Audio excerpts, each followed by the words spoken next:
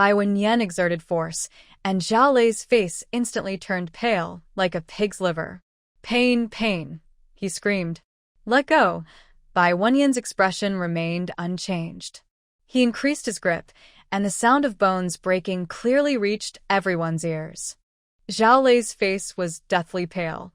Bai Wenyan swung his arm, and Zhao Lei quickly fell to the side, hitting the corner of a table and collapsing to the ground. Qin Ran raised her eyebrows slightly.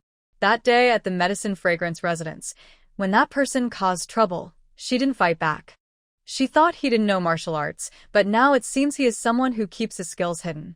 Yuan Datang's people helped Zhao Lei up and retreated toward the door. One of them looked at them and said, "Just wait. Our Yuan Datang won't let you go." After speaking, they carried Zhao Lei and the blinded man away. The place in Baiwei Pavilion became quiet again. When Zi smiled and said, "Sorry for startling everyone. Today's food and drinks are free, all paid for by Baiwei Pavilion." She turned to Qin Ran and asked, "Miss, are you frightened?" Qin Ran shook her head and softly said, "Thank you for your hospitality today. You're welcome. If the young lady was bullied at Baiwei Pavilion, it was my fault," Wen Zi replied, glancing at Wen Baiyan. "Thank you, young master, for saving us today." "It was just a small effort," Wen Baiyan said with a smile. "If the shopkeeper truly wishes to thank me, how about sending me a plate of plain stir-fried mushrooms? Since tasting Baiwei Pavilion's red mushrooms, he and his master had been craving them constantly, but those mushrooms were rare and hard to find. Isn't it a coincidence? Today, there was still a mushroom left in the kitchen. I asked the kitchen to send it over." After saying that, Wen Zi walked toward the back. Bai Chongging's gaze fell on Qin Ran, full of curiosity. The smell of the poison didn't fade after Wen Zi left, which meant she wasn't the one who poisoned them. The only other person it could be was the young girl in front of him. Thinking about this possibility, he couldn't help feeling excited. This poison was very hard to make. Its effect wasn't as deadly as some poisons that cause instant death, but it wasn't easy to prepare either. Qin Ran felt a hot gaze on her. She looked over and saw it was Bai Chongging's eyes. Why did her look seem so familiar? A thought crossed her mind. It was like seeing the expression of an elder in her past life, who was skilled in making poisons, when he discovered her talent for crafting poisons. She cleared her throat and turned to leave. After walking a few steps, Bai Chongging called her back. "Miss, please wait. Is there something you need, senior? Have you ever gone to the Medicine Fragrance residence to pick herbs?" Qin Ran shook her head. "No, I haven't." She had disguised herself, so she didn't think Bai Chongging would recognize her. But from his expression just now, it seemed he knew about the poison. She smiled and said, "Since it's getting late, I need to go home now. I'll take my leave." It was getting darker, and there was still some distance to Wuyin village. She was alone, so she wasn't afraid, but Wu's family would be worried. Hearing this, Bai Chongging didn't press further. Qin Ran quickly left Baiwei restaurant. She stepped out of the city gate into a forest. She released the mountain spirit, patting its head and smiling. "I'm not fast, so I can only ride you home today." She swung onto the tiger's back. The mountain spirit shot forward like a sharp sword, leaving only fleeting shadows behind. Finally, before it got completely dark, they arrived at Wuyin village. As expected, Wu's family was waiting at the gate. When they saw her, Wu hurried over. "Ran, where have you been? Why are you only just now back?" "I went up the mountain to see if I could find anything to pick and sell," she said with a smile, scratching her head. "But I didn't find anything, and I started feeling sleepy, so I fell asleep on the mountain." "You're such a child. Why are you sleeping on the mountain? It's not winter yet, but the weather is getting cold." Mrs. Wu sighed. "Now your father and Jade Butterfly are both injured. We can't gather any more firewood, and there aren't many mushrooms on the mountain. I was thinking of using the money we've saved to buy charcoal. Our house is old, and in winter it often snows. Without charcoal, it will be hard to get through." "Yes, how did I forget such an important thing?" Qin Ran patted her head. "Our house is old now, so it must be renovated or rebuilt." She thought for a moment and softly said, "Mother, these days, You work hard to make some thick quilts. I will think of a way to fix the house. Mrs. Wu was surprised and asked, The house? What house? Qin Ran took her to the yard, closed the big door, and searched her sleeve for a while. Several gold ingots appeared in her palm. Wow. Mrs. Wu looked at the silver and exclaimed in surprise. This is… Hush, Qin Ran whispered. Mother, don't let others hear. She wasn't unwilling to part with the silver, but if others knew they had so much money, they might become jealous and do something bad, especially the Qin family members. After a while, Mrs. Wu finally calmed down. She had never seen so much silver before. Her hand was trembling uncontrollably. Ran, where did you get the silver? Qin Ran smiled and said, A few days ago, I went to pick mushrooms on the mountain. I saw some strange flowers and herbs, so I picked them and took them to the herbal shop in town. The shopkeeper paid me with this silver. What kind of herbs are worth so much silver? Mrs. Wu asked in shock. There are at least dozens of tales here. I don't know the names of those herbs. It was just a coincidence. But next time I see them again, I will recognize them. Hearing this, Mrs. Wu nodded without doubt. If you really find them again, it's a blessing from heaven. That's dozens of taels of silver. The herbs sold for over 100 taels in total, but she didn't take it all out, afraid it might scare Mrs. Wu. You just said house? What do you mean? Our house leaks everywhere and is drafty. In winter, it will be very cold. Instead of relying on a coal basin, we should rebuild the house. We can find skilled craftsmen in town to make it warm and sturdy. You mean to build a new house? Mrs. Wu's eyes lit up.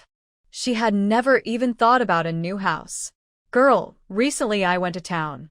Those houses are very beautiful. We should build a 3-section house too. It will be very comfortable. A 3-section house? That's for the master's residence outside. Wu Shi quickly waved her hand. We only have this much silver now. We should save it. When Junjie goes to town to study, he will need a lot of money for his schooling. We can't waste it like this. Why is building a house considered a waste? Qin Ran whispered. Money is earned. If we only want to keep what we have, we will run out. The silver I have is from collecting herbs, so I have the right to decide how to use it. At that moment, Qin Chong came out. What's going on? Wu Shi looked worried and told Qin Chong what had just happened. If Dandan wants to build a house, then let her, he said. My granddaughter is smart and she's right. The silver was earned by her, so she can decide how to use it. But father, Junjie will need a lot of silver for his studies in the future. Don't worry about studying. I may not have passed the exams, but I am still a scholar. You don't need to worry about that. Wu Shi suddenly remembered this and smiled happily. She turned to Qin Ran and said, Since your brother has a place to study, I am at ease. Let's use the silver to build the house. Qin Ran didn't say anything. She just turned to Qin Chong and said, Grandfather, even though children start learning at 5, I think Yu Dai and Junjie are both smart. It's good to start early. Yu Dai also needs to study. Wu Shi blinked. Will there be a school in town that can teach her? That has nothing to do with the school, Qin Ran replied. Wu Shi smiled. Dandan, in our country, girls don't need to study. Why not? Girls can't go to court to become officials.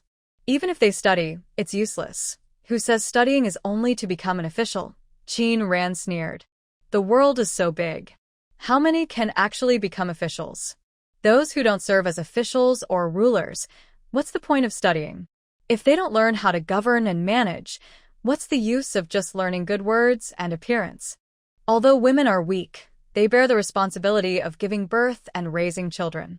If women do not study, they only harm themselves and their children.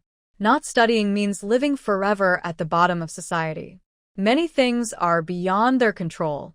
Throughout history, which noble families' daughters are illiterate. The saying, women without talent are virtuous, is just nonsense created by people who want to control women. It's truly ridiculous. When Qin Ran finished speaking, there was no more sound in the yard. Qin Chong and Mrs. Wu looked at her in shock. Especially Mrs. Wu. She had raised this daughter for over 10 years, yet she didn't know Qin Ran was so eloquent. She was speechless. Qin Chong looked at his granddaughter and was deeply moved. It was hard to believe she could say such things. Ran, where did you hear all this? Just happened to overhear it when I went to the town, Qin Ran said calmly.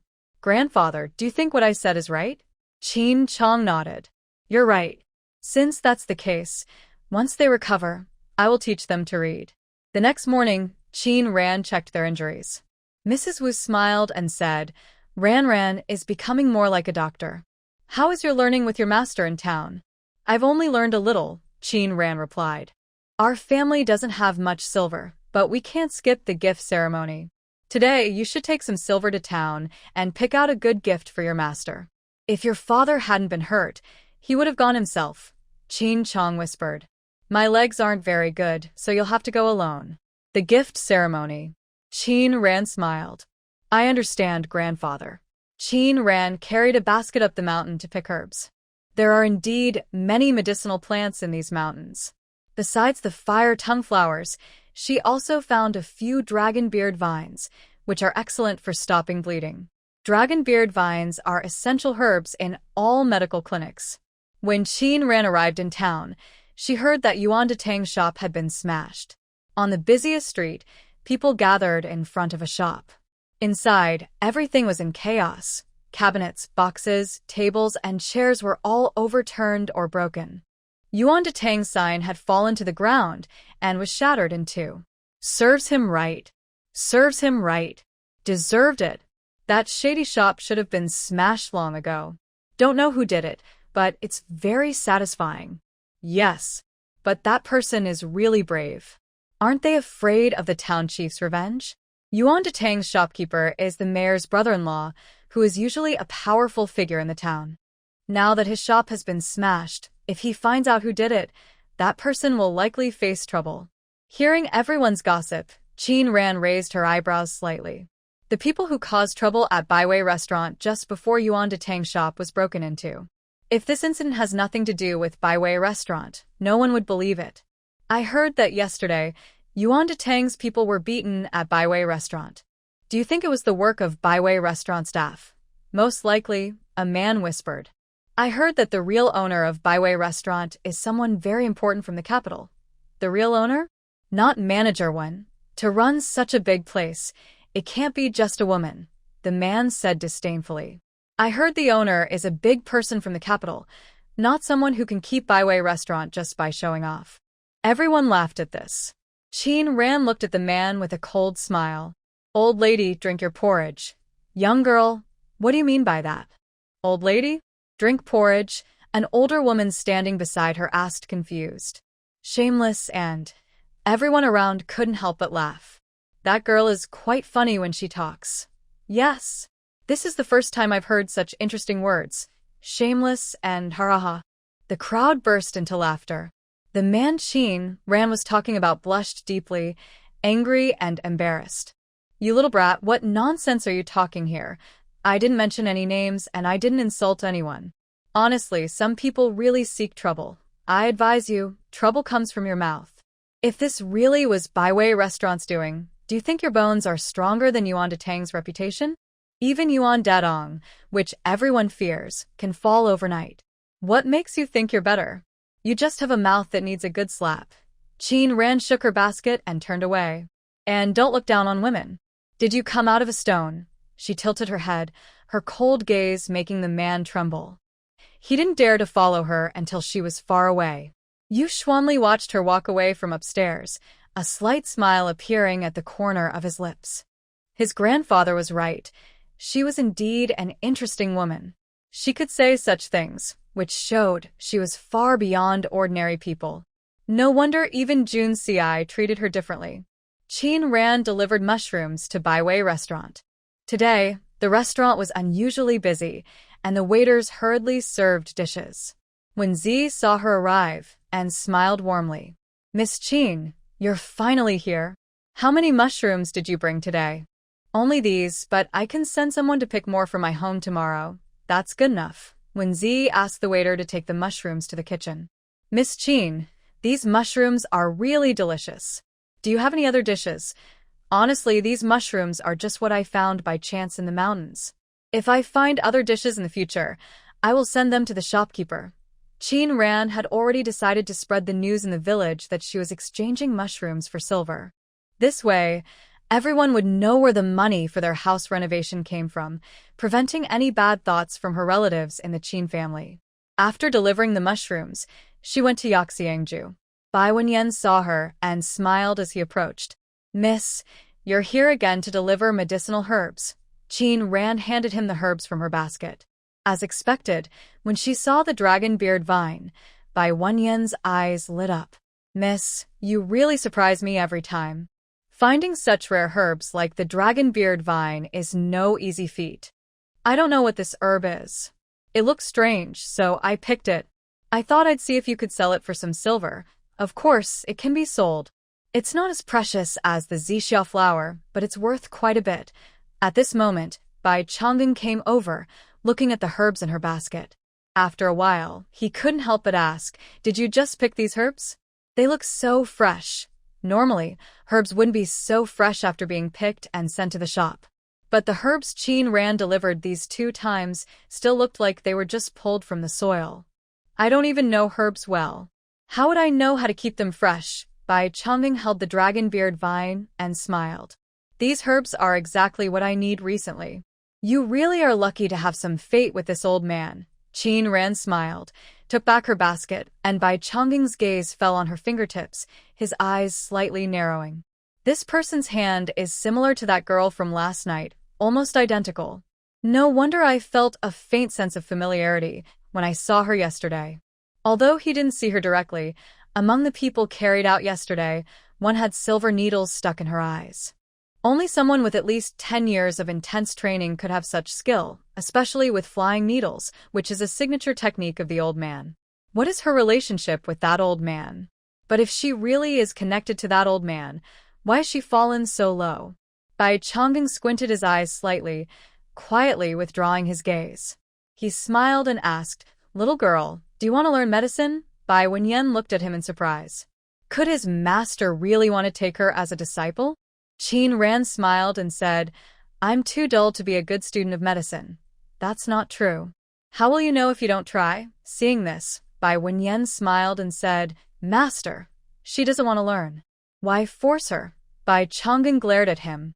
Qin Ran took the silver from Bai Wenyan and smiled, saying, "I have some things to do at home, so I'll take my leave now." She had a gut feeling that this old man was someone who wouldn't give up easily.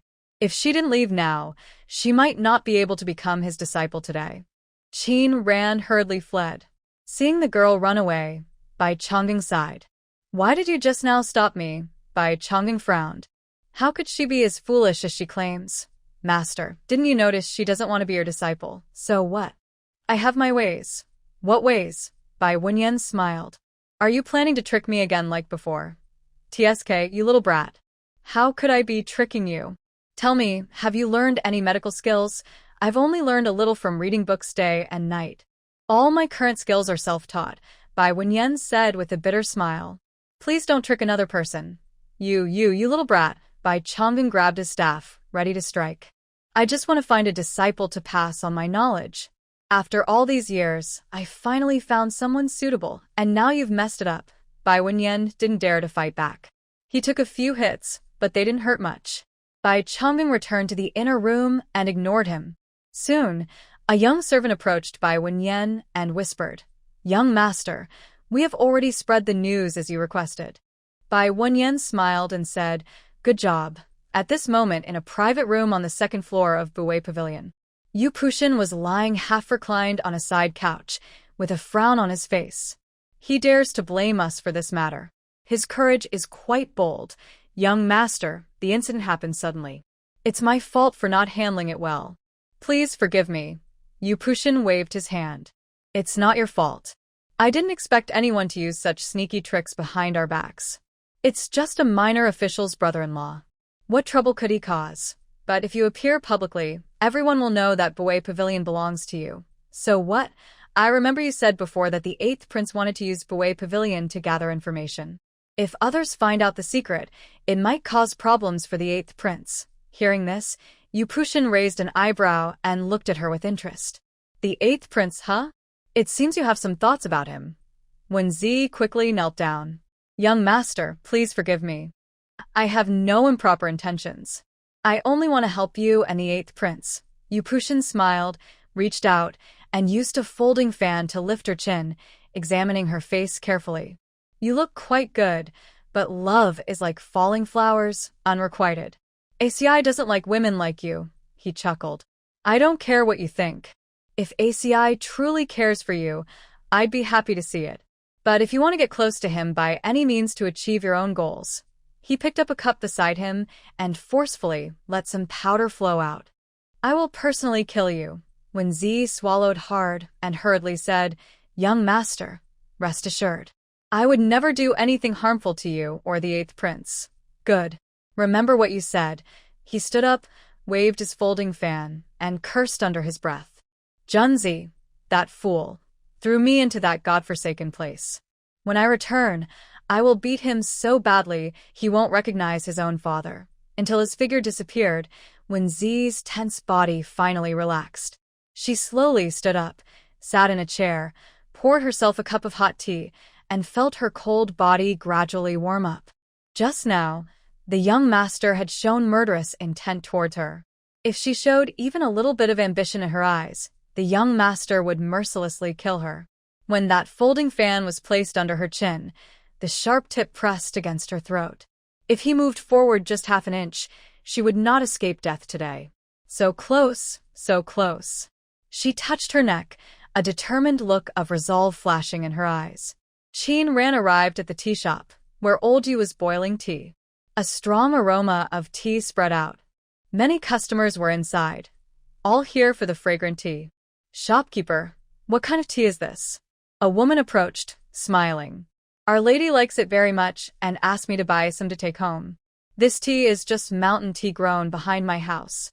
It's not worth much money. There are many better teas in the shop, much tastier than this mountain tea. But Our Lady only likes this one, the woman said with a slight smile. Our Lady said she only wants this kind of tea. Old Yu smiled. Then I'm afraid I'll have to invite the young lady to leave. The shopkeeper probably doesn't know who Our Lady is. In this town, no shop would refuse her face, the woman sneered. It's your honor to be liked by Our Lady. Besides, since this tea shop doesn't sell tea, what's the point of keeping it open? Better to close it and be done with it. I don't think it's up to you to decide whether I keep the shop open or closed, Old Yu said calmly. Seeing this, the young servant beside him stepped forward and whispered, Young lady, please. You. The woman snapped. Our Lady is the legitimate wife of the town's mayor. If you upset her, think about whether your shop can stay open. The mayor's residence really has a lot of power. One word can decide someone's life or death. If that's the case, what's the point of law? Qin Ran leaned against the doorframe, looking at the carriage outside with a half-smile. The breeze lifted the curtain slightly, revealing the woman's face. She was middle-aged, dressed elegantly. It was clear she was the mayor's wife mentioned by the woman. Where did you come from, girl? How dare you speak ill of Our Lady? You really have some nerve, the woman said angrily. Qin Ran sneered. What do you mean by speaking ill? Didn't you just say that yourself? I came to Yunin town and even the entire Zhao country because your lady said so. Otherwise, how could a single word make it hard for others to live? It seems the officials here are just for show. You're talking nonsense.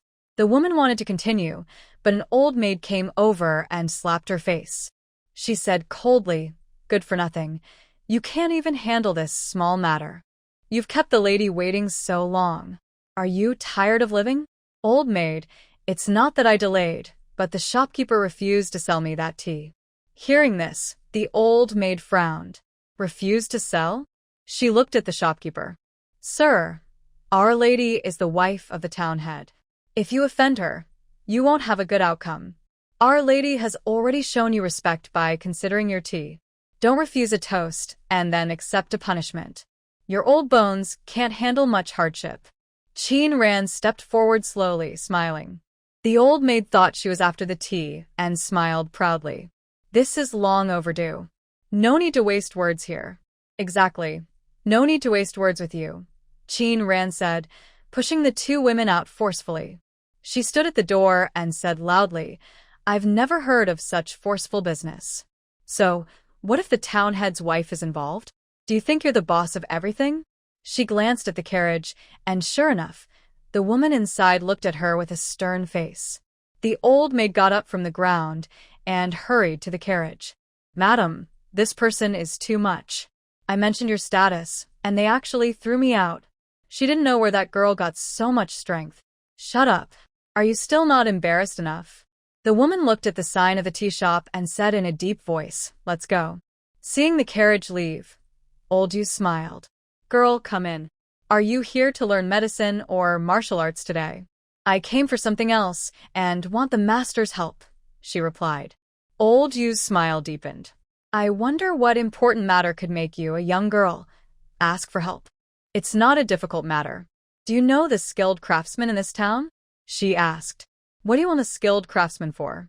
Old Yu asked. Qin Ran took out a blueprint. This is something I drew in my free time. I wonder if a skilled craftsman could build the house I want based on this plan. Old Yu took the blueprint, raising an eyebrow. Although he didn't understand house construction, just looking at the blueprint surprised him. Did you draw this? Qin Ran nodded. It's not very difficult, but I am good at drawing, not building. Do you have someone suitable to recommend, master?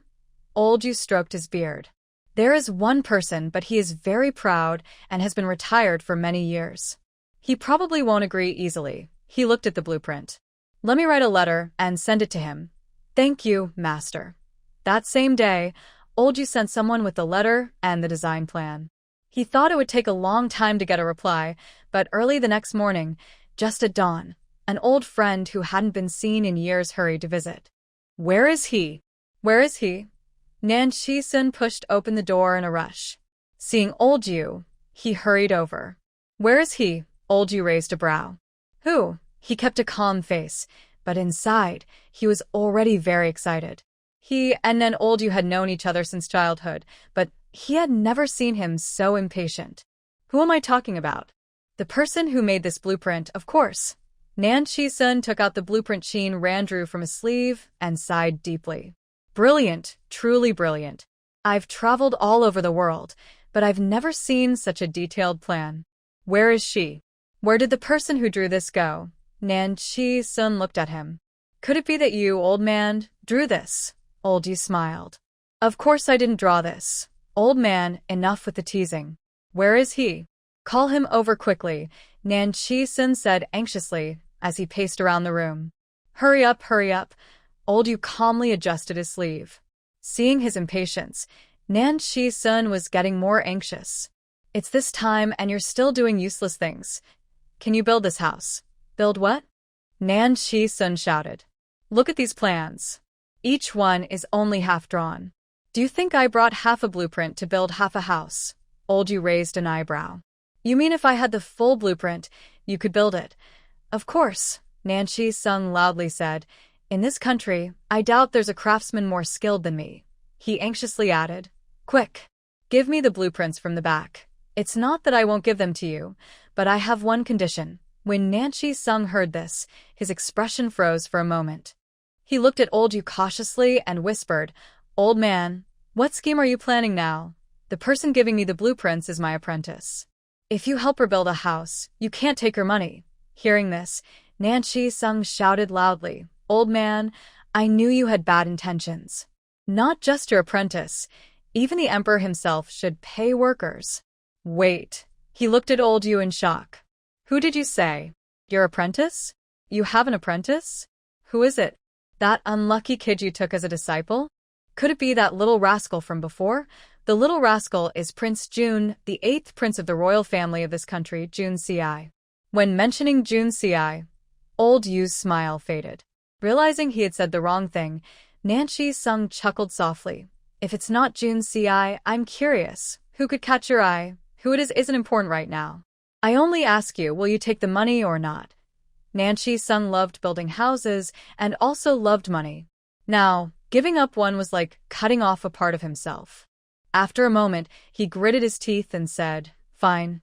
As long as I can see the remaining blueprints, I won't take the money. Good. Old Yu smiled.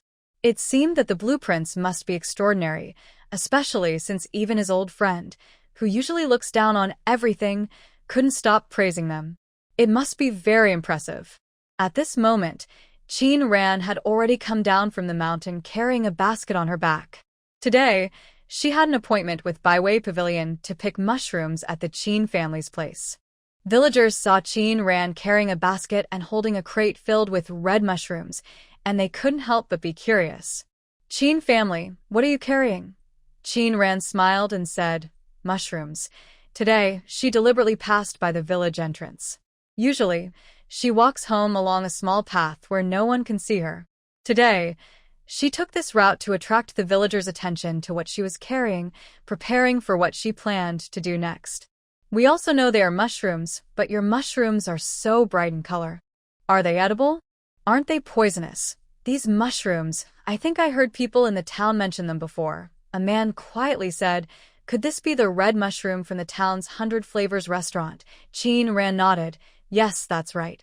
"Really?" they asked eagerly, gathering around to look at the mushrooms in the basket again and again. "I heard that the mushrooms from 100 Flavors restaurant are very expensive. I often smell their aroma drifting out, but I didn't expect these mushrooms to grow on our mountain." "There are no mushrooms on the mountain itself, only at the foot of the mountain. These mushrooms can still grow for a while, but they won't be available in winter." Qin Ran smiled. "Feel free to pick mushrooms on the mountain. I'll pay a silver coin for each basket." "A silver coin?" "Really?" Qin Ran nodded again. "It's true. But I only want the red mushrooms. There are many types of mushrooms on this mountain, most of which are poisonous. Be very careful when you pick, and I won't buy any poisonous ones." Hearing this, the villagers were very happy and quickly went home to get their baskets to pick mushrooms. Just one basket of mushrooms could earn a silver coin, which was more profitable than farming. "Are you sure, Qin family? You're not tricking us. As long as we can pick mushrooms, you'll really pay us silver." Some were worried, afraid they wouldn't get paid after collecting. "Of course," Qin Ran said with a smile. "I never go back on my word." Aunt Lee stepped out of the crowd, looked at the mushrooms in her basket, and said with a sneer, "Everyone, don't be fooled. They say they'll pay a silver coin per basket, but the Qin family probably can't even afford that. How can they pay you?" Hearing Aunt Lee, the villagers started to doubt her. She had a point. After all, Qin Ran's family had just split from the main family and had a very hard life. They only received 5 taels of silver when they divided, which they used to buy their current house. Now they are probably penniless, unable to pay even 100 coins. Seeing the hesitation, Qin Ran smiled and took out a small bag of money from her pocket. She shook it, and the sound of silver coins clinking inside could be heard. The villagers' eyes lit up with excitement as they stared at her money bag. She opened the bag, revealing over 20 taels of silver coins. Silver. So much silver. They couldn't even imagine having so much. "Today, I only have this much silver. Once it's gone, I won't have more. If you bring me more later, I won't be able to buy any more." This meant first come, first served. The villagers heard this and quickly got up, eager to run home, grab their baskets, and rush to the back mountain. Qin Ran smiled. She picked up her basket, about to head home, when she saw a glimpse of a gray piece of clothing.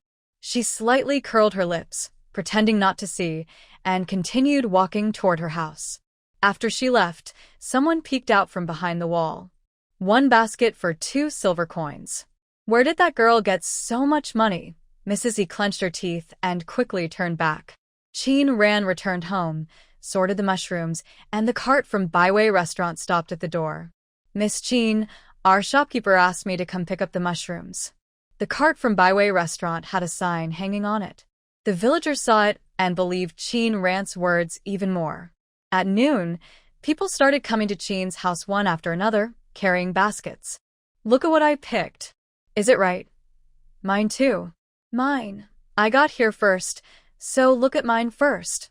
The villagers hurriedly handed their baskets to Qin Ran, afraid they would miss out on earning silver today. "Don't worry, everyone will get a share." "Let me see first," Qin Ran said, taking a basket filled with red mushrooms. "Mrs. Zhao, you picked these mushrooms very well." Qin Ran handed her a silver coin. "This is for you." Seeing that she really paid, Everyone became even more excited. In a short while, they had collected over a dozen baskets. The villagers who received silver coins were very happy. They usually relied on farming or working in town, earning only a little all year.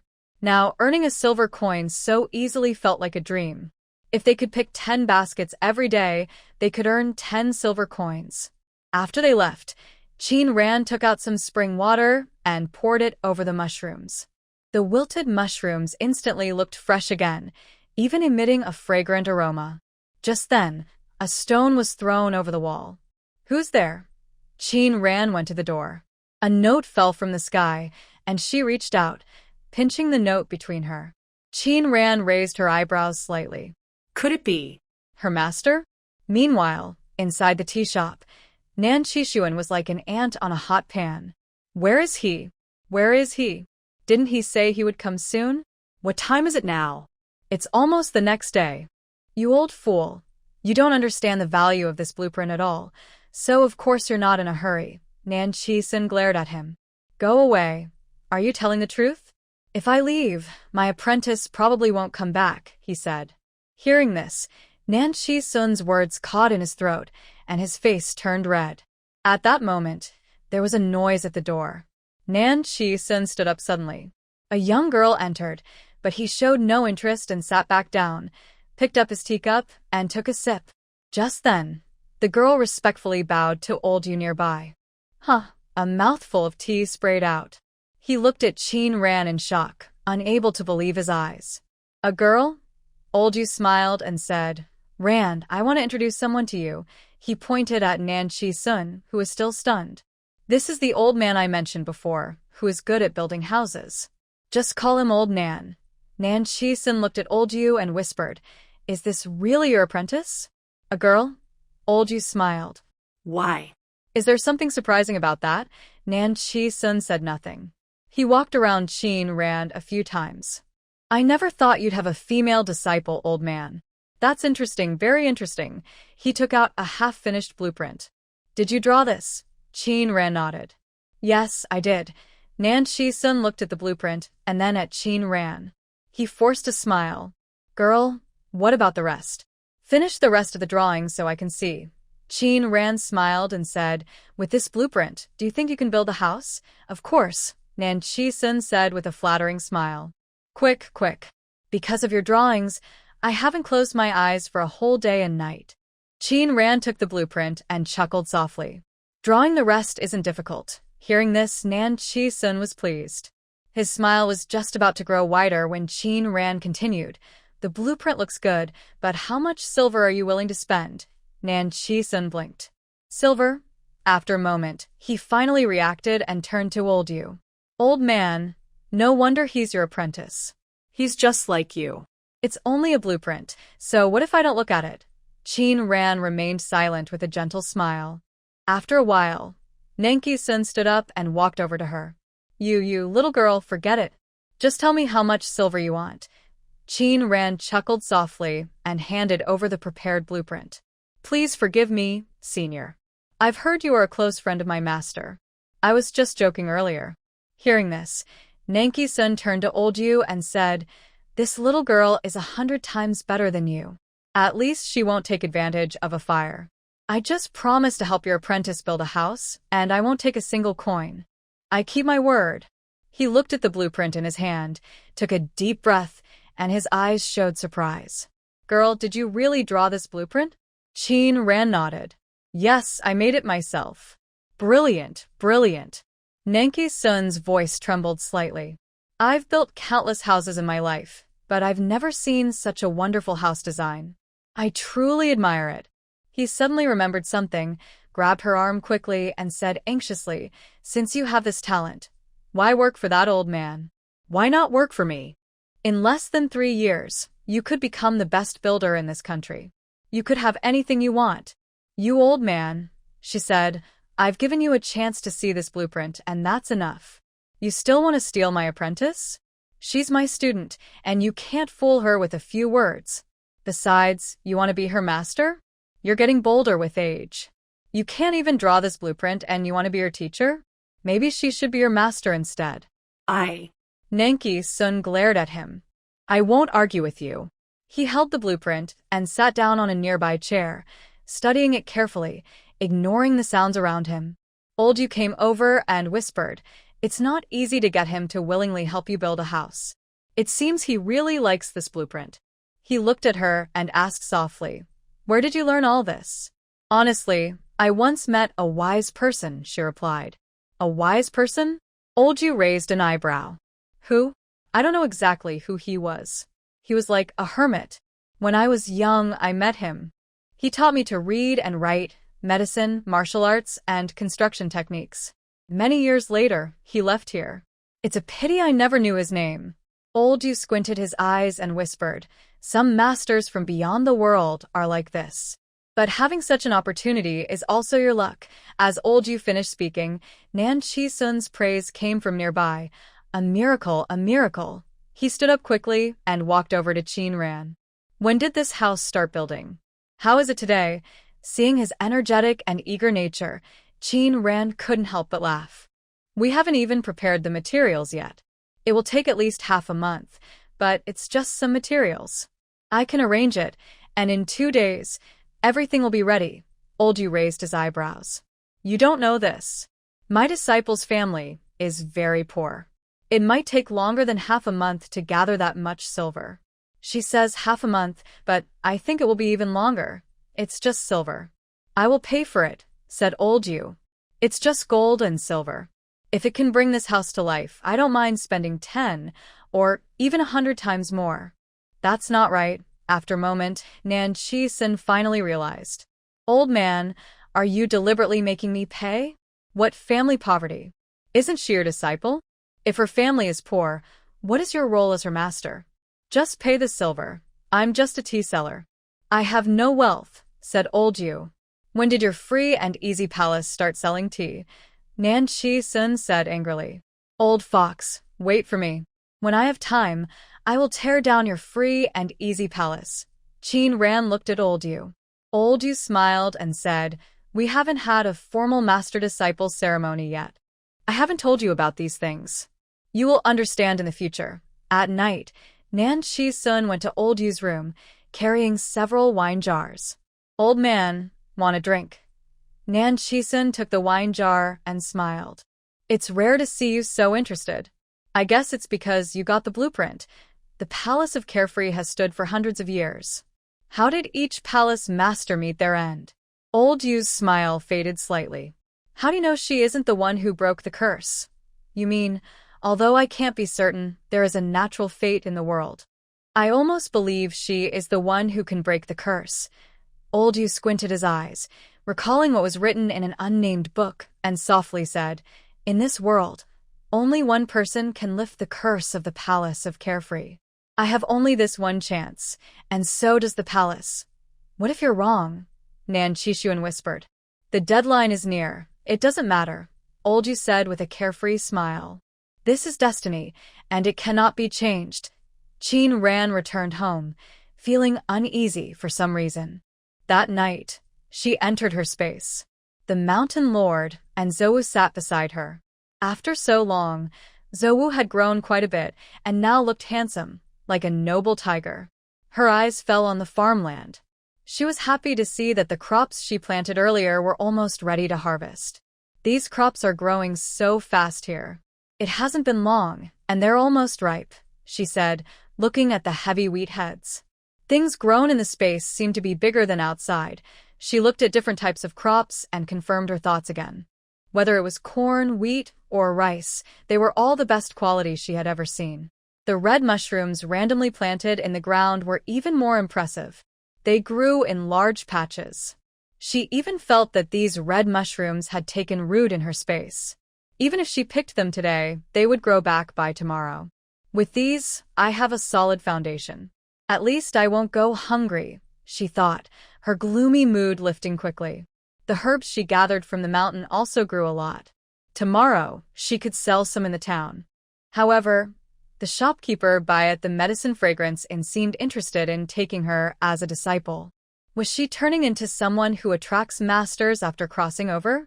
Why did so many people want to take her in? And today, Old Nan from the palace of Carefree mentioned something. What was that about? She could tell that Old Yu's identity was not simple. After all, his grandson could mingle with princes and heirs. His status must be extraordinary. Moreover, the two of them seemed to respect her master in a subtle way. Forget it. Good fortune is also trouble, and trouble can't be avoided. As long as I stay true to myself, everything will be fine, Qin Ran decided, feeling more at peace.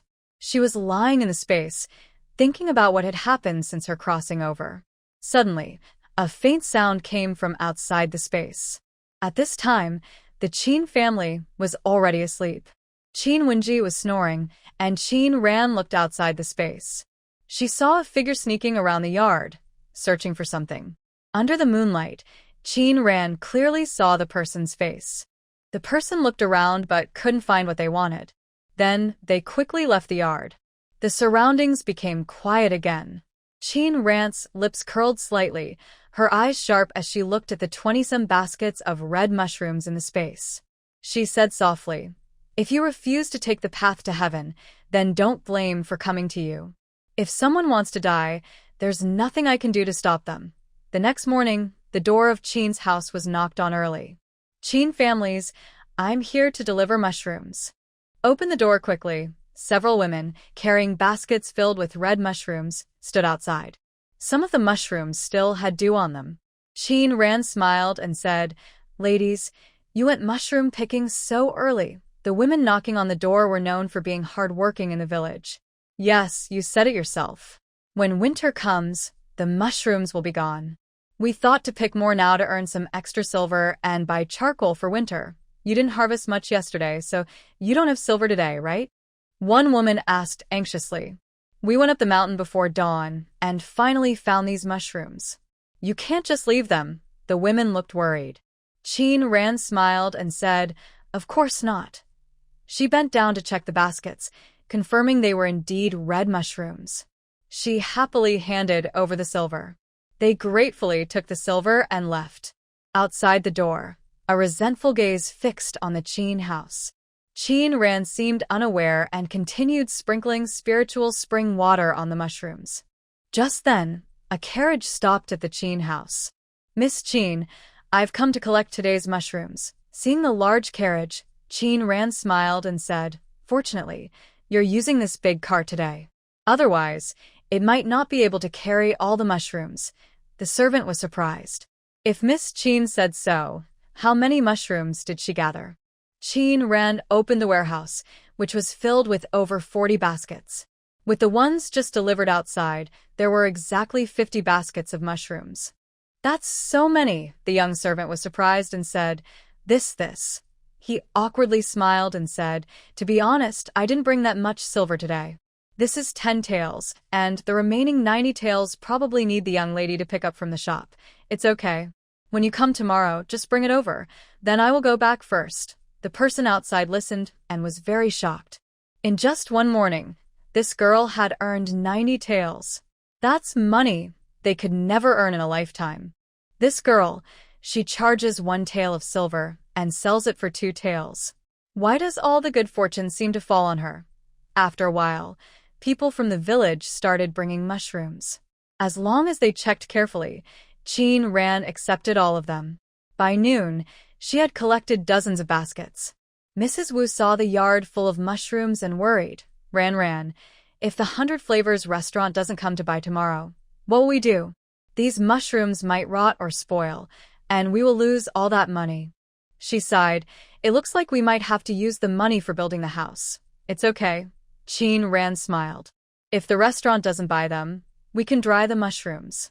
Dried mushrooms taste better and can be stored for a very long time." Hearing this, Mrs. Wu stopped worrying. Qin Ran was clever, and her plan seemed good. Just then, more people brought mushrooms. Suddenly, outside, Aunt Lee's voice was heard. "I say, Qin families, you're too unkind. We're neighbors and you're making money in a sneaky way. Is that comfortable?" Qin Ran raised her eyebrows slightly and looked toward the door. Aunt Lee held her chin high and walked in proudly, saying disdainfully, "I never thought you would be like this.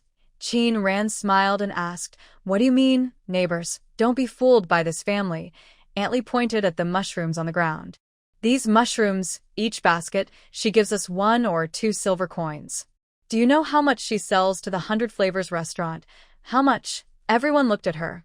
"Could it be 1 or 5 coins?" Aunt Lee loudly said. "She stays at home, while we go up the mountain early in the morning to pick mushrooms hard. She only needs to wait for the people from Byway restaurant to come. Each basket sells for 2 taels of silver, and just 1 basket can earn us a tael. This is a business with no cost at all. If we send these red mushrooms directly to Byway restaurant, we can earn even more silver."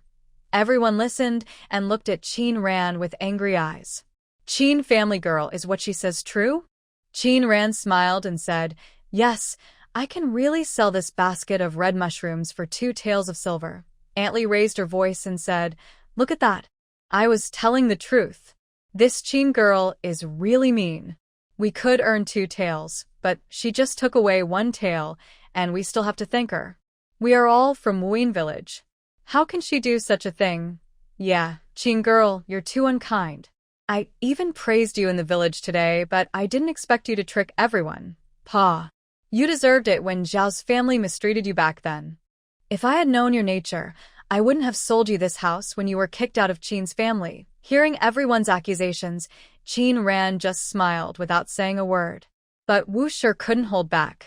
She protected Qin Ran behind her and loudly said, "How can you say that? If it weren't for my daughter Ran, how would you know these mushrooms can be sold for silver? In just 2 days, look at how much silver she has earned, probably more than you earn in a year." Qin Ran looked at Wu Shi's back and slightly curled her lips. "So what?" Aunt Lee sneered.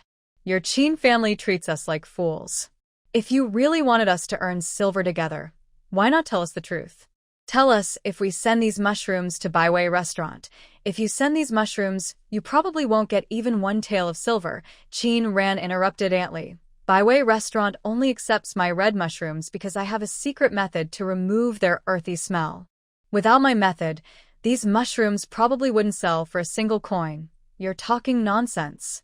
"Whether I am or not, you'll find out if you try it yourself. But I want to say one thing first. If you don't believe me, you don't have to send these red mushrooms to me in the future." She picked up the boiling spring water from the fire and poured it into a bowl.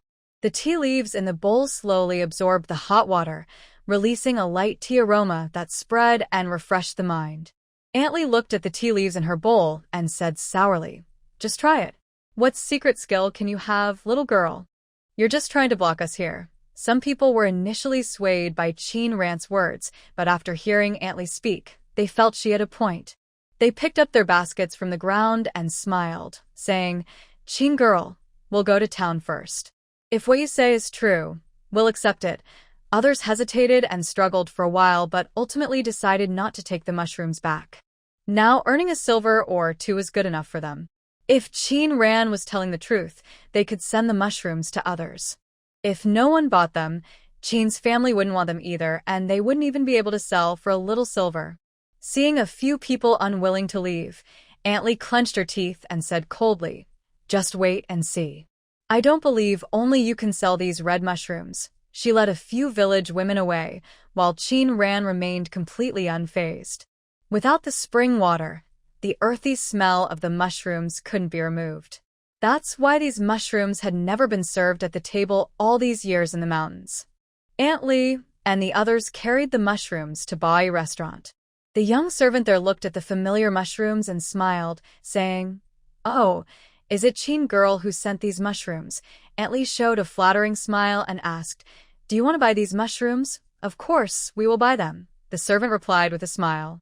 At the previous price, 2 silver coins per basket, Aunt Lee proudly looked at the women and said, "See? I wasn't wrong. Qin Ran is just bluffing. These are the same mushrooms, so why wouldn't they buy from us? Thanks to you, otherwise we would have lost a silver or 2 on this basket. I never thought that Qin Ran, a young girl, would be so clever. It seems that Zhao's family doesn't like them for a reason." "Exactly. Now they've tricked the old master of the Qin family, divorced Zhao, and even cut ties with the Qin children. They've also divided the land again. Maybe it was all Qin Ran's idea. She's usually quiet, but she's quite cunning. That's why they say a barking dog doesn't bite. People like her are the ones to watch out for. Several people were talking here, and the shopkeeper's servant took all their mushrooms to the back. At that moment, when Z happened to pass by, and a strong earthy smell reached her nose. "Wait," she said with a frown. "What is this?" "Shopkeeper, these are mushrooms.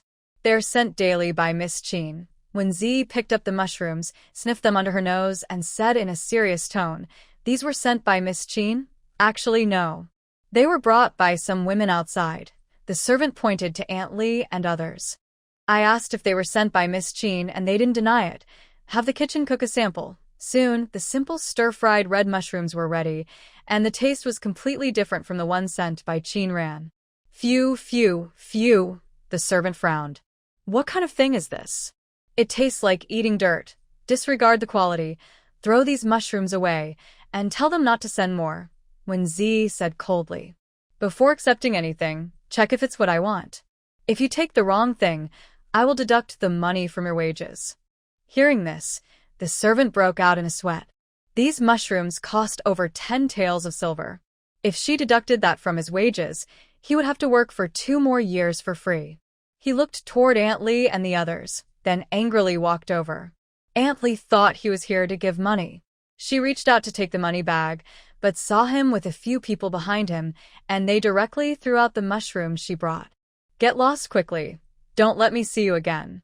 Our shopkeeper said that a few of you, are daring to enter our Byway restaurant with broken things you probably found somewhere. From now on, Byway will not accept anything from you." Scram, scram, scram. The young servant, still angry, kicked the basket. Coincidentally, that basket belonged to Aunt Lee. Mushrooms spilled all over the ground and were trampled by passers-by. The people who came with her saw this. Their proud smiles disappeared, and they looked at her coldly, saying, "What is going on? These are the same mushrooms. Why won't Byway accept them?" "Yes. Qin Ran also took the mushrooms we gathered to Byway. Why can't we do the same? Could it be that Qin Ran didn't lie to us? Does she really have a way to change the taste of the mushrooms?" They sniffed the mushrooms and indeed detected a strange smell. Their faces turned pale. "Why are you still standing here? Hurry up, or I'll splash you with dirty water." Seeing this, they hurriedly left. When they reached the village, everyone saw how they looked and understood the truth. They were glad they hadn't been swayed by Lee's words. Otherwise, they would regret it now. "Hey, you brought those mushrooms back again? Is Byway closed today?" Many villagers disliked Lee. Those who often shared her family stories as jokes saw her like this, holding silver she had exchanged from Qin Ran, and said with a smile, "We don't have your courage. Carrying mushrooms all the way to town every day, we can only go back and forth to the mountains several times, earning a few more silver coins. Yeah. Today I earned 2 taels, which isn't much. I heard the Zhang family went to the mountain together and collected 8 taels. TSK, if they relied on farming, they probably wouldn't earn that in 10 years. Hearing everyone boast on purpose, Lee and her group felt very angry, especially those who had been influenced by Lee. "It's all your fault. Now we can't even earn 1 tael of silver. How are we supposed to make up for this loss? Can you pay for it? I knew you were unreliable. I shouldn't have believed you." Lee, blushing, raised her voice and shouted, "Aren't you all trying to earn more silver? Why are you blaming me now? The path was chosen by yourselves. Why are you blaming me?" Several people were arguing loudly, and Qin Ran watched the scene from a distance. At that moment, Qin Ran sensed someone behind her. She quickly turned around and saw Grandpa Zhang, who had been living in the backyard, standing nearby. Seeing her look over, Grandpa Zhang smiled silently and hobbled away without saying a word. Just then, a faint scent of tea drifted into her nose. Qin Ran's heart moved, and her eyes deepened as she looked at his back. She was about to leave when she heard someone call her name. It turned out to be the people who had left with Mrs. Lee. Miss Qin, they called, surrounding her with smiles that looked eager. "Starting tomorrow, we can bring you mushrooms again, okay?" Qin Ran smiled and said, "I already told you today, if you leave, I will never accept your mushrooms again." The group looked a bit uncomfortable. Miss Chin, there was a misunderstanding. We were greedy and thought we could earn more silver to help our family. Please forgive us this time. A promise from a gentleman is hard to break. Chin Ran replied thoughtfully. It's not that I don't want you to earn silver. I have other ideas. Hearing this, they hurried to ask, what ideas? My family plans to rebuild this house, which will need many workers. Since you don't pick mushrooms, you can come work for me to earn silver. But the wages won't be as much as the mushrooms, of course. If you dislike that. Before she finished, they quickly said, we don't dislike it. As long as we can earn silver, we'll do anything. Yes, yes. We should thank you. Mrs. Lee, standing nearby, was gnashing her teeth with envy. Of course, she wanted to work at Chin's house. But she knew that if she asked, Chin Ran might refuse or mock her. Chin Ran glanced at Mrs. Lee with a slight smile and said, just remember, ladies, don't let others easily stir trouble in the future. Yes, yes. As soon as she finished speaking, Mrs. Lee's eyes suddenly turned fierce. She threw her basket onto the ground, rolled up her sleeves, and headed into the village. That wicked woman! How dare she scheme against me? I'll rip out her hair. Her voice was loud, and everyone around could hear her clearly. Lee went to Chin's family home. He and Mrs. Lu were in the yard. They took out some cloves and threw them next to Chin Ro, saying, take these cloves and wash them. Chin Ro bit her lip and softly said, second aunt and third aunt, I hurt my hand yesterday while washing clothes. It still hasn't healed. Can I wash them a few days later? Later? Mrs. He rolled her eyes. What will we wear in the meantime? Do you think we have many clothes to change into? When she mentioned this, the two women couldn't help but think of the fabric in Chin's family. Not only was there a mountain of fabric, but they also hadn't received a single piece. Thinking of this, they felt even angrier. Mrs. Lu went up and slapped Chin Ro twice. You little brat, you're so lazy at such a young age. Who did you learn that from? Listen, Chin's family now belongs to our second household. If you don't want to starve, get to work now, or I'll skin you alive. Chin Ro shivered in fear and crouched down to pick up the clothes. Mrs. He saw how angry Mrs. Lu was and smiled, saying, second sister-in-law, you don't need to get angry. I have good news for you. Chin's family will soon face trouble. Oh, Mrs. Lu's eyes lit up. Tell me more. Just as Mrs. He was about to speak, they heard Lee's voice outside. Chin family, come out. Hearing her voice, Mrs. He's face lit up. She turned to Mrs. Lu and said, it's settled. Just watch. She quickly walked outside, and Mrs. Lu followed closely behind. When they opened the door, they saw Lee. Mrs. He wanted to speak, but Lee raised her hand and swung her arm, hitting Mrs. He hard in the face.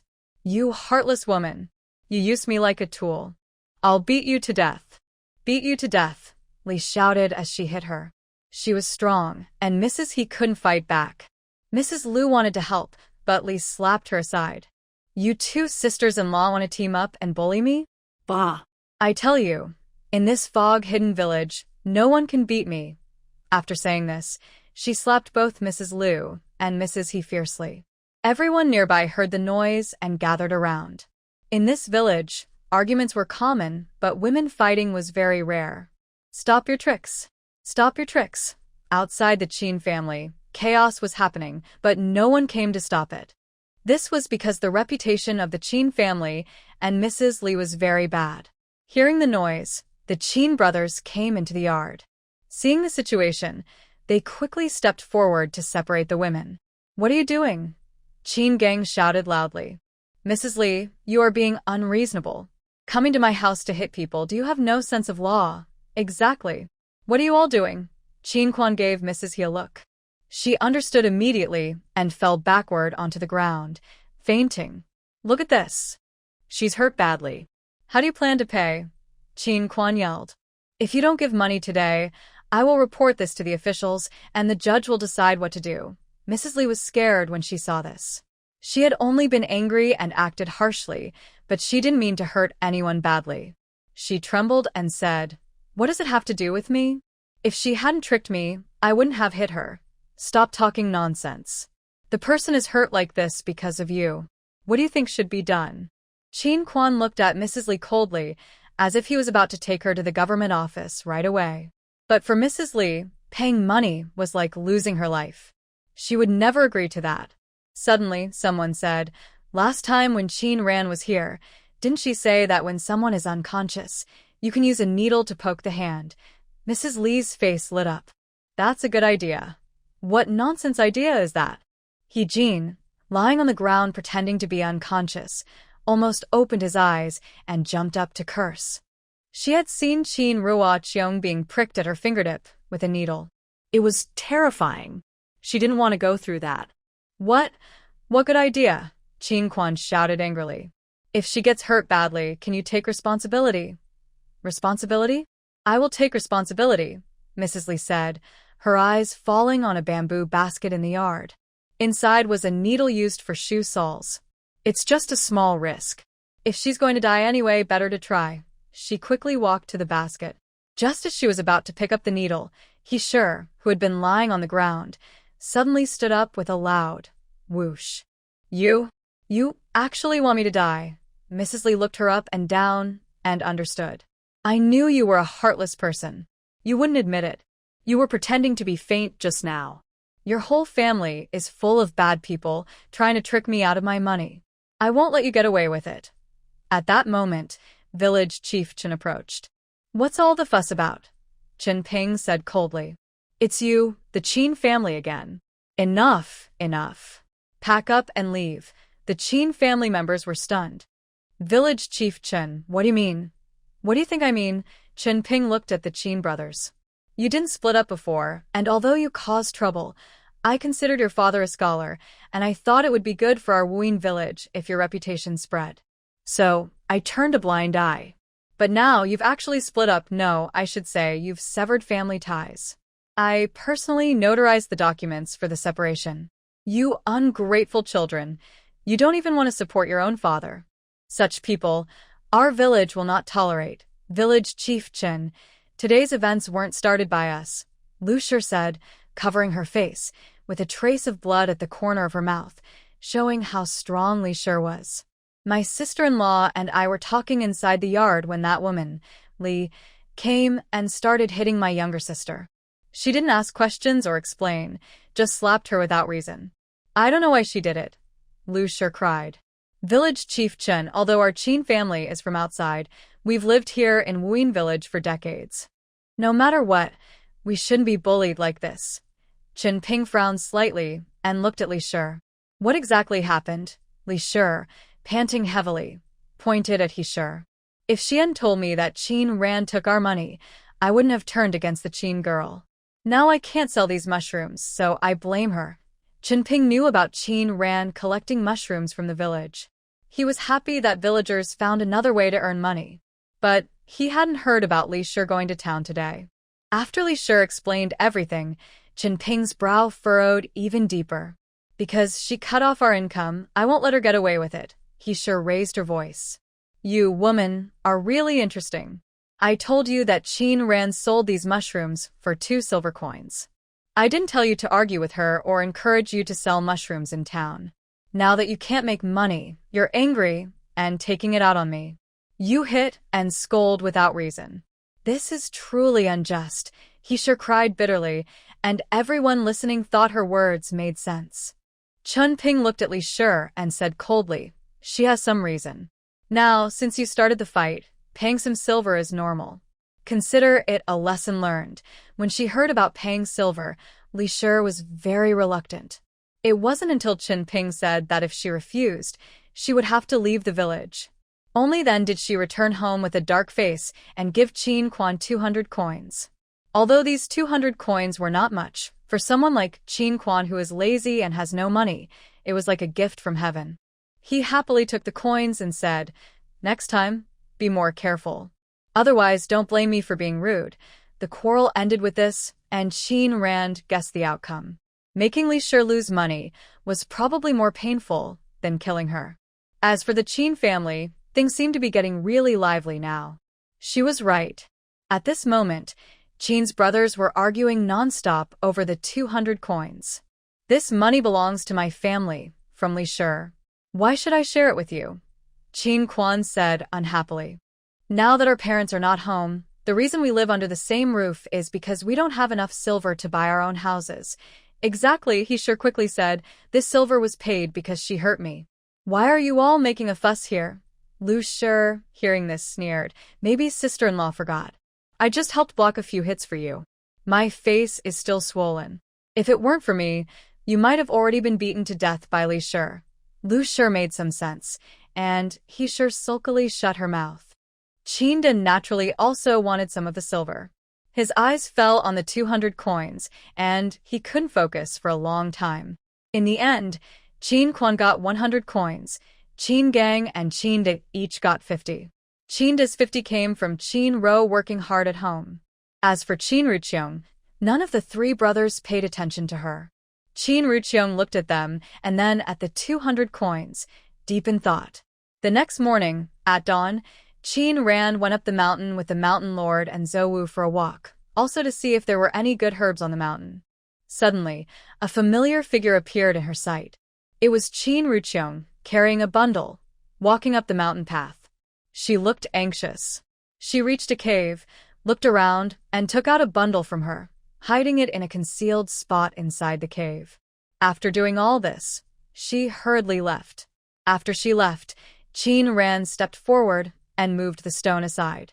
She raised her eyebrows slightly and saw that inside there were broken copper coins and silver, hidden quite a lot.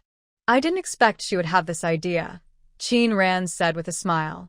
She waved her arm and put the silver into her space.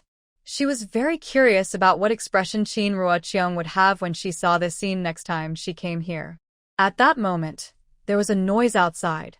Qin quickly hid inside her space. Jun Ci, didn't expect this, right? You have your day too, an old voice said. Ghost-faced demon. Jun Ci narrowed his eyes. You made it easy for me to find you. Heh, you can find me because I want you to find me. If I didn't want you to find me, even if you searched the entire kingdom of summons, you wouldn't discover my trail, he whispered with a faint smile.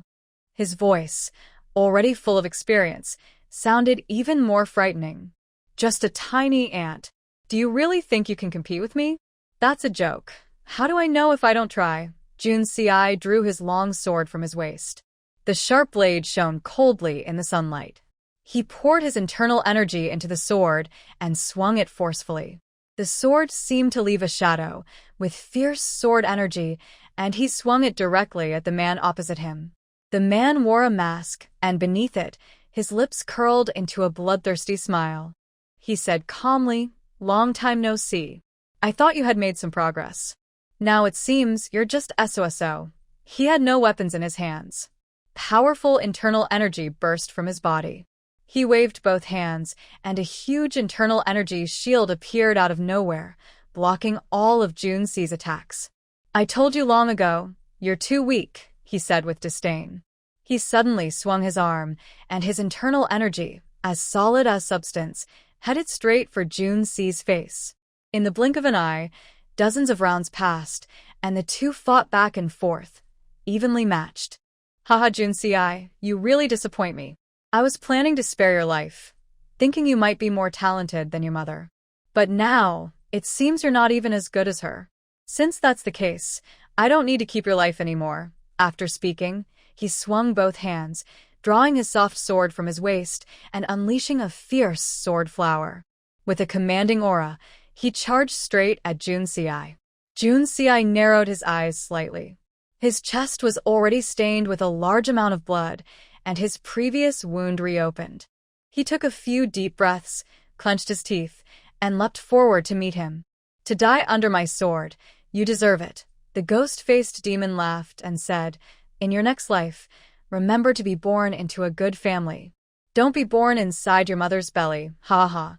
Jun Ci's pupils suddenly shrank. He poured his inner strength into his sword, causing the long sword in his hand to tremble violently. A hum sounded as several afterimages appeared. That's all you've got, the ghost-faced demon sneered. Go die. He swung his soft sword straight toward Jun Ci's chest. At this moment, he raised a handful of powder, black in color, aiming it at Junsi's eyes. This powder was highly toxic. Even a tiny amount on the eyes could cause blindness. Qin Ran's voice rang out. In the next moment, a small hand reached past Junsi's arm, pulling him inward and skillfully avoiding the demon's attack. No one knew there was a third presence here. Why are you here? Junsi frowned. Quick, go. Go where? Qin Ran looked at the demon. You're that ghost or whatever, right? This isn't the time for jokes, Junsi said, clutching his chest. Blood was steadily dripping from his wound. Qin Ran frowned. This ghostly creature was really ruthless. The demon's gaze shifted to Qin Ran, his eyes narrowing slightly. Go ahead and leave. You don't need to worry about me. Where can I go? This is the back mountain of my home, Qin Ran replied. There were people picking mushrooms at the foot of the mountain, and she couldn't let this evil demon come down. She had just seen that person's internal strength, probably stronger than Junsi. If it came to fighting, she wouldn't be his match, not to mention the old and weak villagers. Judging by this person's nature, he might even destroy the village. The ghost-faced demon looked at Qin Ran with a complex expression. He studied her face deeply and whispered, Little girl, this has nothing to do with you. Leave quickly. I might spare your life. You don't need to pretend to be a good person here. Qin Ran sneered. Do you think I believe you or myself? Then you can stay and die with this brat, he said, stretching out both hands. His powerful inner strength caused whirlwinds on both sides of his body, and a series of sonic booms echoed in the air. Qin Ran's mind moved. She shot out dozens of silver needles, which rained down like a storm of pear blossoms, flying rapidly toward him. The person's whirlwind was not fully formed when it was disrupted by a silver needle. His internal energy reversed, a sour and sweet sensation flooded his throat, and a trace of blood seeped from his mouth. The ghost-faced demon looked cold and serious, with a hint of danger in his gaze at Qin Ran. Junsi held his chest and pulled Qin Ran behind him. Wait behind, do not come forward. He looked at the ghost-faced demon and said coldly, This is our personal matter. Don't involve others. Really? The ghost-faced demon smiled. I've never seen you so nervous. Interesting, very interesting. He looked deeply at Qin Ran. Little one, we will meet again. Before Qin Ran and Junsi could speak, he waved his arm, and a burst of energy appeared. The fallen leaves on the ground swirled up, and in the next moment, his figure disappeared. Are you okay? Junsi asked softly. Qin Ran shook her head, her eyes fixed on the bright red on his chest. Your wound has opened. It's fine. He sheathed his sword, his lips pale. Why are you here? I brought Lord Shan and Ao for a walk in the mountains. Junsi's tone was calm. He looked at her face with a scrutinizing gaze, thinking, could it really be just a coincidence? Every time I meet the ghost-faced demon, she's the one who saves me. But why is it always such a coincidence? That person just now. Qin Ran wanted to speak, but she was met with Junsi's cold, sharp gaze. Her words caught in her throat. What do you want to say? Nothing. They walked side by side for a while, and soon they saw Lord Shan and Zhou lying in the forest, Lord Shan licking Zhou's fur. A gentle breeze blew, and the earthy smell of the woods relaxed their tense minds. Living a life, sometimes it's even more insightful than animals, Qin Ran said calmly. Junsi looked at her in surprise, hardly believing that such words came from a girl who hadn't yet come of age. What do you mean? It's just a feeling, Qin Ran smiled. The human world is too complicated. His recent expression clearly showed what he was thinking, and she naturally understood. In Qin Ran's heart, they are somewhat strangers who have crossed paths by chance. Although she is just a commoner and his royal status is very different, she is at least his savior.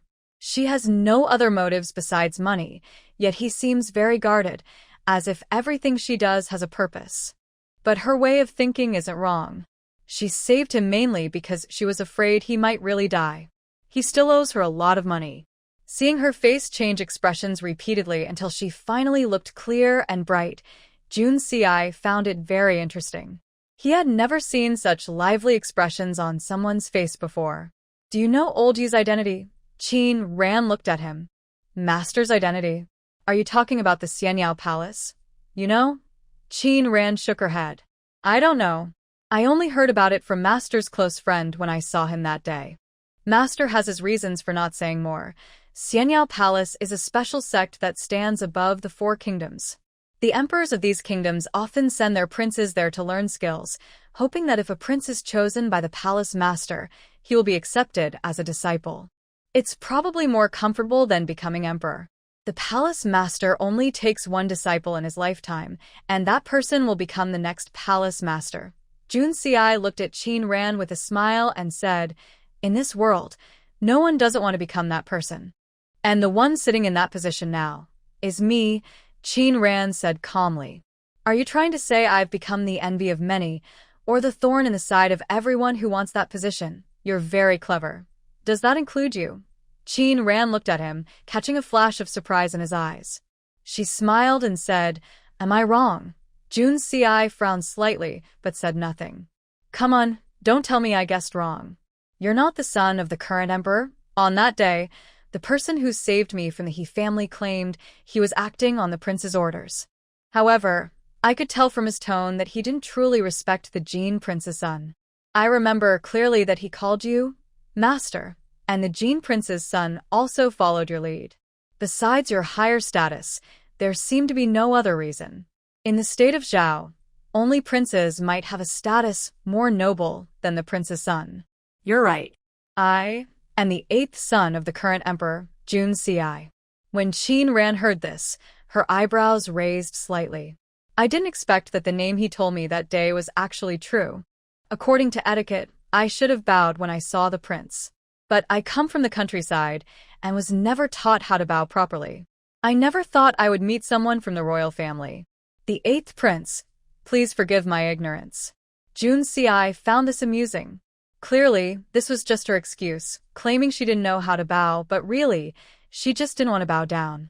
After confirming his identity, Qin Ran took out the jade pendant and handed it to him without hesitation. The 8th prince has a noble status. I can't accept this jade pendant, but I will accept the 3,000 taels of silver. I believe the 8th prince won't refuse to pay. If you forget, it's fine. I could have handled the He family matter myself, but I appreciate your help. This 3,000 taels settle the debt. From now on, we won't interfere with each other. The poison in your body, although not cured now, can stay balanced as long as no new poison is added. Her tone was calm, but the faint sense of distance made Jun Si frown.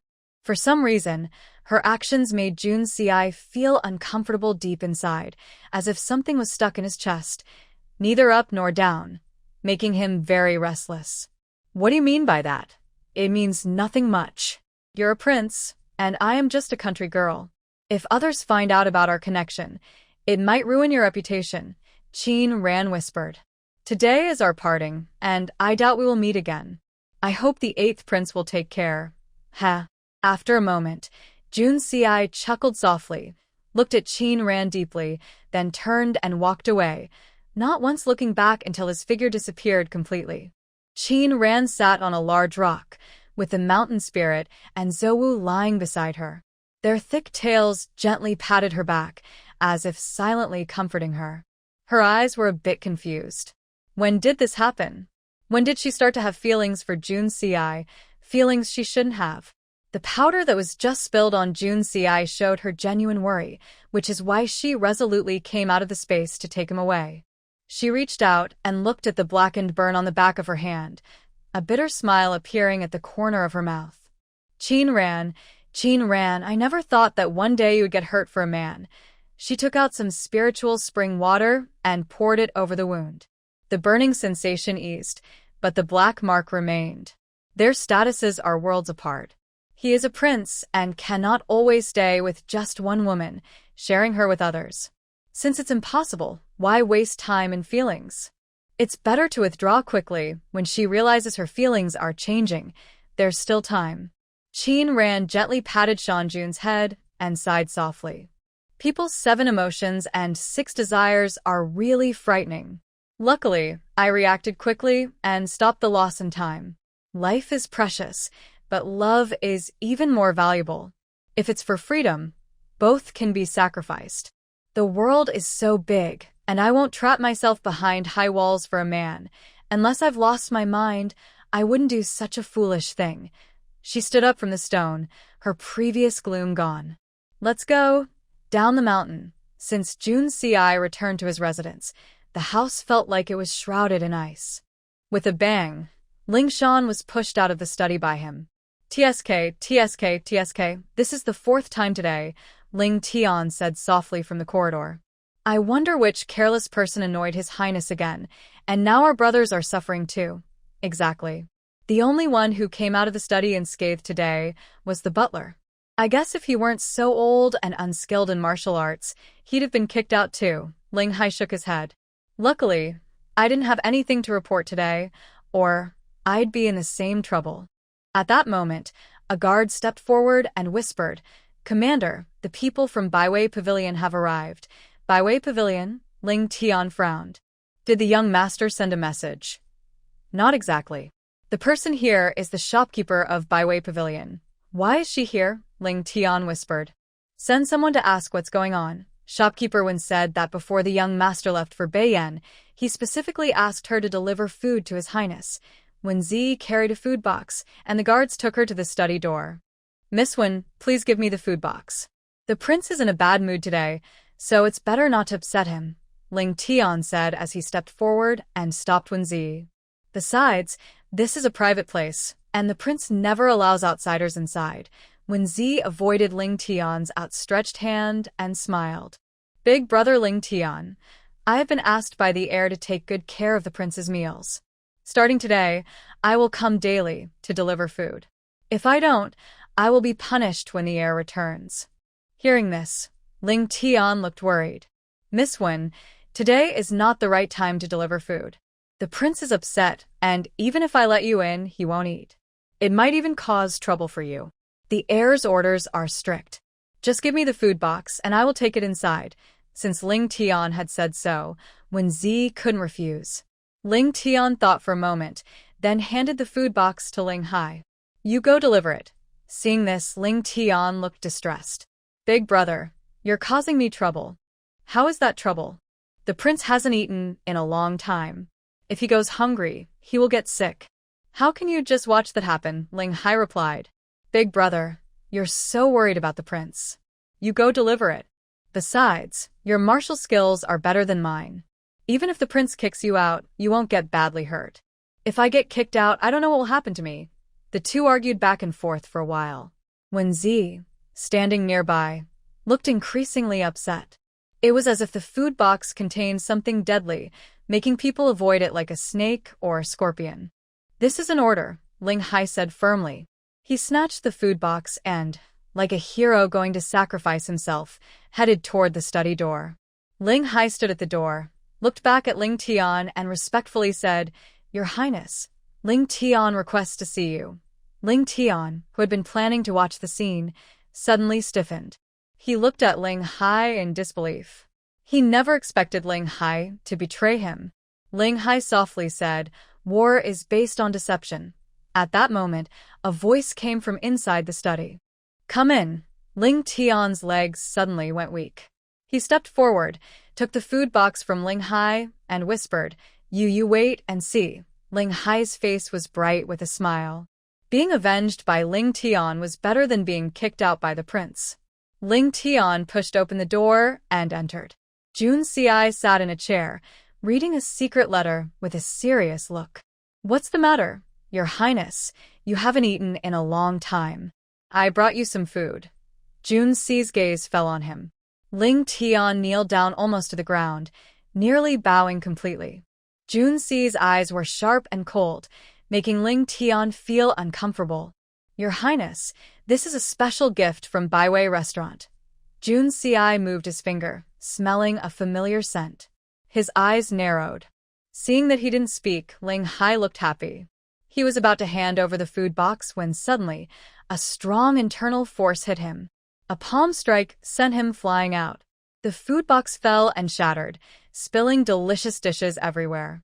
Oil stained Wen Zi's shoes, making her step back in fear, almost falling. Ling Tian fell to the ground. Ling Hai wanted to help him, but Ling Tian was thrown out too quickly to react. From now on, if you do this again, this food box will be your punishment. Go and get 50 lashes. Ling Tian knelt and quickly said, I am willing to accept the punishment, when Zi's face turned pale and her hands trembled uncontrollably. Did he just say that to her? Has her feelings already been noticed by the 8th prince? At this moment, Ling Hai came over and whispered, Miss Wen, you saw everything. It's better if you go now. When Zi nodded, looked at the study door, then turned and left with Ling Hai. Jun Si stood by the window, unable to hide his anger. He kept thinking about today on the mountain, when Qin Ran suddenly became distant from him. After confirming his identity, Qin Ran immediately drew a clear line between them. Is my identity really that important to you? Just then, Ling Hai's voice came again. Hey, who did you upset now? Why are you so angry? The door to the study was pushed open. Yu Xuanli entered. I saw Ling Tian getting whipped. Did he talk too much again? Seeing that it was him, Jun Si asked softly, What are you here for? Yu Xuanli wanted to sit down but almost laughed when he heard that. I came to see if you're about to get angry to death. Jun Si looked at him as if he wanted to eat him, but Yu Xuanli was completely unbothered. He waved the thing in his hand. If you're not happy to see me, I'll leave. Your gaze shifted as you said, Shuiao pill? Yu Xuanli waved his hand. No, this is Diao pill. It doesn't work as well as Shuiao pill, but it has similar effects. You might find it useful. He smiled. Diao pill is also very valuable. I wonder what you plan to exchange for it. What do you want? Your young master, lack nothing. I can't think of anything right now. Maybe in the future, if I see something I like, I'll tell you. But you must not say no then. Okay. Jun Si made a finger hook and a pull appeared. In the next moment, the Diao pill fell into his hand. Seeing this, Yu Xuanli's smile deepened. How has old you been lately? Grandfather has been in a good mood recently. Maybe he found a suitable disciple, and he's even smiled at me a little. When mentioning Qin Ran, Jun Si's face darkened again. Seeing his aura drop again, Yu Xuanli raised his eyebrows slightly, thinking that just mentioning Qin Ran might have upset Jun Si. I will return to the capital soon. I'll tell old you. I plan to visit tomorrow. Yu Xuanli smiled. Good, I will tell grandfather. The next morning, a large group of people and materials arrived at Wuyin village. The villagers were surprised. Looks like they're building a house. Yes, but whose house is it? Such a big effort. I see they brought blue bricks on the cart. Everyone followed the cart into the village. I remember that Qin's girl said she wanted to build a house. You're joking. Qin's family building a house? With what money? Do you know how much good blue bricks cost? Unlike ordinary bricks, top-quality blue bricks cost over 100 coins each. No one in the village or town would normally use such expensive materials. In Taiyuan Prefecture, more people used blue bricks, but they didn't use such high-quality ones. She's just earning some silver selling mushrooms. That's not enough to buy so many blue bricks, but in our village, besides Qin's family, no one else is planning to build a house.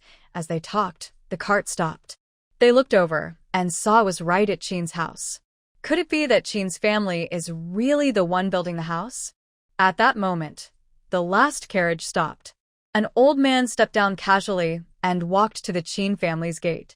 A young servant nearby was about to call out, but the gate opened. Qin Yudi peeked out her head, looking surprised to see him. Their eyes met, and she happily shouted, Someone! Someone! There really is someone. Sister, you're amazing. How did you know, old Nan? Qin Ran stepped forward with a smile. Please come in. She had received news last night that the building materials were ready, and today they could start construction. Girl, everything is prepared. I checked the almanac today, and it's a good day to start building, old Nan said happily. In less than 3 months, I will have this house built for you. Thank you very much, old Nan. It's no trouble at all. News about Qin Ran's family building a house spread quickly in Wuyin village. When village chief Qin arrived, people were gathered outside the Qin house, asking if they needed workers.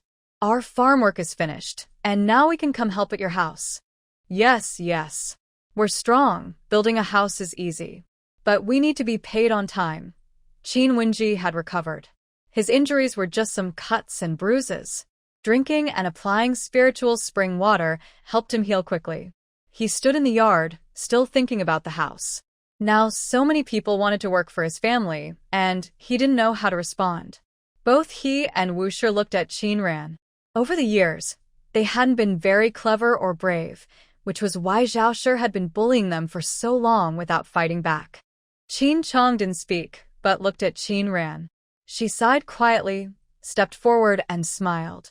Uncles and aunts, we need help building the house. If you're willing to work, I'd be very grateful. As long as you do a good job, my father will pay you fairly. 20 coins a day for building, 10 coins a day for cooking and cleaning. After hearing her words, everyone hesitated. There are so many people in Wuyin village. Daily wages are several taels of silver. To finish the house, the total wages could reach hundreds of taels. Where would they get so much silver? Seeing that no one spoke, Qin Ran calmly said, "Don't worry about the wages. We will pay daily. Even if they couldn't pay money, they only lost a day's effort." Seeing their happy faces, Qin Ran hid her smile and softly said, "Of course, we don't accept everyone. No cheating or stirring trouble. Although I am young, everyone here knows my temper. I won't tolerate nonsense. If you work hard, besides your wages, you'll also get a bonus." "What? There's a bonus?" Hearing this, everyone's eyes lit up. Seeing Qin Ran so calm and confident, Nan Qishuan looked pleased. Although she came from the countryside, her manners and presence were just as good as noble young ladies in the capital. Old Mr. Qin had found a good apprentice. It really made people jealous. Qin Chong looked at Qin Ran and nodded with satisfaction. She was teachable, a good student. Those willing to work stay, those who don't want to can leave. Who doesn't want to earn silver? This year, the crops didn't yield much. Some had a little harvest, but others had none at all. Earning some silver here was much better than earning nothing. At that moment, Chen Ping came over. "Village head Chen, I heard your family is building a house, so I came to see. It's great that you're willing to use people from our village." Chen Ping's face was full of smiles. The two nearby villages had better harvests than ours this year. Their village heads often show off in front of me. Now they're earning silver, so I feel more at ease. He took out paper and a pen, sat in the yard, and waved his hand. "Those who want to work, sign up with me." It didn't take long for Chen Ping to make a list. Having lived in this village for so long, he knew who was good at work and who was lazy. The few who wanted to slack off were immediately sent back with a stern look. Once the workers were chosen, work started that very day. But they didn't have a place to live. If they tore down the house completely, they'd have nowhere to stay for months. Just as Qin Ran was feeling stuck, Zhao Yuan, who lived behind her, came over. He carried an empty bowl and hobbled over on one leg. "Qin family girl, here's your bowl." Zhao Yuan smiled and said, "After we ate last time, I forgot to return your favor." Zhao Yuan was also an outsider and didn't have much contact with the villagers. When he came over, no one spoke to him. "Is your family being chased for debt? Why are there so many people gathered here?" Qin Ran briefly explained the house-building situation to him. Zhao Yuan nodded and said, "If you don't mind, you can stay at my place. My house is big enough. I live alone, so it's quite empty. If you can move in, it will be lively. I won't feel bored then." He looked at Qin Chong and asked, "Does your old master know how to play chess?" Qin Chong smiled and replied, "Not very well. I haven't played in many years, so I might be a bit rusty." From his words, it was clear he didn't mind staying at Zhao's house. "Then I will trouble Grandpa Zhao. It's no trouble at all, as long as you make some food for me every day." After settling the living arrangements, they began to dismantle the house. The house was not very sturdy, so they quickly took it apart. However, Qin Ran didn't let them touch the well and pond in the backyard. The sea well was very rare, and she didn't want others to find out about it now. Otherwise, the court might also be interested in this well, and her family would have a very hard life. When they arrived at Zhao's house, it was really big. Not only could their whole family live there, but even a few more people could stay comfortably. Here, Qin Ran finally had her own room. This place is usually empty, and it's very dusty inside. You need to clean it well. Thank you, Grandpa Zhao. You're welcome. I should thank you for buying me such good tea. He held a small teapot and took a sip. The familiar aroma of tea filled the air again. Qin Ran looked at the teapot in his hand and said with a smile, Grandpa Zhao, this teapot is so delicate. I've never seen such a beautiful teapot in town. This teapot is quite precious. You're still young, so you might not understand. Just know that tea brewed in this teapot is more fragrant than tea from other pots. Qin Ran nodded as if she understood, then stopped worrying about it. At night, Wu made a small chicken stew with mushrooms. The rich aroma made everyone hungry. Zhao Yuan ate 2 bowls of rice and said, This is the best meal I've had in a while. So delicious. Wow. Qin family's daughter-in-law, your cooking skills are impressive. What skills do I have? Just put these 2 ingredients together and cook or stew them, then add some salt, and it's ready. How much salt would be needed for such a big pot of food? Zhao Yuan shook his head. I think this salt might be more expensive than the mushrooms and chicken. Mrs. Wu smiled. This salt was brought back by Deng Deng. I don't know how much silver it cost, but she said that in the future, there's no need to hold back on cooking with salt, or the food won't taste good. She pointed to the jar outside. That jar is full of salt, and it's fine salt. Hearing this, Qin Deng's heart sank. Fine salt is rare in the market. Usually people buy coarse salt and crush it themselves. But it's not pure enough, and most salts taste a bit bitter. Fine salt is mainly used by officials and nobles in the capital, and ordinary people can't buy it. Fine salt? Zhao Yuan's eyes narrowed. Before Qin Deng could explain, he smiled and said, This fine salt is a rare treasure. I've lived so many years and have never seen it with my own eyes. May I take a look? Mrs. Wu wouldn't refuse when someone is visiting her home. She quickly got up and brought the salt jar over. She opened the jar, and Zhao Yuan looked at the very fine salt inside, his pupils shrinking. This is more than just fine salt. It's much better than regular fine salt. How is this even possible? His shock was only for a moment. Zhao Yuan calmly handed the salt jar back. So this is fine salt. I've learned something new today. When I saw it for the first time, I was also surprised. Later, she said a traveling merchant sold it to her. She turned to Qin Deng and said, If I see that merchant again, I must buy more. Qin Deng nodded, changing the subject vaguely. At that moment, there was a voice outside the door. Nan Chi-sun. He came in and tapped Qin Deng on the forehead. You ungrateful little thing. Eating so happily here and not inviting me. How could that be? Qin Deng brought out the prepared dishes. Earlier, when I called you, you were studying your plans. Seeing how serious you were, I didn't want to disturb you, so I left these foods for you. Please try if they suit your taste. Of course, they do. He took the bowl and chopsticks, glancing subtly at Zhao Yuan's face before shifting his gaze away. Since this place is so far from town, my old bones can't handle the travel. I see many empty rooms here, so I might as well stay here. Qin Ran heard this and looked at Zhao Yuan. Haha, then this old man here is really too lively. In the town inside a tea shop. In a private room on the 2nd floor, the aroma of tea filled the air. Jun Xiai sat in a chair, gazing at the steam rising from his teacup. Soon, there was a noise outside the door. Yu Lao pushed it open and came in, followed by Yu Xuanli, who was smiling happily. Ah, Xiai, you really are patient, waiting from morning until night, Yu Xuanli said with a smile. If grandfather doesn't come soon, people might think he's heartless. Yu Lao frowned and glared at Yu Xuanli. Not long ago, I thought I liked you more. Now I see I was blind. Yu Xuanli chuckled awkwardly.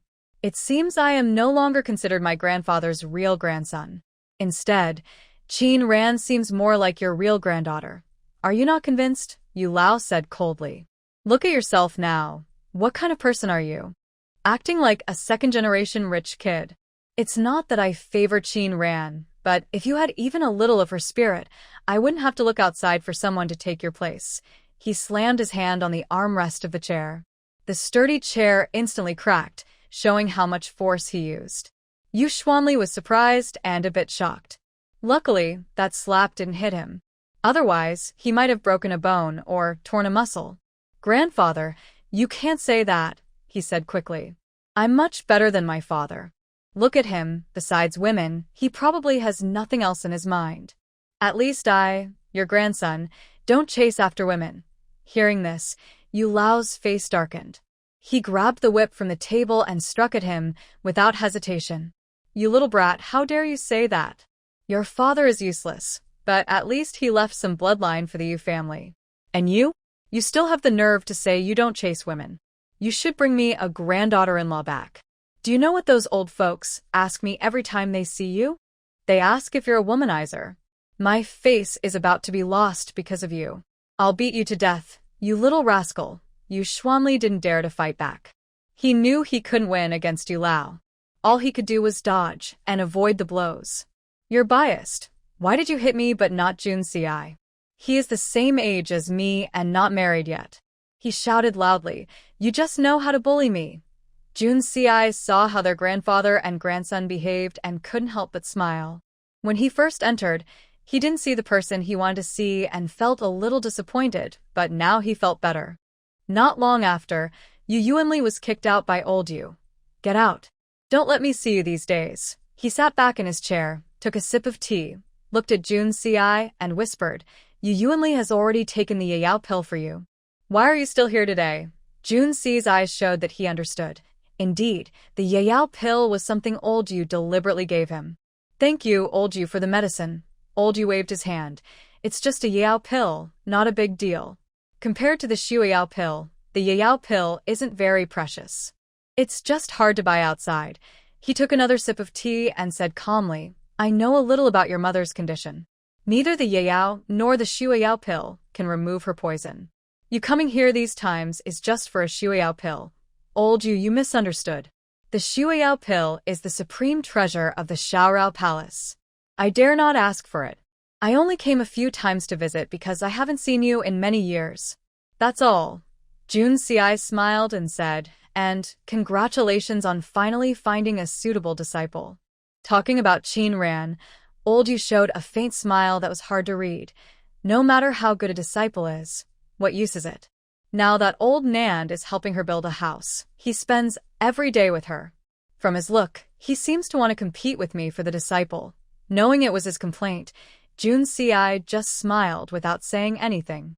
Are you planning to return to the capital? Jun Ci nodded. Although the Yayao pill has little effect on my mother's poison, I still have to try. Also, I haven't been to the capital for a long time. If I don't go back soon, I'm afraid my father will send the secret guards to catch me. Old Yu raised his eyebrows slightly. How come I didn't know you are so afraid of your father? Jun Ci just smiled silently. Knowing he had other reasons for returning to the capital, old Yu didn't ask further since he didn't want to say more. They talked in the study for a long time. When Jun Ci left, it was already late at night.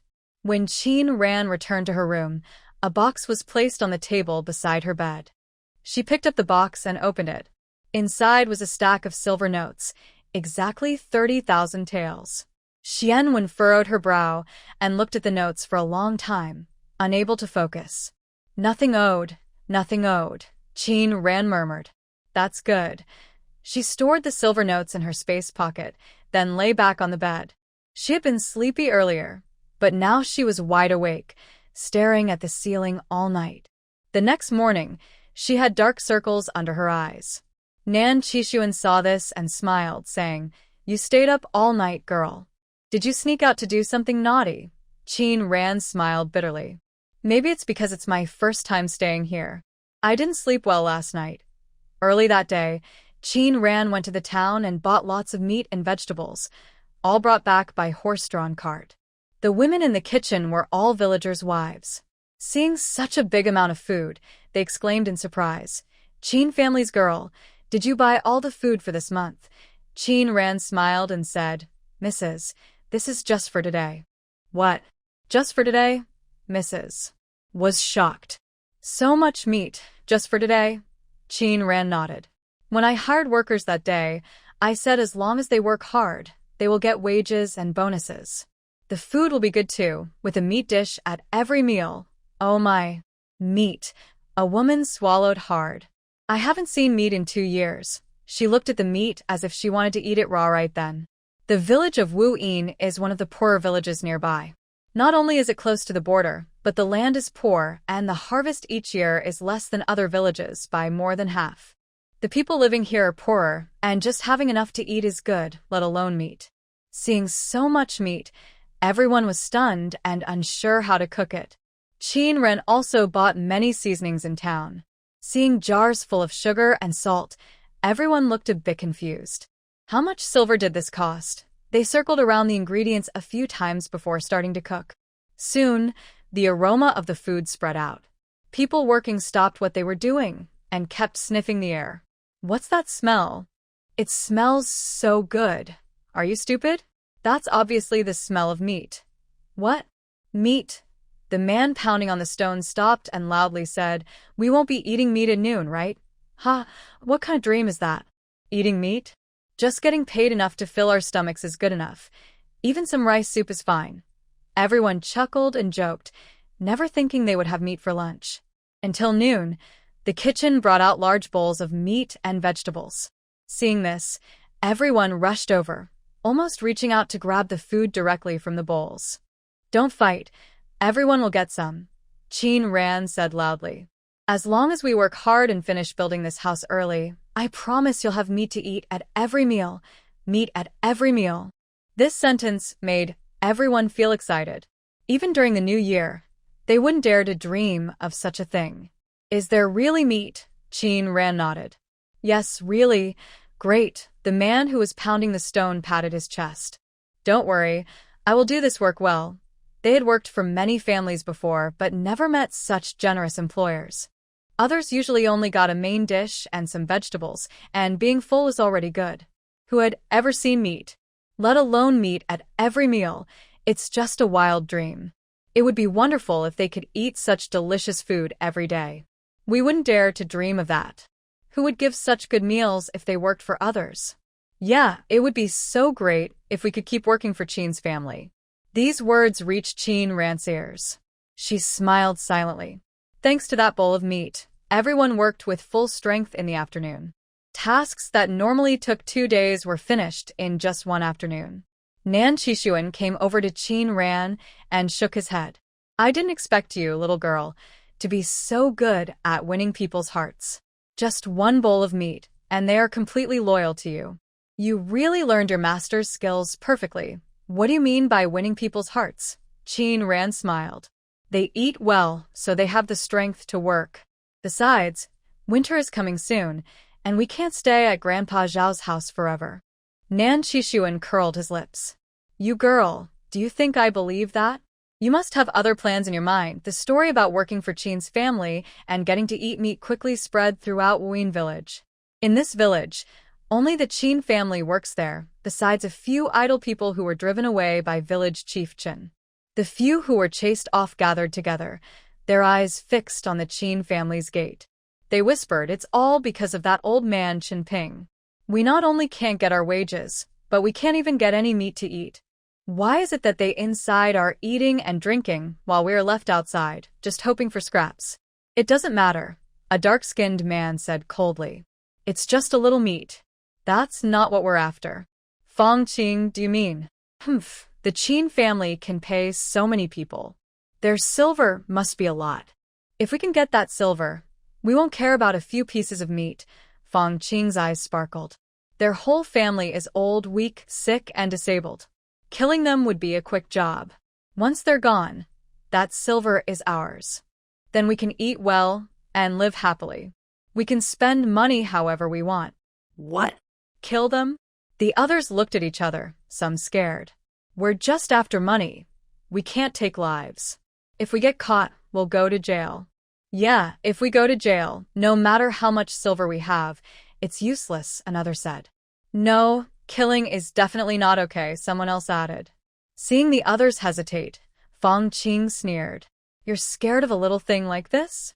That's why you'll stay poor forever." He rubbed his hands together.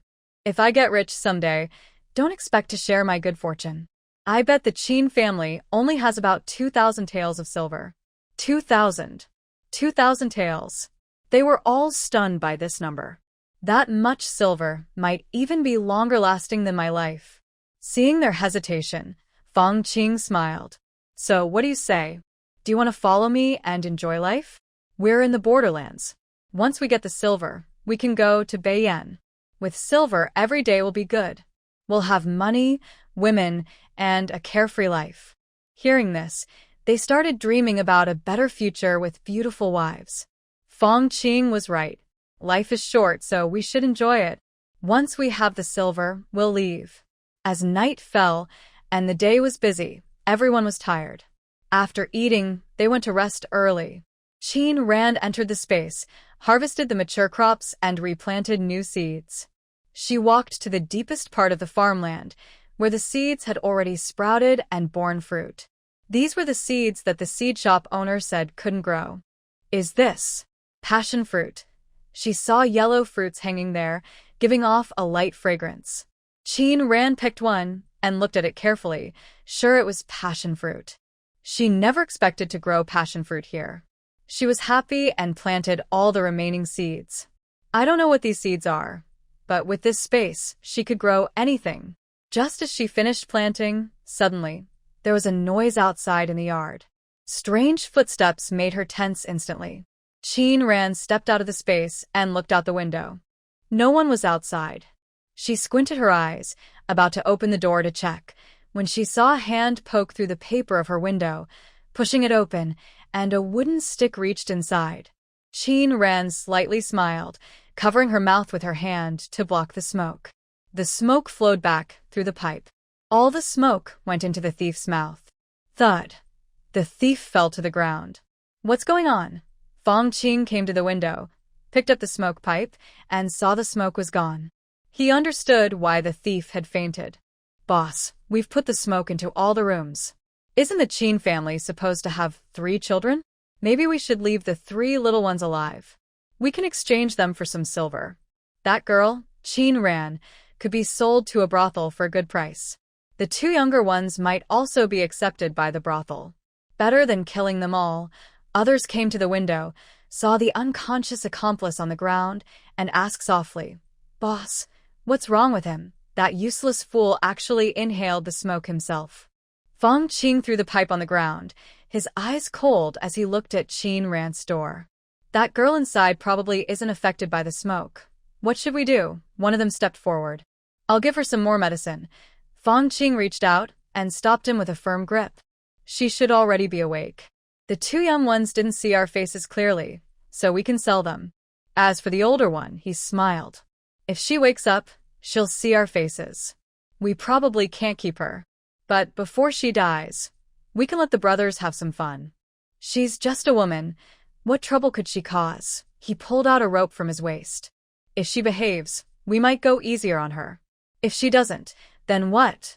Qin Ran's voice rang out. In the next moment, several silver needles shot out and flew through the window, piercing into the shoulders of those men. Ow. What is that? As soon as she spoke, the men suddenly lost strength and collapsed. Who? Who's attacking us? Come out. At that moment, the door opened, and Qin Ran stepped out with her hands behind her back. Why are you calling me Grandma? She asked. She walked to the storage room, casually picked up a wooden stick, and looked at how easily she lifted a thick stick about the size of a bowl. The men were so scared they forgot to breathe. This was no ordinary woman. She was stronger than they were. Using sleeping powder, planning to kill our whole family, Qin Ran's lips curled into a smile. And you even thought about selling us and our siblings to a brothel. How daring of you. She placed the stick on the ground and kicked up some dust. What do you want our lives for? Money. She took out a silver ingot from her sleeve. The men's eyes fixed on the silver ingot, eager to it immediately. Look at your courage, Qin Ran sneered. You're so reckless, thinking you can mess with me. Do you even realize your own strength? Do you have what it takes? The men never expected that a young girl like Qin Ran could be so capable. Let us go, we won't do it again. Please let us go. We were wrong. They kept begging, but Qin Ran showed no sign of mercy. Now you're afraid, but it's too late, she said softly, kneeling beside them. If I didn't have these skills, would you have let me go? Would you have spared my brother and sister, our whole family? Or the innocent old man Nan and Grandpa Zhao, who suffered because of us? I don't think so. Her gaze fell on Fong Qing. I remember they called you the boss. I guess you're the one who planned this all. Qing Fong looked at the stick and swallowed hard. What do you want? Nothing much. Justice has its reasons, and debts have their payers. Since you entered my Qin family's home today, don't think you can leave unharmed. As the leader, you will be punished more severely, her cold gaze fixed on his neck. Unnoticed, she now held a surgical knife, its sharp tip glinting coldly in the moonlight. Should I cut your neck or your chest? Hearing this, Fong Qing's face changed suddenly. It's not me. What's not you? Qin Ran smiled. They just called you the boss. I heard everything clearly from the room. She lowered the knife to his neck. Fong Qing shivered, his hair standing on end. Miss, I know I was wrong. I won't dare to do it again. Please, let me go this time. Qin Ran looked at them coldly. She would never let a tiger return to the mountain. Since they had their eyes on her family, she couldn't let them leave unharmed. These people had bad intentions, and releasing them would only let these animals harm others. Better to end it once and for all. And these people weren't new to such deeds. Qin Ran smiled and took out some pills, tossing them into their mouths. What did you give us? Poison. Qin Ran said with an innocent smile. The others tried to spit out the pills, but she chuckled. My pills melt in your mouth. The effects should be kicking in now. She continued calmly. This medicine will first corrode your stomach, then your organs, and eventually dissolve your bones completely, leaving only a shell. TSK, that's probably more terrifying than turning to ash. The worst part is, before your bones vanish, you'll feel pain, constant, unbearable pain. Listening to her description, their faces turned even paler. Suddenly, one of them felt a dull pain in his stomach. It's over. Something's eating my stomach. Help! Help! He knelt on the ground, frantically rubbing his belly. Miss, I was wrong. Please give me the antidote. Qin Ran smiled and said, This poison is very strong, but it won't kill you so quickly. If you go to the government and honestly tell them about your crimes over the years, I might consider giving you the antidote. Of course, you can also point out others. The more you say, the faster you get the antidote. Your life is in your own hands. Hearing this, a few people forced themselves to stand up and desperately ran toward the government office. The needles that had been stabbed into them had already disappeared, but they stumbled after a few steps and almost fell. It was unclear whether the medicine that loosened their muscles had worn off or if they were too scared to stand. That night, several men, looking dirty and exhausted, knelt outside the government office, shouting that they wanted to surrender.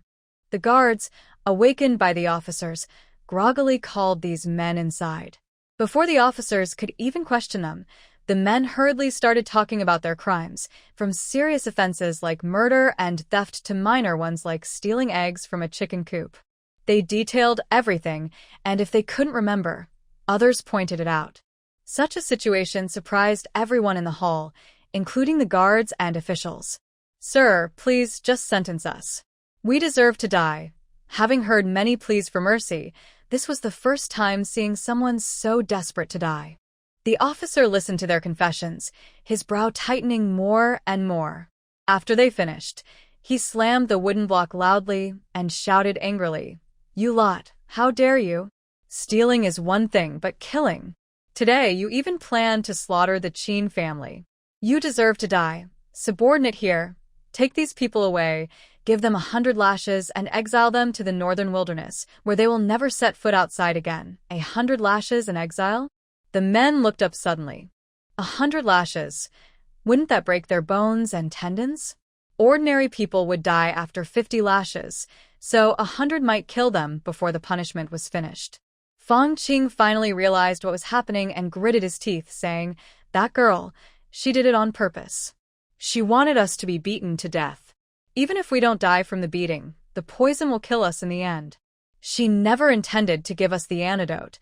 Only then did they come to their senses, but it was too late. The next morning, news about these men spread through the village. Did you hear? Fong Qing and the others were caught by the guards, whipped, and now their lives are uncertain. They might even be exiled. Hey, what did these people do? Were they punished with beatings and exile? Could they have been involved in a serious crime? Probably. I heard they are responsible for more than one person's death. Serves them right. That's what they get. Exactly. They're always loafing around, committing crimes. They deserve it. Their punishment was quite satisfying to watch. For Qin Ran, it was also a good deed. When she returned to her space, she noticed it had grown larger, and the fog had thinned quite a bit. Qin Ran understood that doing good deeds could help her space improve. She went to the area where the fog had cleared and saw clusters of small yellow flowers. Their light fragrance made her feel happy and relaxed. These are starry grass. Qin Ran was very excited. Starry grass is a rare herb recorded in ancient books. It has a strong healing power. Legend says it can bring the dead back to life and heal even the most serious injuries. Although some exaggeration is involved, the powerful healing ability of starry grass is unmatched by any other herb. Looking at the patches of starry grass, Qin Ran realized this was one of the benefits of her space upgrade. Just a small upgrade brought such a surprise. She wondered what treasures might appear after the next upgrade. She picked a starry grass flower and added it to spring water along with some warming herbs, then made a few medicinal pills. By the time she finished, it was noon. She went to the construction site. The workers were building the houses steadily. Thanks to good food, they worked quickly. Even Nan Chi-sun kept praising, "You are truly clever." The original 3-month schedule might be completed in less than 2 months. If we can finish before the cold weather, that would be perfect. At this moment, Nan Chi-sun took out the blueprints and pointed to the fire channels under each room, praising, "How did you come up with this idea? It's brilliant. Using these fire channels, you only need to light a fire in one place, and the warmth will spread to all the rooms. No smoke, no fuss, very clever. It was just a sudden idea from a junior. I can only think of it. I can't build it. If it weren't for my senior, these would just be my wild thoughts." Hearing this, Nan Chi-sun nodded. What kind of fate does old you have? How did he end up with such a good disciple? If I had been a bit quicker, I would have been your master too, no matter what." Qin Ran heard this and smiled, then took out a drawing from her sleeve. "What is this?" Nan Chi-sun opened the drawing and immediately froze in place. After looking at it for a while, his hands couldn't help trembling. This is a gift for you," Qin Ran softly said. "That night, I joked about not giving you a reward, but it was just a joke. Considering your status and position, ordinary gold and jewelry probably won't impress you. After thinking it over, I redrew a plan. Do you like it?" "Like it, I love it." Nan Chi-sun's smile stretched from ear to ear. He eagerly looked at the drawing. Why would a young girl learn medicine or martial arts? Wouldn't it be better for her to be my disciple? He paused, then suddenly said, "It doesn't matter. I don't mind being a little older." Cough, cough. Qin Ran, who had been about to drink tea to quench her thirst, spat out her tea in surprise. "What? I can be your little master. If you want to learn medicine or martial arts, just find that old guy. For building houses, naturally you come to me." He stroked his beard proudly. "Your drawing is excellent, but building a house involves many skills. You only know the surface now. To truly build a good house, just drawing plans isn't enough. How about it? Will you accept me as your master?" One doesn't accept two masters. This is an old rule passed down from ancestors. She was just about to refuse when Nan Chi-sun said, All right. This matter is settled. I'll talk to my master about it. You just keep your mind at ease. From today, right now, you are my disciple. You can show my name outside, and no one will dare to bully you." After saying this, Nan Chi-sun didn't give Qin Ran a chance to refuse. He waved his hand and left quickly, afraid she would say no. Seeing this, Qin Ran helplessly shook her head. This old rascal was really troublesome. A few days had passed since the house was built. She hadn't gone to town to see old Yu. Today, she had made Xingqian Dan, so she went to the town herself to deliver the medicine. Before reaching the tea house, she overheard the townspeople discussing loudly. That old man must be in trouble. Yes. Who would have thought he died in his shop? No matter what, the shopkeeper will definitely be implicated. The tea shop was closed just like that. From now on, we probably won't have a place to drink tea. Originally, Chin Ran was walking towards the tea shop and stopped. Tea shop? Which tea shop? Two men who were talking looked back at her. Young lady, don't you know about this? Just ahead is a tea shop. Early this morning, a young woman was drinking tea inside, and after a few sips, she spat blood and died. The authorities are investigating now. It's said everyone in that shop will be taken to the government office. The only tea shop on the street was run by her master. She thought for a moment, then went into an alley, disguised herself as a man, and hurriedly headed toward the tea shop. At that moment, inside the tea shop, the guard sat in the main seat, with Lao standing beside him. He whispered, "Sir, this matter has nothing to do with our tea shop. Please, look into it carefully." "I am innocent." The guard smiled. "I told you, shopkeeper, this person died in your shop and the tea was also drunk here. Now, she was poisoned. Are you telling me you didn't put poison in it? Do you think I can just tell the townspeople that this has nothing to do with you or your shop? Who do you think you are? The old man is just a commoner. I have no power to prove my innocence, but I believe in my own innocence. I didn't do it. I won't admit to something I didn't do. Whether you admit it or not, that's not up to you." As soon as he finished speaking, a figure ran in. "Sister. Sister." A boy was desperately shaking a woman's body. "Sister, wake up. Please wake up. If you leave, what will happen to me and mother?" "Sister. Sir, this person is Yun Yao's younger brother, Yun Qin. They work at the town chief's office and are very close." Hearing this, the guard nodded. "Since they are from the town chief's office, bring someone from there too." Then, an old maid came to the door and saluted the guard. "Please, garden. I am Zhao Mo from the town chief's household. Our lady asked us to come and identify people." The guard nodded. Zhao Mo went to Yun Yao, looked at her, and disdainfully covered her mouth with a handkerchief. She whispered, "She is indeed the lady's personal maid. She took half a day off today, saying she was going home. When the lady saw she hadn't returned for a while, she didn't expect that she was. If she is your lady's personal maid, then go back and tell your lady. The murderer who harmed her, I will definitely catch him." "Yes, thank you, your lordship." Mama Zhao lowered her head, seeming to suddenly remember something. Her gaze fell on old Yu, and she hesitated to speak. Seeing that she had something to say, the guard whispered, "Do you have any clues?" Mama Zhao thought for a moment, looking a bit troubled. "Old servant has some words, but I don't know if I should say them." "There's no harm in speaking," the guard said in a low voice. "As long as it helps with the case. Any words are fine. A few days ago, Our Lady asked Yun Yao to come here to buy tea. But the shopkeeper refused to sell to us. Yun Yao argued with him, and in the end, we were both chased out. Today, Yun Yao was found dead here. I wonder if it was because she offended the shopkeeper." The guard looked at old Yu and loudly pounded the table. "You old fool, just tell the truth. I didn't do any of those things. Why should I admit to them? You, shopkeeper, are really unreasonable.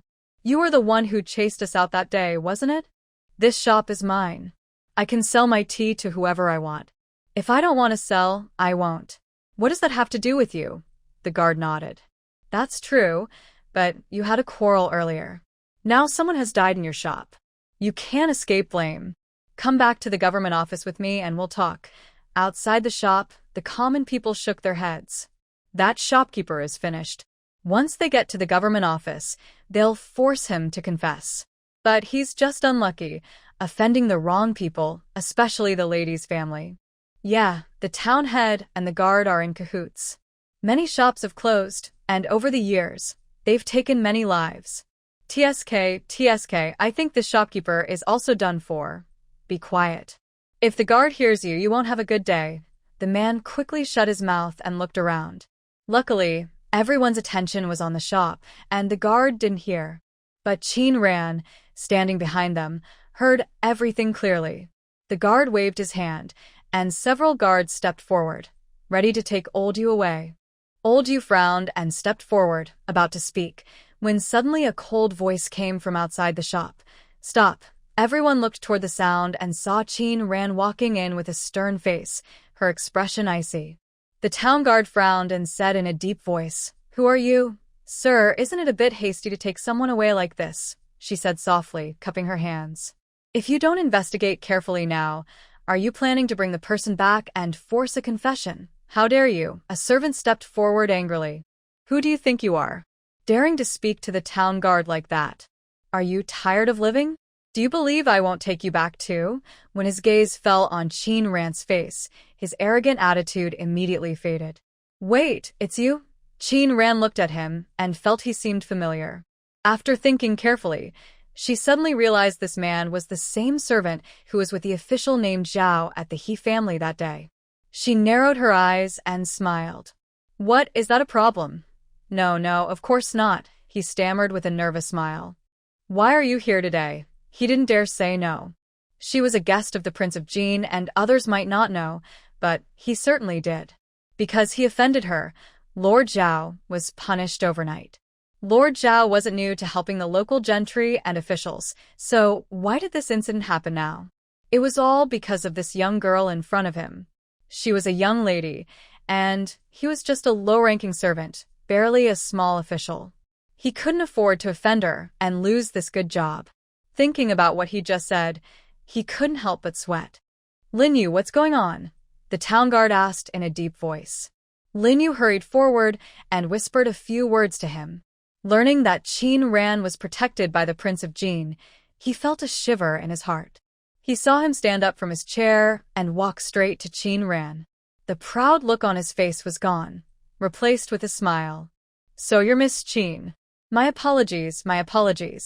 Qin Ran raised an eyebrow, guessing that the servant named Lin Yu had told him about her. She smiled and said, "Sir, I believe this matter concerns a person's life. It should be reinvestigated carefully.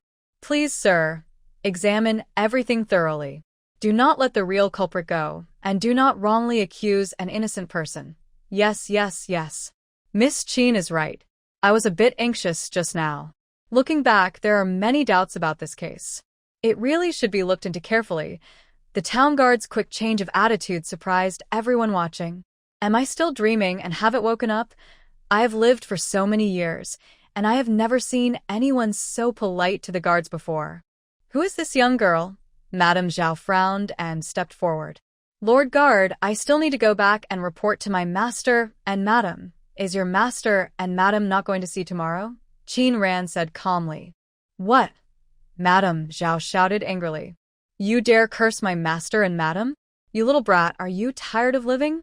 Do you know what happens if you offend the officials of the town? I've already offended them, so what's one more?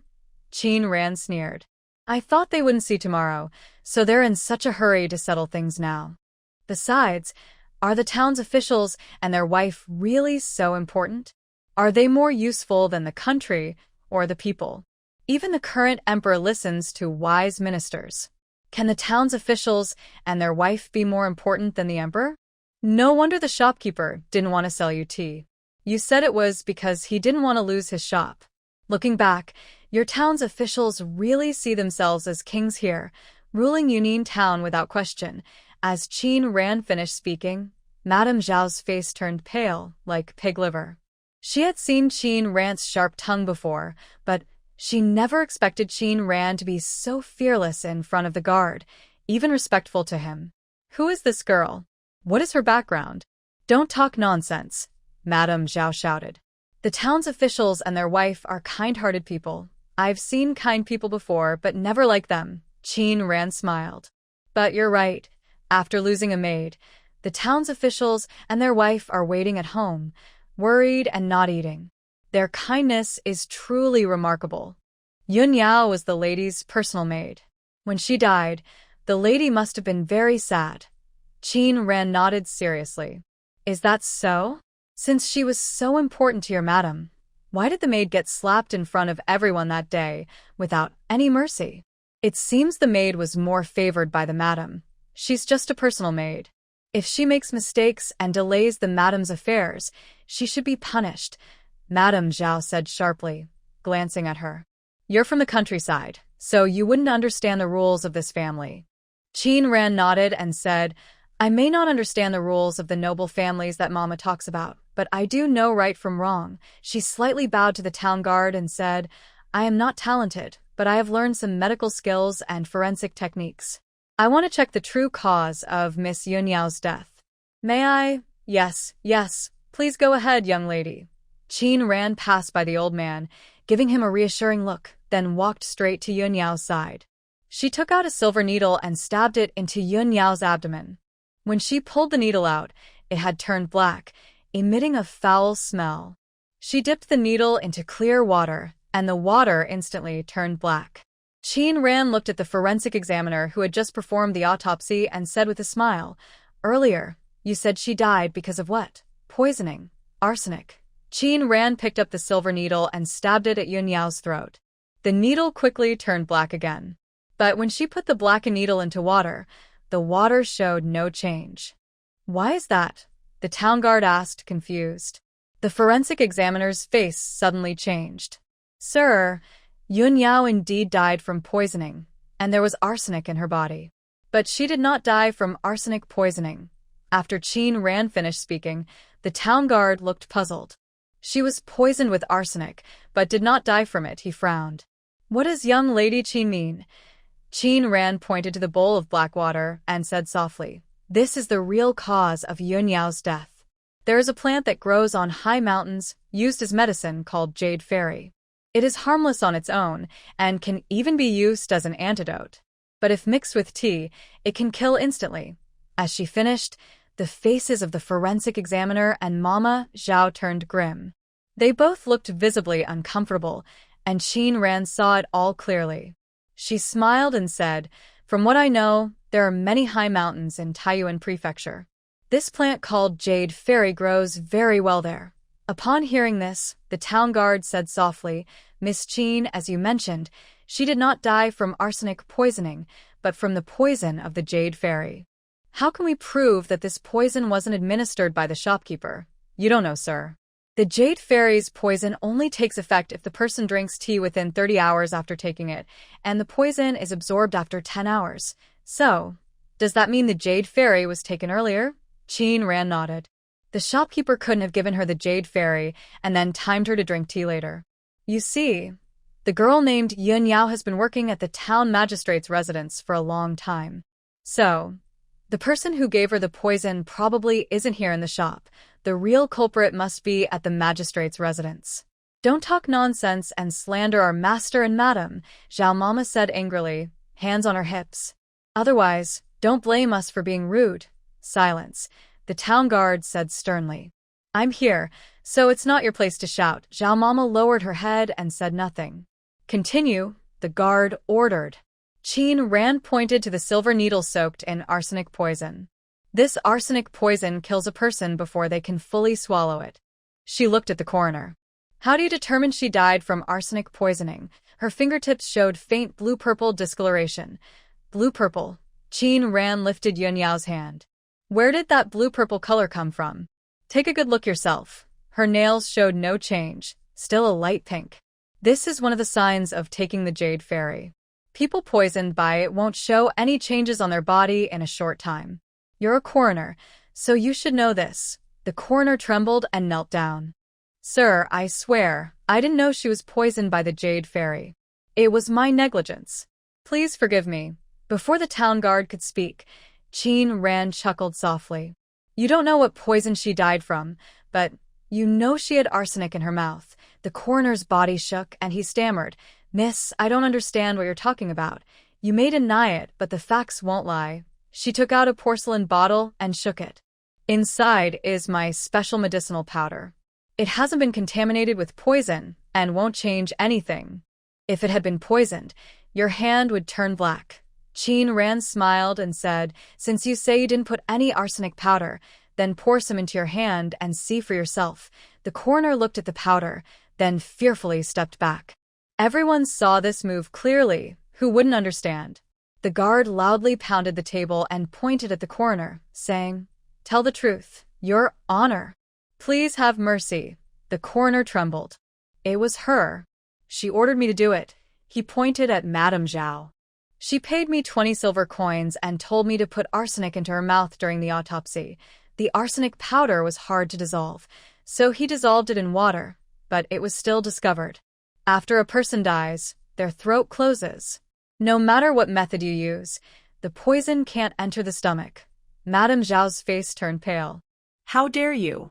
How could you bite me so casually, you old woman? You clearly came to my house that day, gave me silver, and now you deny it. I've never seen you before. Don't talk nonsense. How could someone from our town hall associate with you? The guard frowned and said coldly, if you don't tell the truth, take her away and beat her hard. Madame Zhao's face changed suddenly. She hadn't expected that, even after mentioning the town hall, it wouldn't help. Several guards stepped forward. Madame Zhao hurriedly knelt down. Your Honor, I confess. I confess everything. At that moment, footsteps sounded at the door. Several maids led a woman inside. It was Madame Lu, the town mayor's wife. Good day, Your Honor, she said politely, bowing slightly. I heard that a maid from the house died here. I sent someone to ask about it. Do you have any clues now? Her gaze fixed on Madame Zhao, and her fierce look made Zhao's heart sink. Having been close to Madame Lu for years, she knew her temper well. This was her way of forcing her to take the blame. If she didn't, her family might be in serious danger. Zhao weakly sank to the ground. Yes, it was me. I bribed the coroner to make it look like Yun Yao was poisoned. I did it. On that day in the tea shop, the shopkeeper publicly embarrassed me, which made me hold a grudge. Coincidentally, I also had some conflicts with Yun Yao, so I came up with this plan. Zhao Mama cried as she said, Sir, I was just momentarily blinded by anger. I know I was wrong. Please forgive me.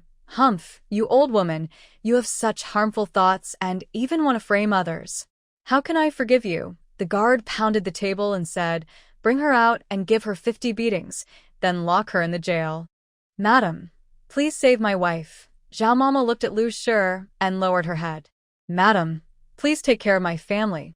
I beg you, considering I have taken care of you for so many years. She didn't wait for Lu Shi to nod and was taken away by the guards. The guard stood up, brushed off his clothes, and walked over to Qin Ran, smiling. Thanks to you today, we didn't let an innocent person be wronged. I thank you. You're welcome, sir. The guard then said to the soldiers behind him, Take that murder back to the yamen. The guard left, and this matter was settled. Old Yu came over to Qin Ran and smiled. I didn't expect you, little one, to be quite capable. He could have handled it himself. Their poisoning method was obvious to him, but since Qin Ran stepped forward, he wanted to see how skilled his young disciple really was. Miss, what's her name? Lu Shi looked at Qin Ran. Lu Shi examined her from head to toe and smiled. You look pretty. Would you like to stay with me? No, I don't want to, Qin Ran replied calmly. Why should I follow the madam? Working at the town chief's house can earn you quite a lot of silver. Even if you farm in the countryside your whole life, you won't make that much money. What's the use of earning silver? You need the life to spend it, Qin Ran said, making Lu Shi pause. Her face then turned unpleasant. What do you mean by that? Smart people like you shouldn't pretend to be innocent. Qin Ran took a few steps forward and stood in front of her. She looked up with cold eyes and said, Miss Yun Yao is pitiful. You used her as bait, and her life was taken just because of your grudge. You bribed the servant to do evil, and now these two are doomed. Your own inner demons have caused so many deaths. Aren't you afraid of retribution? Lu's brows furrowed, and a hint of hostility appeared in her eyes. What is this young girl talking about? I don't understand. Whether you understand or not, you know in your heart. Don't think that others don't know what you've done. Killing people and taking lives will be paid for. As Lu left, her figure looked somewhat hurried and anxious. Because of today's chaos in the shop, Old Yu decided to close the store. Why are you telling that woman your name? Old Yu patted her head. You should know to protect yourself when you're outside. If I can give my name, it means I have the confidence to protect myself. You don't need to worry about me, Master. When talking about self-protection, she went to Old Yu and smiled. Master, I want to ask you for a few people. Who? Skilled fighters. Qin Ran recounted the incident with the thieves breaking into the Zhao family. Old Yu slammed his hand on the table, furious, his beard almost standing on end. Where are those animals? How dare they have bad intentions toward you? I will crush them. He was about to rush out. Qin Rand quickly stopped him. Master, they have already been taken to the authorities. Why send them to the officials? You should have brought them to me, Old Yu said softly. If the local officials are corrupt or blind, or if they know those scoundrels, won't they die soon anyway? If you bring them to me, after enduring the 18 tortures of the peaceful palace, when they are barely alive, then send them to the authorities. If they want to die, let them die. If they don't, they won't survive. Basically, these people must be dealt with.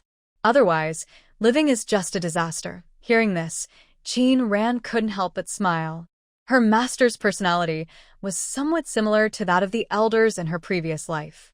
Master, rest assured. Do you think I haven't thought of these things? Qin Rand smiled and said, those people had already been poisoned by me before they went to confess. If they are still alive, the poison will slowly eat away at their bodies, and they will eventually die painfully. If they tell all their crimes, I believe that even the most foolish guards would know what to do. Old Yu heard this and finally felt at ease. That's more like my disciple, Old Yu said, patting her shoulder. Just then, a man with white hair, dressed in white, hurried in, followed by Bai Wenyan. You girl, how dare you deceive me? Bai Chongging said loudly. You said you didn't know medicine? Yet today, when talking about how to treat that person's poison, you speak confidently. Seeing the visitor, Qin Rand was momentarily stunned. Shopkeeper Bai, why are you here? Before he could answer, Old Yu stepped forward, shielding Qin Rand behind him. Old Bai, what are you shouting at my disciple on my territory? You old fool. Bai Chongging's words caught in his throat, looking at her in disbelief. Your disciple? Why not? Old Yu said proudly. Old Bai, this time you've fallen behind me. Wenyan looked a bit surprised. Why would the leader of the Free Spirit Palace accept her as a disciple?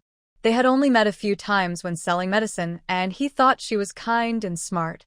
But since both his master and Old Yu valued her, she must have some special talent. Girl, tell me, when did you become his disciple? Bai Chongging asked. He's just an old man. What's the use of calling him your master? Qin Rand raised her eyebrows slightly. Before she could speak, Old Yu was so angry, he stomped his foot. Who's an old man? If I were an old man, what do you think you are? Worse than me, and just as old. Bai Chongging realized his insult was pointless and continued to Qin Rand. You know a lot about Jade Fairy. I guess you must know some poison techniques. I can teach you. Qin Rand's eyes lit up. But weren't they opening a medical clinic? She looked at Wenyan, who smiled and said, My master knows medicine, but he is even better at poison techniques. I see. Qin Rand smiled softly, thinking to herself, if the people who go to Yao Xiangju to buy medicine knew that their most trusted healer was actually a poison doctor, I wonder what they would think. They might be so shocked they would faint. Old man, how dare you openly try to steal my apprentice right in front of me? You really don't take me seriously. We haven't performed the formal apprenticeship ceremony, so how would anyone know she is your disciple? Bai Chongging waved his hand. When you become my apprentice, I will teach you all my secret skills. Bai Wenyan, standing nearby, shook his head helplessly. Manager Bai, don't you have disciples? And the junior has already become my apprentice, she said before she could mention that old Nan also wanted to take her as a student. Bai Chongging looked at Bai Wenyan. You mean him? He quickly waved his hand. That brat doesn't know why, but he refuses to learn poison skills. He just wants to learn medicine. If I had known earlier, I wouldn't have accepted him. He paused, then said to old Nan, If you don't mind, let this brat follow you. Make him your disciple. Since he doesn't want to learn poison, I'll just kick him out of the sect. Here we go again. Bai Wenyan couldn't help but laugh and cry. He had heard this story so many times since he was young. Go away, you brat. I wouldn't want you even if you gave me money. Trying to steal my disciple? Old man, you're dreaming. Old man shot him a look. My disciple is not something you can just take. Knowing this plan wouldn't work, Bai Chongging simply ignore her. He went over to Qin Rand, smiling warmly. Girl, think about it. If you become my disciple, anyone who makes you unhappy, You can just give them a dose of poison powder to scare them. I won't blame you, and I'll even help you make another dose. But if you stay with this old man, he only teaches you useless stuff like saving lives is better than building 7-story pagodas. Comparing the two, wouldn't it be better to be my disciple? TSK, you're just slandering me. Old Nan pounded the table. Who said I only say such things? If anyone dares to hurt my disciple, not to mention me, even the Xiaorao Palace won't let them go. Qin Ran sat between the two, watching and smiling but saying nothing. Seeing the scene, Yu Xuanli came over and said with a smile, "What's the problem? Since everyone wants Miss Qin to become a disciple, we might as well learn together." With Miss Qin's intelligence and talent, mastering both medicine and poisons shouldn't be difficult. Miss Qin, are you the one calling me that? Old Yu sharply patted Yu Xuanli's head. Quick, call me little uncle. Grandfather, are you serious? He thought it was just a joke that day, but now he realized he was really going to call Qin Ran little uncle. Old Yu looked at him warningly, and Yu Xuanli, unwilling, had no choice but to respectfully call out, "Little uncle." Bai Chang'eng and Old Yu exchanged glances, both seeing the firm determination in each other's eyes. They had been rivals all their lives, but they also knew each other best. Could they not understand what the other meant? From today on, I will be Qin Ran's second master. Bai Chang'eng glared at Bai Wenyan. It's all your fault. If you hadn't stopped me that day, I might already be her master. Then I wouldn't have to be second. Qin Ran looked at Bai Chang'eng with some hesitation. Old man, I've already bowed my head. You can't say I won't acknowledge you as my master. No. Qin Ran chuckled shyly and told him about Nan Qixuan insisting on making him her second master. Bai Chang'eng's face darkened with anger. That old guy dared to get ahead of me. I might as well poison him to death. You should think carefully. Right now, Dandan's house relies on him. If you poison him, Dandan's house won't be built, and you might not become her master, Old Yu said leisurely, drinking tea as if he didn't care, making Bai Chang'eng itch to bite. But he was right. In the end, Bai Chang'eng, unwilling, had no choice but to accept the title of third master with a grudging heart. Receiving Qin Ran's respectful tea, all his previous frustrations vanished. All right, from today on you are my official disciple. He looked at Bai Wenyan. You're out of here.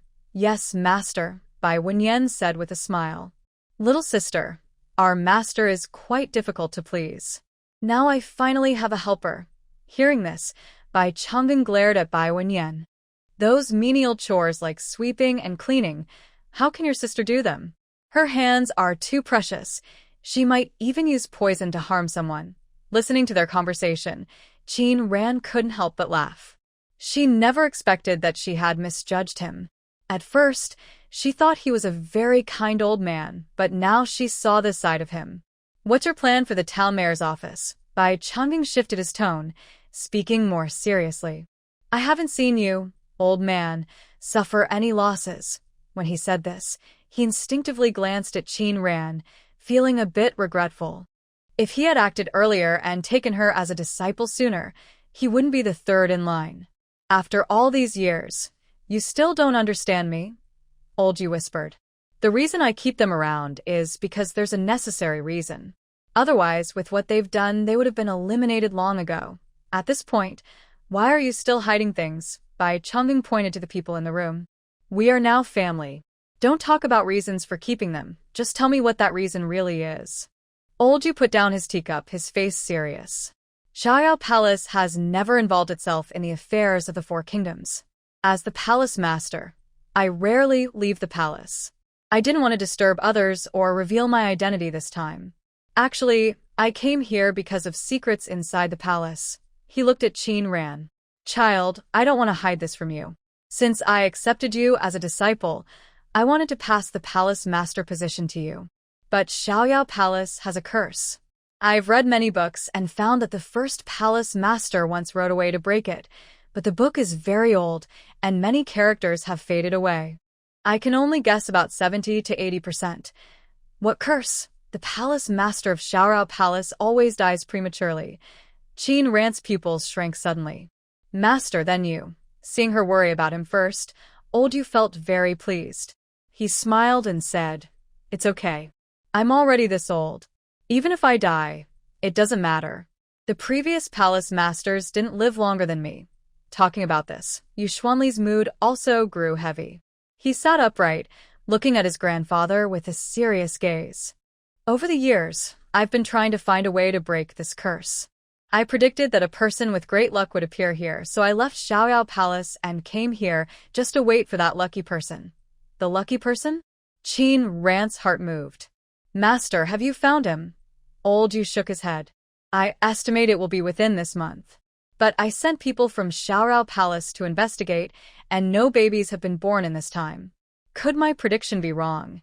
Isn't that exactly when I traveled here? Could it be that the person with great luck, mentioned by my master, is actually me?" Seeing her lost in thought, Old Yu whispered, "If you mind the curse, you can pretend it never happened. But I will still teach you the medical skills." Qin Ran understood he had misunderstood and smiled, saying, "Master, since I have taken you as my teacher, there's no reason to abandon it. It's just a curse. Even if it's real, I'm not afraid. I don't believe in fate and won't let destiny control me. I believe people can overcome even the heavens. If there is a curse, I will break it, even if I have to tear through the sky. If I can lift this curse and free you from your fate, then if you no longer want me as your disciple, you can send me away." Her words made Old Yu look at her silently for a long time, his eyes slightly moist. "I'm proud to have such a disciple." Old Yu wiped his tears and said excitedly, "Heaven favors me with you. All right. From now on, you are the future palace master of our Xiaoyao Palace. I will personally help you become the palace master." He looked proudly at Bai Chang'an and asked, "How do you think of my disciple?" Bai Chang'an glared at him. "Your disciple? Now Ran is also my disciple." Yu Xuanli stood beside Bai Wenyan. "Wenyan, you and I are now in the same position." Bai Wenyan took his hand away and smiled, saying, "There's still a difference. Ran is my junior sister, but she's your senior. So you should call me senior uncle." Everyone left laughing, leaving Yu Xuanli standing there, grinding his teeth. Why did his seniority suddenly drop a rank? The Qin family's house was being built steadily. No one came to cause trouble for over 10 days. No one knew who leaked the news that those arrested had offended the Qin family. In the following days, villagers showed more respect toward the Qin family. After all, catching those villains was a good deed for the area. But even so, Qin Ran still asked Old Yu for a few guards. She wouldn't stay at home all the time, and the Qin family was mostly old, weak, sick, and children. She couldn't let her guard down. She knew that there were more people who wished her family harm than just those useless troublemakers. Today, Qin Ran was practicing her inner strength in the mountains. Maybe because of the space, she understood her inner power very quickly. That day, she found the feeling of sinking her qi into her dantian. Now, she has cultivated some inner strength. Although it is still shallow, it is growing very fast. According to the martial arts book given by Old Yu, she practiced a set of boxing moves.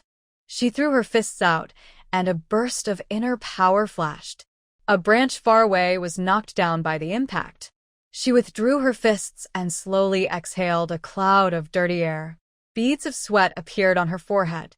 The autumn breeze blew gently, making her feel very comfortable. She looked at the time and waved to the mountain lord and Ziwu nearby. "Let's go home." At this moment, a sneaky figure came from the foot of the mountain. Qin Ran waved her hand, and the mountain lord and Ziwu disappeared into the woods. She watched the person approaching and slightly smiled. She thought that today they also came to hide silver.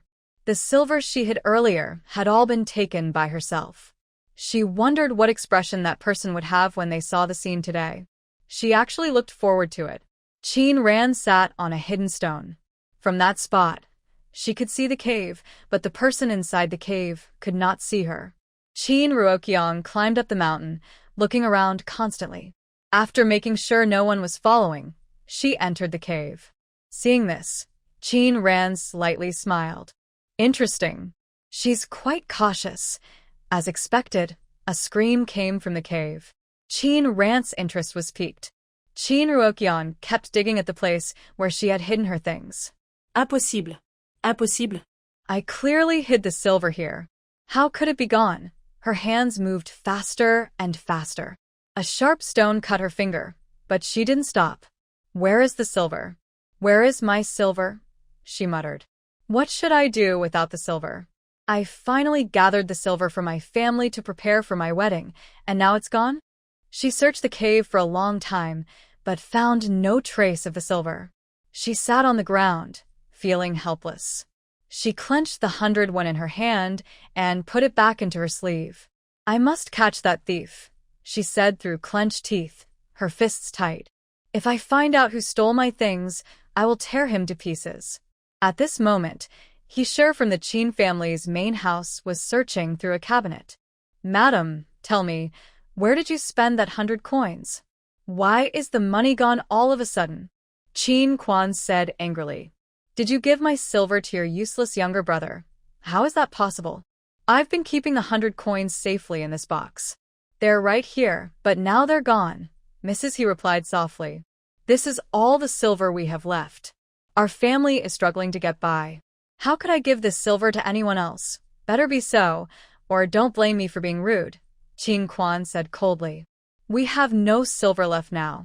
You need to get back the silver you gave to your useless brother. It's almost a silver coin's worth. Just 1 or 2 coins will do. Mrs. He looked unhappy. My brother isn't married yet. Are you trying to ruin him by asking for his silver?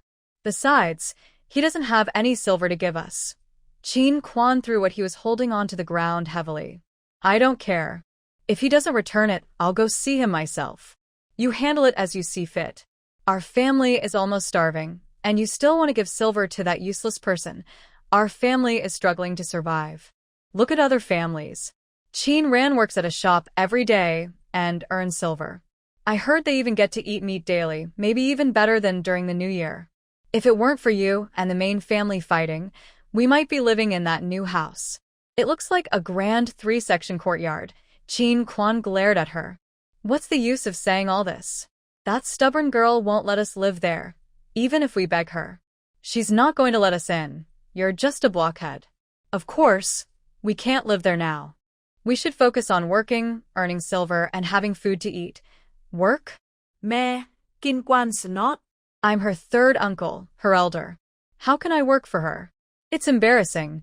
He felt a deep rejection of the idea. For many years, Chin Wenji had been working to support them.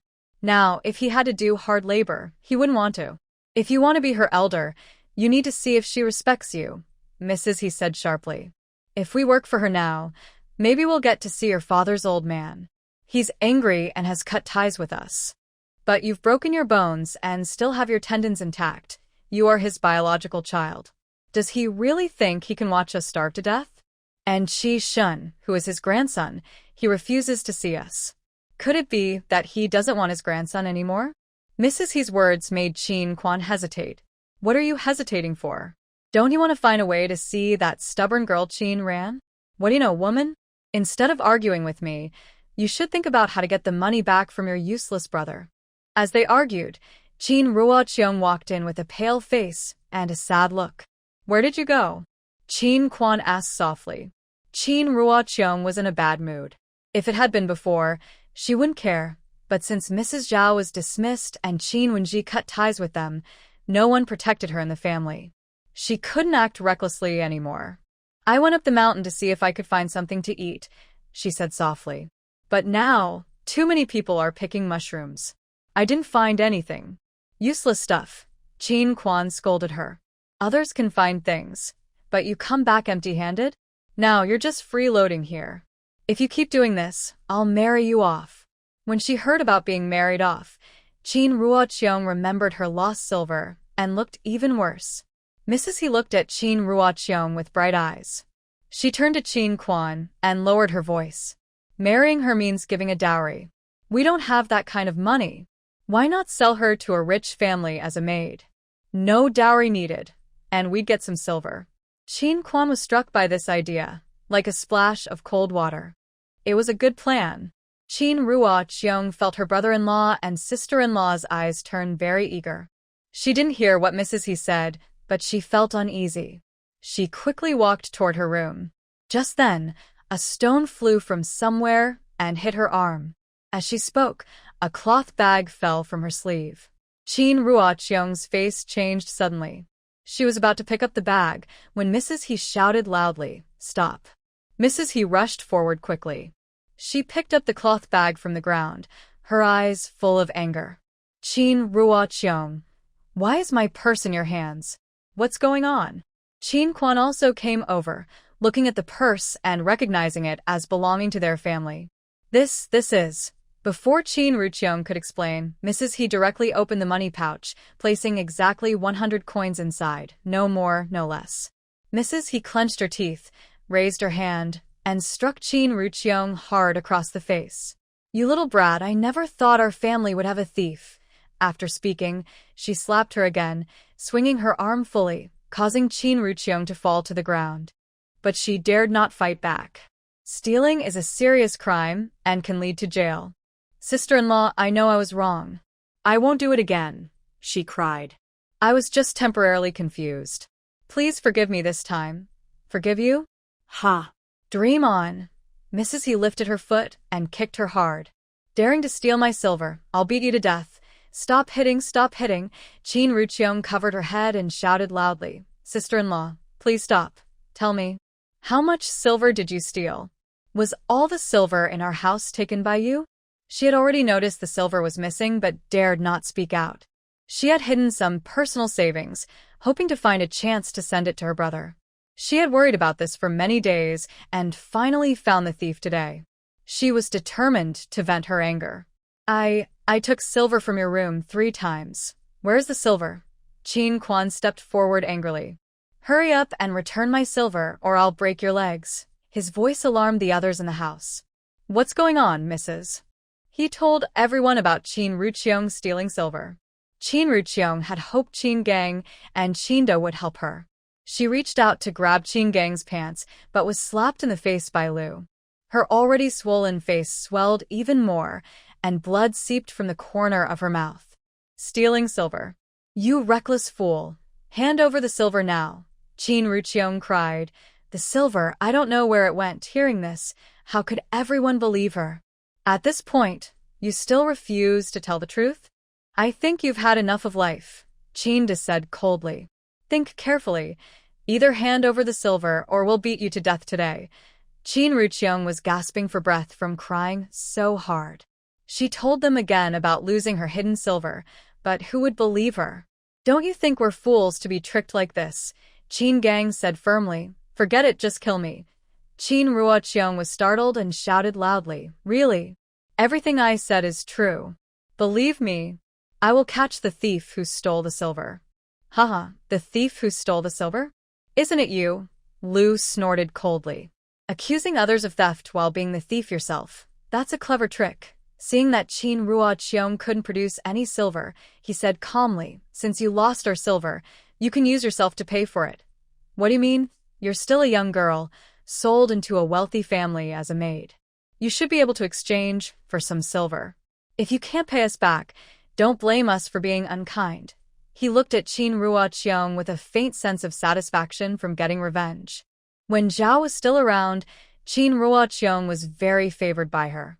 Although she was her sister-in-law, she was treated like a servant, despite coming from a poor family and acting proud for no reason. Now that Zhao was dismissed and Chin Ruocheong was trampled on, she felt very happy inside. Not only he but Lu as well. Seeing that her brothers did not oppose, Chin Ruocheong realized her fate was sealed and felt hopeless. Her gaze fell on the stone hitting her, and she clenched her teeth. That stone. Chin Ran was lying half-reclined on a nearby tree, watching everything happening in the Chin yard. "Serves you right," Chin Ran smiled. She put away her silver needle. She thought she had been too kind to them. The wicked will be punished by the wicked. The suffering her family had endured should be repaid twice over. Although her silver needle could directly take their lives, she disliked using her own hands to do it because it felt dirty. Just as she was about to come down from the tree, she heard a light laugh below. "Girl, what are you doing here?" Yu Xuanli said with a smile. "What are you watching?" I want to see too. After speaking, he prepared to leap up the tree. Qin Ran raised her eyebrows slightly, then lightly stepped down from the tree. Why are you here? Yu Xuanli saw her calm expression and frowned. Did I offend you somewhere? Why do you look at me like that? What look? I feel like you have an opinion about me, and it's not a good one. Yu Xuanli frowned and said, your attitude toward my grandfather, your master, is not like this. You also said that your grandfather is my master, but you are not my master, so why should I be respectful? That is my grandfather. Yu Xuanli crossed his arms and squinted. Aren't you afraid I will tell him what you really look like? I think my master knows what I look like better than you do. Qin Ran smiled. But there's one thing I need to remind you of. What is it? Did you forget what our master said that day? As Qin Ran finished speaking, Yu Xuanli's face changed slightly. I'm my master's disciple, your senior, and as your elder, shouldn't you speak to me with more respect? Knowing she was going to say this, Yu Xuanli clenched his teeth and said in a deep voice, what about a CI? Does he know your personality? Hearing this, Qin Ran's face darkened completely.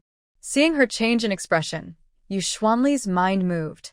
If a CI finds out, what does it matter if she knows? Qin Ran smiled. The 8th prince already knows I have this temper. If there's a grudge, I settle it immediately. Do you know a C's identity? Yu Xuanli said seriously. When did he tell you? That has nothing to do with you. Qin Ran was too lazy to look at him and turned to walk toward her home. Yu Xuanli suddenly grabbed her arm. Qin Ran's eyes flashed with coldness. She didn't turn around but kicked back hard, her shoe tip brushing her nose. With a gentle force, she could break his nose. She broke free from his grip and stood a few meters away from him, her eyes cold. I don't need to tell you what kind of person I am. I know you don't trust me, think I have other motives for approaching my master. But today Qin Ran, put this here. If I had bad intentions, I wouldn't end well. But if you keep testing me, don't blame me for being ruthless.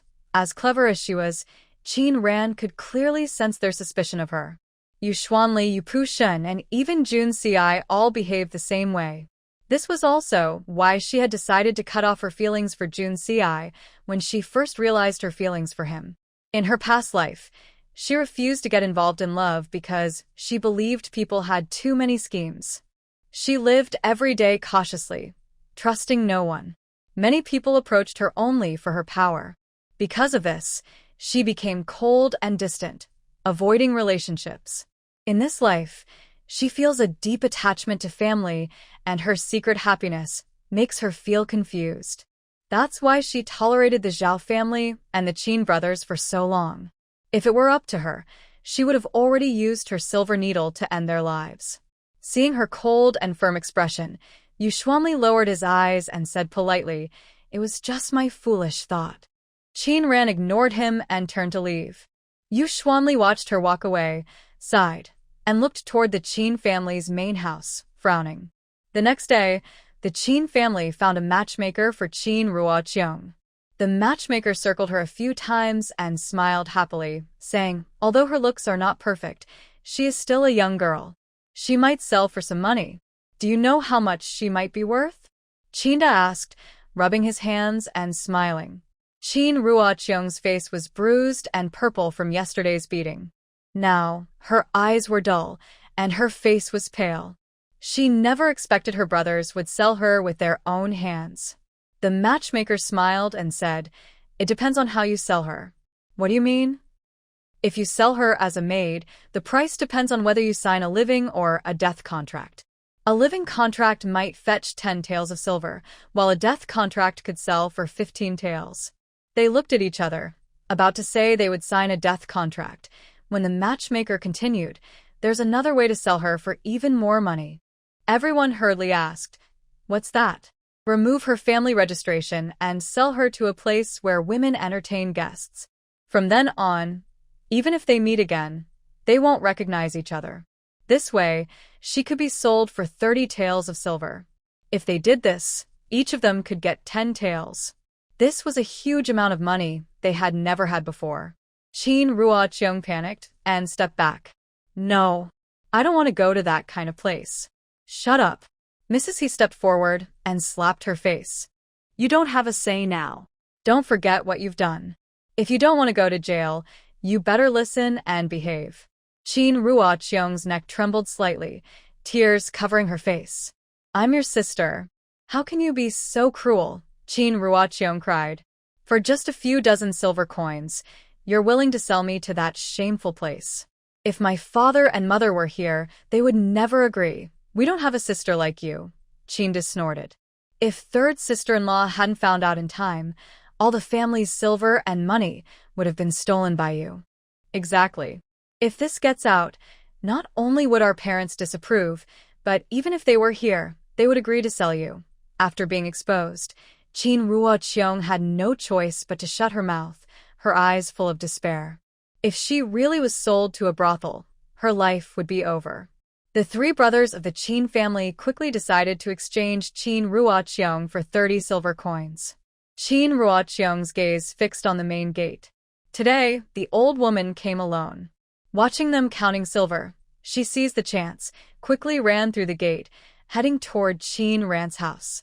She understood clearly that the only people who could save her now were her father and Qin Wenji. Seeing her run away, the Qin family members chased after her. That little brat, stop right there, or I'll catch you and break your legs. Qin Ruoqiang dared not look back and desperately ran toward Qin Ran's house. Just as she was about to be caught, Qin Gang, injured in his leg, fell to the ground. The two behind him also tripped and fell. Hearing the sounds behind her, Qin Ruoqiang ran even faster. Turning a corner, she reached Qin Ran's house. My father will save me, Qin Ruoqiang said coldly. Those animals, I will personally kill them. Cut them all up and feed them to the dogs. And that Qin Ro. Yesterday I begged her to let me go, but she refused. When the time comes, I will sell her to a brothel, so she can wish for death but not find it. Her eyes flashed with malicious intent. Just then, a stone flew through the air and hit her forehead. Ow! Qin Ruoqiang cried out in pain. Bright red blood streamed down her face, making her look terrifying. Huh. Qin Ran sat on the wall, swinging her legs. Now you come here for help when you're in trouble. Why are you here? Qin Ruoqiang frowned, her eyes flickering. Ran, go call your grandfather and your uncles. They want to sell me. Qin Ran nodded and asked. I know. But why are you looking for my grandfather? Of course, to have your grandfather protect me, Qin Ruoqiang said, frowning.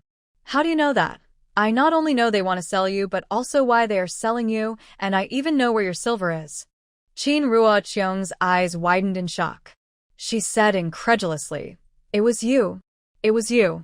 You took my silver, didn't you? You give it back to me. Give it back.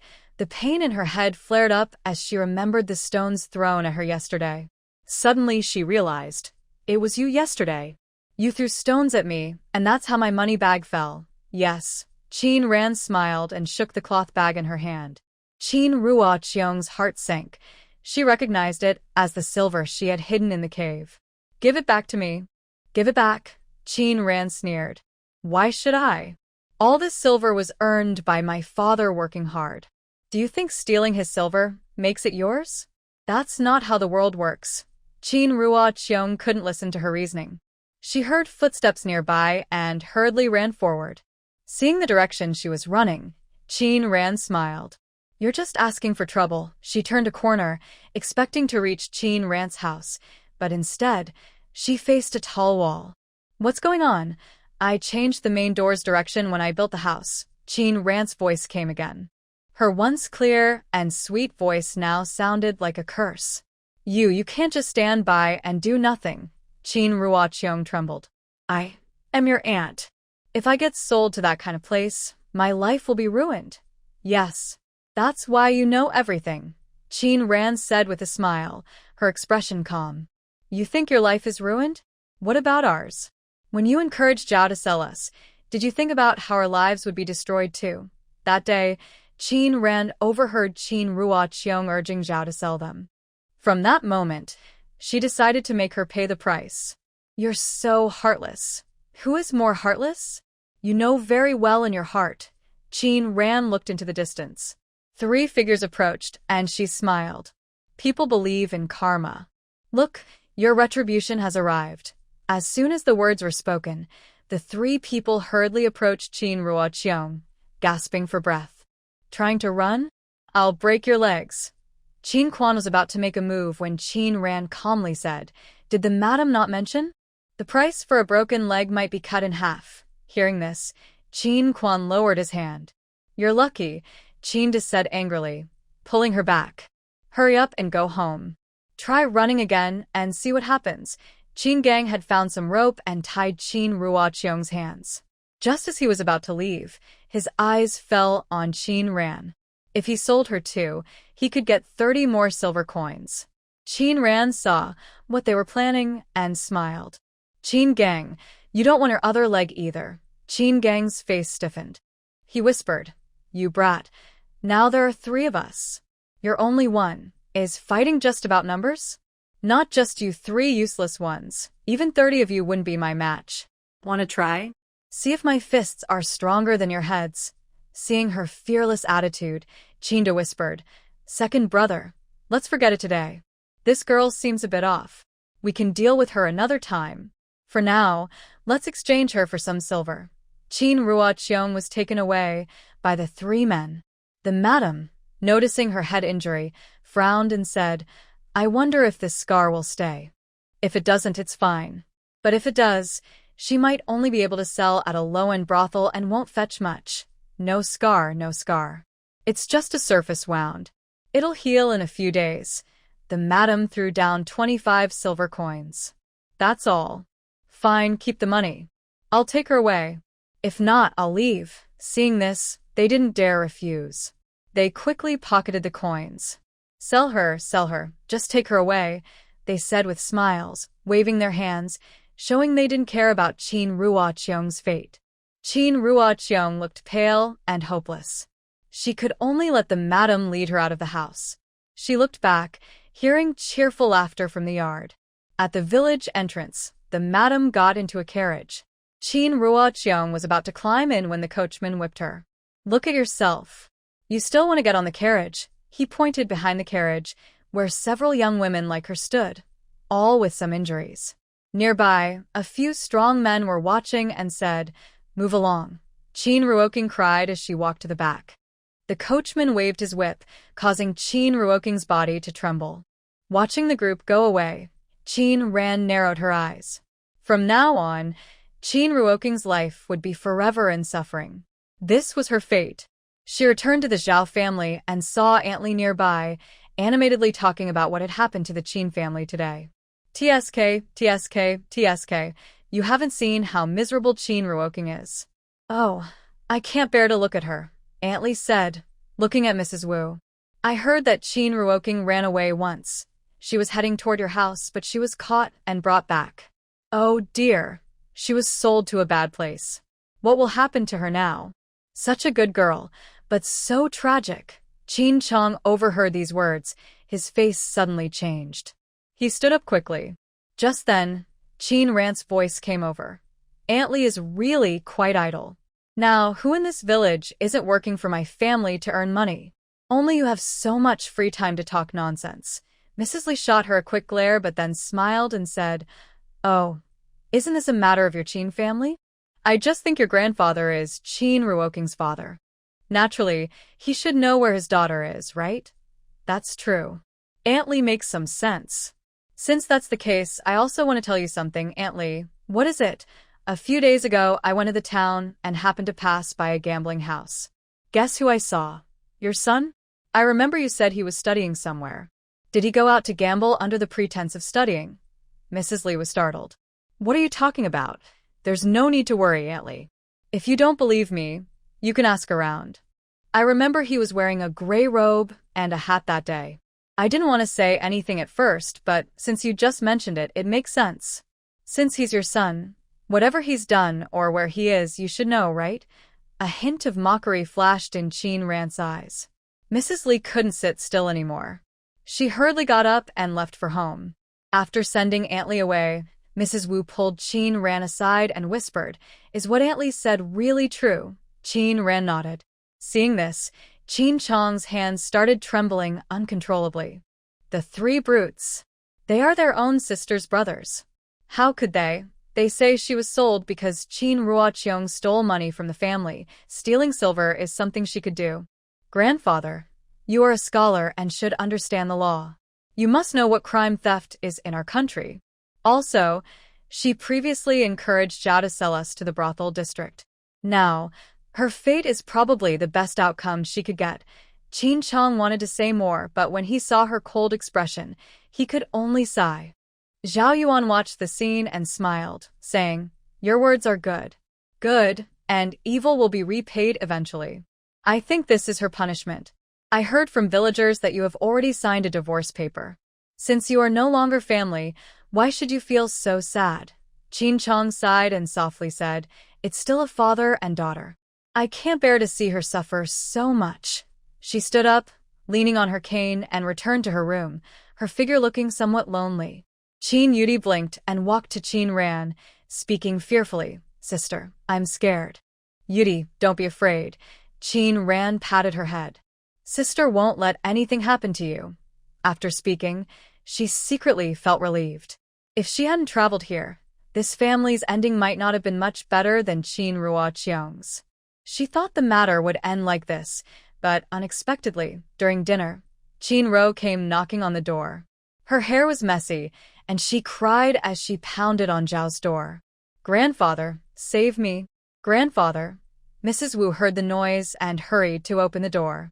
"Qin Ro, why are you here?" "Grayton, save me. My father, and I want to sell me to Aunt's toothless old woman to get money. I don't want to go. He hit me. Great Aunt, please save me." Her crying was loud. Qin Chong heard it clearly and angrily knocked his cane, whispering, "Let her in." Qin Ro hurried inside and knelt on the ground. "Grandfather, save me. My father wants to kill me. If I am sold to that shady place, I might as well die. Disobedient child. Disobedient child." Qin Chong trembled and said, "Let that scoundrel come here and see me." "Dad, calm down. Your brothers are too much. The Qin family will be destroyed because of them." Qin Ran heard this and couldn't help but secretly laugh. Having these children, not only a common farmer, but even a noble family couldn't handle their mischief. "Grandfather, now that our two families are no longer related, do you think you're overstepping?" Qin Ran looked at Qin Ro.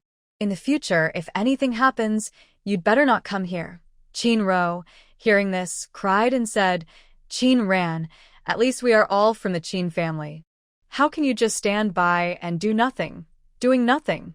Qin Ran smiled. "Compared to you, I am already kind enough. Do you forget what you did to our family so quickly? You pushed Yudi and Junjia into icy water. They almost lost their lives.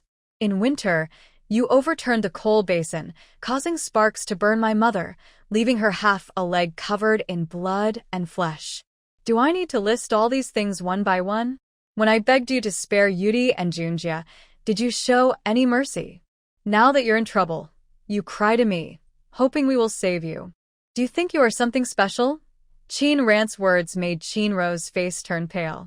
"Qin Ran, I was wrong before. I will change. I will do anything if you take me in. I can wash clothes, cook, sweep. Please, I beg you." Wuxia saw her like this and felt pity. At her age, entering a brothel meant her life was basically over. Ran, Rower is your cousin. We've lived under the same roof for so many years. I really can't bear to see her go down this path. Please help her." Wuxia sighed. "She is still just a child." Qin Wenji sighed and said to Qin Ran, "Your mother is right. She is still a child. Maybe what happened before wasn't entirely her fault." Qin Chong looked at the couple with relief. Just as he was about to speak, Qin Ran sneered coldly, "Father, mother, if you think she's good, you can take her home. But let me make one thing clear. I will never live under the same roof with her. Absolutely not. Ran, she's your cousin. She is not my sister. She is a murderer." Qin Ran said calmly. "Everyone in the Qin family is a murderer. If it weren't for them, the real Qin Ran would not have died." Seeing the redness in her eyes, everyone fell silent. Qin Ran looked at Qin Chong and smiled, saying, "Grandfather, why don't you take Qin Ro back and speak to Qin to yourself? Maybe he'll listen to you." Qin Chong looked into her eyes.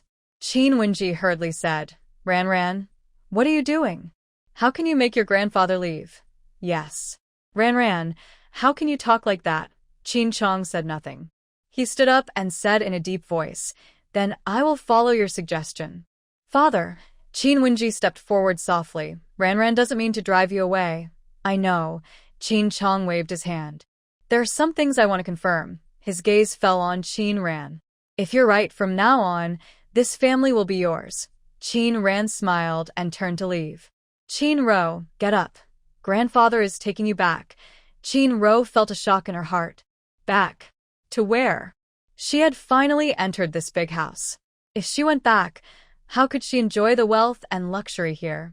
She had just seen the large courtyard being built, with several rooms already up. She had never seen such a beautiful house in her life.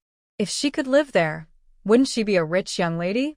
When she reached the age of marriage, the matchmakers would be eager to come knocking. Who wouldn't want to marry a good husband?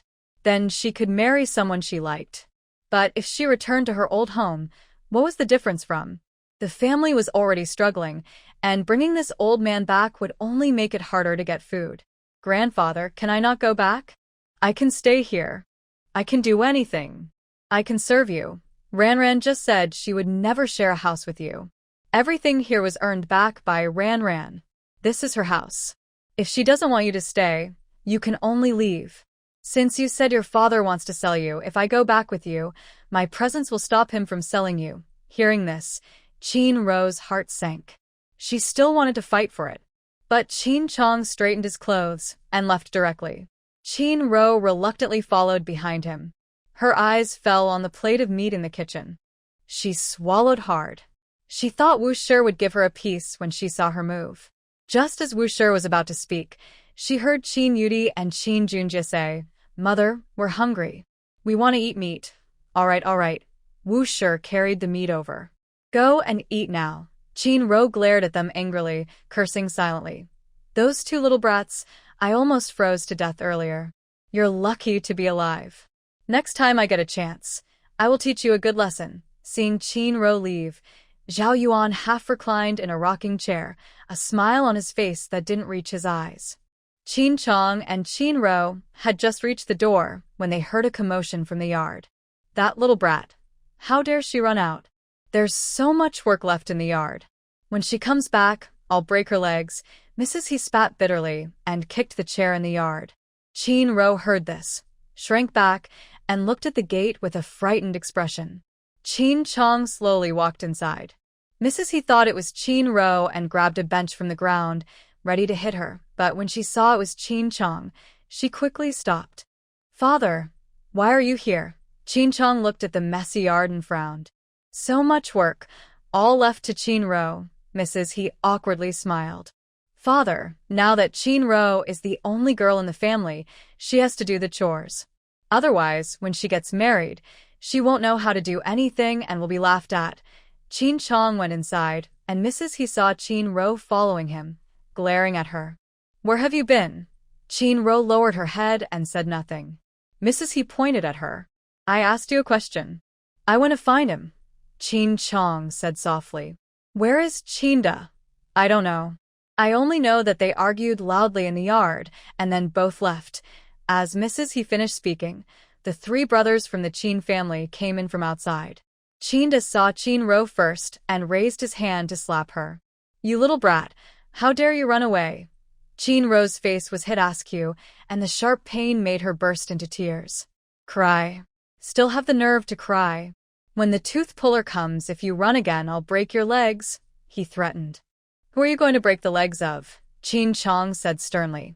You bunch of troublemakers. The three brothers finally saw Qin Chong and were startled. Father, why are you here? Qin Chong shot them a glance. What? I can't come. Of course you can, Zhao Quan said with a smile. You said you'd come before, so we could go to the eldest brother's place to meet you. Their greedy eyes fixed on the bag at Qin Chong's waist. Father, is there something you want to say? Qi Qiong, did you sell them? When mentioning Qin Rua Qiong, the three brothers looked at each other. Qin Gang stepped forward to explain, Father, everyone says daughters are outgoing, but even the most outgoing wouldn't steal all the family's silver just to save enough for her wedding. We can forgive other things, but stealing and sneaking around like a thief is something our family cannot accept. You could have driven her out, so why sell her somewhere else? Father, she stole our silver. Naturally, we want her to return it. Since she's being sold anyway, why not sell her where we can get the most silver? Qin Chong looked at them with a cold heart. What about Qinro? I just heard she might be sold too. Qinda smiled and said, Father, to be honest, I like a girl from the neighboring village. But their bride price is a bit high, 15 taels of silver. Anyway, Ro will marry someone sooner or later. Once she's married, she'll belong to another family. I might as well sell her now to get some silver. With that, I can marry early and have a son to continue the family line. Qin Chong was so angry his hands trembled. He pointed at Qinda's face and shouted, Shameless! Using the money from selling your sister to buy a new bride. How could I have a son as shameless as you? Father, don't be angry. Fourth brother was just talking nonsense. Qin Quan smiled.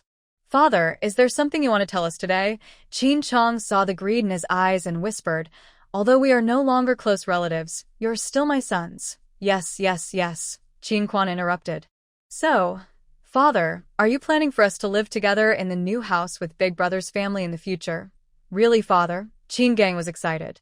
I knew that the house was so big. It must include all our rooms. He sure smiled happily. Father, don't worry. All the mistakes were ours. From now on, we will take good care of you and serve you well. Yes, once I marry my wife, I will make sure she respects you. Qin Chong looked at these faces before him and whispered, After thinking it over, I think it's better for us to live together.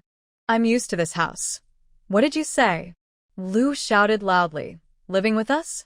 Here. Qin Chong glanced at her. This is my house. Do you think I can't live here? The three brothers looked at each other. So, you're not asking us to move to the new house, but to serve you here? Qin Chong nodded. Is there a problem with that? Yes, it's a big problem, Qinda said loudly. Old man, are you crazy? Not letting us stay in the new house, but expecting us to serve you? That's too much. Exactly, Lu said coldly. I think you didn't want to come back on your own, but were driven out by the older brother's family. She stepped forward and grabbed the bag at Qin Chong's waist. She opened it and sneered. Look, it's empty. She threw the bag on the ground. Old man, since you're not here to give us money or invite us to the new house, then leave immediately. Get out. Seeing their faces change instantly, Qin Chong softly said, I am your father. So, what if you're a father? Qinda smiled. If it weren't for the fact that a girl is needed, you wouldn't mind selling your old bones. Qin Chong was furious. He didn't expect them to act like this. Old man, now that we are no longer related, letting you into this yard is a great kindness. Now you should leave quickly, you unfilial children. Get out, get out, get out. The three sons of the Qin family pushed Qin Chong. He lost his balance and fell. At that moment, a hand supported him. Grandfather, be careful, came Qin Rant's voice. Qin Gang and the others immediately tensed up. Why is this ancestor here? Qin Rant's sharp eyes looked at the people in the yard. The Qin brothers shrank back. She stepped forward and said calmly, Did you just attack? Qin Gang stammered, I just... Gently, as he spoke, Qin Ran suddenly reached out and grabbed Qin Gang's wrist. A slight smile appeared on her lips. She squeezed hard, and there was a cracking sound as the bones broke. Qin Ran smiled, somewhat disgusted, and took out a cloth to wipe her hands. She said with a smile, I only held it gently, that's all. You. Qin Gang almost fainted from the pain. You little brat. Qin Ran smiled and moved her wrists. I've been feeling a bit restless lately. Since Uncle is so eager to practice with me, how can I refuse your kindness? After speaking, she reached out to grab Qin Gang's face. It looked like she was about to break his jaw. Qin Gang was so scared he fell to the ground, using his uninjured hand to protect his face. Don't hit me. Don't hit me. Everyone in the yard was too frightened to move. They didn't expect Qin Ran to attack without warning. Mrs. Lu tried to endure the pain from her broken hand. Now she was even more afraid to step forward. Seeing Qin Gang's condition, She already felt a dull ache in her hand. You openly attack someone, Mrs. He bravely said. Do you believe I will go to the village chief and have you expelled? Expel me? Qin Ran smiled. You can try, Mrs. He's eyes flickered. Now that Qin Ran's house was mostly built, if they expelled Qin Ran's family, the house would belong to them. Even if the house wasn't finished, selling the building materials could earn a lot of money. She glared at Qin Ro. Mrs. He and Qin Ro thought alike. If they could get some money, her father might not want to sell her. Then she could live a comfortable life. Qin Ro didn't hesitate. She ran straight to the village chief's house. Qin Chong's eyes showed a hint of disappointment. Soon after, village chief Chen came over, looking angry. What's the matter, village chief Chen? Please help us. Someone was hurt. Someone was hurt. Mrs. Lu sat on the ground, crying loudly. Qin Ran is too much. She not only drove the old man out but also came to our house and hurt someone. Look at him. He looks badly injured. Qin Gang was still on the ground, appearing seriously hurt. Village Chief Chen, you must make this girl leave. If it weren't for her, our Qin family wouldn't be torn apart. She's a troublemaker. A disaster star, Mrs. He shouted loudly. I think we should just burn her alive. Maybe she's a spirit reborn. Yes, we should drive their whole family away. Only then could they take everything from the Qin family for themselves. Qin Ran just looked at them and smiled without speaking. Be quiet, village chief Chen frowned. What monster? Nonsense. What are you talking about? He looked at Qin Ran and softened his tone. Miss Qin, what's going on? Anyone could tell that village chief Chen treated Qin Ran very kindly. Village chief Chen, why ask her? You should just send her away. Be quiet. Qin Chong raised his cane and struck him the back. You unfilial son, you have no right to speak here. Qin Ran smiled slightly. Village Chief Chen, they are lying about me driving my grandfather out. That's nonsense. Nonsense? Don't think that a few trips to town and some fancy words can hide the truth. The old man said he wants to come back and live with us. We already signed a document to cut ties with him. Why does he want to return? An old man who can't do anything and just wants us to take care of him. What a joke. If you hadn't driven him out, he wouldn't have come back. Qin Chong sneered. Now that the house is almost finished, they don't want this old man and want to throw him to us. Do you think this is a place you can just leave or come back to as you please? Before he finished, Qin Ran moved her foot and kicked a small stone on the ground. The stone hit Qin Chong's acupoint, and no matter how he opened his mouth, he couldn't make a sound. Annoying. Qin Ran reached into her ear. If you say one more word, I'll make you mute for good. Everyone in the yard was shocked. They knew Qin Ran was strong, but now it looked like she knew martial arts. Even Qin Chong was surprised. Qin Ran didn't care about their shock. She calmly said, my grandfather came back because Qin Ro went to my house and said her father wanted to sell her to a brothel. These animals have already sold Qin Ruo Qiong. Maybe they tasted some profit and thought selling Qin Ro would make money faster. My grandfather was worried, so he came back to check. He also wanted to test you. Her gaze fell on Qin Ro. If you hadn't run to the village chief's house just now, I might have let you into my home. But now, that's impossible. Qin Ro's face turned pale instantly. She sat weakly on the ground, almost there, just a little more. As for you all, Qin Ran looked at Qin Gang and the others. At first, they were very friendly because they thought my grandfather had some money. But then they heard that my grandfather had no money and had come to you, so they attacked him and tried to chase him away. If I hadn't stopped him, he might have been hurt or worse. She pointed to the large stone outside the door. Just now, if she hadn't supported Qin Chong, his head would have hit that stone, and the consequences would have been terrible. Village Chief Chen listened to her calm story, but his heart was filled with shock. You animals! How dare you hurt your own father? That's against all human kindness. Our village cannot accept people like you.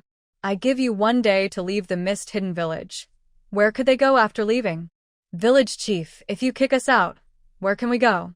Our whole family has nowhere to stay. That's your problem, not mine, Chen Village Chief said angrily. Pack your things now and leave quickly, or don't blame me for being rude. Qin Chong sighed and shook his head. Our father-son relationship ends here today. Then he said to Qin Ran, Ran, let's go. Grandfather. Qin Ro knelt again at his feet. Grandfather, I was wrong. I won't do it again. Please let me go with you. Qin Chong didn't look at her. He said calmly, everyone has their own fate in life. I gave you a chance, but you threw it away yourself. Some chances only come once, and if you miss it, you won't get another. After speaking, he waved his cane and walked forward. Qin Ran was about to leave when she heard Qin Ro say, Qin Ran, you did this on purpose. You knew what would happen, so you brought my grandfather back to me, right? Qin Ran's lips curled slightly. It's hard to change a person's nature. Your greedy nature will never change. She walked past Qin Ro. No matter what you do today, I will never let you step into my house again. The Qin family was driven out of Mist Hidden Village, and everyone in the village was very happy. Great. From now on, our village will be peaceful. Yes. I think they should have been kicked out a long time ago. Qin Ran had already guessed that village chief Chen would side with her. Now, since everyone in the village depended on building houses for their family, how could village chief Chen bear to chase them away? Seeing those people leave with their luggage, Qin Ran smiled. They just left like that. Isn't that too easy for them? Qin Ran went to the back mountain, released the mountain spirit, patted its head, and the spirit turned and left. The next morning, the village was abuzz with news of a tiger seen near the village entrance. The Qin family members were chased by the tiger and scattered in different directions.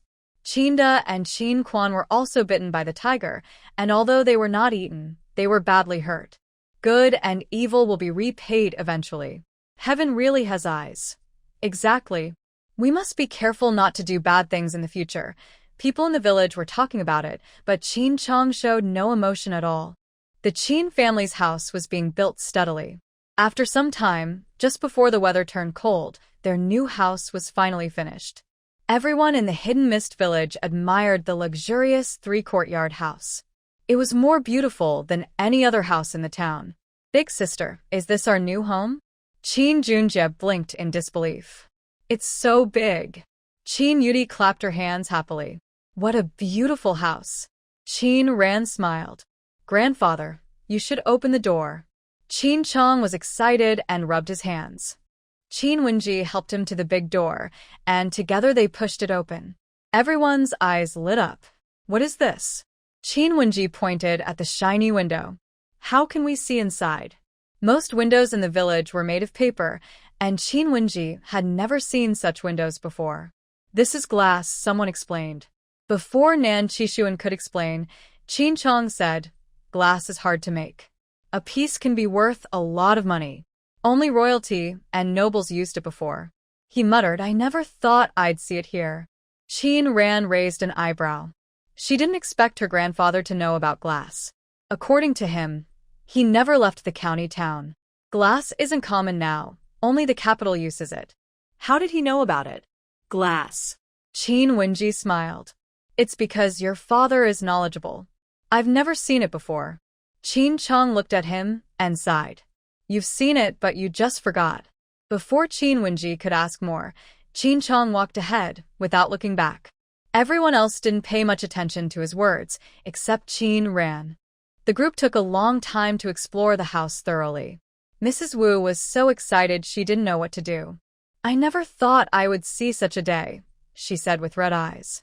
I thought this was my life, my whole life. Qin Wenji patted her shoulder.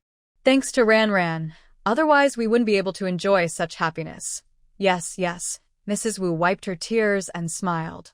Ran, I'll go make you something tasty. The Qin family's house was finished, and the family was happy. But the villagers felt a bit sad. Without the Qin family, they had no meat to eat and no money to earn. After eating rice porridge for 2 days, everyone missed the Qin family's food. Now, although they could buy meat, they wanted to save their hard-earned money because it was hard to find such easy ways to make money again. Village Chief Chen was eating at home when he heard a light laugh outside. Grandpa Chen, oh, Qin girl, come in. Qin Ran carried 2 jars of wine and placed them on his table. Chunping looked at the wine and smiled. Little girl, just come in. Why bring wine? Grandfather, I heard you like this kind of wine. When I went to town today, I passed by a tavern and bought you 2 jars. That's thoughtful of you, Chunping said with a smile. Nothing good comes without effort. Tell me, why are you here today? Nothing can escape your notice, Grandpa, Qin Ran said with a smile. I saw a large empty piece of land at the village entrance. Chunping nodded. Yes, what do you want to do with that land? I was thinking, since it's just sitting there, why not sell it to me? Sell it to you? Chunping was surprised. Child, that's over 1,000 acres. What do you want so much land for? I want to grow vegetables. Grow vegetables? Chunping looked at her as if she was crazy. Child, that land has been abandoned for over 10 years. Many people have tried, but no one can grow anything there. You shouldn't bother. Besides, do you know how much silver that much land costs? 1,000 taels. All right, deal. Qin Ran smiled. 1,000 taels was nothing. If she could buy that land, whether it was 1,000, 3,000, or 5,000 taels, it would be worth it. Chunping almost choked on his food, nearly suffocating. Cough, cough, cough. He finally managed to swallow and asked, What did you say? 1,000 taels I will pay. Child, are you out of your mind? 1,000 taels in silver. Qin Ran nodded. I know. She took out a silver note for 1,000 taels. Can you write the document now? Chunping's expression changed instantly when he looked at her. Is this still the Qin Ran he knows? She took out 1,000 taels without hesitation. If this got out, it would probably shock everyone. Even after finishing the document, Chunping still felt it was hard to believe. The officials responsible for notarizing the document looked at the silver note signature, then at Qin Ran standing there, and respectfully said, Miss Qin, from today on, the land at the village entrance belongs to you. Qin Ran looked at the officials. It was the same officer she met at the tea shop that day. She held the document in her hand and smiled. Thank you. You're welcome, he smiled and asked, Do you need a carriage to send you back? No need. I still have things to do in town today. She took out 10 taels of silver. Thank you for your trouble today, officer. This small gift is my way of inviting you for a drink. The officer's eyes lit up at the sight of the silver. Thank you, thank you. After leaving the government office, village head Chen asked in surprise, Qin girl, why are the officials so polite to you? We met once before. Qin Ran chuckled. Village head, I need to buy some things in town. Later, I might ask you to talk to the villagers, see if anyone wants to work at my place. The wages will be the same as before. Chunping nodded quickly. All right. How could the villagers refuse? They all looked eager and hopeful. Separating from Chunping, Qin Ran went to the tea shop. As soon as she entered, she heard Nan Qishuan's voice. When did this happen? I don't agree. Nan Qishuan frowned and said, Why should he get to drink the tea I offered before me? I don't agree. Bai Chang'an glanced at him and said calmly, You have no say in it. He pinched a red pill between his fingers. Nan Qishuan looked at it, clenched his teeth, and said nothing, only glaring at him with resentment. He plays dirty when he can't win. What kind of behavior is that? Qin Ran smiled as she walked in, holding several porcelain bottles. Chun has arrived. Olju smiled. I heard your house is finished. Are you satisfied? Qin Ran nodded. Master Nan's skills are naturally the best. She placed several porcelain bottles on the table. What are these? Nan Qishuan stepped forward, curious. Are they some kind of treasure? Not exactly treasures, just some small gadgets I made myself. I wonder if they might catch your interest. Did she make them herself again? Olju raised his eyebrows, quickly took the porcelain bottles, and poured out the pills inside. A yellow pill caught his eye, with a faint fragrance drifting around. His heart skipped a beat, and a look of disbelief appeared on his face. Is this starry grass? What? Bai Chang'an was shocked as he took the pill. It really is starry grass. Girl, where did you get this? I picked it from the mountain. Qin Ran smiled. I have a lot more. If the masters need some, I can bring more another day. More? Olju was surprised. After a moment, he suddenly laughed. You little girl, how many treasures are you hiding? Bai Chang'an stood frozen. Starry grass was something he had found years ago, dried, and with less potency than the growing plants. Even so, he had treasured it for many years. He didn't expect that after just taking on a disciple, she would bring such a big surprise. He felt he hadn't taught her enough. Thinking of this, he felt a bit guilty. Good disciple, wait for me. He suddenly flew away. Old Yu watched him leave and smiled. That old guy is probably going to get his secret poison manual for you. Old Yu nodded. That poison manual contains many of his self-created poisons, some of which are incurable.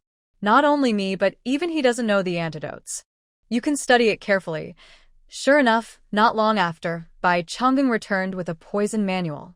Good disciple, take this poison manual. When you come to my place, I will give you the remaining poison formulas. Old Yu glanced at him.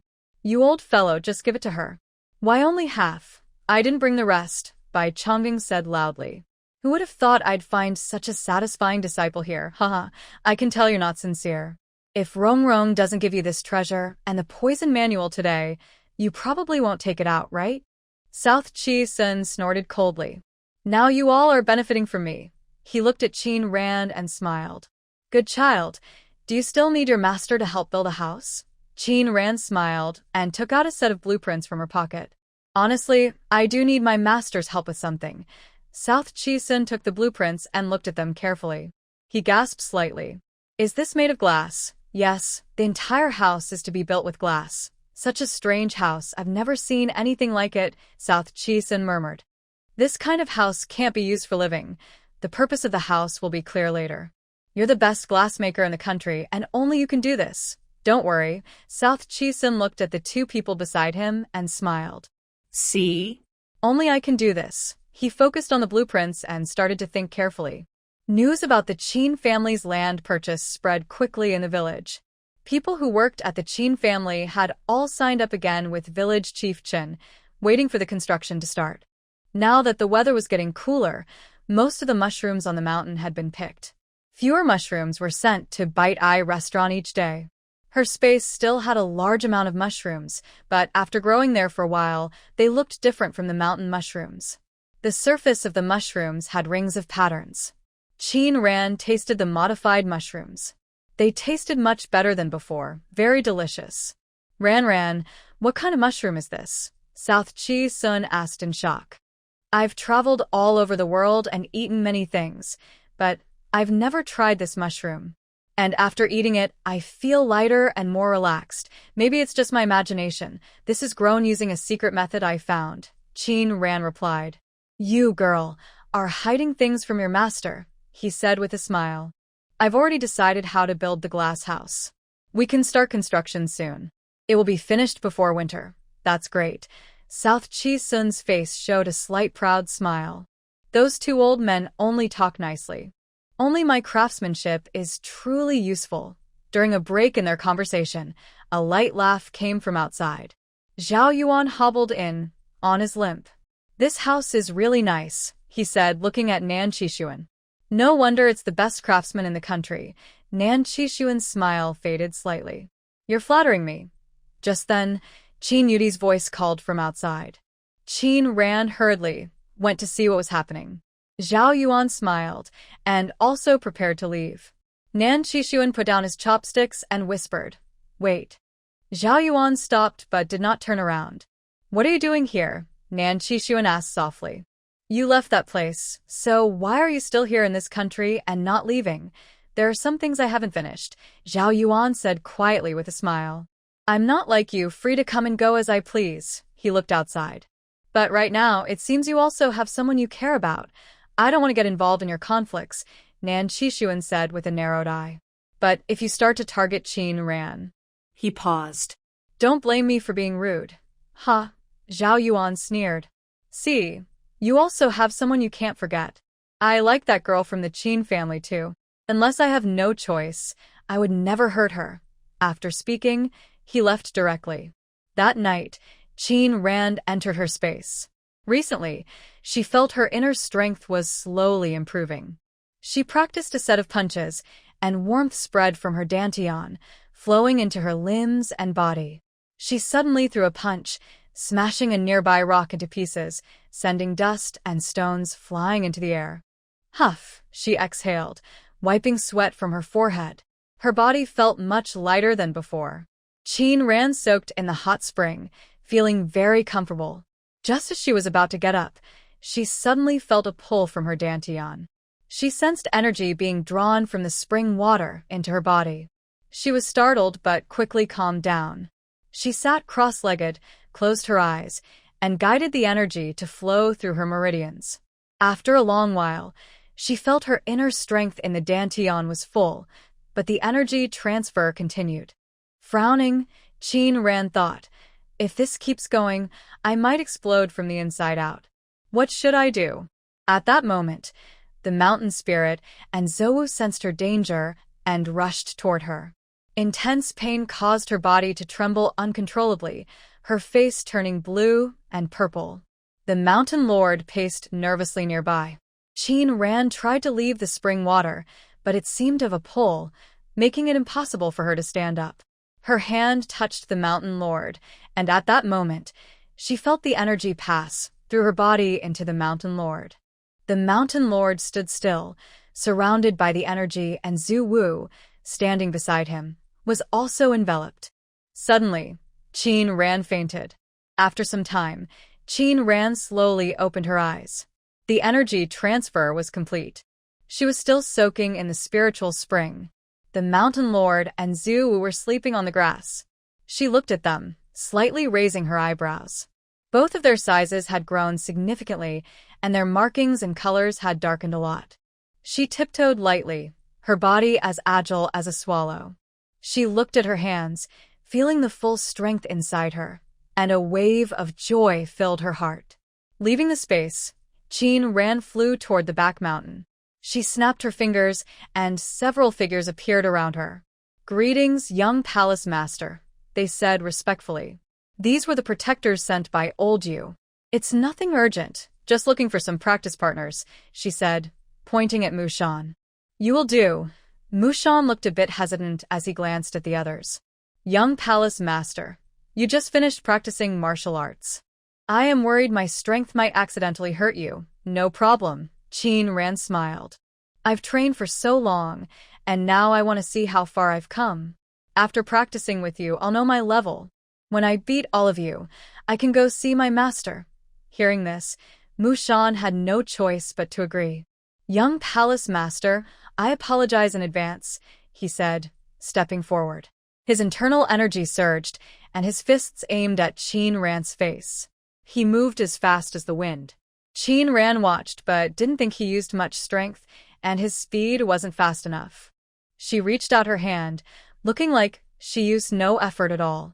Mushan's heart sank. He thought it was bad. His strength might seriously injure the young palace master with one punch. But now it was too late to pull back. At that moment, he was just an arm's length from Qin Ran. In the blink of an eye, his fist landed in her palm. Just when he thought Qin Ran would break his bones and tendons, he suddenly froze, unable to move his fists forward even a little. He was shocked. How could this be possible? In the next moment, powerful internal energy appeared from Qin Ran's body. She grabbed Mushan's wrist and forcefully swung him away, causing him to crash straight to the ground. "What is happening?" Everyone saw this and gasped in surprise. Mushan hadn't even managed to land a single move on the young master. Isn't the young master just starting to learn martial arts? How could he have such strong internal strength? Everyone stared in amazement. Mu Shui rubbed his eyes and asked, "Did I see that wrong just now?" "No, we all saw it wrong," Mu Qing and Mu Bai muttered together. "Maybe we're dreaming and haven't woken up yet." Soon after, Mushan rubbed his waist and slowly moved back. "Young master, I am no match for him," he said. Qin Ran handed him a pill. "I was a bit heavy-handed. Please forgive me." "Young master, you're too kind. It's an honor to practice with you," Mushan said with a bow. "Thank you for the medicine." Without hesitation, he swallowed the pill. Qin Ran's gaze shifted to the others. Seeing this, Mu Shui and the others stepped back. Mushan was the strongest among them, and if even he couldn't get past a single move from the young master, they probably wouldn't even land half a move. Why don't you all try together? They looked at each other and forced a smile. Young master, let's forget it. Our martial skills are not as good as Mu Shan's. Suddenly, a wolf howling sound came from the mountain below. Qin Ran's brow furrowed. She sensed that the wolf howling was coming from the Qin family's direction. Young master, it's a wolf pack. Her face turned cold. She made a quick gesture, and a flash of light appeared. Before they could react, two deep animal roars sounded in their ears. Everyone's hearts sank. They drew their swords and stepped in front of Qin Ran, protecting her tightly. Young master, you should leave first. We'll handle this, they said. Mu Qing and Mu Bai. Quickly the young master down the mountain. As they spoke, a yellow tiger and a black tiger slowly revealed themselves. Mu Shan and the others gasped. How could these tigers be so large? They were bigger than the king tiger by several times. Mu Shan tightened his grip on his long sword and urged, Mu Qing, Mu Bai, what are you waiting for? Hurry and leave. Qin Ran tried to speak several times, but was interrupted each time. Young master, please hurry and come down the mountain with us. Qin Ran waved his hand and walked past a few people. Mu Qing shouted in alarm, Young master, be careful. Don't let those two beasts hurt you. It's fine. Qin Ran smiled and continued forward. Seeing this, Mu Bai whispered, Is the young master foolish? Those are tigers. Under everyone's shocked gaze, Qin Ran reached out and placed his hand directly on their heads. Mountain Lord, hurry down the mountain and drive away those wolves. As Qin Ran finished speaking, the Mountain Lord used its long tail to point behind it. Qin Ran moved quickly and jumped onto its back. The Mountain Lord let out a long roar, shooting down the mountain like an arrow, with Zhou Wu closely following. Three figures quickly disappeared into the forest. Only Mu Shan and the others were left stunned. Was that tiger the young master just now? It seems like it, right? I'm sure of it. I haven't woken up yet. I must be dreaming. How else could I see such a scene? That was a tiger. Two of them. Stop standing here foolishly. Let's go. Mu Shan sheathed his long sword, tiptoed, and swiftly headed down the mountain. Perhaps it was his imagination, but since he took the pill given by the young master, his inner strength seemed to have become more solid. At this moment, the entire Wu Yin village was filled with fear of being surrounded by wolves. Village chief, what should we do? Why are there so many wolves? Chief Chen felt very heavy in his heart. Having lived in Wu Yin village all his life, he had never seen wolves before. There are so many wolves, and our houses are old and fragile.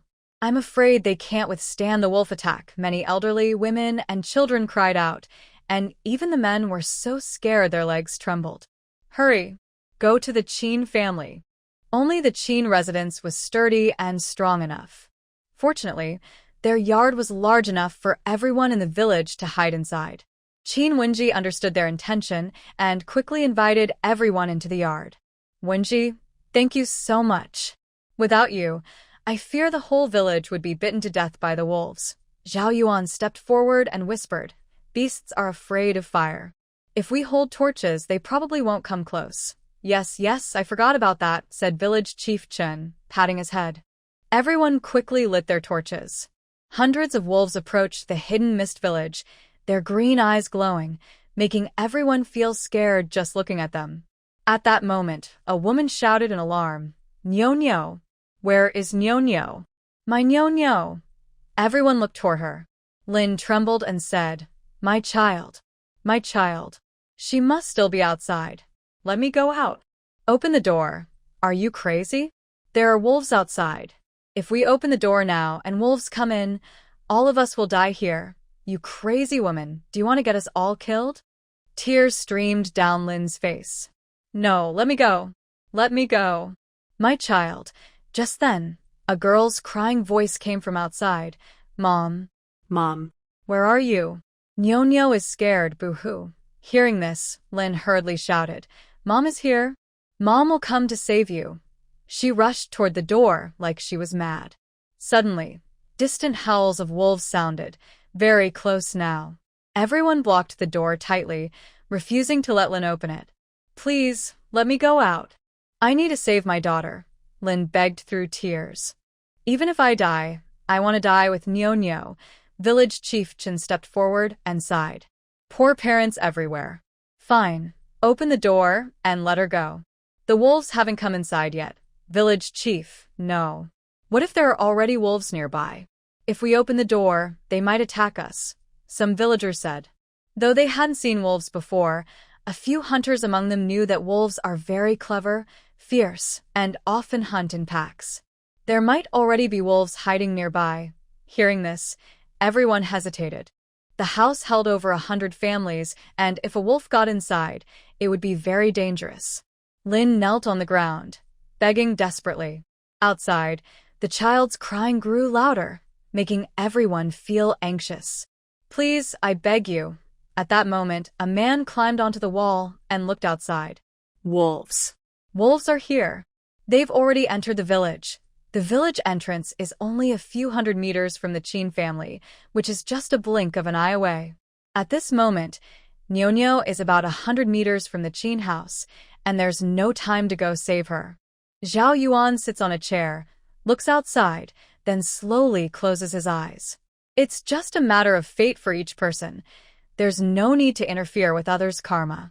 He suppresses his desire to save Nyo and continues to rest with his eyes closed.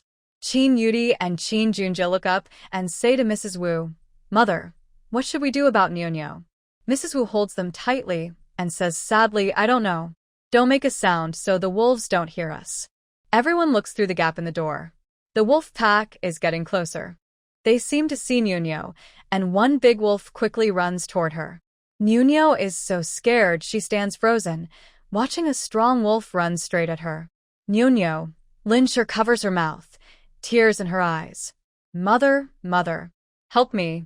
Nyo screams, trembling and falling to the ground. The wolf sticks out its tongue, licks its lips, opens its big mouth to show sharp teeth, and lunges at her. Just at this critical moment, a flash of silver light appears. A small, delicate knife is driven straight into the wolf's throat, with such force that the wolf is thrown over a meter away. Everyone is stunned by this sudden change. At that moment, a figure appears beside Nyo. Qin Ran carries Nyo on her back and quickly runs toward the Qin house. Qin Ran. It's Qin Ran. Everyone shouts loudly. Open the door. Quickly open the door. Qin Wenji runs to the door, unlocks the latch, and shouts loudly, "Hurry! Hurry!" Qin Ran lightly steps forward, leaps into the air, and jumps over the tall courtyard wall, landing steadily on the ground. Nyo. Lin Sure quickly hugs her, bowing her head to Qin Ran repeatedly. Thank you. You don't need to be so formal, Auntie, Qin Ran says calmly. It's not safe in the yard. Everyone go inside. All right, village chief Chen nods. Today we owe you a lot. Just then, outside the door, there are howls of wolves and the sound of the gate being repeatedly hit. How are these wolves so smart? Li Shi trembles and says, "Are they going to break down the door?" "This door shouldn't be able to be broken," the person helping to build the house said. "This door weighs several hundred pounds.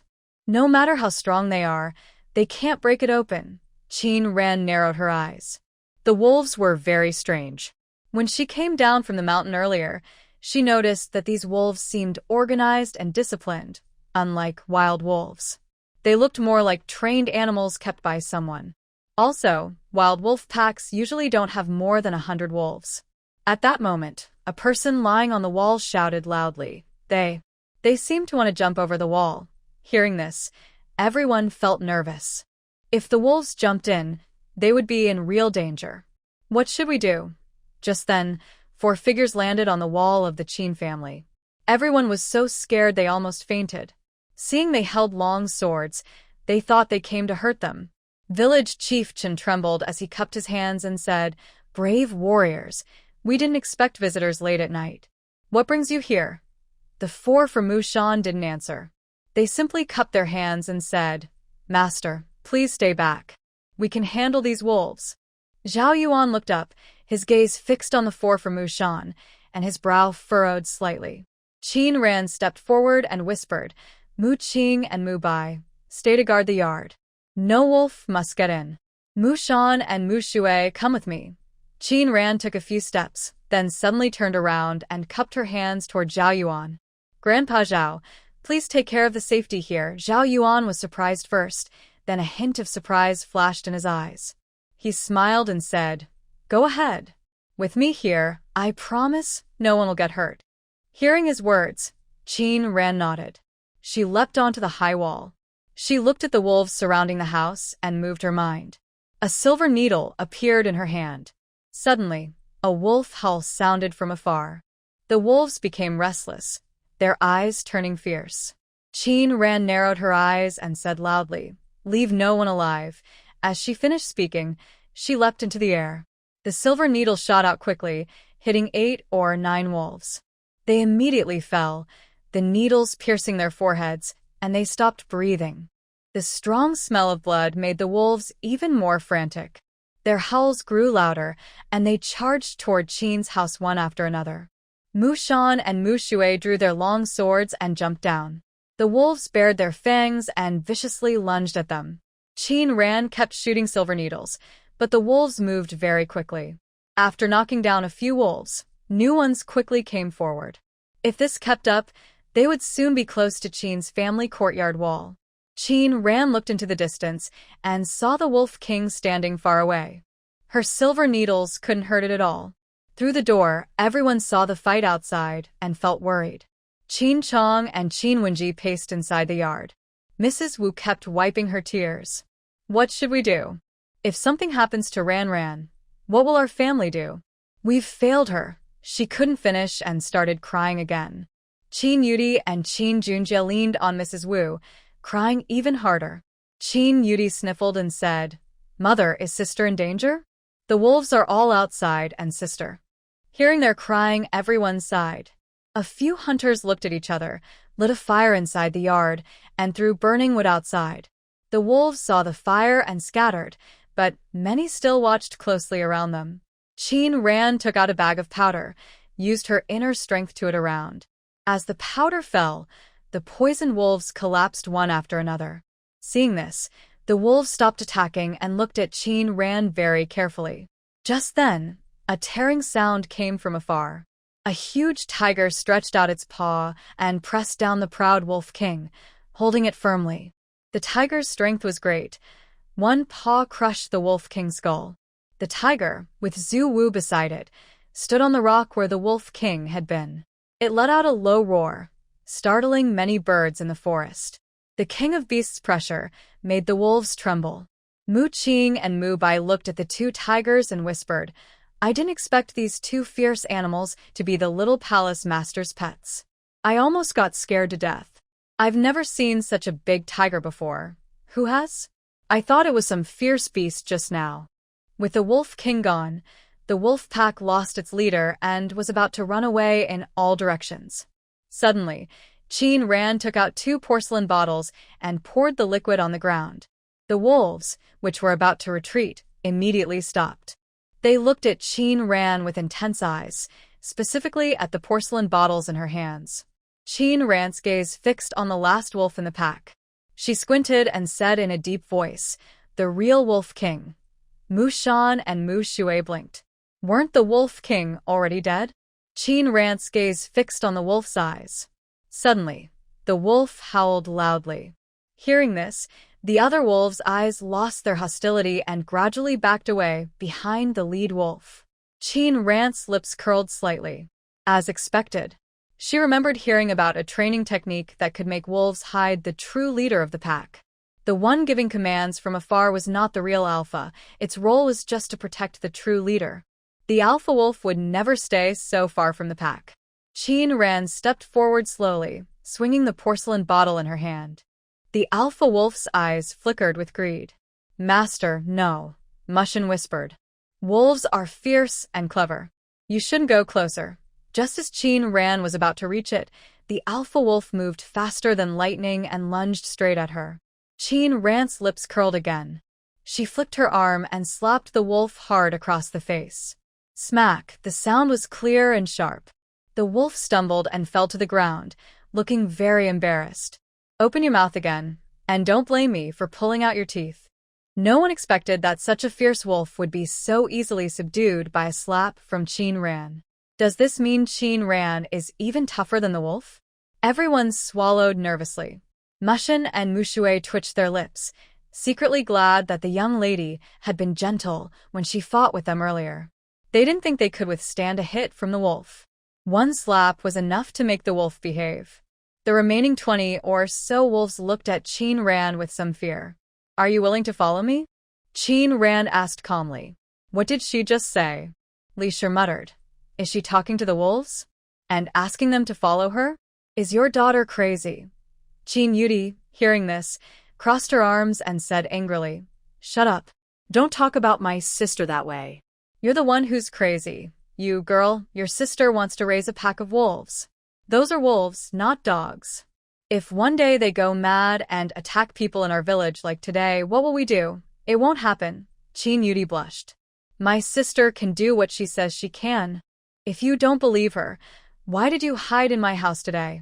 Li Shi was speechless, unable to argue back against a young girl. Ask you. Qin Ran patted the Wolf King's head. Do you want to follow me? Qin Ran's actions made everyone feel nervous and scared.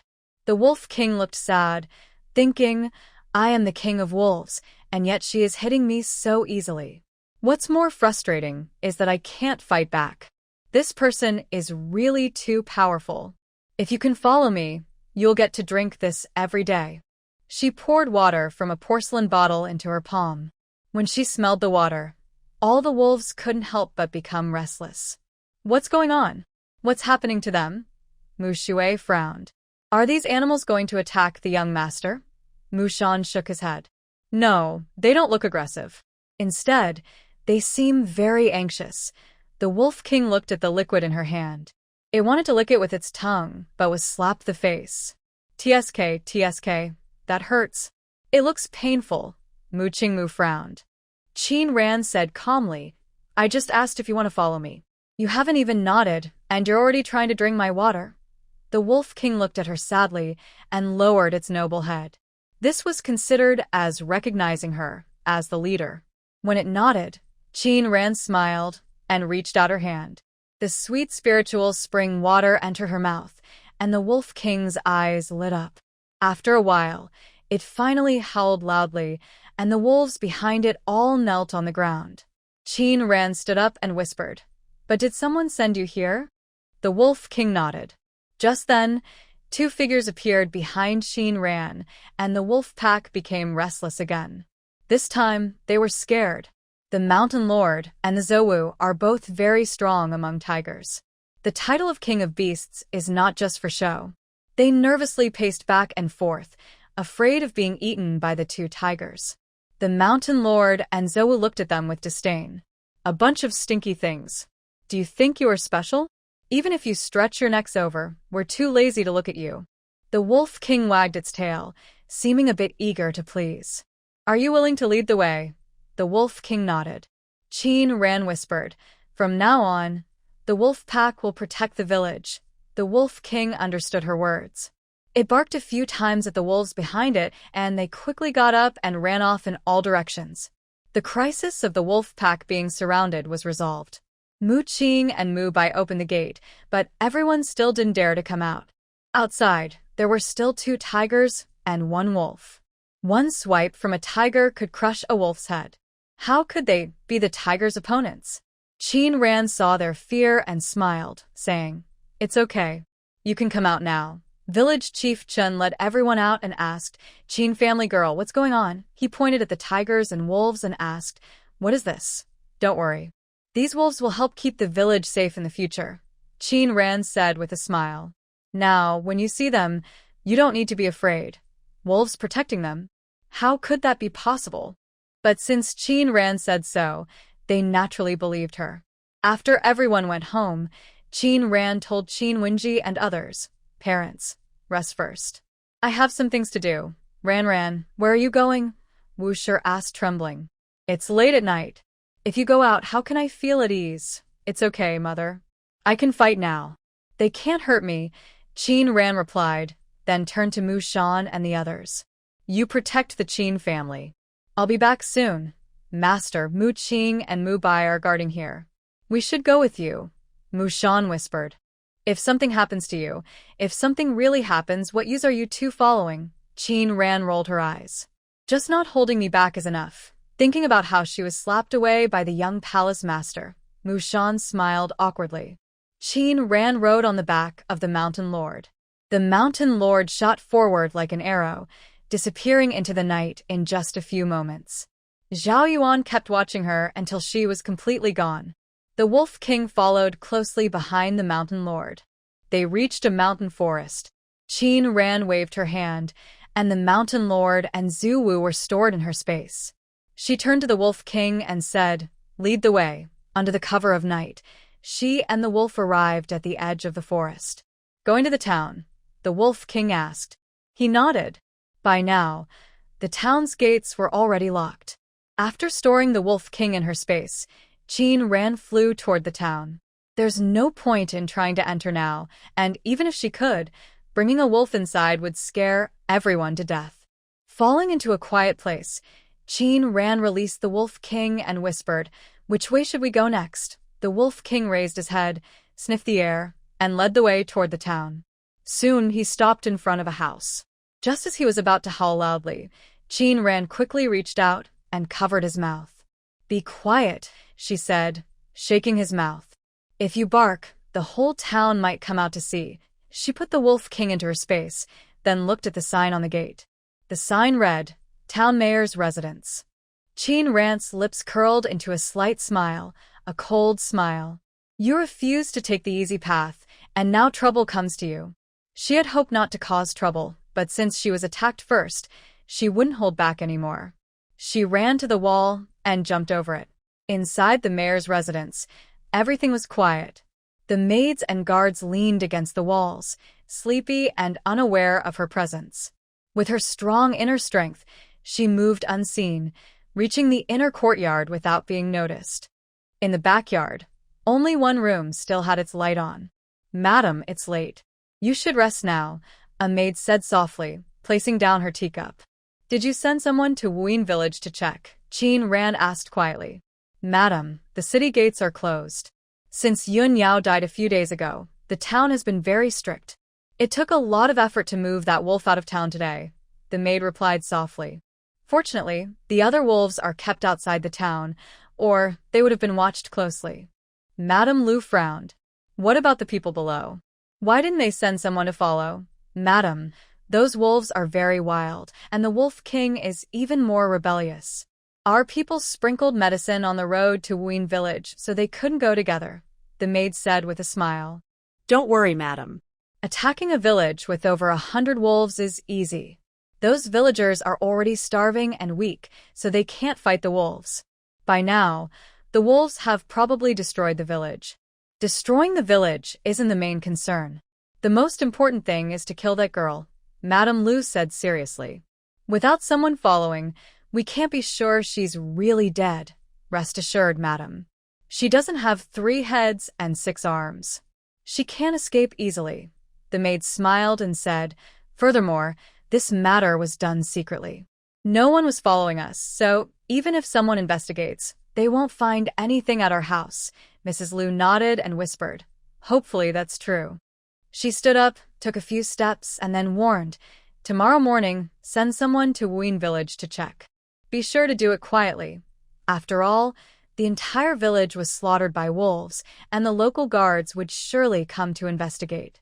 Rest assured, your ladyship, I will handle this matter carefully." Qin Ran stood outside the door, listening clearly to their conversation. From the moment the maid spoke, Qin Ran felt familiar. When she turned around, Qin Ran was surprised to see that it was someone she knew. She didn't expect her so-called Aunt Zheng, who was her aunt-in-law, to be working here. It seemed she was quite trusted by Mrs. Lu, as she was entrusted with such a task. Qin Ran's lips curled slightly, and she quietly hid in the shadows. Mrs. Lu returned to her room, feeling restless and unable to sleep. "Gina, Gina," she called twice, but no one came forward. "Useless thing, she must be lazily sleeping," Mrs. Lu snorted. "Just wait and see. I will skin her alive tomorrow." She sat up and lifted the curtain, about to call the maid outside. Suddenly, a white figure flashed past her eyes. Mrs. Liu was startled. Who? Gina, is that you? She looked outside, but another shadow drifted past. She couldn't help but scream. A ghost! A ghost! She scrambled and ran toward the door, but when she reached it, she found she couldn't open it. Someone, open the door. There's a ghost. No matter how loudly she shouted, no one responded. She turned around and saw a ghostly figure flickering in and out of sight. The person was dressed in white, with long hair covering their face, but from the glimpses of their hair, it looked like they were about to eat her. Don't come near me. Don't come near me.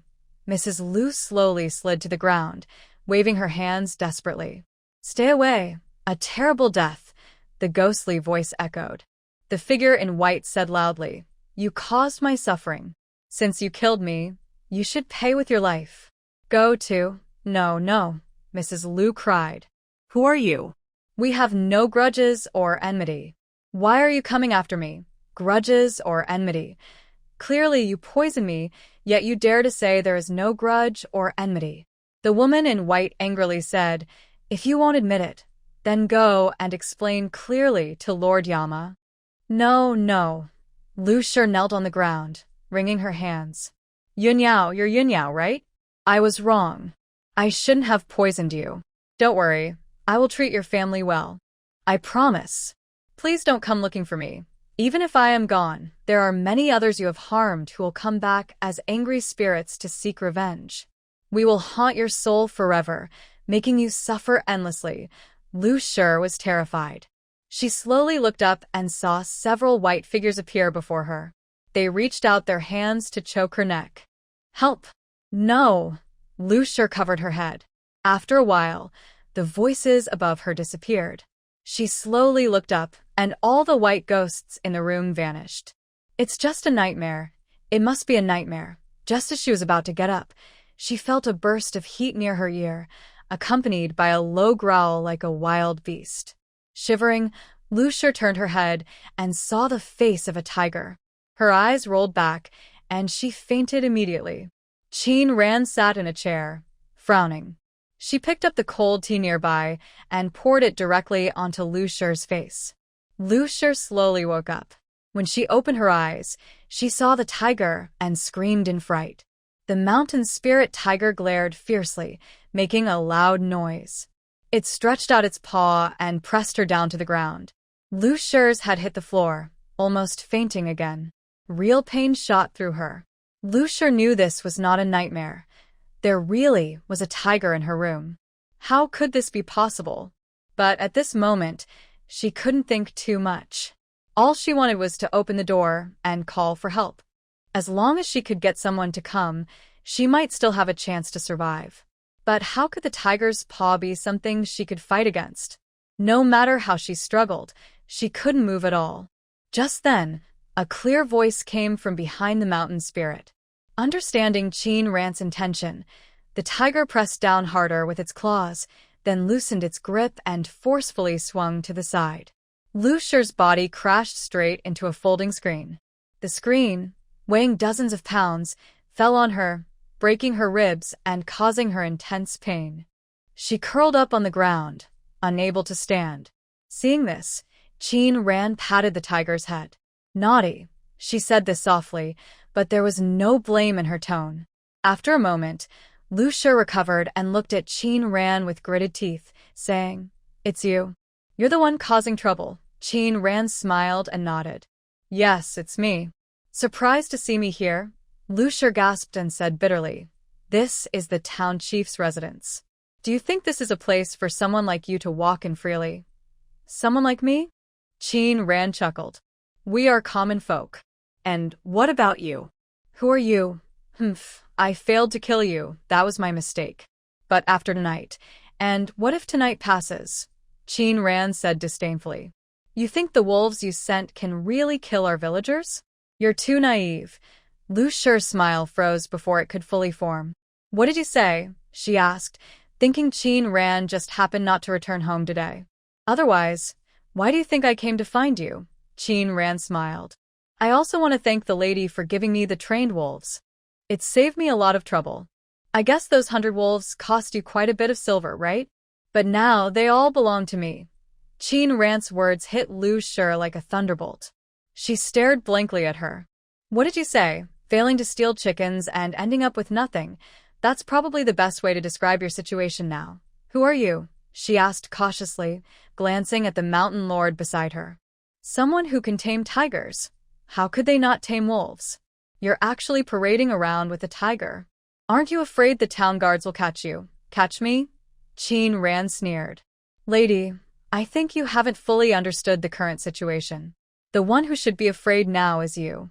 The people you've harmed are now coming after you for revenge.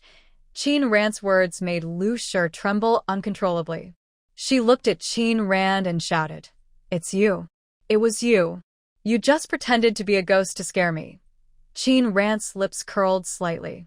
If you haven't done anything wrong, you shouldn't fear ghosts. I don't have time to pretend to be a ghost to scare you. It's your own inner demons that won't let you go. With that, she took out a pill, flicked her finger, and flicked it into Lu Shi's mouth. What is this? What did you give me to eat? Is it poison? Lu Shi tried to stand and ask clearly, but her injuries made movement difficult. It's not poison, but it's 100 times more toxic than poison. Qin Ran looked at her with cold eyes. It will uncover all your inner demons, hiding in your heart, and dig them out. The more you fear, the stronger they become. All those who died because of you will come to find you one by one. Hearing this, Lu's heart was filled with panic. At that moment, a ghostly figure appeared again before her, but now there were many more spirits than before. She fearfully stepped back. Don't come any closer. Qin Ran stood up, walked to her, and whispered, Sometimes punishing someone doesn't mean killing them. Some people, living is more painful than dying. These inner demons will follow you forever. Unless you die, you'll never be free from them. She treated Jung the same way. Since then, rumors of ghosts often spread from the town chief's residence. The town chief's wife and her personal maid dared not leave the house. The town chief thought it was bad luck and moved them to a separate courtyard, sealing the door and forbidding them from stepping outside. A few days later, when the servants went to deliver food, they found the two bodies already cold. It looked like they had died from fright. Their ending was expected by Qin Ran. She had done so many bad things that she could scare herself to death. She went to a tea shop and mentioned Lu's situation. Old Yu smiled and said, Did you do that? Qin Ran shrugged. I just made her face her inner feelings. Who knew she had committed so many evil deeds and so many people wanted to kill her? She scared herself to death. What does that have to do with me? She looked at Old Yu. Master, do you think I am cruel? Old Yu smiled. Your approach in this matter wasn't good. He lowered his voice. You should have gone directly to her. If she wanted to kill your entire village, she should have been dealt with accordingly. Destroy her family. When such things happen, why not come to the master? Have you thought about what might happen if there were strong fighters guarding the town chief's residence? You might not have succeeded so easily. What if something went wrong? For someone like her, whether you hurt her or pay a heavier price, it's not worth it. Remember, now you have a master protecting you. The free palace is your backing. Upon hearing this, Qin Ran felt warm inside and smiled as she said, Master is right. I know I was wrong. Next time I face something like this, I will definitely come to you for help. That's good to know. Old Yu looked her up and down, raising an eyebrow with a hint of surprise. Your internal strength. Qin Ran smiled. I don't really know what happened. I was practicing, and suddenly it just happened. Let me see your progress lately. The two of them went to the backyard, where there was an open space. Old Yu stepped forward, fists swinging with strong wind toward Qin Ran. She turned sideways and narrowly dodged his punch. She then struck out with her palm, hitting his forearm. His powerful internal energy made Old Yu raise his eyebrows, surprised. Your internal strength is deeper than I thought, and it's only been a few days, Old Yu asked softly, more impressive than someone who has trained for many years. Master, I really don't know, Qin Ran replied, unable to explain the things in her space. She could only be vague. I was just following the secret manual you gave me. I haven't trained in internal strength before. Ha ha ha, heaven favors me. I've found a genius, he laughed and clapped. Now those old folks at the Free Spirit Palace will surely envy me. He patted Qin Ran's shoulder and took out a thin piece of paper from his sleeve. I'm very pleased with your progress. Are you leaving? Qin Ran looked at the note, frowning slightly. Is there internal conflict? Maybe, Olju said with a nonchalant smile. Some people only have a little skill, but always want more. It's because of these overestimating fools that many suffer in this world. Greed is human nature, but smart people control their greed. Only fools magnify their greed endlessly, and in the end, they pay the price for it. Qin Ran nodded. Olju looked at her and smiled. Girl, do you have something you desire? If you ask about desires, Qin Ran said with a smile, I do have a bit of greed for wealth. Just as she finished speaking, Yu Xuanli's voice came from nearby. Grandfather, everything is ready. We can leave at any time. He looked at Qin Ran and bowed. Little uncle, Olju raised an eyebrow, surprised by his grandson's words. He knew very well what kind of person his grandson was. If he didn't truly agree from his heart, he would never call her little martial aunt. Olju raised an eyebrow and glanced at him. How? Did she also hit you? No. Yu Xuanli was surprised. What do you mean she hit me too? Olju cleared his throat and looked at Qin Ran. I was planning to take you back to the Xiaorao Palace together, but this internal chaos, there isn't a good time. Once everything settles, I will send someone to pick you up. Yes, Qin Ran nodded. When will you leave? Now, I am ready to go. He took out a martial arts book and handed it to her. When she saw the book, Yu Xuanli's brow twitched. This book contains a secret of Xiaorao Palace that is not shared with others. It is also the result of my decades of martial arts practice.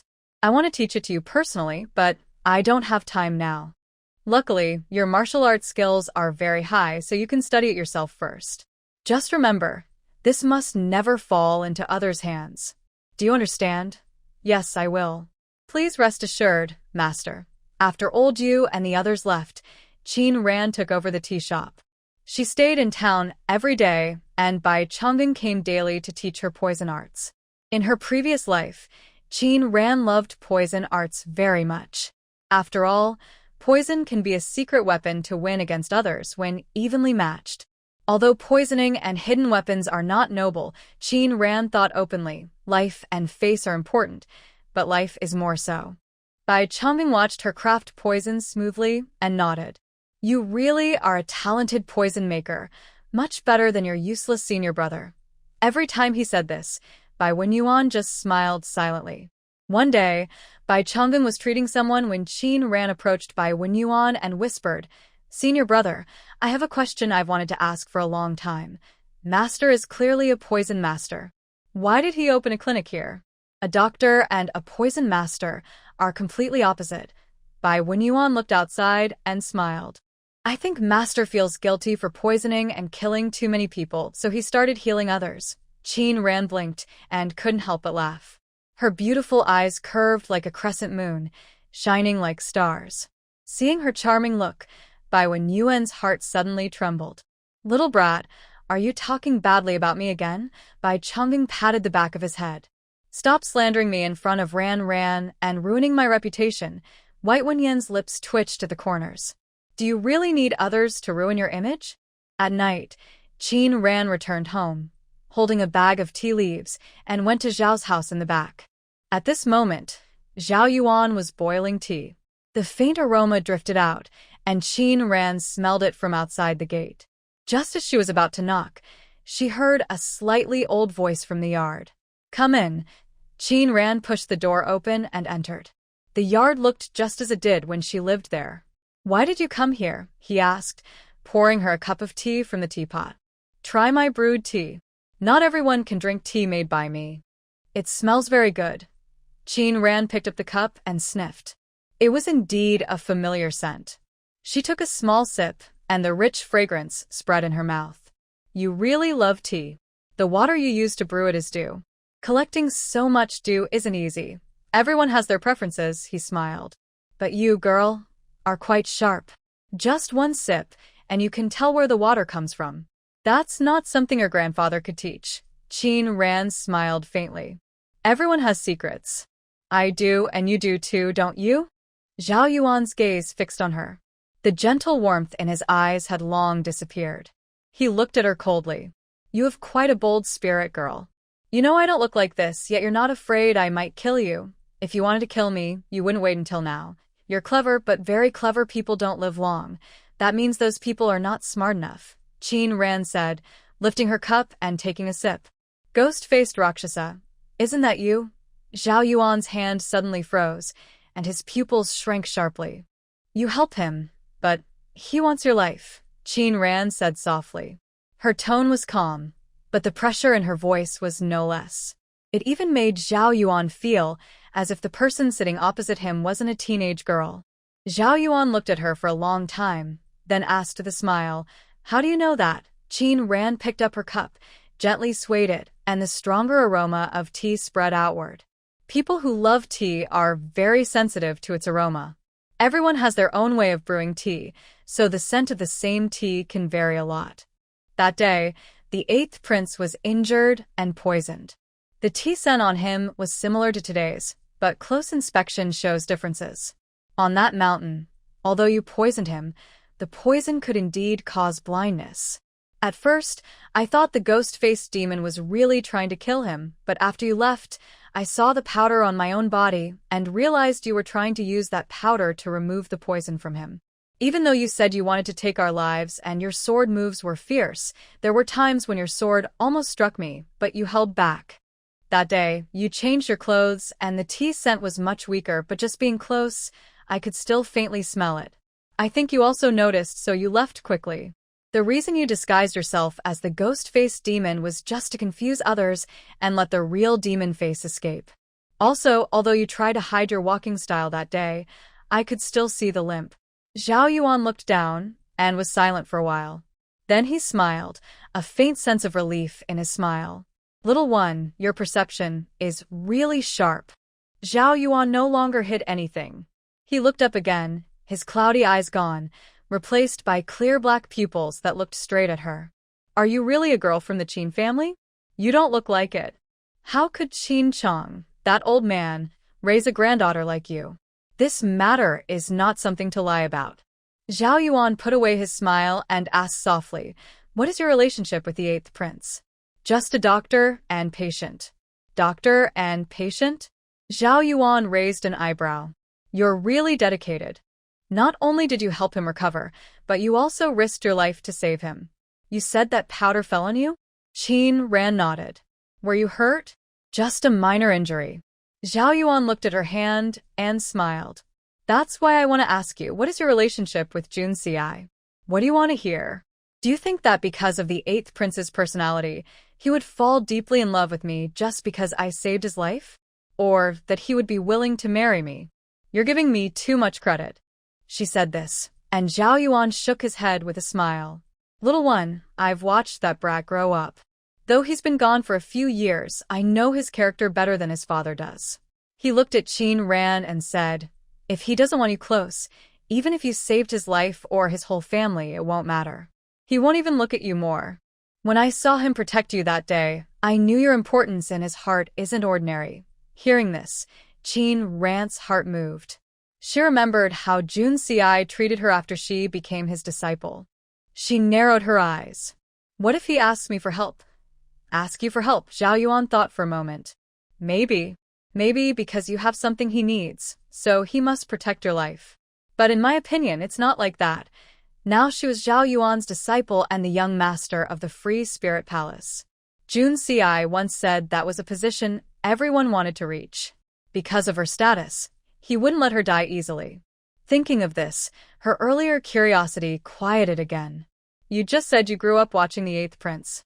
You. Zhao Yuan smiled. I used to be the grand tutor of the court, responsible for teaching all the princes reading and writing. Even Jun Si calls me master. You're the grand tutor. Yes, he looked at Qin Ran. Does that surprise you? Not really. But if you're the grand tutor, why are you here? That matter from back then I no longer remember. Knowing he didn't want to talk about it, Qin Ran didn't ask further. As for the ghost-faced demon, she figured he wouldn't say anything either. Anything else? Zhao Yuan waved his hand. Let's go. I'll pretend I never saw you today. With that, he stood up to leave. I can heal your leg. Zhao Yuan suddenly froze. What did you say? I can heal your leg. Qin Ran nodded and finished her tea.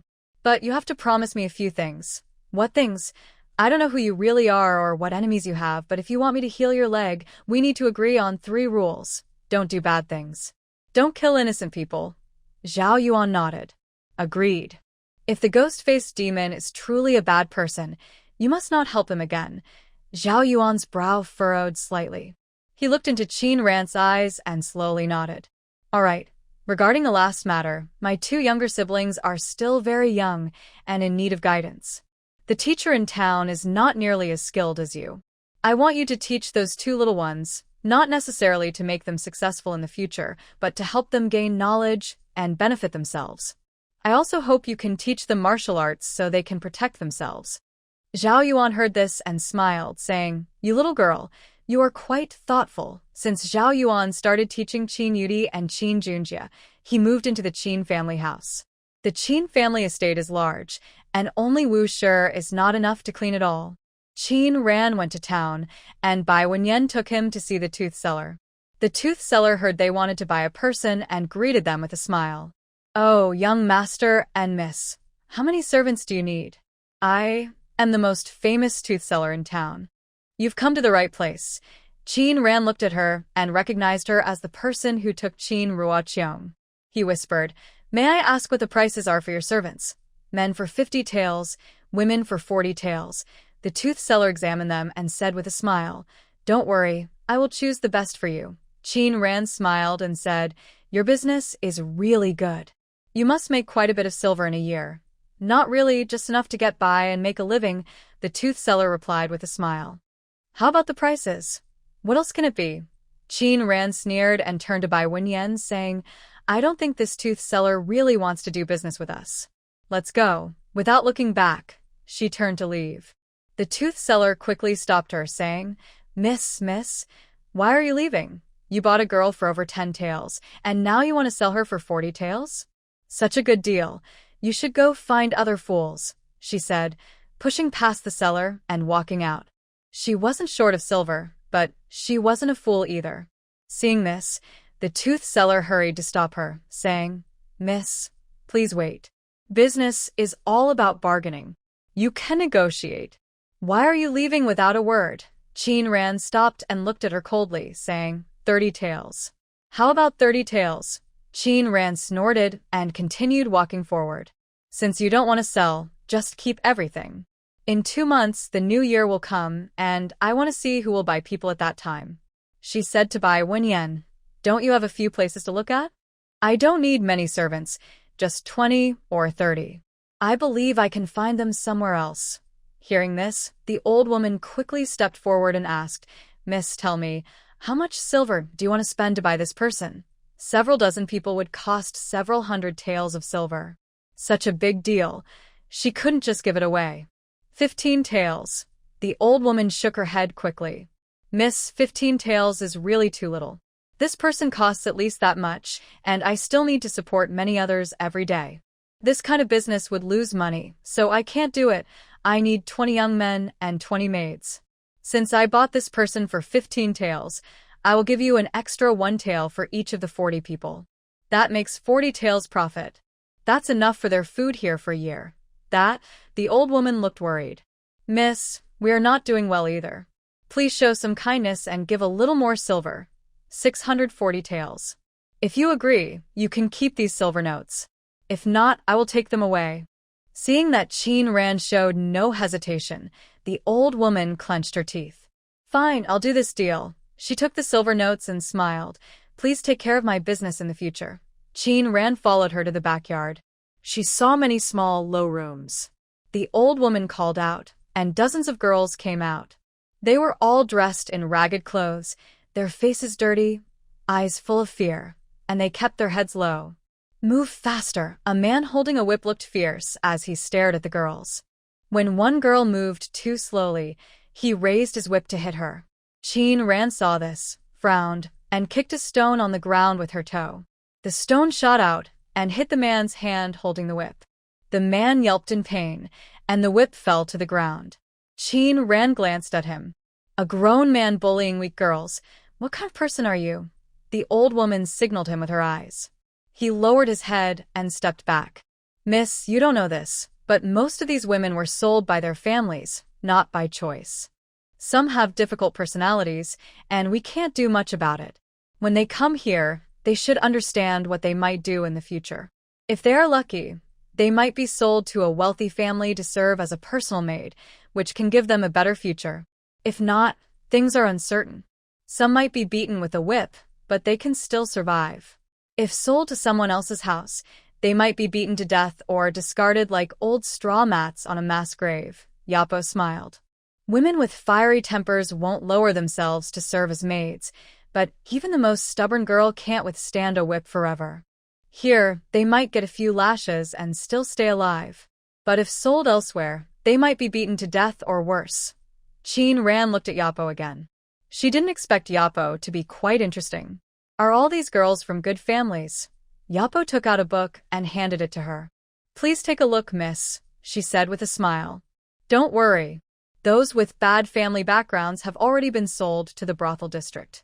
Some families who are willing to give up their good names have also sold their daughters there. These women's families are somewhat decent. They at least kept their official records.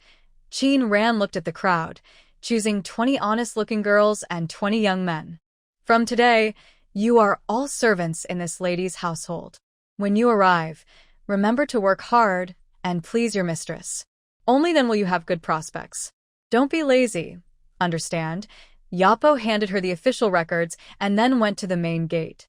Chin Ran was about to get into the carriage when Yapo called her back. Miss, wait a moment. Chin Ran turned to look at her. What is it? Miss, those girls come from difficult backgrounds. They were sold by their families to get some money for survival. They don't know proper manners, so please forgive any rudeness. Grandma Lin, Chin Ran said with a slight smile, you will surely be a fortunate person. After speaking, she went straight into the carriage. Returning to her home with her servants, the clothes she ordered from the silk and fabric shop arrived just in time. After washing and changing into new clothes, everyone looked at Chin Ran with gratitude. Some were sold here by their relatives, others were sold multiple times and passed through many hands. Just having a piece of clothing to cover themselves was already a great comfort. They never expected that, after following their new master here, they would be able to wear such fine clothes. Since you are here, work hard and do your best. I won't treat you unfairly when it comes to money. But there's one thing I need to tell you first, Chin Ran said, looking at everyone. I am not a kind person and I don't tolerate nonsense. If you betray your master, don't expect me to show mercy. Yes, we will follow the lady's instructions. Ever since Chin's family brought in servants, the village has become uneasy. Many villagers went to see Village Chief Chin. Village Chief, Chin's family now has many servants. Will they still need us in the future? Yes, Village Chief, we discussed it. If we can keep working for Chin's family, we will earn twice as much silver as we do farming. Village Chief, could you ask the young lady from Chin's family if she has any work for us? We are willing to be long-term workers. Village Chief Chin nodded, but then looked worried. Right now, we have to pay taxes to the government for our farms. If you stop farming, how will we pay those taxes? Well, the villagers looked at each other, unsure of what to say. At that moment, a villager spoke loudly. Village Chief, Chin's family bought a large piece of land at the village entrance and built a glass house there. They call it a glass shed, and it's said to be suitable for growing vegetables even in winter.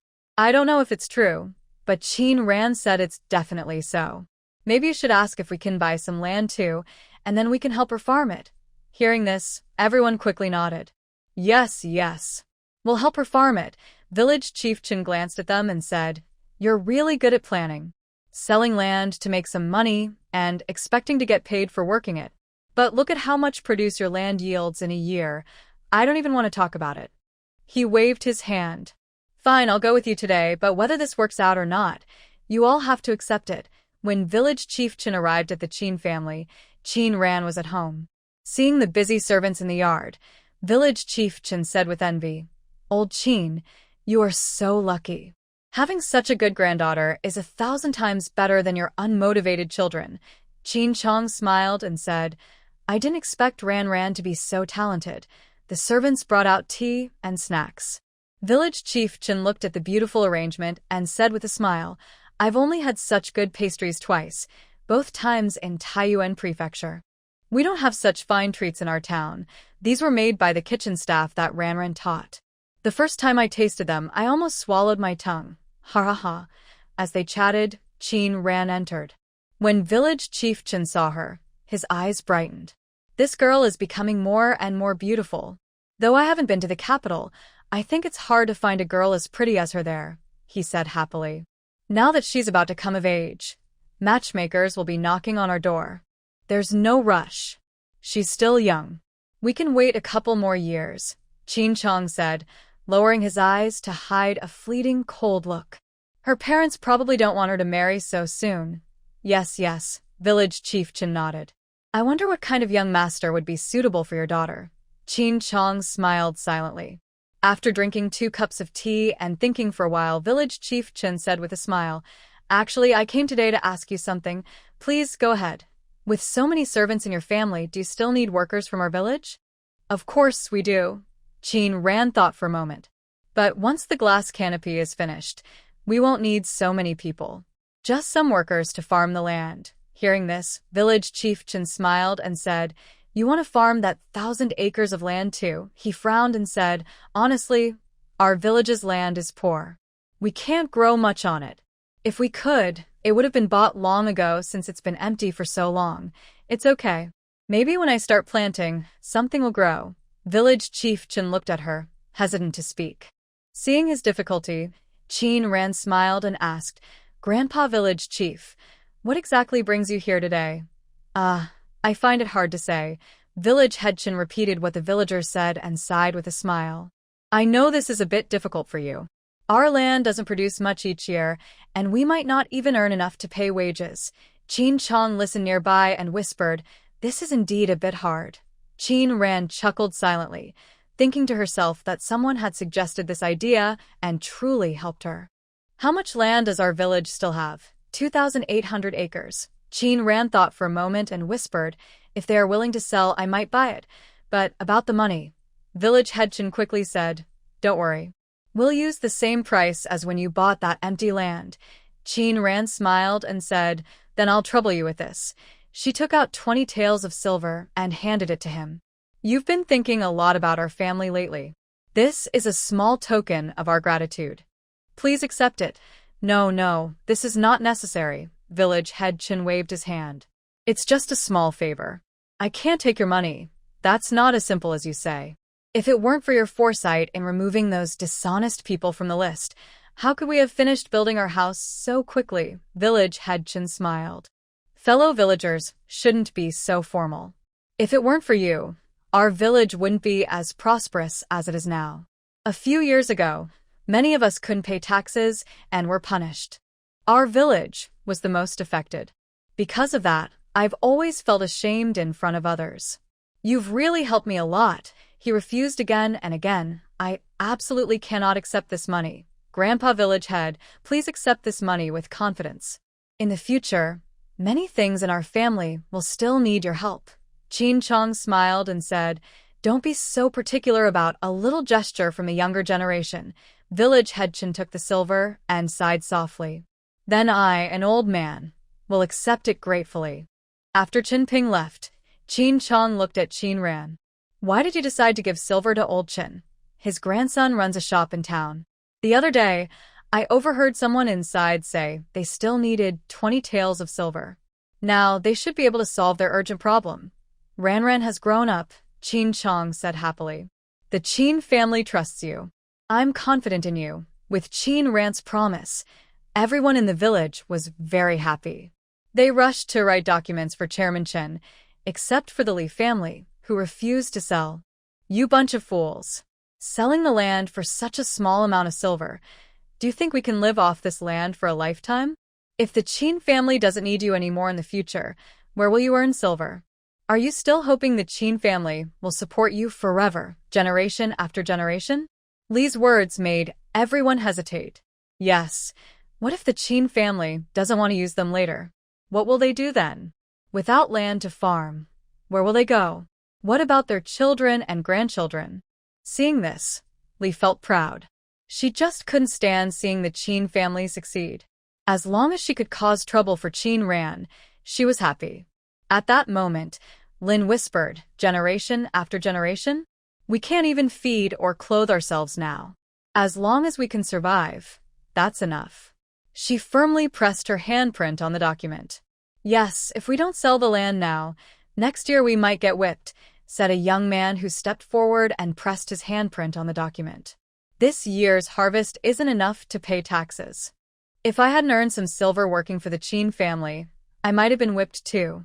Even if the Qin family doesn't need us to work in the future, I have enough strength to support my family no matter what. Hearing this, everyone nodded and stepped forward to sign their names. Seeing this, Li gritted her teeth in anger. Suddenly, someone outside shouted, Miss Qin is here. Qin Ran entered, smiling. It's so lively here. Miss Qin, we've all signed the land sale documents. Please make sure we can work in the future. Qin Ran smiled. In fact, she had heard everything outside clearly just now. Her gaze swept over Li's face, and she said with a smile, Actually, I was just about to bring this up. She took out a document. Anyone who sells the land to our Qin family and is willing to work for us, I promise that as long as our Qin family exists, your family can work in the Qin estate. The wages will be the same for everyone. Hearing this, everyone's eyes lit up and their worries finally eased. Such a good thing exists in the world. Exactly. From now on, the Qin family will be our new master. Qin Ran waved her hand, and more than 10 servants carried several large boxes into the room. They opened the boxes, which were filled with silver coins. No one had ever seen so much silver before. For a moment, everyone in the room was gasping in surprise. Wow, so much silver. Oh my, I've never seen so much in my life. Qin Ran smiled and said, Once you sign the documents, you can come here to collect your silver. Can we collect it now? Qin Ran nodded. She turned to Mu Shan and said, I'll leave this to you.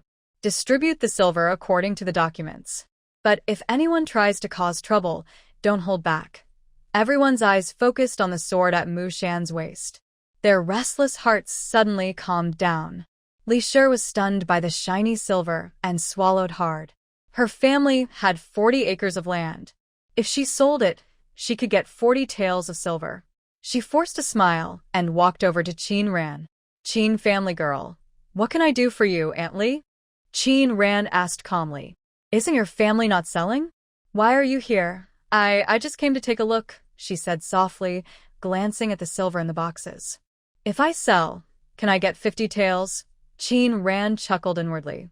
1 acre of land is worth 1 tael of silver.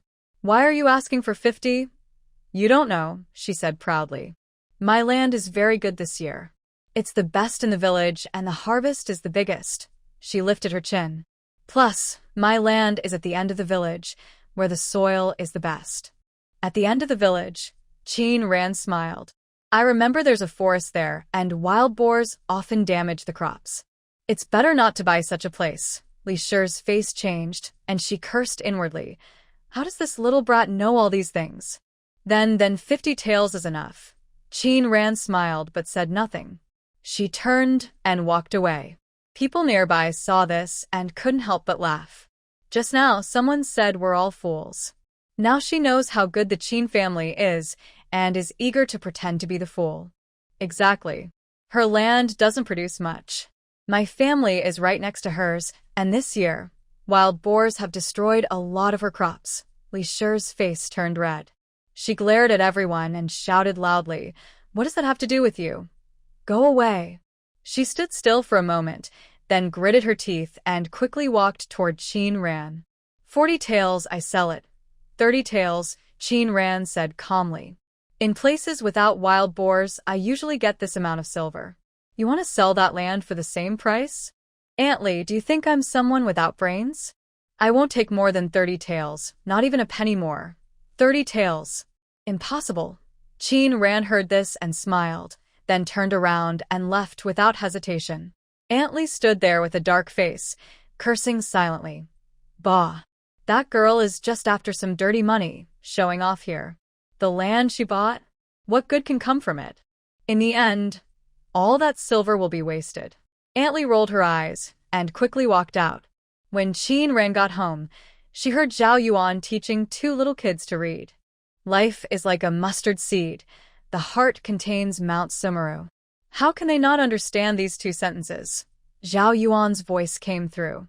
Since this morning, you've been distracted. Junjie, what's wrong with you? Junjie blinked but said nothing. I'm asking you, master. Junjie whispered. I have something I don't understand and want to ask. What is it? Qin Ran stood in the yard, unable to help but smile. She had only learned a few days from Grandpa Zhang, but this boy's way of speaking was so formal, it didn't seem like something a child of his age would say. What's the use of reading and learning? I see that the people in the village don't read, but they all grow up fine and can support themselves. As he finished speaking, Qin Yudi gave him a heavy smack on the head. What do you know? Have you forgotten what sister said? Children from poor families, only studying can change their fate and make them stand out. You don't even recognize a single character. What's that called? Called a blind fool. What's wrong with being a blind fool? Grandfather can read, and the teacher can read. So what? Junjie frowned. Master, I find the words on the book so boring that I can't help but want to sleep. Now we have such a good house to live in, and the family isn't short of silver. What's the point of reading? Yudi glared at him. Just wait, I'll tell sister about this. Snitch. All right. Zhao Yuan tapped the ruler in his hand and said, Want to know what reading can do? I'll show you. He picked up a pen and wrote some words on paper, then handed it to Qin Junjie. Do you know what this says? Qin Junjie shook his head. No, let me tell you. It says that tomorrow at noon, this letter will be sent to the town's noodle shop, and you can get 1 or 2 silver coins. Seeing this, Qin Yudi looked suspicious and said, It seems like the word 1 is missing here. Zhao Yuan looked at Qin Yudi with approval. So, do you think what I just said is true or false? The two children didn't understand. Just then, Qin Ran slowly walked in, looked at the writing on the paper, and softly read aloud, Whoever delivers this letter tomorrow, just kill him. What? Qin Junjie exclaimed in shock. Sir, you're lying to me. Zhao Yuan just smiled silently. Qin Ran looked at him and said quietly, If you can't read, who can you blame? Qin Junjie was stunned, then lowered his head. Sister, I understand now. I think, said someone, it's because the teacher is too kind. Someone like him, a mischievous kid, should be sent outside to work. After experiencing hardship, he would realize his mistakes. Sir, I was wrong, Qin Junjie said respectfully, bowing. If it happens again, I won't forgive you. Why did you come here today? Qin Ran took out a porcelain bottle. Your leg can now start to be treated. Zhao Yuan suddenly looked up at her, seeing her confident expression, and couldn't help but smile. In Zhao Yuan's courtyard, Qin Ran carefully examined him and softly said, Your leg isn't really lame. It's just blocked meridians, making it impossible to use normally. Zhao Yuan nodded. The imperial doctors said the same thing back then. But Qin Ran looked at his leg, placing her index finger on a point on his calf. At first, it only caused slight pain. Zhao Yuan didn't mind, as his leg hurt every day, and he was used to this small pain. Qin Ran took out a silver needle, inserted it into the acupuncture point, and flicked her fingertip with her internal energy. The needle's tail trembled quickly, and an unprecedented pain shot through Zhao Yuan. Sweat poured down his forehead, and the silver needle visibly turned black. The needle tip continued to tremble, and the pain kept getting worse. Zhao Yuan's face turned pale, and he trembled as he asked, What exactly is wrong with my leg? Qin Ran didn't answer. She gently pressed the silver needle again, and this time, the pain was even more intense. Zhao Yuan let out a muffled groan and almost fainted. After a while, Qin Ran pulled out the silver needle. Dark blood slowly flowed out, carrying a strong, foul smell. Is this blood stasis? Qin Ran looked at him and said softly, This is poison blood. Zhao Yuan frowned. Do you mean my leg is like this because of poisoning? Qin Ran nodded. Yes. She looked at the black blood flowing out and said coldly, Fortunately, we caught it in time. This poison is like a parasite attached to your bones. If not removed, it will slowly eat away at your nerves, muscles, and eventually your bones. Your leg will gradually rot. Hearing this, Zhao Yuan felt a wave of fear. It seems you took some good antidote medicine before, which slowed down the poison. Otherwise, in less than a year, your leg would be completely useless. Zhao Yuan's heart tightened and he muttered, So that's how it is. It's nothing. Zhao Yuan looked at Qin Ran. Is there any hope to save my leg? Of course. Qin Ran smiled. As long as we completely remove the poison and unblock the blocked meridians, your leg can recover fully. Within 5 days at the shortest or a month at most. Good, Zhao Yuan said softly. Then I leave my leg in your hands. Qin Ran took out a silver needle and pricked his calf 18 times. Each made Zhao Yuan tremble with pain. As the black blood was expelled, his once cold and numb leg began to feel a little warm. Zhao Yuan was slightly surprised. He hadn't felt this way in many years. Qin Ran took out a porcelain bottle. Drink this. Without hesitation, Zhao Yuan drank all the spiritual spring water. The last of the black blood slowly flowed out.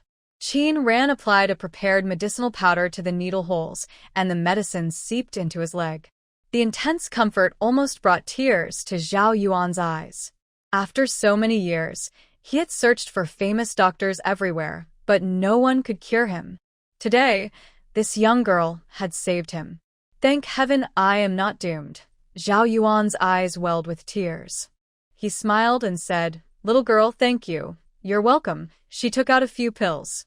Take one each morning. You have internal strength, so remember to use it to circulate through your muscles and veins. I will check on you again in 5 days. After leaving Zhao Yuan's courtyard, Qin Ran saw Qin Junjie, who had already left, standing under a tree. Qin Junjie saw her come out and hurried over. Big sister, why are you here? Qin Junjie looked serious and frowned. Big sister, I still don't want to go to school. Then what do you want to do? Qin Junjie thought for a moment, smiled proudly, and said, I want to be as strong as Big Sister. I want to learn martial arts. When I grow up, I will be a hero and protect Big Sister. Qin Ran gently tapped his forehead and said, Good, but you must promise me a few things. What things? No matter what, I will agree, Big Sister.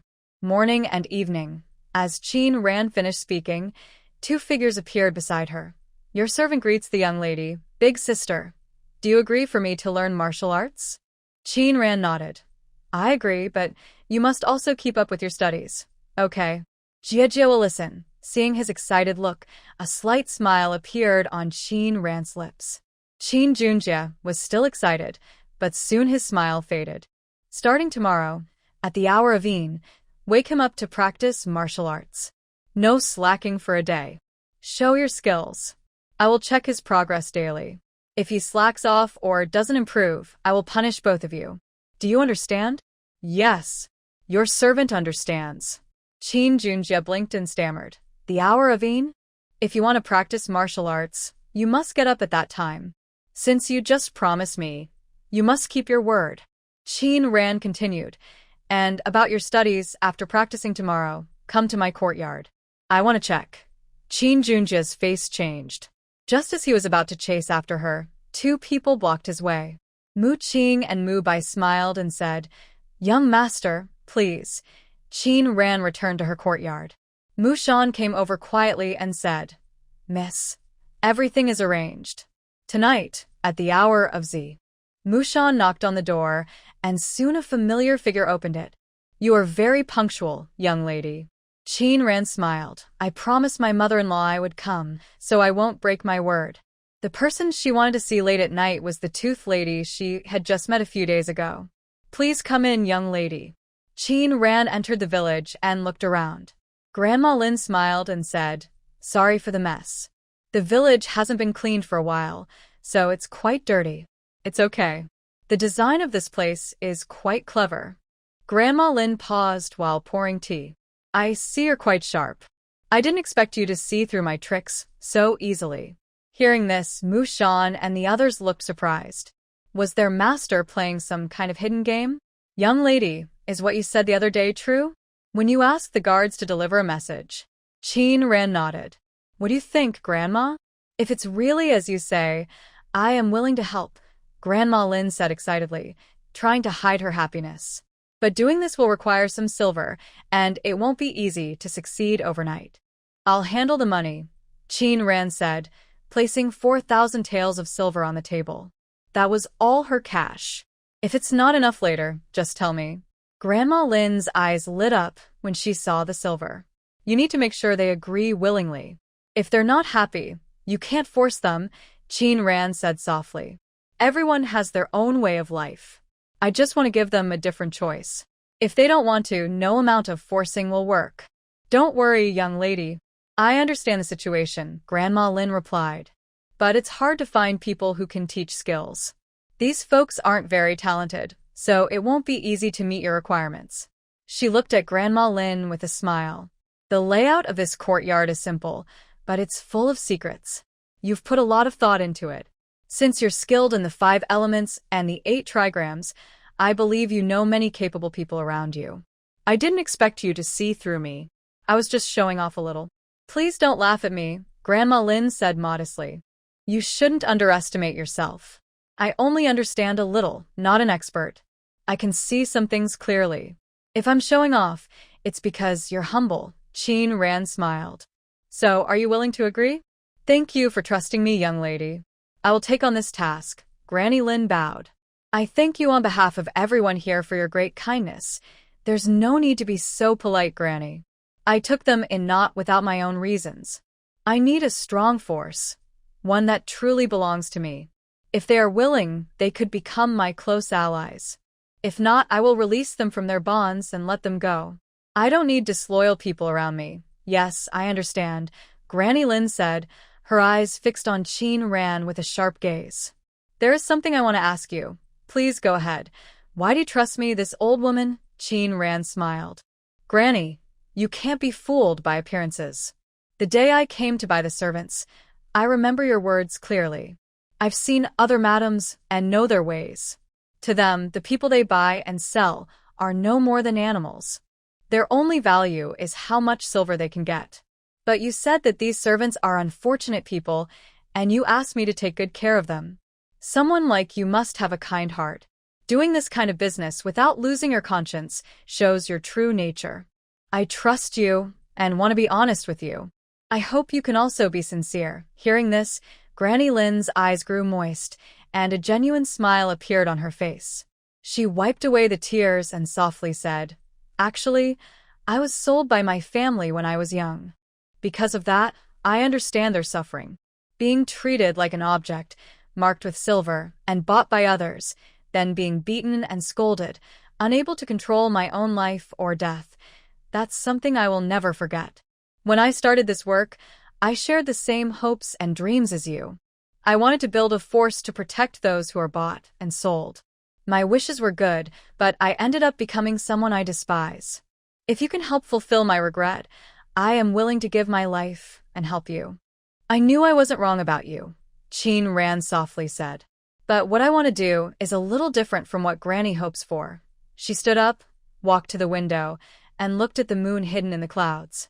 She softly said, Trying to survive in this world by seeking protection is the stupidest way. I am not a shelter. If you want to stay with me, you must have your own strength and value. You also need to understand loyalty. I do not support idle people, but as long as you stay by my side, you will have enough food and warmth. I will also give you dignity and respect. Yes, I understand, old lady. If at my age I still can't see these things clearly, then I am truly foolish, she said with a bow. If I can follow the young lady, we will obey her commands. From today on, you are the leader of all of us. After leaving Granny Lin's courtyard, Mu Shan and Mu Shui walked behind her. Miss, Mu Shui scratched his head, confused. I have a question. What is it? Miss, you are the disciple of the palace master and the future palace master of the Xiaoyao Palace. As long as Xiaoyao Palace exists, no one will dare to scheme against you. Why do you want to build a new force? And those people's backgrounds? Backgrounds? Qin Ran asked with a smile.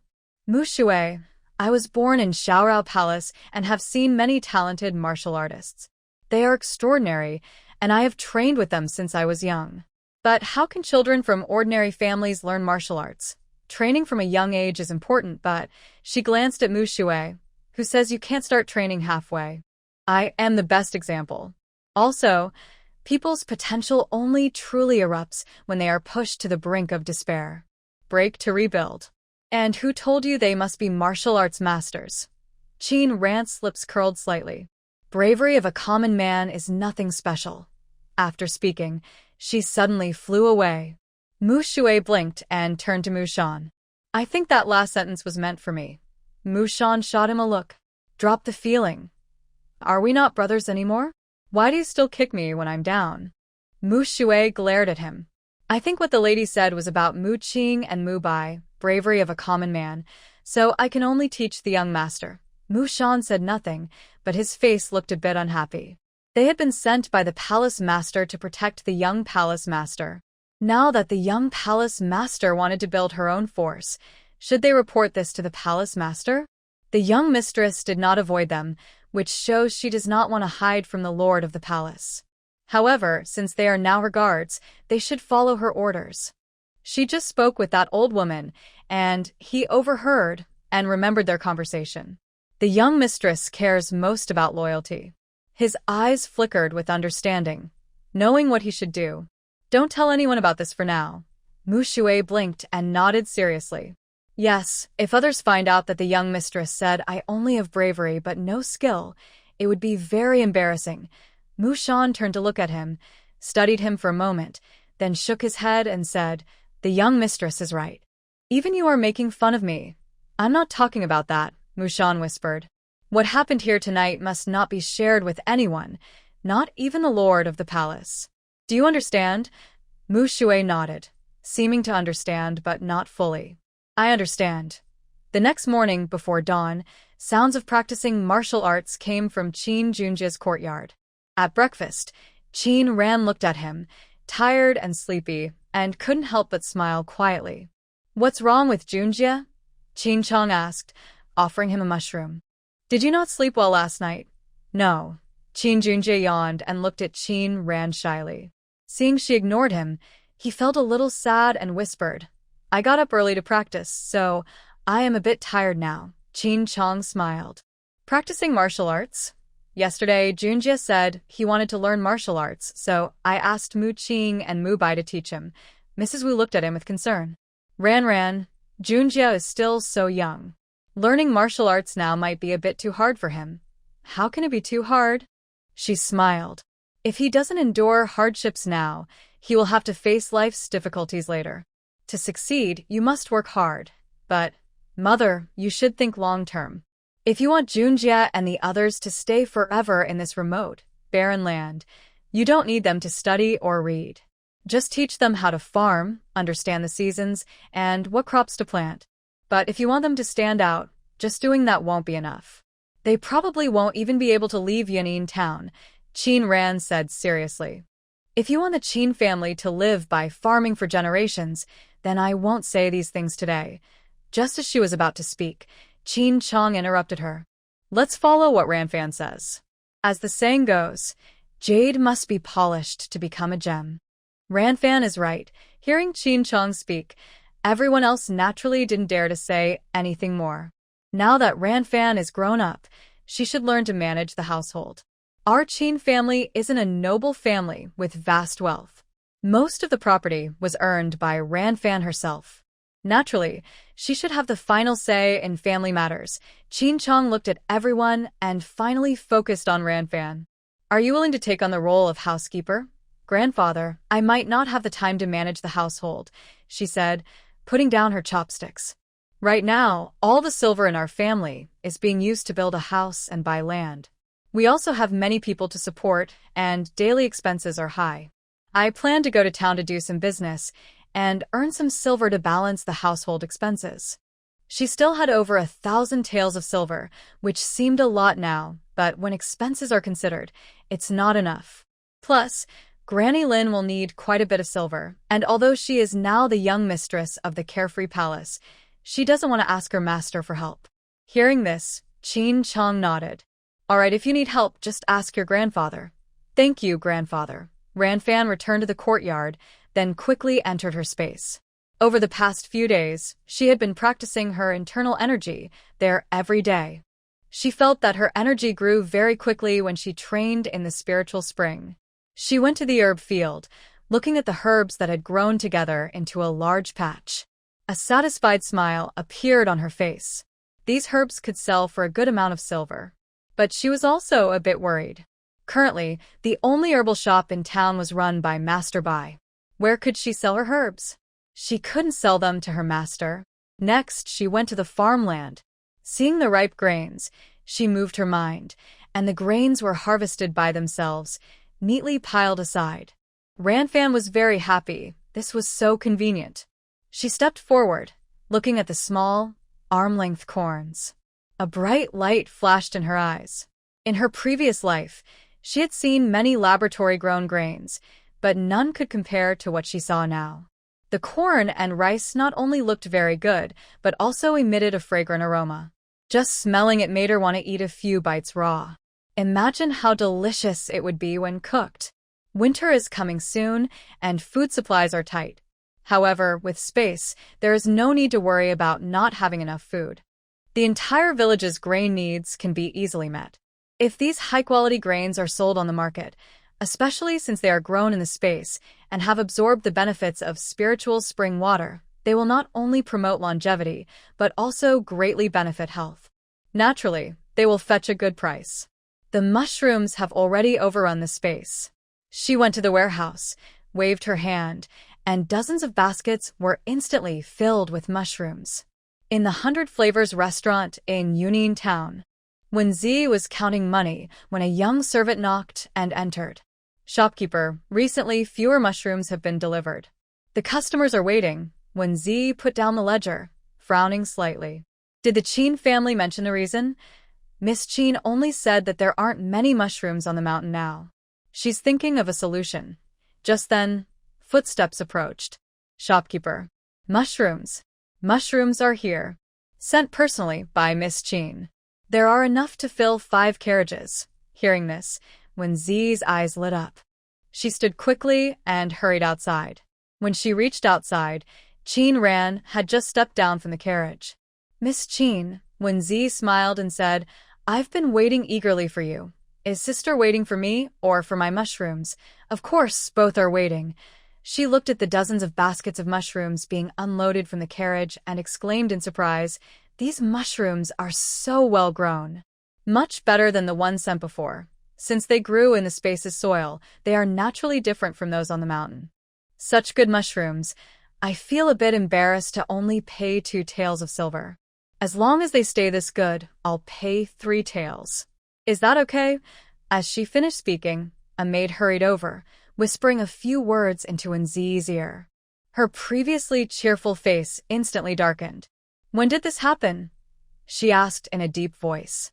Just now, the news came. It has already reached the city gates. As she spoke, the sound of urgent horse hooves approached. Several men rode tall horses, led by none other than Yu Pushin, who was thrown to Beiyan by Jun Ci. At the end of the group was a carriage. Yu Pushin pulled on the reins and said in a low voice, Hurry. Quickly summon old Yu. Qin Zi passed by. Qin ran quickly and walked to the door, softly saying, Old Yu left some days ago. What? Yu Pushin's heart sank. What should he do now? And what about Yu Xuanli? Young Master Xuanli also left with him.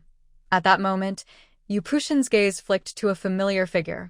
Qin Ran noticed Yu Xuanli's look and, unwilling to get involved, told the servant behind her, I have something to do. I will leave first. When you settle the bill, just go back without waiting for me. After speaking, Qin Ran left directly. As she exited through the side door, a figure suddenly appeared in front of her. Miss Qin, Yu Pushin whispered, I have a favor to ask. Qin Ran narrowed her eyes. The smell of blood reached her, and her gaze fell on the last carriage. I'm sorry, I can't help.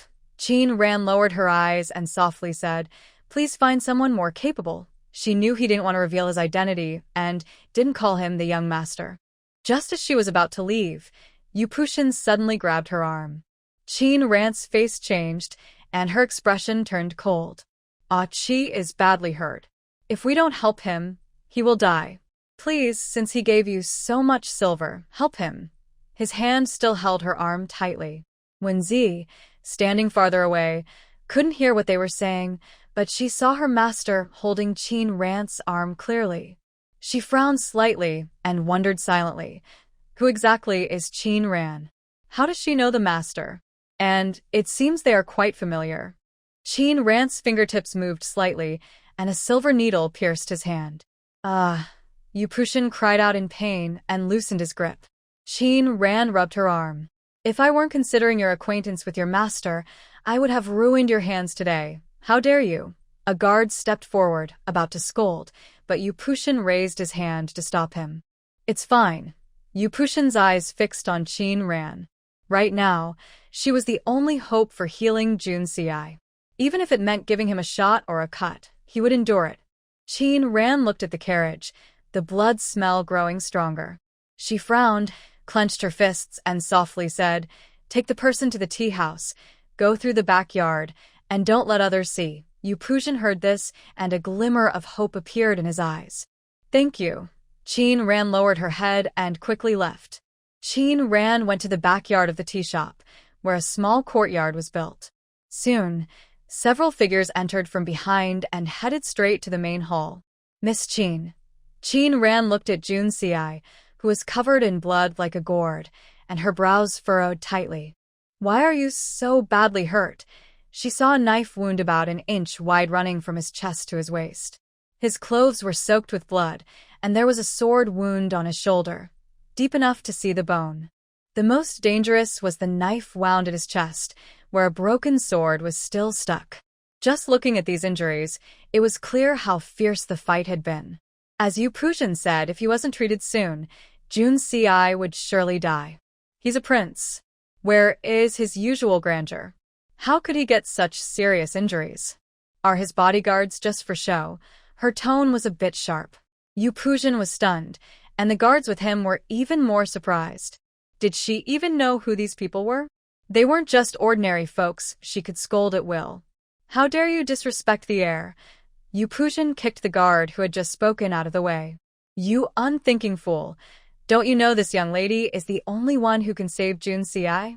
If you offend her and do nothing, it would be a debt you could never repay, even 100 times over. Qin Ran looked at Yupushin.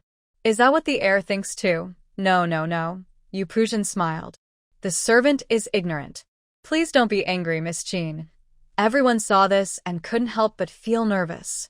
Besides the emperor and the 8th prince, only the prince and princess showed such good attitude toward the heir. Qin Ran's gaze fell on Junci.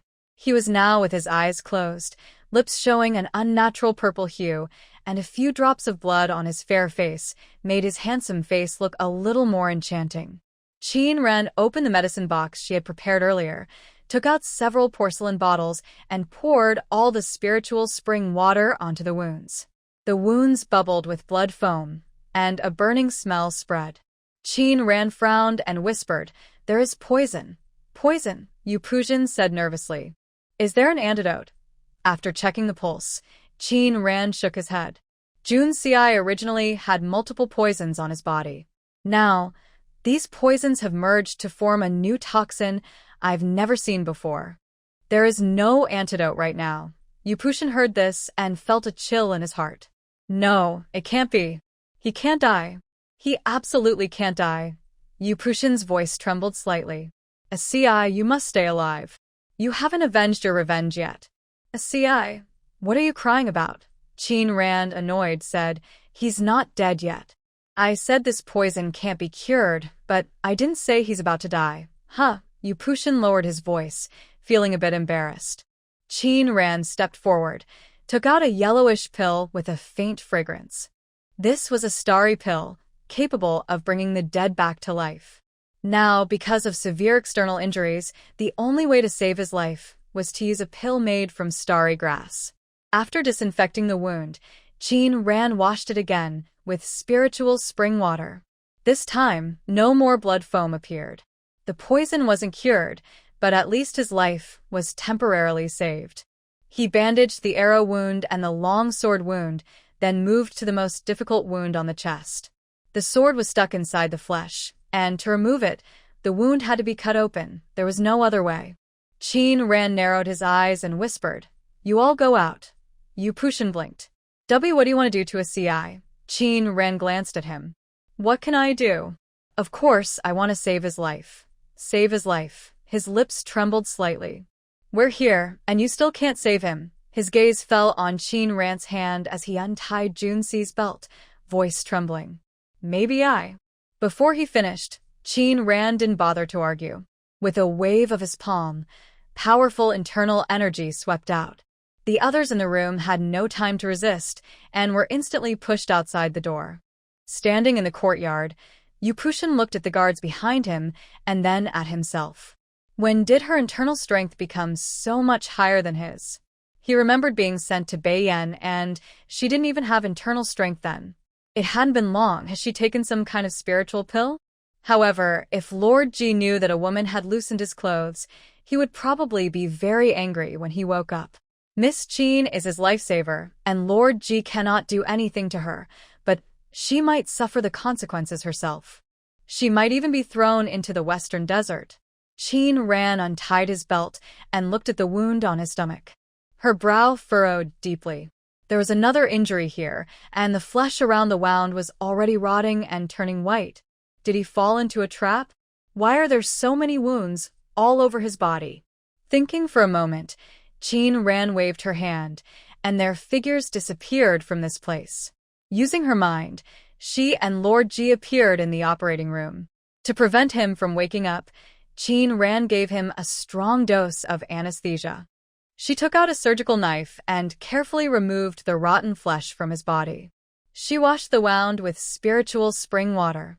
The swelling around the wound quickly subsided, and the once fierce wound showed signs of healing. Fortunately, this wound isn't poisoned, she said as she stitched it up. She wiped the sweat from her forehead, feeling strange that her energy was draining so quickly. When she reached the most difficult wound, she took a machine to take an X-ray. It confirmed the position of the broken sword, just a tiny bit more, and it could pierce his heart. At this point, even a god would find it hard to save him. Qin Ran took out surgical tweezers, grabbed the broken sword, and waited for the right moment. She pulled it out very quickly. Blood immediately gushed out. Qin Ran took a starry pill, crushed it, and sprinkled it on the wound. Instantly, the bleeding stopped. At this moment, beads of sweat rolled down her forehead. A wave of dizziness flooded her mind. Could it be that, with the current level of this space, I still can't bring people in? That's why I am losing my strength so fast, she thought. She supported herself on the operating table and, with a flicker of her mind, she and Lord Ji left the space and returned to the room. The dizziness slowly faded away. Qin Ran's face was pale, and her lips were slightly blue. She looked extremely exhausted. She took a few sips of spiritual spring water, but her body's exhaustion didn't improve at all. At this moment, she had no internal energy, not even the strength to lift her hand. She took out a porcelain bottle and poured spiritual spring water into his mouth. His body was still poisoned, and although the spring water couldn't detoxify him, it could temporarily suppress the poison inside, saving his life. After doing all this, she didn't even have the strength to move her fingers. She leaned against the bed and, at some point, fell into a deep sleep. She didn't see that, when she closed her eyes, Junxi lying on the bed moved his fingers slightly. After some time, the sky darkened gradually. Qin Ran slowly woke up. She stretched lazily, and her weakened body regained some strength. Why am I lying here? Her foggy consciousness suddenly cleared. She sat up straight and looked around. The person who was lying here, Junxi, was gone. That scoundrel, Qin Ran muttered. I saved his life, and he doesn't even say thank you. Just as she was about to get up, she heard the sound of the door opening. Footsteps grew closer. You're awake, a deep voice asked. Junxi entered slowly, dressed in a long black robe. At this moment, Yu Pushin's voice came from outside the door. "Miss Qin is awake?" He was about to come in when Jun Si waved his arm. The door that was open suddenly shut, and Yu Pushin's nose hit the door. Ouch. "My nose," Yu Pushin shouted, hitting the door. "Si, are you crazy? Women's chambers are not a place for you to barge in," Jun Si said coldly. "Since I can't barge in, you can?" He pointed at the door and said in a voice only he could hear. "Jun Si, you forget your manners for a pretty face. You say you have no other feelings for her, but you're shameless." Qin Ran looked at Jun Si with a frown. "He's an outsider. He shouldn't enter without permission." "What about the 8th prince?" Qin Ran smiled. "Could it be that it's not the 8th prince, but the 8th princess?" Jun Si coughed softly, looking a bit embarrassed. "I just wanted to thank you in person, to avoid being accused behind my back of being unfaithful, calling me a scoundrel." "Really? I wonder who dares to say the 8th prince is a scoundrel," Qin Ran said with no trace of guilt, smiling. "Since the 8th prince has already expressed thanks, please leave now." Jun Si looked at her, then turned to leave. "There's one thing I need to clarify with you. I already said before, I don't like patients who disobey. If I see you use your inner strength before your wound heals and cause it to open again, I won't treat you anymore. I might even give you a quick shot to end it all, so I won't have to deal with trouble later," Qin Ran said calmly, but her words carried a cold sharpness. For the first time, someone warned him with such words, but Jun Si didn't feel angry at all. Instead, he felt a little happy, though he didn't realize it himself. "Got it," he nodded and turned to leave. As soon as he left the room, Yu Pushin covered his nose and came over angrily. He said, "Jun Si, are you still my brother? The poison on you isn't something I can cure, but without me, Miss Qin wouldn't be able to help you. You benefited from me, and you don't thank me? How can you do such unfaithful things? I worked hard for you, begged Miss Qin to save you, and now I see you're just a fake friend who turns his back on others." Seeing that Jun Si didn't reply, he continued, "What are you looking at? Am I wrong? If it weren't for me, you'd probably already be gone." Jun Si ignored him. Just as he was about to walk forward, Yu Pushin stopped him. "You haven't even offered me a reward yet. You sent me to Beiyan, which kept me from seeing the courtesan for nearly a month. How do you plan to make up for that?" Hearing this, Jun Si smiled and turned to a nearby guard. He said, "Send someone back to the capital and tell the Prince of Jin that the heir of your family and the courtesan are in love. I can't bear to see lovers separated, so let the courtesan marry into the palace and become the heir's wife." When Yu Pushin heard this, his face turned ugly. You, he waved his sleeve. "Forget it, I won't argue with you. It's boring." His eyes flickered and he smiled. "I'll go talk to Miss Qin." After saying that, he was about to head to Qin Ran's room. At this moment, Jun Si frowned slightly, waved his arm, and a stream of inner energy slowly appeared in his palm. A cold shout came from inside the room. In the next moment, the door was opened, and Qin Ran hurried out. She said coldly, "I'll tell you one last time. If you use your inner energy again, get out from where you came from. Even if you die in front of me someday, I won't heal you again." Jun Si looked at her silently. Qin Ran lowered her voice. "Did you hear me?" Jun Si nodded, indicating he understood. Standing beside him, Yu Pushin's eyes nearly popped out. This person was definitely Jun Si. Could he have been possessed by someone else? After she yelled at him like that, he didn't get angry, but instead nodded in agreement. This was surprising. "I have known him for over 10 years, but I've never seen anyone leave completely unharmed after scolding him. Just now, I only slightly complained, and he played a trick on me." In contrast, when Miss Qin told him to leave, he didn't dare to argue. The difference is quite obvious. Could it be that he really has feelings for Miss Qin? It seemed like he had discovered something very important. Yu Pushin swallowed hard and kept glancing between Qin Ran and Jun Si. Qin Ran looked at them and asked, "What are you all still doing here? Do you want to stay overnight at my master's place?" Jun Si was about to speak when Jun Si said softly, "I have nowhere to stay here. If possible, may I stay overnight?" Yu Pushin looked at Jun Si with a surprised expression. Stay overnight? No place to stay? So, he had been living on the streets all this time? Are the houses outside just for show? Yu Prusian took a deep breath. Qin Ran glanced at him and handed him a package. I don't have a place for you to stay. Here are some pills, 2 each day for 7 days straight. Suddenly, Jun Si coughed softly, blood trickling from the corner of his mouth. Qin Ran saw this and frowned, softly saying, Forget it. Since your internal injuries aren't healed, don't run around. It might make your condition worse, and that would be my fault, Mushan. As she finished speaking, Mushan appeared beside her. Mississippi, prepare 2 guest rooms. Qin Ran walked past Jun Si without looking back and left. It wasn't until she reached the Qin family's door that she fully regained her composure. Back in her room, she clenched her fists tightly. Her heart was filled with turbulent emotions, almost making her lose control. She had seen many patients, seen wounds even worse than his, with more serious injuries, but she had never felt this kind of irritation before. Looking at that wound, she could even imagine the scene of skin being pierced by a sharp blade. Every time she thought of it, she became extremely agitated, a murderous intent rising within her. Qin Ran, who had never experienced such feelings before, began grinding herbs in her space.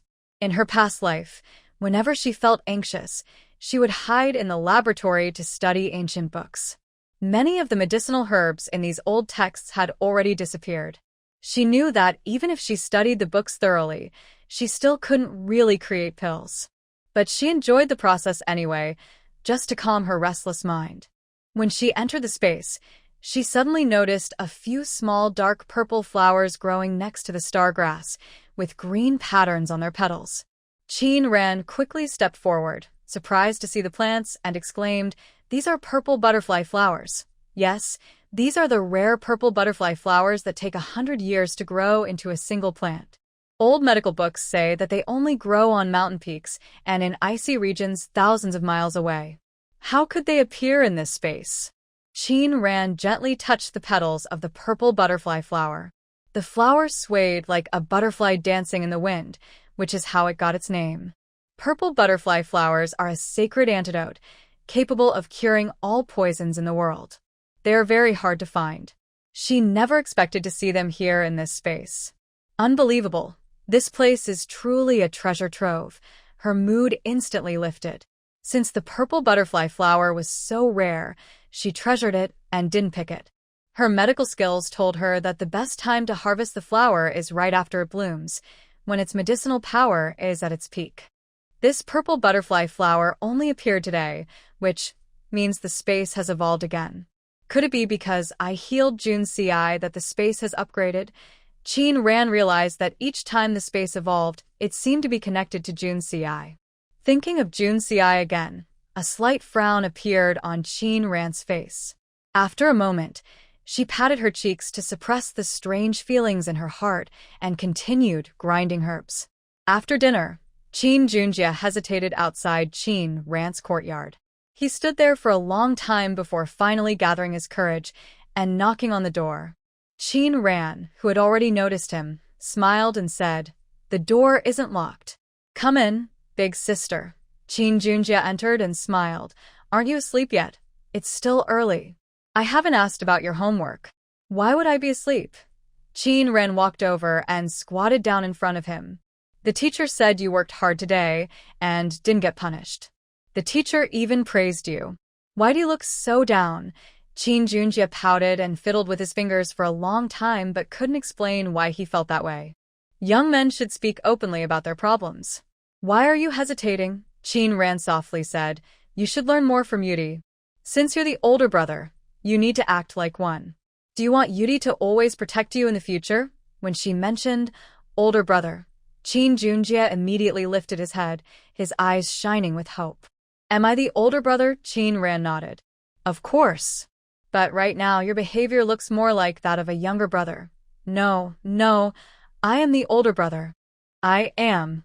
I will protect Yudi, he quickly said, waving his hands. Junjie, remember, a real man should stand tall and strong. Your sister can't stay with you forever. Grandpa is old, and your parents are gentle. As the son of the family, You should support the Qin family. As the saying goes, to forge iron, you must be strong yourself. If you're strong, the Qin family will be strong. If you're weak, others will take advantage of us. Your sister is helping you build a family business. You need to learn to protect it and make it grow. Do you understand? Junjie nodded seriously. I understand, sister. Qin Ran took out a small box filled with medicines. Practicing martial arts every day can cause injuries. Keep these ointments with you. Mo Qing and Mo Bai will tell you how to use them. These were things she had just made in her space. Since Junjie was just starting to learn martial arts, besides basic fist techniques, he also needed to squat in horse stance. Seeing his talent, Qin Ran smiled and said, You look promising. Maybe one day you'll bring home the top scholar title. She didn't expect that her casual joke would turn out to be true in the future. Night fell, and the streets of Yun'in town were very quiet. A carriage was moving along the street, and soon it stopped in front of a courtyard. When Z got off the carriage, carrying a food box, Miss Wen, a guard stepped forward. The young master is waiting for you. When Z said nothing, she adjusted her hairpin and smiled as she entered the courtyard. Today, she wore a dark green dress with a jade hairpin, looking very beautiful and charming. Why isn't the young master back at his residence? Why are you resting here? When Z looked around at the simple, rustic decorations of the courtyard, which were very different from the young master's luxurious residence. The girl didn't know, actually. A guard was about to explain when he heard a low cough. The leading guard interrupted him, saying, How dare you speak about the prince privately? Mind your own duties. Don't say things you shouldn't. Don't you know that words can cause trouble? The guard quickly replied, I was wrong. When Z looked upset when she heard this. It seemed like they were telling her to mind her own business. They walked silently forward without talking. At this moment, Yu Pushin was pacing back and forth in Junxi's room, unable to stay still. CI, why bother? There's no one here. Even if you stay here, what will change? Miss Qin won't come. Besides, there's nowhere to eat here. I'm starving. Junxi didn't reply, only occasionally took a sip of tea. Seeing he didn't respond, Yu Pushin sat up straight and looked at him. CI, do you really have feelings for that Miss Qin? Junxi stopped what he was doing and looked at him with a cold gaze. Seeing this, Yu Pushin shrank back a little and awkwardly smiled. Never mind what I said. Junxi gently set down his teacup and softly said, So what? What if I do? What if I don't? Wait. What? Yu Pushin suddenly jumped up from his chair. You say what? Under Junxi's intense stare, Yu Pushin sat back down. Are you really interested in that girl? Junxi frowned slightly. Yu Pushin didn't ask further, but he knew that Qin Ran was not an ordinary girl to Junxi. Just then, a guard's voice came from outside the door. Eighth Prince, the prince and the young master, the person bringing the food has arrived. Hurry, hurry. Let her in. I'm starving. Yu Pushin's gaze shifted from Junxi's face as when Z gracefully entered, bowing politely. I have seen the eighth prince and the young master. Junxi didn't look up, focusing on the book in his hands. Yu Pushin smiled and said, It's been a while. You've become even more charming. When Z smiled politely. Thank you for the compliment, young master. Her eyes subtly glanced at Junxi. Seeing he remained unmoved, she felt a brief moment of disappointment. Today, I dressed up specially and chose this time to deliver the meal, hoping to look gentle and lovely under the candlelight. If the eighth prince doesn't even look, wouldn't all my efforts be wasted? Did you bring mushrooms? Yes, Miss Qin from Wuyin village sent them today. She opened the food box and took out each dish. Junxi's gaze fell on the mushroom plate, and his expression softened a little. When Z saw this and felt happy, she smiled and said, If the young master likes it, I can bring some every day. She looked around and whispered, Freshly cooked food tastes better. I wonder if it's possible to light a fire here and cook? I can. Tomorrow someone else will bring the food, Junxi said coldly. Before Wen Zi could finish, Junxi interrupted her. Her face turned visibly pale. She hurriedly knelt down.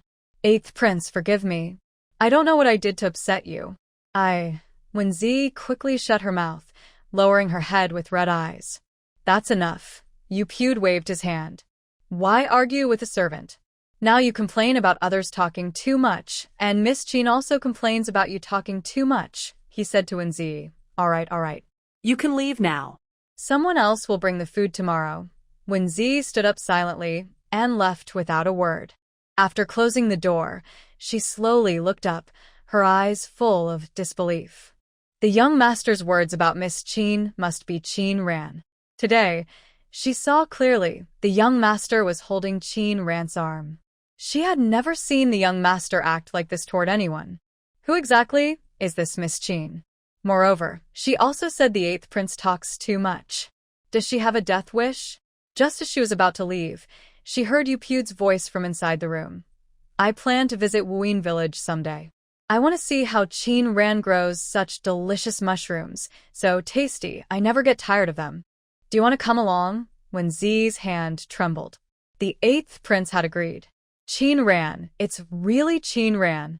What is her relationship with the young master and the 8th prince? Miss Wen, please go ahead, he said. Wenzi's eyes flickered slightly. She turned and followed him out. The person sent to her was that talkative guard. Halfway through their walk, Wenzi smiled and said, "This place is peaceful and quiet. It really is a good spot to rest and recover." The guard quickly replied, "Of course. This is the place Lady Qin chose. It's excellent." Again, she mentioned Lady Qin. "Is this the place Lady Qin chose?" "Actually, this is Lady Qin's home." She clenched her hand tightly around the food box. Her eyes flicked around as she smiled and said, "That girl has such a nice house, but she never told me about it. It's a shame, since we're supposed to be close friends." Hearing her so friendly with Lady Qin, the guard hurriedly said, "When girl and Lady Qin are so close, it's really something to envy." Today, when the young master was thrown out of the room by Lady Qin, I thought he'd be angry. But he didn't even frown. Maybe Lady Qin will become the future wife of the young master. Since you're friends with her, you'll have a bright future. Wenzi listened and finally felt relaxed. So it was like that. It wasn't the 8th prince who was interested in her, but the young master. That made her feel better. Wenzi brought 4 dishes, but only the mushrooms were finished by the 2 of them. Yupud wiped his mouth and looked at Junci. "What exactly happened to your injury? Why were you in Beiyan if you weren't in the capital?" When he mentioned this, Junci's face darkened slightly. He lowered his voice and said, "As soon as I arrived in the capital, I received a letter." He handed the letter to Yupud. Yupud looked at the letter's contents and frowned. Unexpectedly, this person's handwriting is very similar to mine. I can't even tell the difference. He placed the letter on the desk and suddenly laughed. "I didn't expect I hold such an important place in your heart. Just one letter made you so reckless." Junci shot him a cold look. "If it weren't for the part about discovering the ghost-faced demon in Beiyan, do you think I'd go? TSK, you're so boring. I was feeling proud of myself. And you just have to tear down this cover-up." Yupud sighed. "With your boring personality, anyone who marries you will probably be bored to death." Junci looked at him silently. A shadow of Qin Ran flickered in his mind. He thought to himself, if that person was her, judging by her nature, the house should be lively. Thinking of this, a slight smile appeared at the corner of his lips. "About the wound on your body, poison took effect early, and I lost my inner strength. Even after losing his inner strength, he managed to escape from dozens of attackers. Is he a monster?" At this moment, several figures appeared in the courtyard. They were all dressed in black robes, with long swords that shimmered coldly in the moonlight. The guards in the courtyard drew their swords and asked coldly, "Who are you?" The robed figures did not speak. They swung their swords and attacked the guards. These attackers were well-trained, clearly experienced assassins. After a few moves, the guards were injured. The sounds of fighting inside the house could be heard clearly. Yu Puzhen frowned tightly and said in a deep voice, "These scoundrels." Just as he stood up, a sleeve dart shot into the room. Yu Puzhen moved slightly, and the dart brushed past him, embedding into the wall. Then, more darts kept flying into the room. Junci drew his sword, twirling it to create a sword flower, knocking all the darts to the ground. His inner strength surged, and a bitter sweetness rose in his throat. Yu Pujin came over and whispered, "Qin Ran doesn't want you to use your inner strength to avoid opening your wound again." "It's fine," Jun Si sneered. "Just some petty thugs." He raised his sword and leapt out. The black-robed men saw Jun Si, and a cold light flashed in their eyes. "Jun Si," a hoarse voice sounded. The leader of the robed men said coldly, "You're really alive." Yu Pujin heard this and sneered. "So, your bug is alive, but others can't be?" Prince Jin's heir. The robed man looked at Yu Pujin. "The heir and the 8th prince are truly close brothers. I have no grudge against you. If you leave now, you might still save your life. But if you insist on staying, don't blame us for being ruthless." "Ruthless? Oh, you bug, you even have this?" Yu Pujin mocked. "Talking about loyalty with you heartless dogs? It's laughable." The robed man's eyes flashed with killing intent. "Refuse to listen to reason and force us to be unkind." He waved his sword. "Today, both of you will become my victims." As he finished speaking, he suddenly leapt into the air, spinning like a top. He waved his long sword, creating a swirling vortex. Powerful internal energy spread outward. His eyes were as black as ink. He clenched his sword tightly, gathering his inner strength into his palm. At that moment, a sharp pain struck his chest. It felt as if a wound had torn open, and bright red blood soaked his shirt. But he had no time to think about that now. The opponent's skill was very high, definitely not someone an ordinary person could fight. Even Yu Pujin was no match for him. Ling Tian and the others hadn't arrived yet. Besides him, no one else could stand against this man. The man in black swung his sword fiercely. The sharp sword energy seemed to tear the air apart, creating ripples. Jun Si swung his palm forward. His strong internal power collided with the sword energy, causing loud explosions. Both of them stepped back a few paces, barely steadying themselves. Jun Si's lips bled a little. The man in black was not much better off. He wiped blood from his lips and said coldly, "I never expected your internal strength to be so deep. Even after such a serious injury, you can still fight me evenly." The master was right. If we don't eliminate you, you'll be a big threat. Fight evenly? You're far from that. Jun Si finished speaking. The black-robed man suddenly sensed something was wrong. His pupils shrank sharply.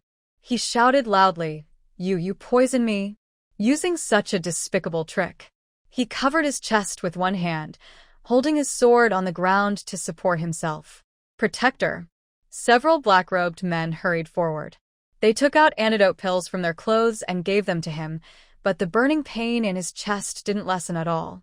He spat out a mouthful of blood. His body trembled slightly from the pain. "War is about deception," Yu Pujin said coldly, crossing his arms. "Despicable? Do you have the nerve to call others despicable? I thought you'd have some self-awareness.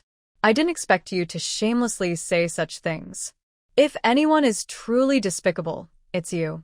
You copied my handwriting to trick someone into going to Beiyan and set traps to deceive the weak. Who's really the one being despicable?" The black-robed man's gaze fell on Jun Si, a hint of unwillingness flashing in his eyes. Just then, a strange laugh echoed from nearby. He. A man wearing a silver mask was sitting on the wall of the courtyard. His cold eyes looked at Jun Si, and a bloodthirsty smile appeared on his lips. "Jun Si, long time no see." The familiar voice made Jun Si tense up all over. "Ghost-faced demon," he said slowly, looking at the man on the wall. "You finally showed up, Jun Si. It's been a long time, but you haven't changed much." The man moved quickly, appearing in the courtyard in the blink of an eye. Yu Pujin was startled and secretly surprised. How could this person move so fast? Like a ghost, never stopping.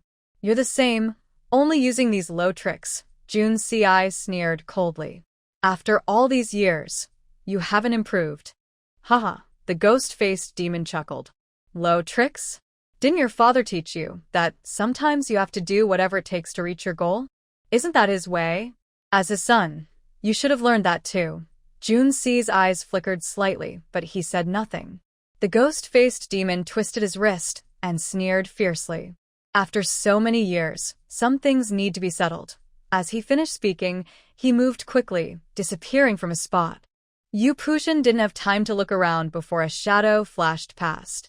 In the next moment, a firm hand struck his chest. He spat out blood, and before he could see who it was, he was thrown backward, crashing hard into a distant pillar. Jun Si sensed the ghost-faced demon's presence.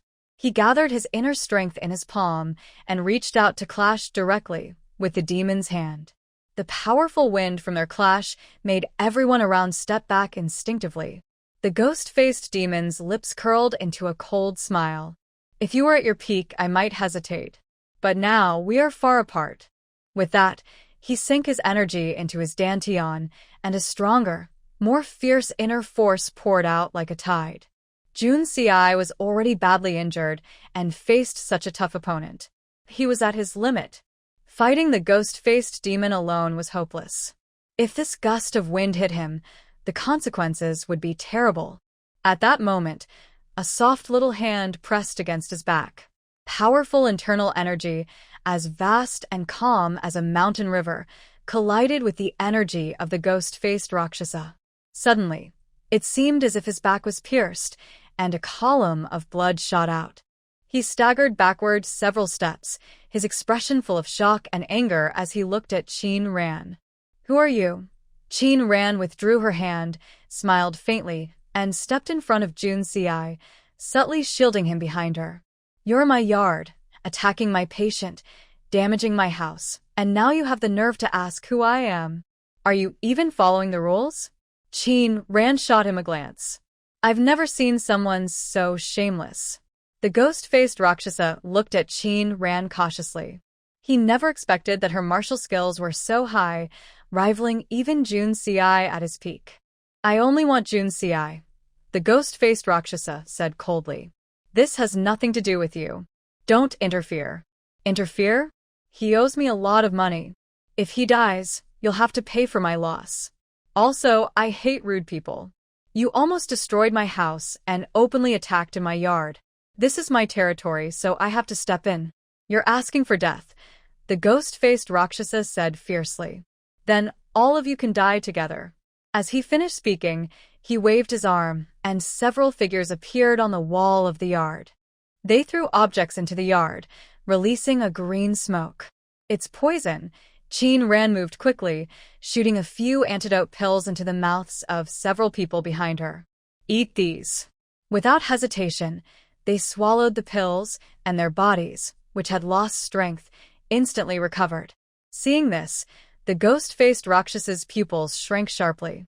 His eyes flickered with a dangerous light as he looked at Qin Ran. "Who exactly is this girl?" Ad. he shouted. Two figures fell from above. Both were tall, with surging internal energy, clearly experts. Despicable, Yu Pushin, supported by guards, sat on the steps. He spoke coldly. "I can't fight fair, so you resort to tricks?" Jun Si frowned, about to step forward, but Qin Ran coldly said, "Stop. Do you want me to waste my efforts saving you today?" She looked at him coldly. "All you do is cause trouble. If this house isn't restored to its original state, I'll break your arm." Yu Pushin heard this. His face twitched with fear. He touched his arm and looked at Jun Si. "That girl is really fierce." The ghost-faced demon roars softly. "Kill them all." The two of them lock their eyes on the group, then leap into the air. They swing their big swords forcefully, creating a powerful shock that makes everyone in the scene feel heavy. Qin Ren only has a small scalpel in her hand. She hasn't yet made a good weapon for herself. Faced with the two attacking from front and back, after dozens of moves, Qin Ran begins to feel a little overwhelmed. Her scalpel can't even reach their bodies. At this moment, Ada swings his long sword toward her back. Sensing danger behind her, Qin Ran quickly turns around, brandishing a dagger to block the attack. Just then, Air's sword arrives. "Be careful." Jun Si uses his inner strength, jumping into the air. Suddenly, a ghostly figure appears behind him. Under the silver mask, the demon-faced demon's lips curl into a bloodthirsty smile. Jun Si, Today is your death day. As he speaks, he slaps out his palm, aiming at Jun's back. Feeling the force behind him, but not turning around, Jun's eyes stay fixed on Qin Ran with determination. A CI. Yu Puzhen's face suddenly changes. If the demon-faced demon hits Jun's CI, he might really die. Hearing Yu Puzhen shout, Qin Ran flips her palm, revealing a bag of powder. She smiles and uses her inner strength to the powder into the air. The dust spreads everywhere. Just a little poison powder. Ada's smile hasn't even fully formed when a sharp pain suddenly hits his body. The pain first appears in his limbs, then quickly spreads to his internal organs. The pain feels like being torn apart, causing Ada and Air to fall to the ground, writhing and crying out in pain. They are closest to Qin Ran and inhaled the most poison powder, so their pain is the worst. The others inhaled less, but still feel pain and can't summon much inner strength. Seeing the powder, the demon-faced demon quickly retreats backward, coldly watching Qin Ran. You poisoned us. How is it? Only the officials can set fires, but common people can't light lamps? You poisoned first. I was just copying you. Qin Ran looked at the fallen people and said, but I was the one who caught up later. The ghost-faced Rakshasa's eyes grew cold. The poison people trembled as they took out antidote pills, swallowing them for a long time, but they had no effect. Your antidotes are not enough to cure my poison, Qin Ran sneered. She shot out silver needles that directly pierced into the foreheads of those people. Seeing this, the ghost-faced Rakshasa almost ground his teeth in anger. He never expected that, with so many experts he brought, they would be defeated by a young girl. It was a mistake, a big mistake. He looked around and said unwillingly, "Wait and see." After saying that, he threw a thunderbolt grenade. The flash of fire made him disappear. Yu Puzhen lay on the ground, gasping heavily. Still alive, still alive. Jun's CI covered his chest. Suddenly, a mouthful of blood spurted out. Yu Puzhen hurriedly got up. ACI. Qin Ran looked at him coldly, a sudden surge of anger rising in her heart. She said coldly, "Good." Qin Ran glared at him irritably and said coldly, "I shouldn't have saved you. You deserve to be hurt to death." Even as she said this, her hand was on his pulse, feeling the chaotic true energy inside him. She frowned and said, "I told you today not to use your internal power. Did you ignore my words?" Jun's CI smiled. "I know my own body. This injury won't kill me." Qin Ran, who was about to bandage him, paused her movements.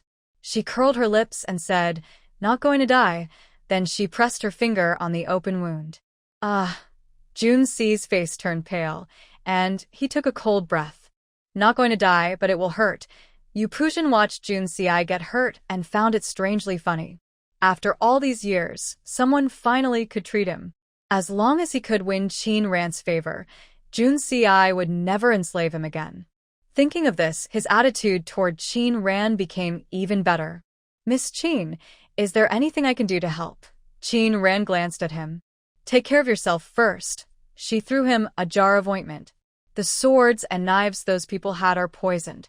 You may have taken antidote pills, but if the poison on your skin isn't removed, you'll still suffer some pain." Everyone held the ointment and expressed their thanks. After applying the medicine, they began to clean up the bodies in the yard. The people had been quickly killed by Qin Ran using silver needles to pierce their heads, with no blood spilling out. Seeing her quick and neat method, everyone's respect for Qin Ran grew even more. "How are you here?" Jun's CI asked softly. Qin Ran didn't even look at him and continued to bandage her wound. Yu Puzhen saw this and smiled, saying, "It's me. I secretly sent someone to find her." Because of the urgent situation, Jun's CI was badly hurt. They weren't a match for the men in black. During the day, Qin Ran pushed him away with a palm, showing her strong skills and dominance. But he wasn't sure if Qin Ran was willing to help. "Thank you, Miss Qin. Just stay out of trouble," Qin Ran said softly as she finished bandaging her wound. "This is my master's yard. It's been messed up like this. Before you leave, you must restore it to its original state. Don't worry, Miss Qin. I'll take care of it. I'll make it beautiful and grand again." Stop talking, Qin Ran interrupted Yupushin. Just restore it to how it was. How can I show my sincerity then? Yupushin looked at Qin Ran and awkwardly shut his mouth. I'll definitely restore it. At that moment, several figures appeared in the yard. Ling Tian knelt on the ground and said solemnly, Sorry for arriving late. Please forgive me, young master. When they received the message, they hurried to the countryside villa. But when they arrived, the guards told them that the young masters were all here, so they turned back. This back and forth caused delays. Get up. Their gazes fell on Qin Ran, and they were momentarily stunned. They didn't know what had happened in the meantime, but from the distance between Qin Ran and their young master, it was clear that he didn't dislike her. If I catch you using your internal strength without permission again, you'd better get out of here immediately. This is your last warning, she said. After saying this, she seemed to remember something, looked annoyed, flicked her sleeve, and turned to leave. Until her figure disappeared, Ling Tian and the others couldn't focus again. Their young master told her to get out? Is this Qin girl risking her life? She dares to speak to the young lady like that. They carefully watched Jun Ci. Based on their understanding of their master, this young lady Qin was probably going to have a big problem. Instead of getting angry as they expected, Jun Ci looked very calm, as if it was just how things should be. A Ci, this place is no longer safe. Why don't we move back to the countryside? The yard is full of traps, so even if someone tries to break in, they won't get past the gate. Jun Ci ignored him. She placed one hand behind her back and turned to walk into the room. Ci, are you coming or not? I'm not going. As soon as she finished speaking, there was a loud bang, and the door to the room was shut. Yupushin saw this and whispered, I think you're crazy. For a woman, you're willing to risk your life. Ling Tian and Ling Hai looked at each other with a hint of disbelief. How long has it been since their master had a woman? That's impossible.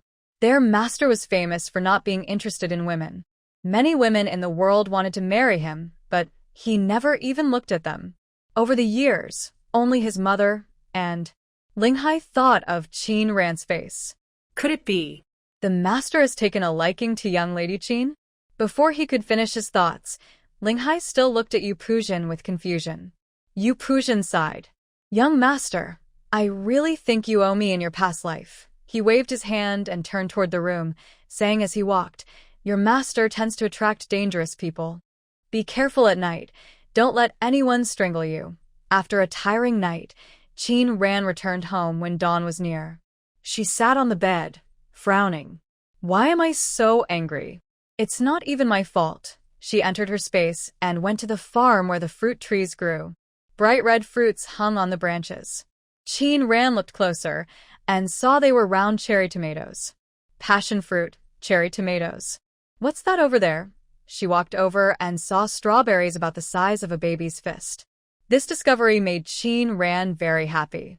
Since crossing over here, she rarely ate fruit. She had picked some sour wild berries on the mountain before, but they were hard to eat. The town sold apples, but they didn't taste very good. This made Qin Ran, who loved fruit, quite upset. Now that her space had these fruits, her biggest problem was solved. I picked some fruits, and Qin Ran ate until she was full, feeling all her tiredness disappear. These fruits should be worth quite a bit of silver. The next morning, Qin Ran washed some strawberries and cherry tomatoes. After breakfast, the maids brought the washed fruits to her. Big sister, what is this? Qin Yudi asked curiously. It's red and smells so good. Is it food? It really smells wonderful. Qin Junjie's eyes sparkled. He was sleepy earlier, but now felt very energetic. These are fruits. Try some and see how they taste. They turned out to be edible. Everyone picked a fruit and put it in their mouths. They all gasped in surprise after taking a bite. Wow. What kind of magical fruit is this? What is it? Qin Ran smiled and pointed at the strawberries. This is a strawberry and the round one is a cherry tomato. Strawberry? Cherry tomato. Mrs. Wu looked at her fruit. Ran, where did you find these delicious fruits? They were on the back mountain. I went there to see if I could find anything to sell in town. I accidentally found these two kinds of fruits. That day, I was very thirsty, so I picked them to quench my thirst. At first, I was afraid to eat them, worried they might be poisonous, but the taste was too tempting. I tried one and it was amazing. So I brought some back. Hearing this, Chin Wenji smiled and said, Ran Ran is really lucky. She always finds strange and wonderful things. Chin Ran felt a little guilty and said, It's not luck. I just have a bit of courage. Yes, if it were someone else, they wouldn't dare to pick and eat such fruits, Mrs. Wu said, tapping Chin Ran's forehead. You're brave, but if you got poisoned, what would happen? Who knows who you might have imitated? Mrs. Wu finished speaking, and Chin Chong coughed lightly, smiling. Ran, did you give these fruits their names? Chin Ran nodded. Yes. Good, good. He looked at the fruits in his hand, and then at Chin Ran. You brought out these fruits today. Do you have any ideas? Grandfather understands my thoughts best. Chin Ran clapped her hands, and a few servants carried in some seedlings. These are the seedlings for these two kinds of fruits. I plan to plant them widely and sell the fruits later. Do you mean to plant these two types of fruit? Chin Wenji whispered. But it's winter now, and the weather is cold. How can plants grow? At that moment, a young servant entered and respectfully said, Mr. Nan requests your presence. All right. Considering the days, the glass pavilion should be finished. Chin Ran smiled and said, Grandfather, parents, would you like to come see it too? Yes. Chin Chong stood up. I haven't gone out in a while. I want to take a look. Everyone arrived at an open space at the village entrance. They saw that the weeds had been cleared, and a glass house stood before them. The glass was clear and shiny, sparkling in the sunlight. This house is really beautiful, but it's transparent. How can people live in it? Mother, this house isn't for people to live in, Chin Ran said with a smile. Father just asked me how to plant those two kinds of fruit. This is the answer. She pointed to the glass pavilion and said, It's right here. Is this for growing fruit or vegetables? Wu Shi exclaimed in surprise. How do you farm in it? It's cold here in winter too. You'll see when you look. The Chin family hesitated as they entered the glass pavilion. The warm air hit them, making them feel refreshed. Is there a fire burning here? No. Chin Ran softly replied. This glass house stores the heat from the sun, keeping the temperature suitable for seedlings. At night, you can burn charcoal here. Whether it's vegetables or fruit, you can enjoy them even in winter. Everyone was amazed upon hearing this. Ran, how is it? Are you satisfied with the glass house? Very satisfied, extremely satisfied. Your craftsmanship is excellent, as always. Nan Qixuan stepped beside her and whispered, Father, is there any reward for me? Can you give me 2 more of those Starry Sky pills from that day? Chin Ran took out a porcelain bottle containing the Starry Sky pills and also presented 2 drawings. Master, I think you'll like these even more. When Nan Qixuan saw what she held, he trembled as he stroked his beard, pulling out several of his whiskers. He examined the drawings as if they were treasures, lost in fascination. He didn't even notice when others around him spoke. The glazed canopy was finally finished, meaning she could now plant grains and vegetables. Everything in her space could finally be seen as reasonable and proper. The villagers came over and surrounded her. Master, the shed is built. What should we do next? Chin Ran smiled and said, Of course, there are new tasks to do. She explained her plans for planting here, and only then did everyone understand the true purpose of the glazed shed. Apart from farming, when the crops are ready, I will need many people to transport them to the town or Taiyuan County. The wages will be the same as now. If anyone wants to work at my place, just give me your name. Hearing this, everyone was very happy. Working for Chin's family meant good food, warm clothes, and no delayed wages. Such a kind employer. Where else could they find one? That afternoon, the glazed shed was busy with activity. Suddenly, a resentful gaze fell on the shed. Li Shi gritted her teeth and cursed. What nonsense is this glazed shed? Bah. Maybe a strong wind will let down someday. A bunch of fools think they can really enjoy good food and drinks with Chin's family. Idiots. We'll see. As she finished speaking, a voice sounded beside her. Since you also hate them, why not work together? The sudden voice startled Li Shi. She turned around and saw a familiar figure. It was Zhao, the woman who had previously been abandoned by Qin Chong. Zhao took off her veil, revealing a thin, dark face, very different from when she had left the mist-hidden village. If Li Shi hadn't been sharp-eyed, she might not have recognized her. "What are you doing back, old woman?" Li Shi said irritably. "The old man of the Qin family already divorced you. I didn't expect you to have the nerve to come back. Your face is really thick. Everyone in the village knows what you did before. I won't associate with someone like you." Because Qin's family had suffered many losses, Li Shi naturally had a bad attitude toward Zhao when she saw her. "Huh," Zhao sneered, a trace of contempt in her eyes. "Thick-skinned? And you still have the nerve to criticize others. You." Li Shi looked at her and sneered.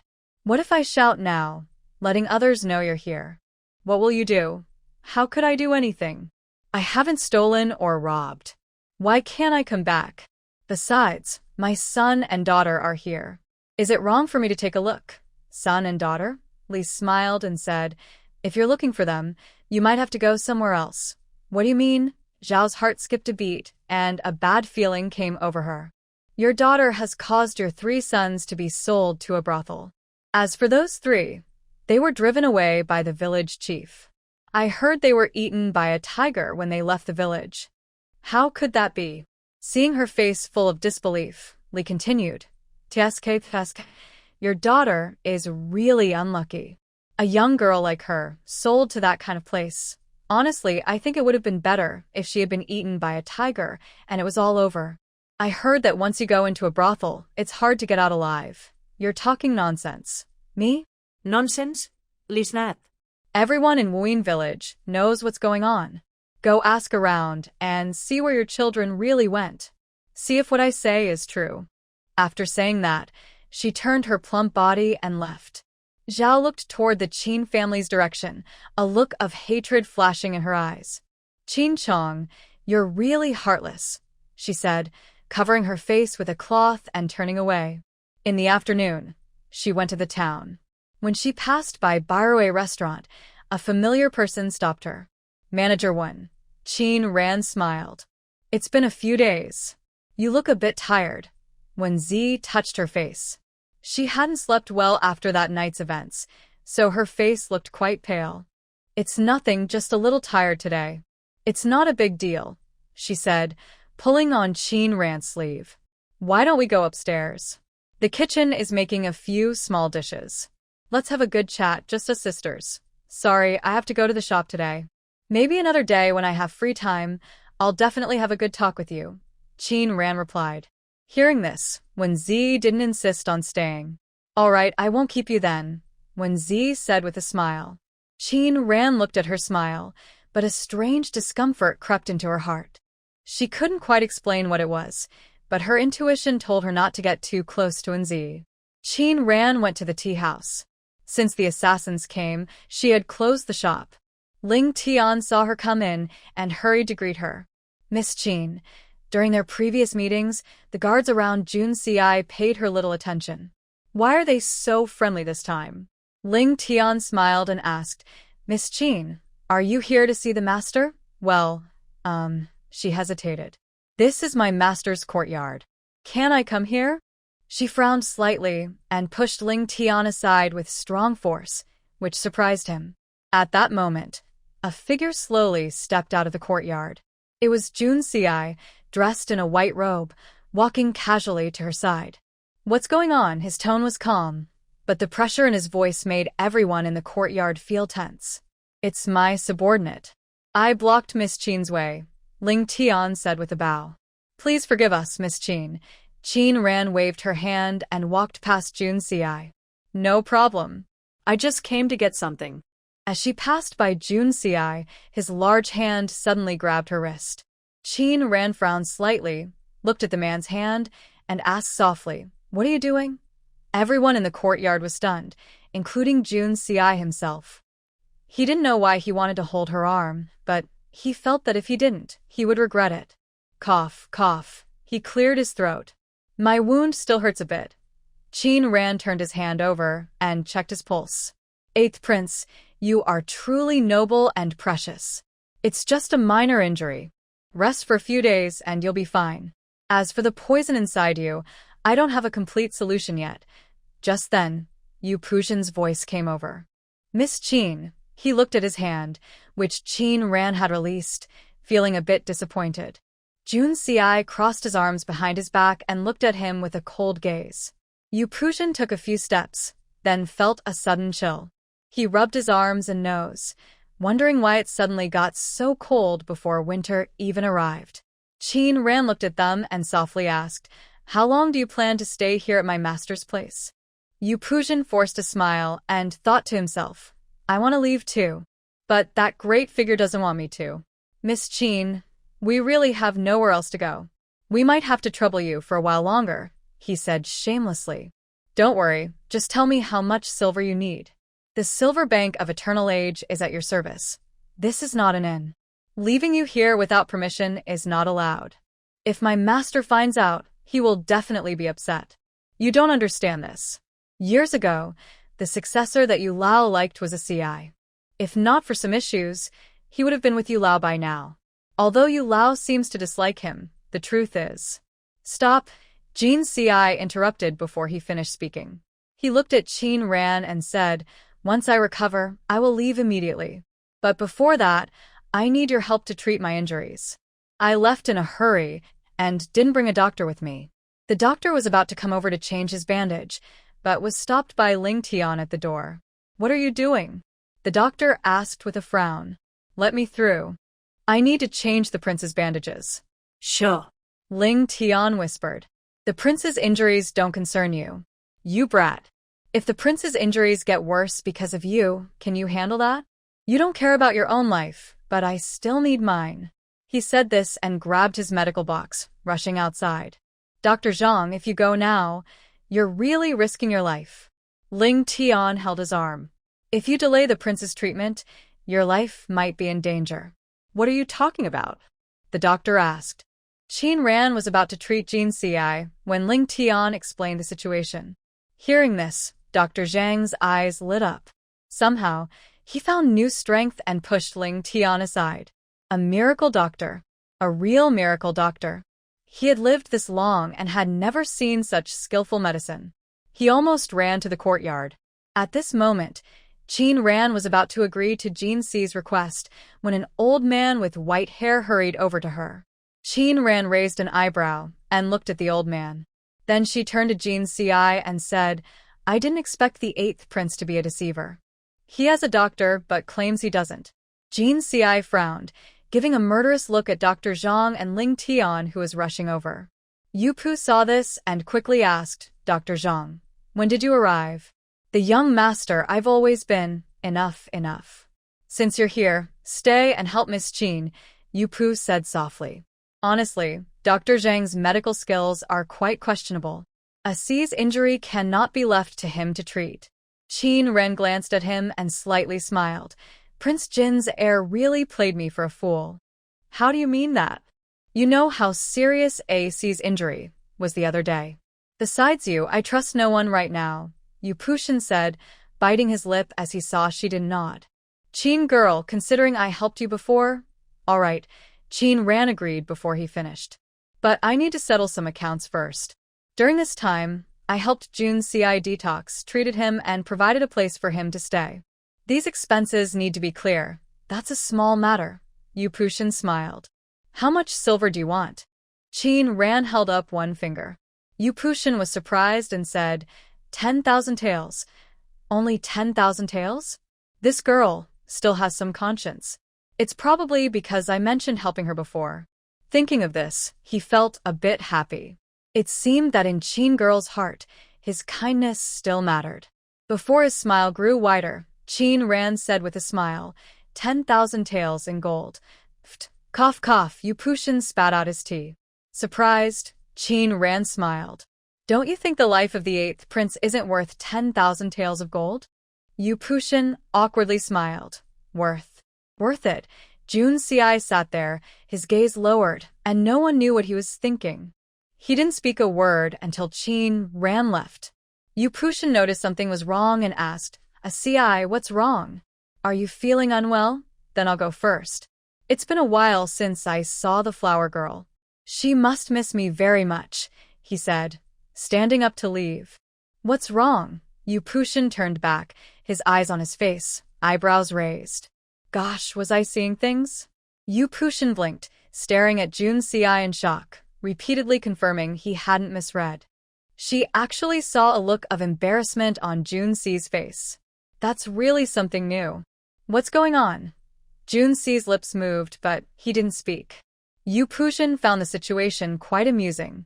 He moved closer to Jun Si with a mischievous smile on his face. What's so hard to say? Tell me. It's nothing. Jun Si pushed his face aside. You smell of rouge. Stay away, it's stifling. TSK, you don't understand. You dislike that smell, but the girls like it. Which girl would like a body full of sweat and odor? Yu Pushin glanced at him, shook his fan, and turned to leave. Until he was gone, Jun Si's expression darkened. He raised his hand and sniffed himself. Seeing his action, Ling Tian and the others nearby were all surprised. Noticing their breathing, Jun Si looked up with cold eyes. Everyone quickly lowered their heads. They pretended not to see anything, watching with their noses and hearts. Only after he left did they slowly lift their heads. Ling Tian wiped his forehead sweat and whispered, "That was close." I thought the prince wanted to kill to keep it quiet, Ling Shan sighed. But what's wrong with him today? You fool, Ling Hai patted Ling Shan's head. Can't you see? Our prince is feeling shy. Shy? Look at your dull face. The prince knows the heir wants to go find a courtesan and is trying to stop him. Don't you get it?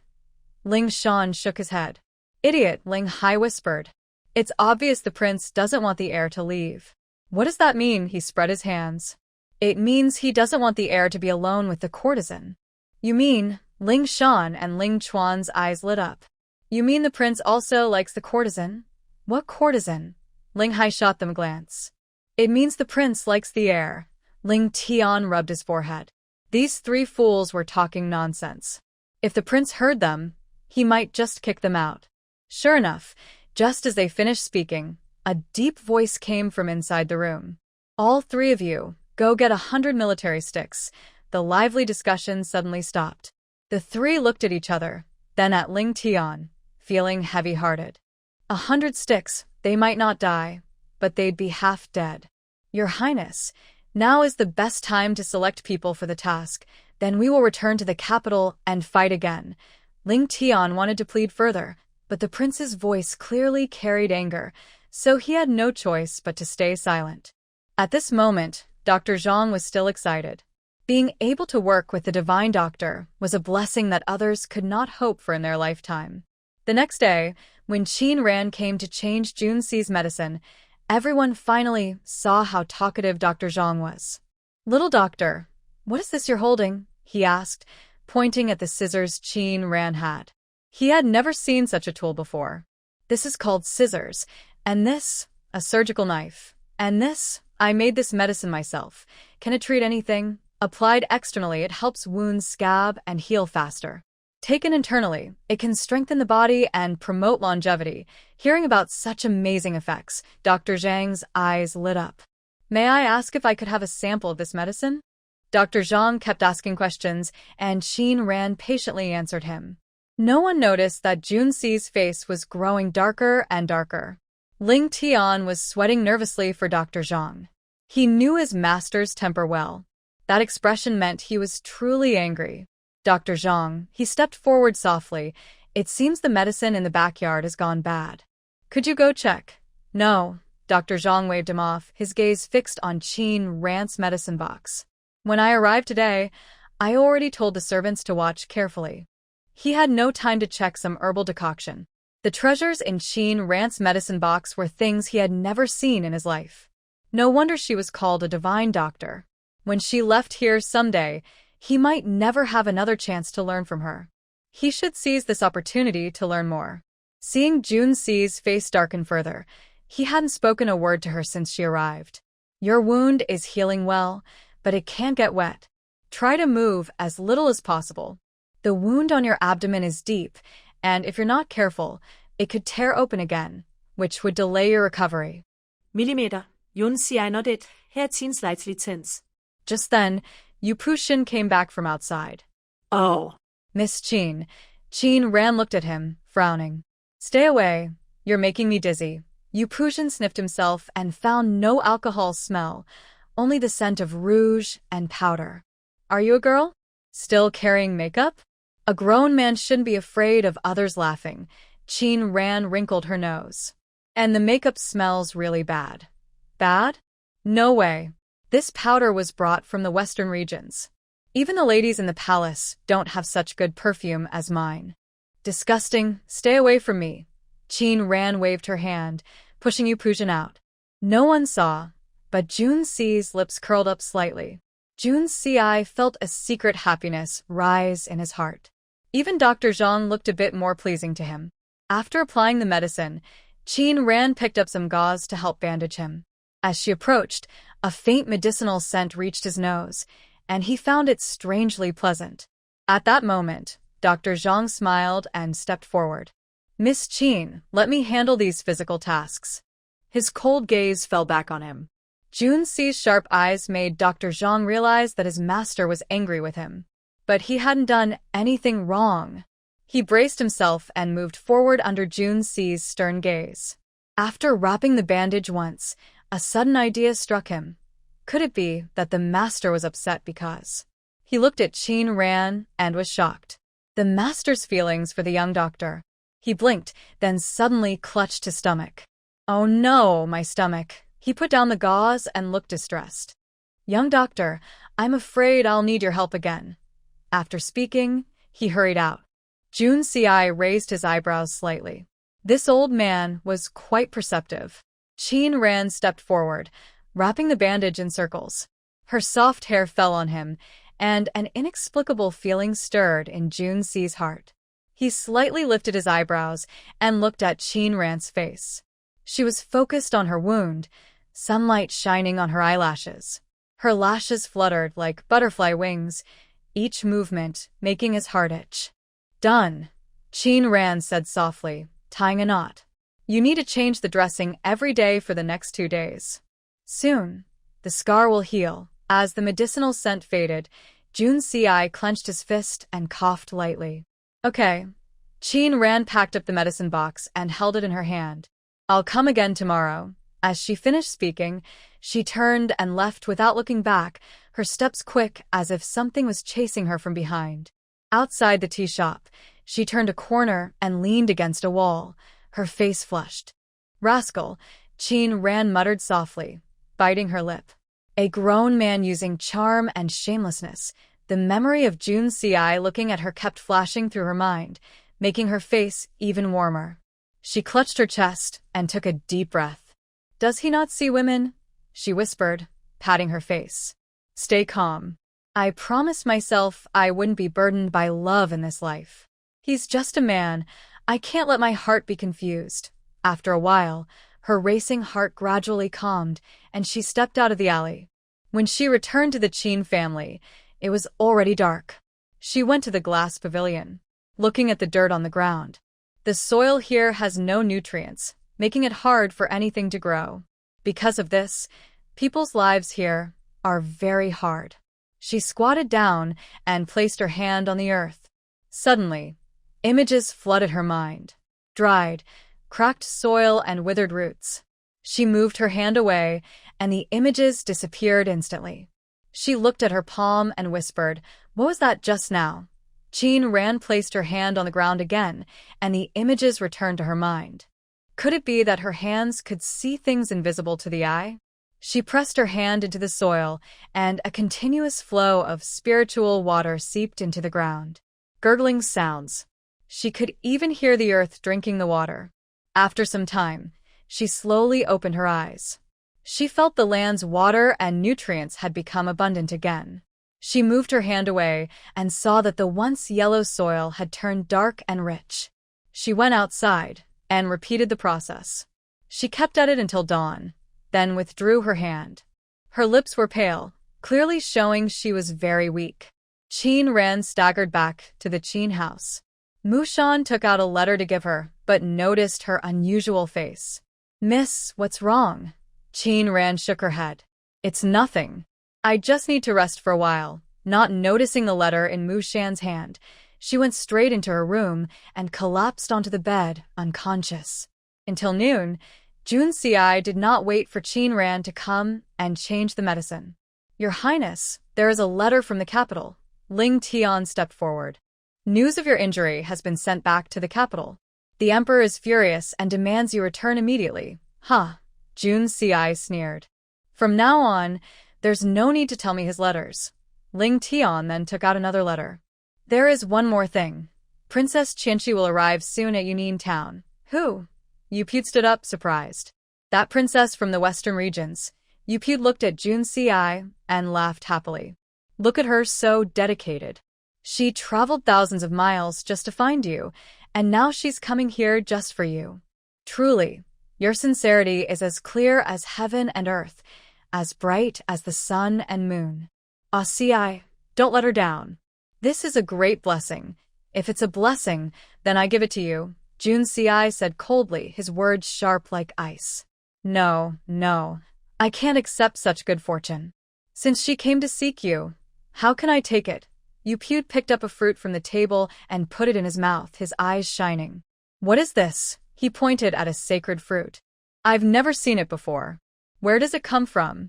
Return to the young master. It was brought by Miss Qin yesterday. Qin Ran is quite considerate.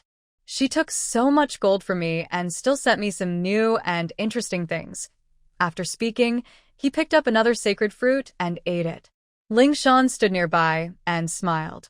Miss Qin said, these fruits are priced separately, 1 gold per fruit. Yupute choked on a sacred fruit, unable to swallow. 1 gold per fruit. He pointed at the plate. How much is this plate worth? Why doesn't she just steal it? Miss Qin said, rarity makes things valuable. Since only she can grow these in the entire kingdom of Zhao, they are worth that much gold. Just then, a servant brought another plate of strawberries. Miss Qin said, these are called strawberries, and they cost 2 gold per piece. Yupute held a strawberry. Tell me, how much gold did that girl cheat from me? Not too much. Exactly 200 taels. Ling Shan produced a receipt and said with a smile, young master, this gold was gathered by the little ones. When do you want to cash it out? Yupuzhen took the document and looked at the amount written on it, his face turning pale with anger. He looked at Jun Si and said, it's all your fault. If you hadn't insisted on staying, I wouldn't have been extorted by that girl. 1 or 2 gold coins. Are these fruits made of gold? Jun Si smiled and said, it's just a few hundred taels of gold. Does the Prince of Jin's residence lack gold? Yes. I lack everything right now. Especially gold. Oh, really? Jun Si picked up a strawberry and put it in his mouth. The sour-sweet taste spread in his mouth, a flavor he had never tasted before. What are you eating? I bought these with 200 taels of gold. Spit it out. Jun Si picked up another strawberry and said with a smile, I heard that the Prince of Jin's son spent a lot of money to buy a courtesan smile, 500 taels or maybe 800 or even 1,000 taels. Your Highness, it was 3,000 taels of gold, Ling Tian said firmly. Yupuzhen, hearing this, pointed at Jun Si and asked, how do you know? Ling Tian lowered his head silently. After a moment, Yupuzhen finally understood. Qianjin Fong, is it yours? Only now do you realize? It seems the suffering you endured in Beiyan isn't enough. Yupuzhen quickly forced a smile and said, brothers, what are you doing? It's just some fruit. I invite you. If it's not enough, I can send someone to buy more from the Qin family. At this moment, Ling Hai hurried in, looking a bit upset.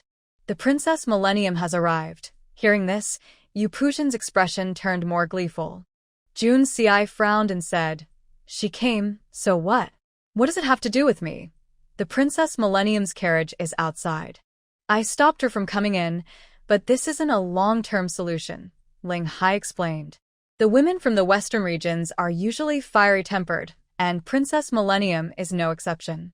When they were in the capital, she waited daily outside the prince's residence just to see them.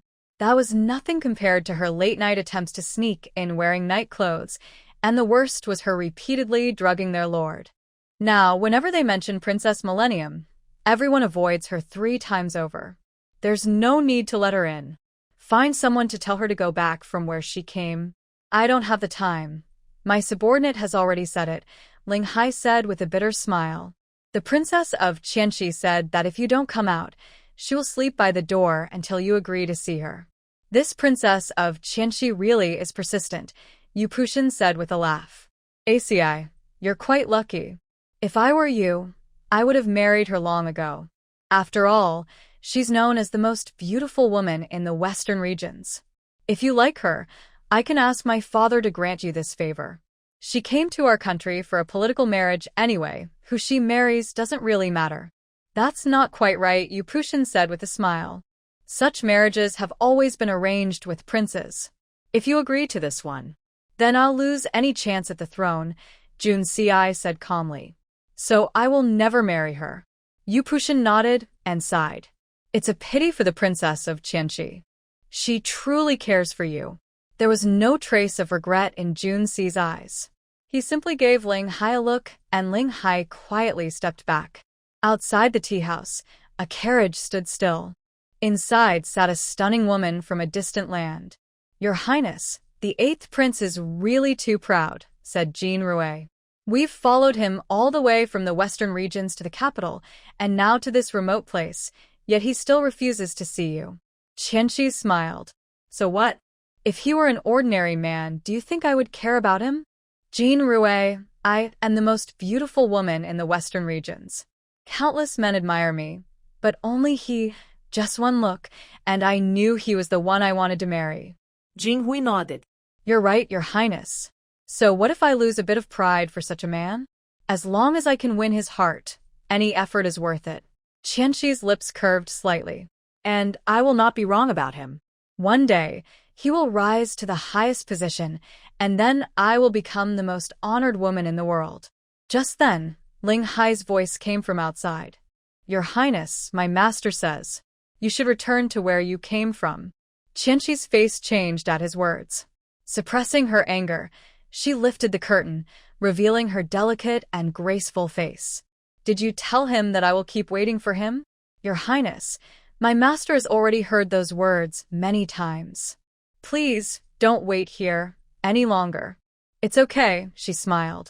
Go back and tell him I brought the best medicine from the western regions. I guarantee it will cure his wounds quickly. She took out a porcelain bottle. Ling Hai hurriedly waved his hand. The master's injury is almost healed. You should take this medicine back with you. She clearly heard that his injury was serious and nearly life-threatening. How could he be recovering so fast? Don't lie to me, she whispered. If I don't see him myself, I won't believe what you're saying. Princess, our master doesn't want you to come in. Why are you forcing your way? At that moment, a few people passed by the carriage. They didn't hear Ling Hai call her princess, only that she was not allowed to enter. They sneered and whispered, Whose girl is this? So shameless. She actively offers herself, and when stopped, she refuses to give up. If her family finds out, they probably won't even want to see her. Hearing this, Qianxi's face turned pale. She stepped back into the carriage and lowered the curtain. Jean Rue saw this, and was about to open the curtain to argue with those people, but they had already walked far away. She spat bitterly and said coldly, You better leave quickly, or I'll cut out your tongues. Forget it, Qianxi whispered. Tell your master, I am just outside the door. If he doesn't see me, I won't leave. Seeing her determined expression, Ling Hai didn't press further. Just as he was about to turn away, he heard the sound of a carriage approaching. He turned around and saw the carriage with the character Qin on it, which made his eyes light up. Ling Hai quickly stepped forward respectfully. Miss Qin, the curtain was pulled aside, and Qin Ran stepped out of the carriage. Today, she wore plain silk, with only a jade hairpin on her head, looking very simple and elegant. Yet her overall aura made everyone who looked at her nod in approval, especially Ling Hai, who had just seen Qianxi. Qianxi, though beautiful, only had her appearance. In terms of demeanor and manners, she was far from Qin Ran.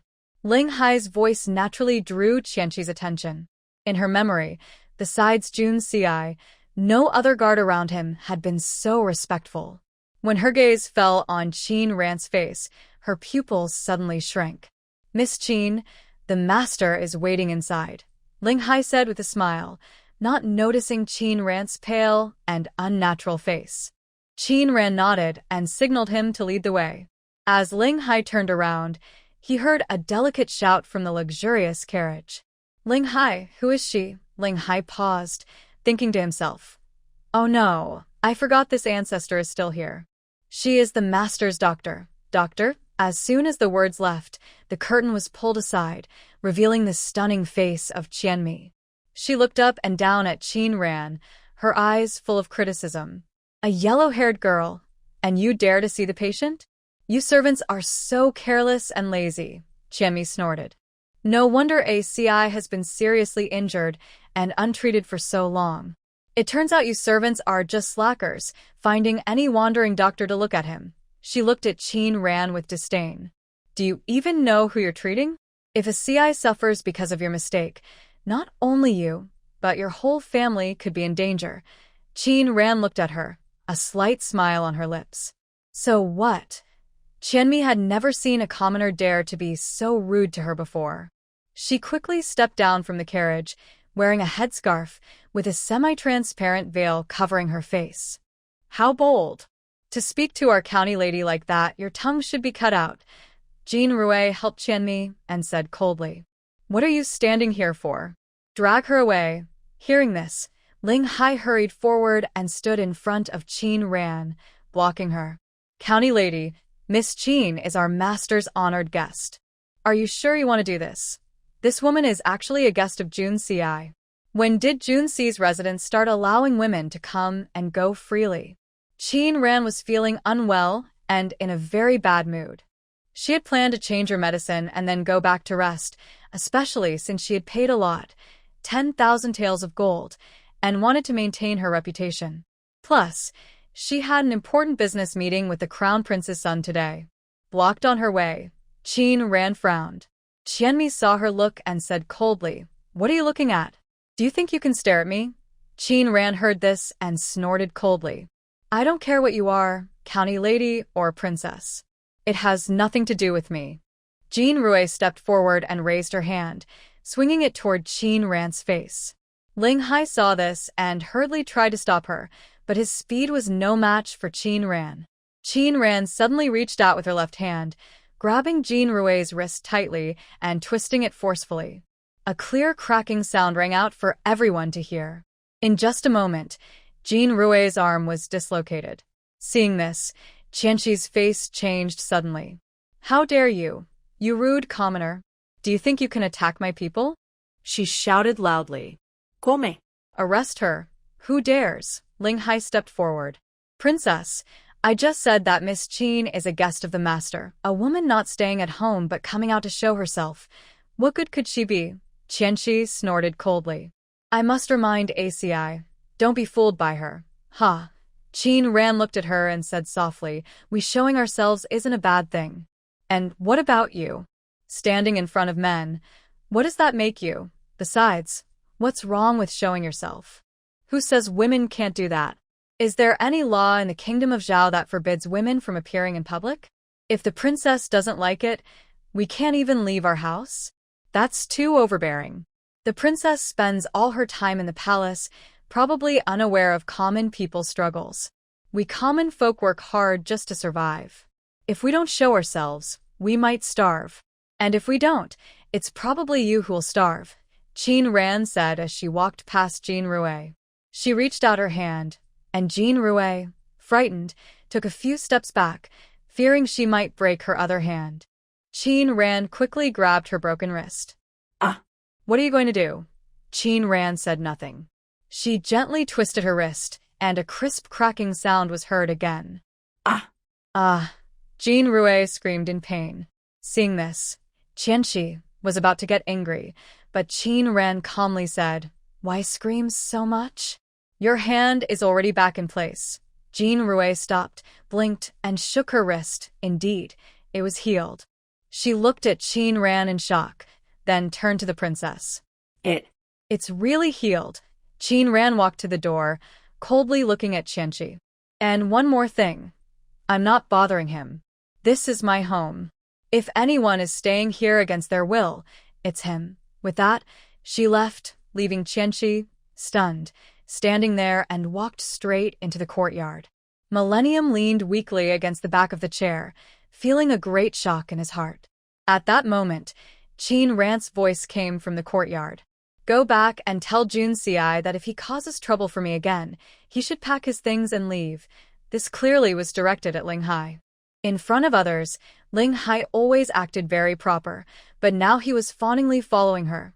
Miss Qin, don't be angry. When had she ever seen Ling Hai treat anyone so kindly? Princess, Jean Rue said as he approached the carriage, this girl does have some skills.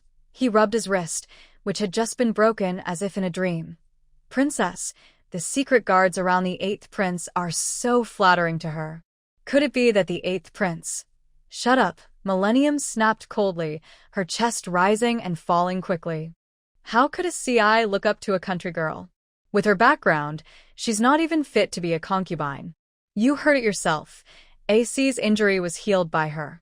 It must be because she's still useful now, that's why they're so fond of her. Yes, princess. Jean Rue nodded and looked around. It's getting late. Maybe we should find a place to stay first. That's a good idea, Millennium said softly as she lowered the curtain. Have someone investigate who that woman really is. Qin Ran arrived at the main hall.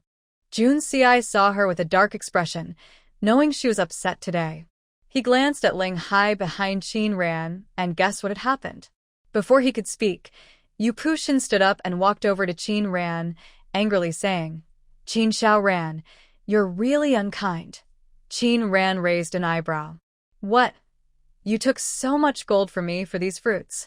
I already gave you 10,000 taels of gold before, and now you want to settle for a few hundred more? That's really hurtful. He shook his head, full of disappointment. The young master's acting is quite good, Qin Ran said softly, placing her medicine box down. I almost believed it. TSK. Yu Pushin put away his sorrow and whispered, really clueless about romance. I was acting my best. So, what do you want me to say? Qin Ran smiled. Should I say you can eat these fruits freely from now on? Yes, that's more like it. Dream on. Qin Ran glanced at him and said, if the young master thinks it's expensive, I have a way to let you enjoy it without spending a lot of silver. What way? Yu Pushin's eyes lit up and he immediately asked, tell me quickly. I'm planning to sell these fruits in Taiyuan or the capital. If you're willing, we can work together. How do we work together? I've heard that the Genus estate has many businesses across the country. Qin Ran's gaze briefly flicked past Jun Ci. Whether these businesses belong to the Jin or Jun Ci himself, only they know. But she didn't mind. If we take these fruits to the capital, I believe they can fetch a good price. That makes sense, but at a silver or 2 per piece, few people can afford to buy them. That's exactly the point. Make them unable to afford it. Qin Ran smiled. People have 7 emotions: joy, anger, sorrow, fear, love, hate, desire. Their desires include greed and vanity. The fruits are delicious, but not everyone is willing to pay so much for that taste. However, if they pay for their vanity, most people are happy to do so. Whether it's 1 or 2 silver, they enjoy it willingly. As she finished speaking, Yu Pushin's eyes were full of shock. Yes. How did I not think of that? He stood up anxiously. Quick. How many of these fruits are there? I want them all. Qin Ran smiled. Calm down, young master. I haven't told you the real purpose of these fruits. 1 fruit, what use could it have? The reason I can ask for so much silver is because of its benefits, Qin Ran said calmly. These 2 types of fruits are very good for health. Regular consumption can improve your constitution and extend your life. Oh? Really? Of course. Otherwise, why would I sell them for so much silver? Qin Ran looked at his face and smiled. A while ago, you were injured by the ghost-faced demon. Although you take medicine daily, the blockage in your chest is hard to clear. I imagine you've been having trouble sleeping these days, often waking up in the middle of the night because of chest pain, and your internal energy flow isn't smooth. Am I right? Yu Pushin looked at her, blinked, and said in disbelief. You must have been watching me all along? Qin Ran shot him a glance. I've never seen someone as shameless as you. Then how do you know all this? Observation, listening, questioning, and pulse diagnosis. That's true medical knowledge, Qin Ran said softly. Try using your internal energy now, and see if there's still a stabbing pain in your chest. Yupushin turned his palm, and a flow of internal energy appeared in his hand. He pushed the energy toward his chest, and surprisingly, the pain from a few days ago was gone. He looked at Qin Ran in shock. This fruit was even more effective than Dr. Zhang's medicine. It wasn't just a fruit. It seemed like a divine pill. So, this fruit is worth a silver or two. Not expensive, not expensive. Yupushin looked at the fruits with bright eyes, as if they were not just fruits but piles of gold and silver. But how will these fruits be transported to the capital? It takes time to travel from here to the capital, even on fast horses. By the time the fruits arrive, they might be spoiled. As long as I spray my special nutrient solution on the fruits, they will stay fresh even when they reach the capital. The nutrient solution is just spiritual spring water. As long as I spray it on the fruits daily, they will stay fresh for days or even weeks, just like they were just picked. When I sell these fruits and make money, I want 50%, Yupushin said, eyes flickering. I will have put in some effort to sell them, so I deserve half the profit. 30%, Qin Ran replied while drinking tea. These fruits are grown by me. You only need to transport and sell them, and you want to take half the profit? That's a bit too much. 40%. At least give me 40%, or I won't agree to this deal. Then forget it, Qin Ran smiled. I'm not short of silver right now, and this business. No one in the entire kingdom of Zhao can do it but me. So, these silver coins will eventually be mine. There's no rush. I only discussed this with you because I took your gold to do you a favor. If you don't appreciate it, that's fine. She took out a porcelain bottle and carefully changed the medicine for Junci.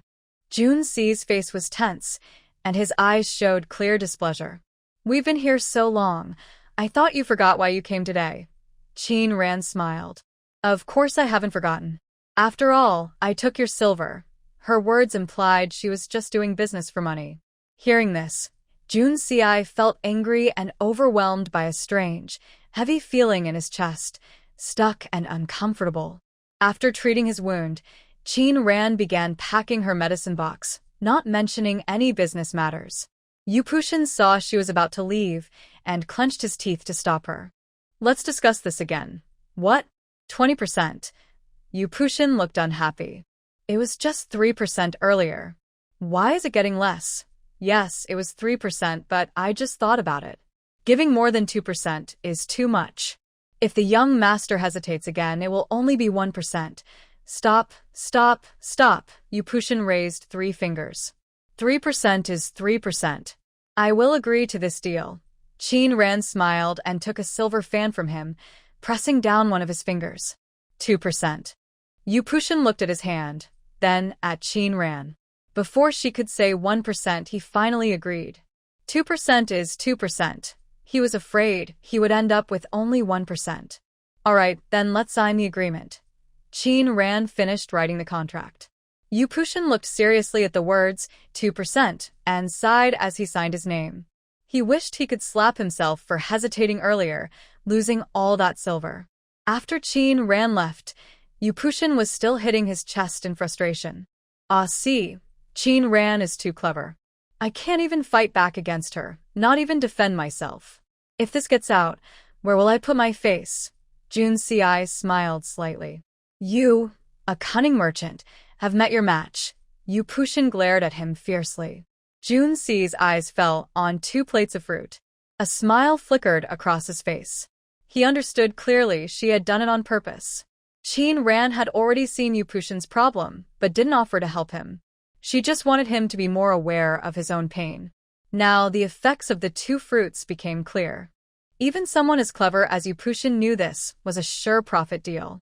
Not only that, Yupushin wanted to accept her favor. In the future, this fool would definitely follow Qin Ran's lead. He shook his head secretly, a slight smile on his lips. This girl was truly very smart. Junci guessed correctly. This was Qin Ran's real goal. Now that the glazed canopy has been built, the seedlings in the space will gradually be transplanted into it. Before the fruits ripen, she must find a good market to sell them.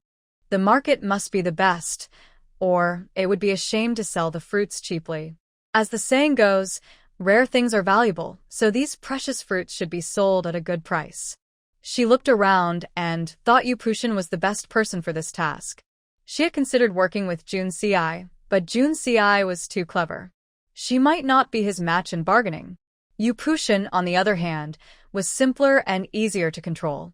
He was easy to manage and handle, very straightforward.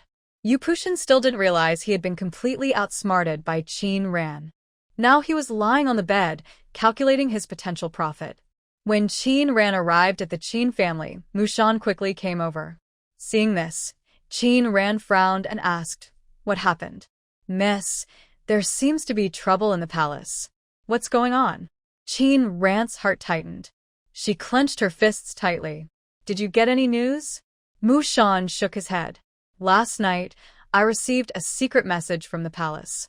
There was a riot a few days ago, led by the seventh elder, who joined other sects to force the palace. The palace master and elders fought back. Now the palace is in chaos.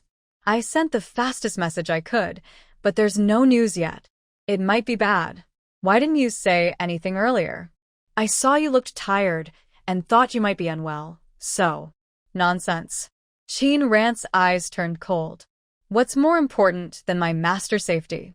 I apologize."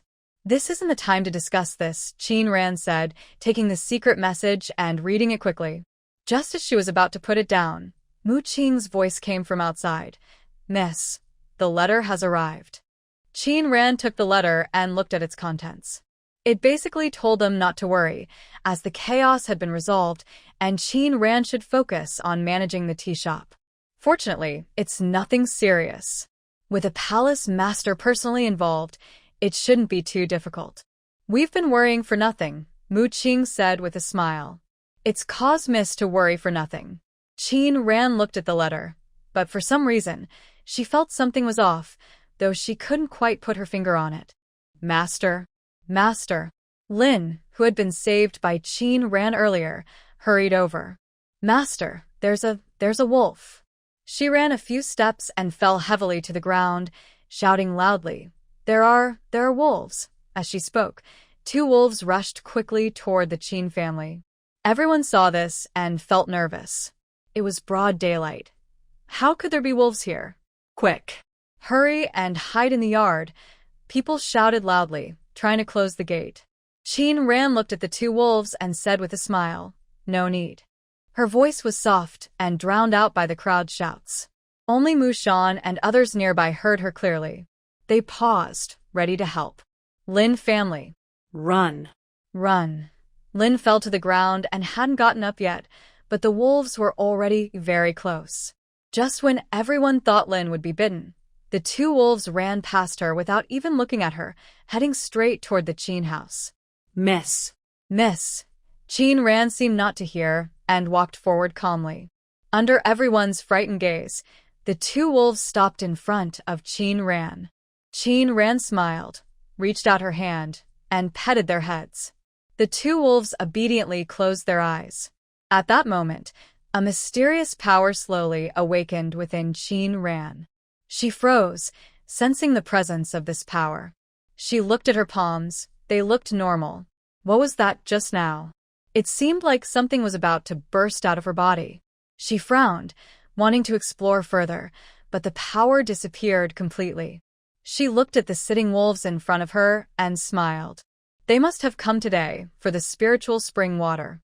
"Everyone, don't be afraid," Qin Ran said with a smile. "These are the Wolf King and Queen from the pack that attacked the village the other day. From now on, they will guard the outskirts to keep the village safe and prevent what happened that day. They came to protect the village?" "How could that be?" As Qin Ran finished speaking, everyone looked at each other in surprise. "Master, is what you said true?" Qin Ran nodded with a smile. "Of course. They will not attack you. Even if you see them, don't hide. They definitely won't hurt you." Just then, Lin had just gotten up from the ground but fell again. She clutched her foot, her face pale. Most of the people here are men. If they try to help Lin cheer up, it might ruin her reputation. Qin Ran was about to step forward when she saw the two wolves walking toward Lin Shi. Lin Shi was so frightened that she lost her soul, and everyone watched nervously. At that moment, the two wolves stopped in front of Lin Shi. The alpha wolf wagged its big tail and pointed to its back. Lin Shi was confused by this. Qin Ran smiled and said, "It wants you to lie on its back. It will carry you." "Carry her on the wolf's back?" Lin Shi's face turned even whiter with fear. She quickly waved her hands and said, "No need, no need. I can get up by myself." She didn't dare lie on the wolf's back. Even if she had the courage, she couldn't do it. After this, everyone's attitude toward the wolf pack changed. They never expected the wolves to be so understanding, and they were surprised that Qin Ran could actually tame the wolves. Lin Shi went to Qin Ran and looked at her foot. Her foot was swollen and slightly purple. If it got worse, it might break. "I'll help you put the dislocated bone back later. It might hurt a bit, so bear with it," she said. As she spoke, she pressed down hard, causing sharp pain. Beads of sweat rolled down Lin Shi's forehead, but it was only for a moment. After a few breaths, the pain eased. She moved her ankle and found it was flexible again. Amazing! Truly amazing! Oh my God! These are wolves. How come they are so obedient in Qin Girl's hands, like cats or dogs? They even tried to help just now. Everyone stared in shock at the two wolves, as if they were seeing wolves for the first time. Qin Ran returned to the courtyard, prepared several large buckets of water, and added spiritual spring water to them. She ordered someone to place these buckets at the wolves' gathering spot. Although they knew the wolves wouldn't hurt anyone, suddenly entering the wolf den and being surrounded by dozens of wolves was still frightening. Even Mushan and others were a little scared. The wolves smelled the spring water, and their eyes lit up. But they didn't rush forward. Instead, the young wolves and the mother wolf drank first, and only the male wolves drank after. "Do you know why I like wolves?" Qin Ran said to Mushan and the others behind her. "Although wolves are fierce, they are very smart and willing to sacrifice themselves. They follow clear rules and have strong team spirit. When facing enemies, they do their best to protect their young. As long as there is new life, the wolf pack can continue to reproduce. Most importantly, they are very loyal. To animals and humans who have helped them, they show great loyalty and are willing to risk their lives." Qin Ran smiled and said, "With them guarding Wuyin village, I feel at ease. Your subordinates are willing to serve as wolf trainers for the young lady," Mushan said with a bow. "We will stay by her side and protect her with our lives." Qin Ran looked back at them and softly said, "I don't want you to risk your lives for me. Every life is precious and should not be given up easily for others. I only ask for one thing: loyalty. One act of disloyalty means you are no longer trusted. Whenever you don't want to stay with me, I won't force you. But if you betray me, I won't show mercy." After speaking, Qin Ran took out several porcelain bottles and threw them to them. "Take one each day. It will help you gather true energy and improve your skills." They all knew Qin Ran's medical skills. A single pill was worth a lot, and each porcelain bottle contained more than 10 pills. Take one each day, and tell me after you finish." Qin Ran waved her hand and turned to leave. Mushan and the others looked at the bottles in their hands. Mu Shui took one and swallowed it directly. He was about to speak when he suddenly felt a sharp pain in his stomach. He knelt on the ground, his energy and blood surging wildly. In the next moment, he spat out a mouthful of black blood. Seeing the black blood, everyone's heart sank. Could there be poison in it? How is that possible? At this moment, Mu Shui was gasping heavily, and his face quickly turned red. He covered his chest, feeling that the long-standing pain there seemed to lessen. "Are you okay?" Mu Shui slowly got up, looking surprised. "The hidden injury in my body seems to have disappeared. Are you serious?" Mu Shui nodded. "Of course. When I used my internal energy earlier, I felt a dull pain in my chest. Now it's gone." Hearing this, the others also opened their bottles and took the pills. Soon, their bodies reacted differently, but the hidden injuries inside them had indeed eased a lot. "Great doctor, truly a great doctor," Mrs. Medical skills are truly exceptional. Perhaps even the elders of the Palace of Leisure cannot compare. Being able to stay by Mrs. side is really our great luck. Qin Ran returned to her room, feeling uneasy for some reason, as if something big was about to happen. Big sister. Big sister. Qin Yudi hurriedly ran in, shouting loudly, "Big sister, help!" Qin Ran's heart skipped a beat. "What happened? Big sister, Junjie is in trouble," Qin Yudi cried. "He fell into the water. He's not breathing." He's in the main hall now." Hearing this, Qin Ran quickly picked up Qin Yudi and hurried toward the main hall. When she arrived, Mrs. Wu was crying loudly while holding Qin Junjie. "Junjie! Junjie! My son!" she shouted through tears. "My child, open your eyes and look at your mother." "Son." Qin Wenji sat on the ground, his eyes red from crying. Qin Chong sat in a chair, constantly tapping his cane and sighing heavily. "The young lady is here." Hearing the servant's voice, Mrs. Wu quickly looked at Qin Ran. Ran, look at Junjie. Please look at him." Qin Ran stepped forward quickly. Junjie's face was pale purple, his body wet and limp in Mrs. Wu's arms, and he was no longer breathing. Qin Ran listened at his chest. There was no heartbeat. She frowned, took out a silver needle, and pricked it at his renning point. She kneaded and gently lifted, but Junjie's body still showed no response. "It's over, it's completely over," Mrs. Wu cried. "My son, be quiet," Qin Ran said calmly. "No sounds allowed." Mrs. Wu hurriedly covered her mouth, afraid her crying would interfere with the treatment. Qin Ran inserted a few needles at his fingertips. Feeling a faint heartbeat at his chest, she suddenly flicked the silver needle at his renning point. The internal force hidden within made the needle tremble rapidly. As she sensed changes in Junjie's body, she quickly pulled out the needle and turned his body over, pressing him onto her knees. A large mouthful of water was expelled from Junjie's mouth. His pale face slowly regained its color. His heartbeat gradually became clearer. "Ha!" He exhaled a long breath. Qin Ran's heart finally eased. "Fortunately, everything is okay. If we had delayed any longer, Qin Junjie might have lost his life here." "Ranfan, how is your brother?" "He's fine now, mother," Qin Ranfan said softly. "There's no more danger to his life. He just needs a couple of days to recover." Good. Mrs. was about to carry Qin Junjie over, but Qin Ranfan's gaze suddenly froze. "Wait." Qin Ranfan pushed aside his collar. Her pupils shrank as she saw a clear purple bruise on the back of Qin Junjie's neck, which was obviously caused by someone's hand. So, he didn't fall into the water by himself. Someone was holding his neck, trying to choke him to death. "Did you see who pushed Junjie into the water?" Qin Ranfan pulled her closer and whispered, "Did you see anyone around at that time?" Qin Yudi thought for a moment and shook her head. "No, I was with Junjie by the river, playing. We saw some small fish in the water, so I told him to go home and get a fish basket. When I came back, he was gone. Asia, who was helping me, saw someone floating on the water and realized he had fallen in." "Was there anyone around at that time?"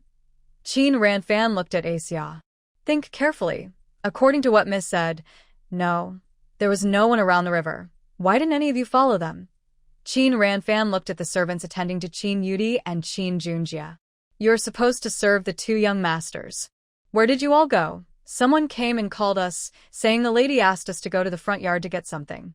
She specifically told us to all go, so I never told anyone to call you to the front yard," Mrs. Wu exclaimed. "I've been in the kitchen all day, planning to cook a meal myself." "What is going on here?" Qin Ranfan narrowed her eyes, looking at the purple bruise on Qin Junjie's neck. She already had the answer in her mind.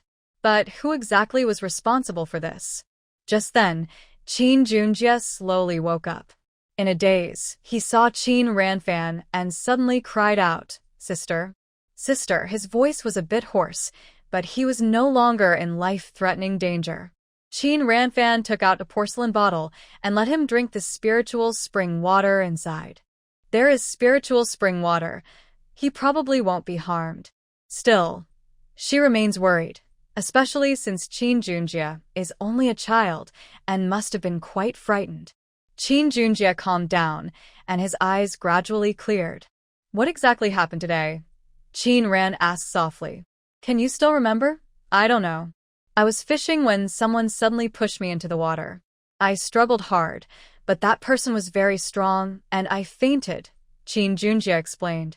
I saw a shadow on the water's surface, someone wearing a hat that looked familiar, but I can't quite remember who it was. As he spoke, his body trembled slightly. Seeing this, Qin Ran placed her hand on his back, sending a gentle, warm internal energy into his body. Feeling the warmth, Qin Junjie felt much better. He curled up in her arms, feeling sleepy. Seeing that he was fine, Qin Ran asked Wu to take the children downstairs to change clothes and rest properly. Qin Wenji sighed and whispered, "It seems our Qin family hasn't made any enemies. Why would someone be so cruel and hurt the children? Luckily, we have Ran, Qin Chong said, looking at Qin Ran. Without you, what would we do? It's nothing, Qin Ran replied. Right now, the most important thing is to find out who did this. The enemy is hiding in the dark, while we are vulnerable. Our family has many old, weak, women, and children. We must be careful, she thought for a moment and whispered a few words to Mu Shan, who was standing nearby. I'll go handle it now, Mu Shan said, and turned to leave. If anyone has made enemies, it's probably the Li family. Could it be her? Soon Mu Shan returned and whispered, Miss, I checked. Today, Mrs. Li took her son to town and just came back. She was not in the village. Several others who went with her can confirm she was away. If not Mrs. Li, then who else could it be? The next morning after breakfast, Mu Shan came over. Mrs. Li is here. Why did she come? She only said she wanted to see you. Let her in.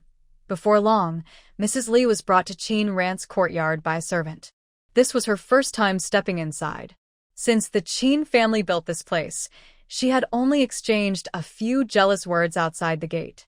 She knew the Qin residence was nice, but she didn't expect it to be so beautiful. When she arrived, even someone like her couldn't help feeling a little nervous. Mrs. Li, why are you here today? Is there something you want to say? Qin Ran asked casually, not bothering to be polite. Just tell me directly. No need to beat around the bush. Hearing this, Mrs. Li swallowed her usual words and kept quiet. She thought for a moment and whispered, I heard about Qin Junjie's fall into the water. So? Qin Ran prompted. Mrs. Li clenched her fists and whispered, I heard you think I did it. Aren't you in town? I asked around and you're not a suspect, Qin Ran said with a smile. You came here today to talk about this. If I can give you some clues, what will I get in return? Mrs. Li looked at Qin Ran and whispered. The benefit I want is real. Hearing this, Qin Ran understood what she meant. It seemed Mrs. Li had already guessed something. If you point out the culprit, I can give you 50 silver coins, Qin Ran said. Mrs. Li clenched her teeth. No, 100. Qin Ran raised an eyebrow at her words. 100 silver coins, and I will tell you everything I know. All right, Qin Ran smiled. As long as what you say is true, I will take the 100 coins. Your grandmother. Qin Ran paused while drinking tea, raising her eyes slightly. Who? Your grandmother, Mrs. Li said, recounting everything about her encounter with Mrs. Zhao. So, it must have been her who did this. When Mrs. Li left, her face was full of smiles, showing she had gotten what she wanted. Qin Ran still sat in her chair, feeling a cold shiver run through her body. At that moment, a scream and shouts came from outside the courtyard. Ah! Help! Don't come any closer! Don't come! Familiar voices reached her ears. Qin Ran's eyes flashed with a cold light. She circulated her internal energy and quickly moved outside. She saw a few wolves surrounding a person, and that person was Mrs. Zhao. Yesterday, she asked Mu Shan to place a few wolves around the house. The wolves have a very sharp sense of smell, and if anyone else enters, they will probably notice even before Mu Shan and the others do. At this moment, Mrs. Zhao was surrounded by the wolves and was so frightened she almost fainted. Why are there wolves here? Help! Help me! Seeing this, Qin Ran clapped her hands. The wolves around Mrs. Zhao seemed to receive some command and quickly backed away. Mrs. Zhao was still trembling with fear and couldn't speak. How could she be here? Her face turned pale, and she fainted. Qin Ran saw this and frowned. It was clear she wasn't pretending. Mrs. Zhao was truly scared into fainting. She took out a silver needle, flicked her finger, and the needle shot out straight into Mrs. Zhao's finger. The sharp pain woke Mrs. Zhao up slowly. When she saw the silver needle, she was so frightened she almost fainted again. One silver needle can't really hurt anyone. After Qin Ran finished speaking, Mrs. Zhao tremblingly pulled out the needle. Suddenly, a familiar scene flashed in her mind. She remembered being hit by a silver needle at home before her family split. She looked up in disbelief at Qin Ran. Had she known this trick since then? Who are you? Mrs. Zhao pointed at Qin Ran. You're not Qin Ran. Who are you really? Qin Ran raised an eyebrow. I'm not Qin Ran? Then who is? What's going on with this silver needle? As she spoke, Qin Chong, leaning on his cane, slowly came out. Mrs. Zhao, what are you doing here? When Mrs. Zhao saw Qin Chong, she seemed to have caught some evidence against Qin Ran and shouted loudly, She's not Qin Ran. You've all been fooled. She's pretending. Everyone heard her and looked at her as if she was crazy. Qin Chong frowned. Are you out of your mind? Spouting nonsense here? She's not Qin Ran. Are you implying you are? Think about it. How could a girl from the countryside know both medicine and martial arts? She's definitely not Qin Ran. Believe me, besides the Qin family members, villagers working for the Qin family were also present. When they heard this, they all sneered. Madam, if she isn't Qin Ran, then who could she be? Without her, how could the Qin family enjoy such good days today? Exactly. If she's not Qin Ran and she has these skills, why doesn't she live her own life and help our Wuyin village instead? Listening to everyone's words, Zhao Shi didn't know how to respond. Thinking carefully, they were right. The Qin family wasn't a wealthy family before. In this village, they were among the poorest. If it weren't for Qin Ran, they would still be living day to day, struggling to get enough to eat. Her medical skills are good, and her martial arts are impressive. I learned from my master, Qin Ran said calmly, looking at her. If you don't believe me, feel free to ask around. After speaking, she slightly smiled. But you probably won't have much chance to do that anymore. What do you mean? Zhao Shi's heart skipped a beat. How bold are you to come to my Qin family's door after almost drowning Junjie? Everyone looked at Zhao Shi with disbelief. Hearing this, Zhao Shi's heart trembled. What are you talking about? When did I drown him? Do you think no one knows what you've done? Qin Ran smiled. You think Junjie is too young to see the truth, but he told us yesterday when he was awake that the person who hurt him was wearing a hood. As she finished, everyone's eyes turned to Zhao Shi's hood. Although the hood covered your face, it couldn't hide your scent. Human scent can be masked by water, but wolves have 100 times better sense of smell. If you tried to drown Junjie, he would resist fiercely, and your scent would cling to him. As soon as the wolves smell it, they'll know if you're the culprit. She snapped her fingers, and the Wolf King stepped forward, walking steadily toward Zhao Shi. At this moment, Zhao Shi's heart pounded like a drum. The Wolf King sniffed the clothes Qin Junjie wore yesterday, then suddenly his eyes flashed with ferocity and looked directly at Zhao Shi. Is there anything more to say? Do you have anything else to say? Zhao Shi's hands trembled as she pointed at Qin Ran. You little brat. How dare you slander me? Without proof, just because of a wolf, you think you can accuse me. It was you who sent those maids away, wasn't it? As she finished speaking, 2 maids stepped forward loudly. Miss, it's her. She's the one who said the lady called us. The situation is clear now. The facts are obvious. Mrs. Zhao sat on the ground, crying and shouting that she was innocent. It's not me. Truly, it wasn't me. Mrs. Zhao patted her thigh. I did send those 2 maids away, but I also followed them part of the way. When I returned, he was already floating on the river. I only went closer to look at him, afraid that others might blame me for it. I quickly left. It really wasn't me, Mrs. Zhao cried out. You can't just accuse me like that. I didn't hurt him. I didn't kill anyone. I sent the two maids away to take him somewhere and ask for some silver. I never intended to kill anyone. She cried sincerely, and Qin Ran couldn't tell whether she was telling the truth or not. I haven't eaten a single bite in 3 days. How could I have the strength to drown him? What she said was true. When she fainted earlier, she was half scared and half hungry. You say that when you went back, he was already in the water. Mrs. Zhao nodded. She looked at Qin Chong. I scolded and hit them, but I never thought of killing them all these years. Otherwise, those young ones wouldn't have lived until today. Old man, you have to believe me. Qin Chong frowned and looked at Qin Ran. Ran, she may be a bit unpleasant, but she wouldn't do something like murder. Whether she can do it or not, I don't decide that, she said. You still have strength. Go tell the big official in the sky. She recounted the whole story to the arriving village chief, Chen. The village chief was furious and immediately wanted to take her to the authorities. Hearing this, Mrs. Zhao's eyes rolled back, and she fainted again. But even so, she couldn't escape being taken away by the officials. When Mrs. Zhao was taken, everyone thought it was a happy ending, but Qin Ran's heart still couldn't find peace. If her guess was right, Mrs. Zhao hadn't lied today. So, who was the person behind this? Once again, a familiar face flashed in her mind. Qin Ran narrowed her eyes, a plan forming in her heart. At night, everything was silent.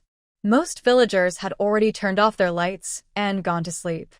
Only the Li family's light was still on.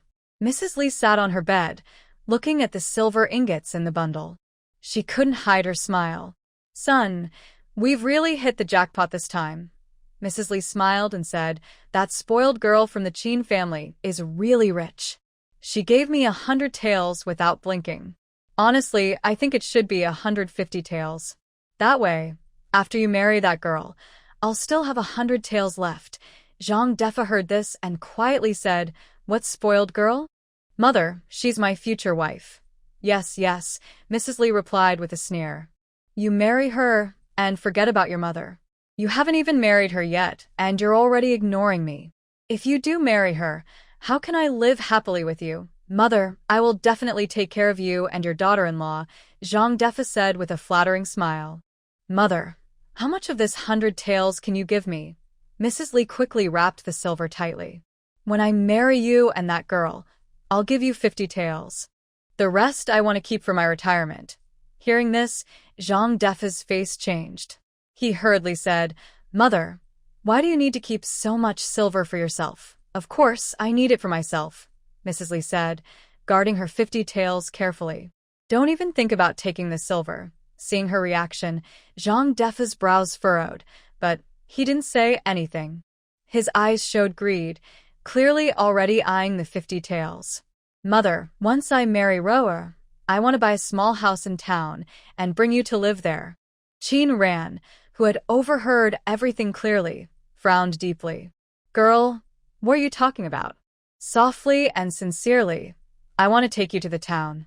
Once Ruru is pregnant and gives you a big grandson, you can settle down peacefully in the town. When she heard about a grandson, Mrs. Li's expression changed, and her previous stubbornness softened a bit. It's not impossible, but you need to keep the 50 taels of silver with me first. Mrs. Li glanced at Zhang Defa. You fool. Don't be fooled by Qin Ran's little tricks. She even hurts her own brother badly, so how can you trust her? The money must not go to her. Do you understand? Qin Ran, listening nearby, sneered coldly. So, you're scheming behind my back. And Mrs. Li and Zhang Defa are clearly accomplices.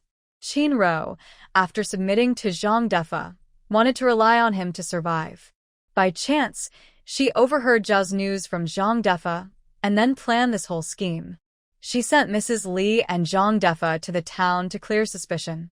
Then she returned to the village, dressed as Zhao, intending to kill Qin Junjie and frame Zhao. It was a clever plan. If it succeeded, she could kill 2 birds with 1 stone and get 100 taels of silver from her own side. She didn't expect Qin Ro to have such a plan, but she knew she would find the best moment to do these things. Clearly, she was nearby in the village. Now Zhao has been taken to the authorities, but the Qin family wouldn't suffer much. Given her personality, she definitely wouldn't give up easily. She looked at her mother and son still daydreaming inside the house, then turned and left. Qin Ran guessed correctly. Qin Ro was indeed in Wuyin village. She stood far from the Qin house, her eyes coldly watching the gate.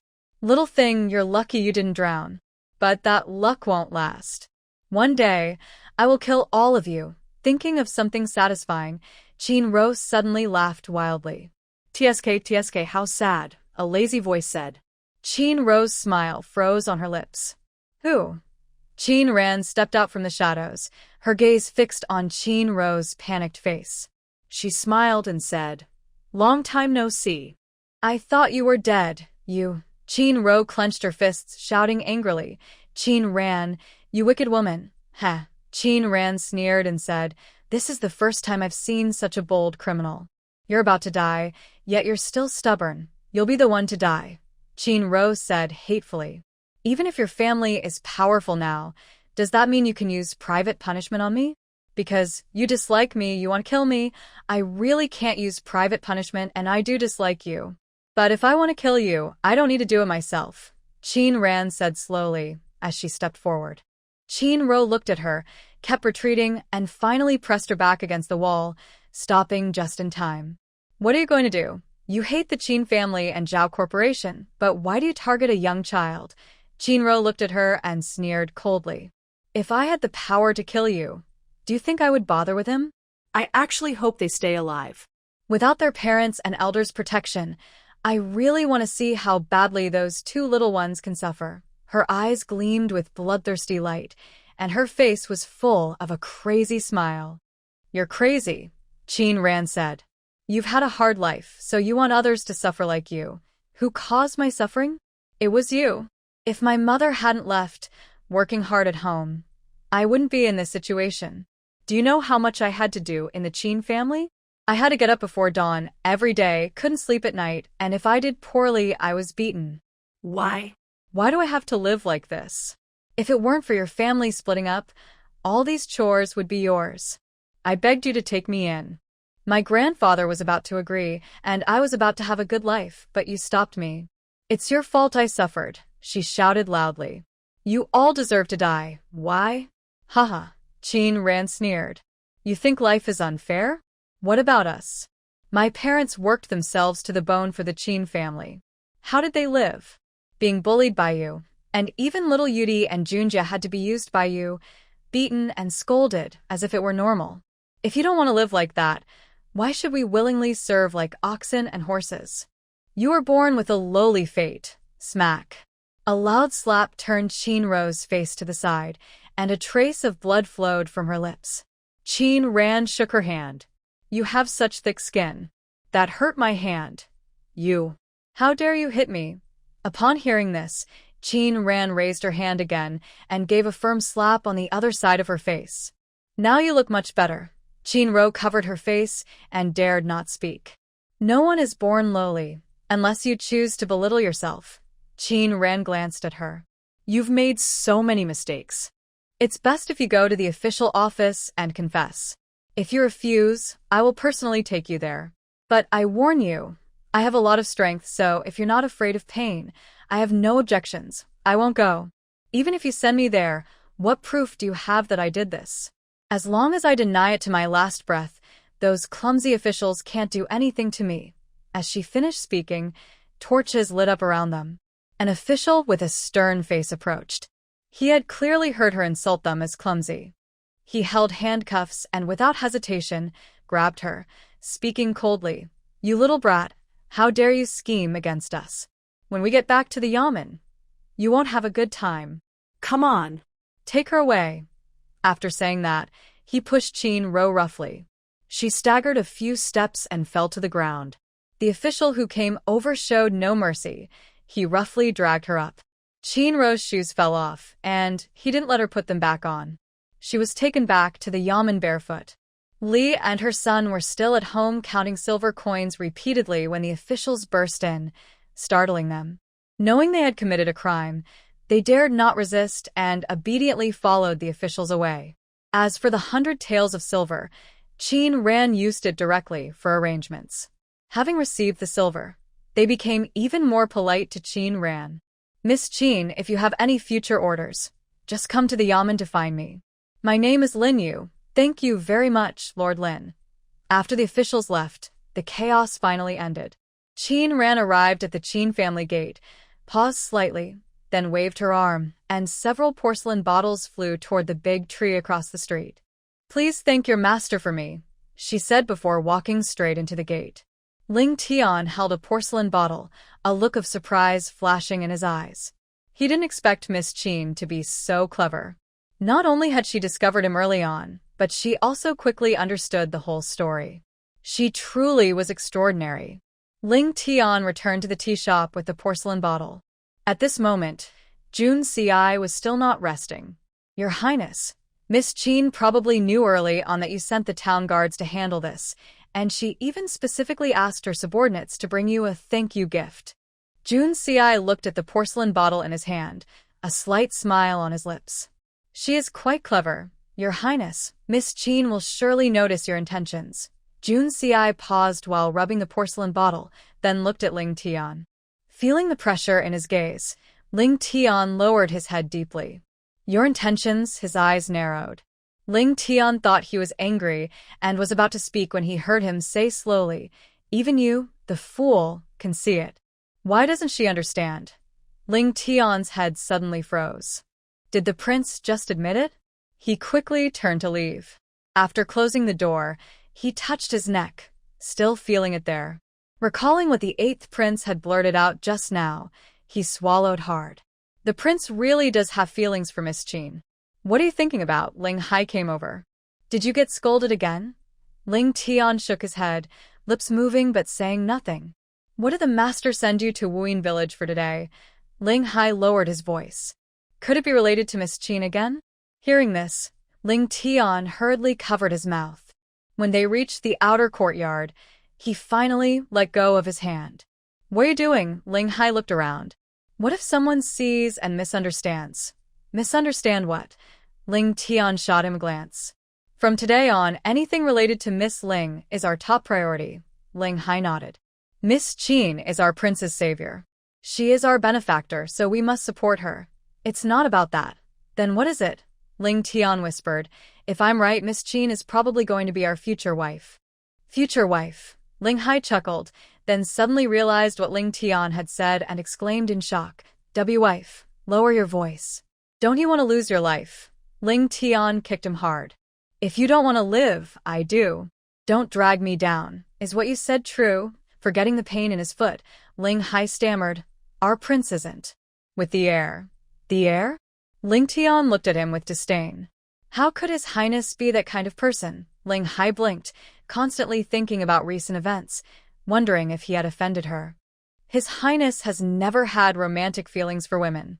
Now that he has found a girl he likes, we must not hold him back. Ling Hai thought for a moment. You're right. In the future, Miss Qin will be our ancestor. Qin Ran returned to her room, lying on the bed and looking at the ceiling. A handsome face flashed before her eyes. She smiled slightly and muttered, Mind your own business, whether it was meddling or not. Only she knew in her heart. The next morning, news about the Li family spread through the village, and everyone was talking. Who would have thought that the mastermind was that young girl Qinro? Truly, appearances can be deceiving. TSK, the master has really had bad luck, being schemed against again and again. Exactly. That young master almost drowned. Luckily, Miss Qin's medical skills are excellent, or the consequences could have been terrible. The young master must have been very scared. They were right. Qin Junjie was indeed very frightened. Even after drinking spiritual spring water, he started to have a fever that night and even spoke nonsense. These reactions were caused by extreme shock, which Qin Ran had expected. She gave him medicine, and soon he fell into a peaceful sleep. The next morning, although he was a bit weak, his spirit had returned to normal. Big sister. Qin Junjie hurried to greet Qin Ran when she entered, holding her hand. Thank you, sister. It's nothing. Qin Ran smiled and softly said, Do you feel better today? Qin Junjie nodded, his face tense. Seeing this, Qin Ran guessed he had something to say. What is it? Sister, I was wrong. Qin Ran saw his expression and smiled. Tell me, what did you do wrong? I shouldn't have been lazy with my training, he said, hanging his head and sounding muffled. Qin Ran smiled and patted his head. That's just one thing. Another is that you shouldn't relax your guard and expose yourself to danger. Never pay attention to what's behind you, or you'll suffer a big loss. Got it, sister. Qin Junjie clenched his teeth and said, starting tomorrow, I will practice hard and become a martial arts master. Good.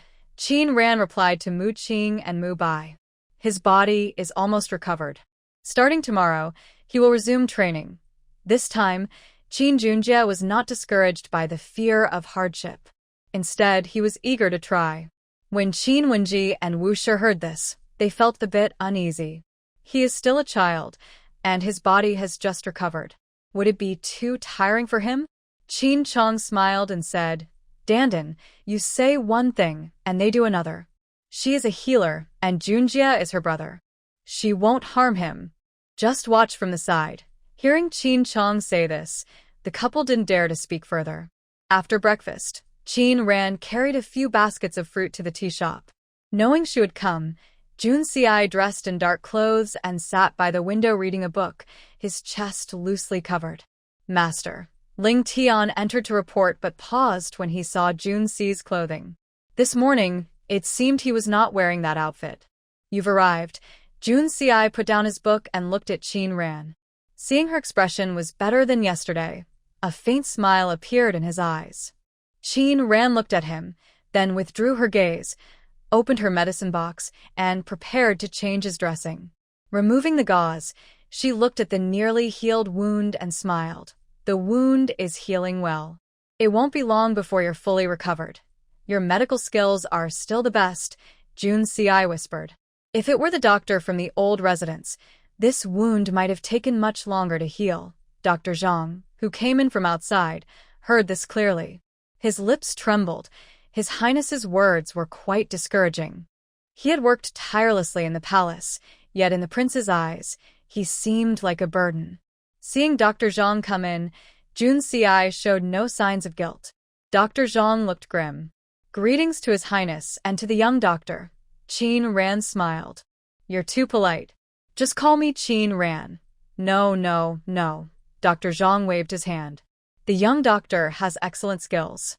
I am far from your level. If I could learn even a little from you, I would consider myself fortunate to have such a master. Is he implying he's old? Qin Ran quickly said, You're too modest. Seeing her attention was fully on Dr. Zhang, Jun Si's face darkened and a cold aura slowly spread out. Dr. Zhang felt a chill all over his body and quickly closed his mouth, saying nothing more. Qin Ran finished bandaging the wound and began organizing the medicine box. Are you leaving? Qin Ran nodded. I've given you the medicine. I have nothing else to do here, so why stay? Jun Si's expression darkened, and he looked a little sad. Qin Ran saw this and felt a faint pang of sympathy. She put away the medicine box, ready to have someone carry it to the carriage. Just as she was about to turn around, a large hand grabbed her arm. Following that hand, Qin Ran looked at the handsome face of Jun Si. His focused gaze was on her, and a complicated feeling was stirring between them. Qin Ran's hand, which was holding the medicine box, slightly curled. She swallowed hard and softly asked, What's wrong? I have something to tell you. What is it? Qin Ran didn't pull her arm away, letting him hold it. Jun Si's fingers twitched as he was about to speak when they heard Ling Tian's voice outside the door. Master, Princess Qianxi is here again. The intimate atmosphere between them was instantly broken. Qin Ran withdrew her gaze and pulled her arm out of Jun Si's grasp, clearing her throat. Jun Si's face darkened further, wishing he could slap Ling Tian away. Ling Tian didn't know what was happening inside. Seeing no sound from the room, he continued, Master, do you want the princess to go back? Jun Si frowned and said coldly, Tell her to leave. After receiving his order, Ling Tian hurriedly stepped back. Your Highness, do you have anything else to say?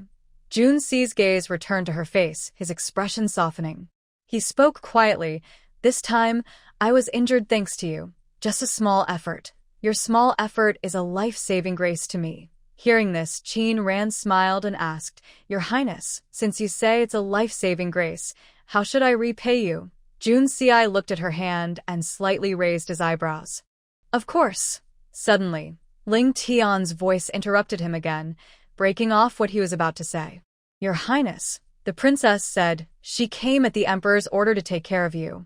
If she can't enter the residence, it would be disobedience to the imperial decree, Your Highness. Did you not hear what I said? I told her to leave. Yes, yes, yes. He heard the impatience in his voice, which made Ling Tian startle. He suddenly remembered that Miss Qin should be in her room at this moment. He silently slapped himself and prepared to leave. Just then, loud noises came from outside the courtyard. An arrogant female voice was heard. Asiai, Asiai. Qianqi was wearing clothes decorated with gold ornaments, walking with a jingling sound that was pleasant to hear. However, to Jun Si, it was extremely annoying. Si, how is your health? The emperor ordered me to check on you. She spoke as she approached the room. Ling Tian thought quickly and hurriedly reached out to stop her.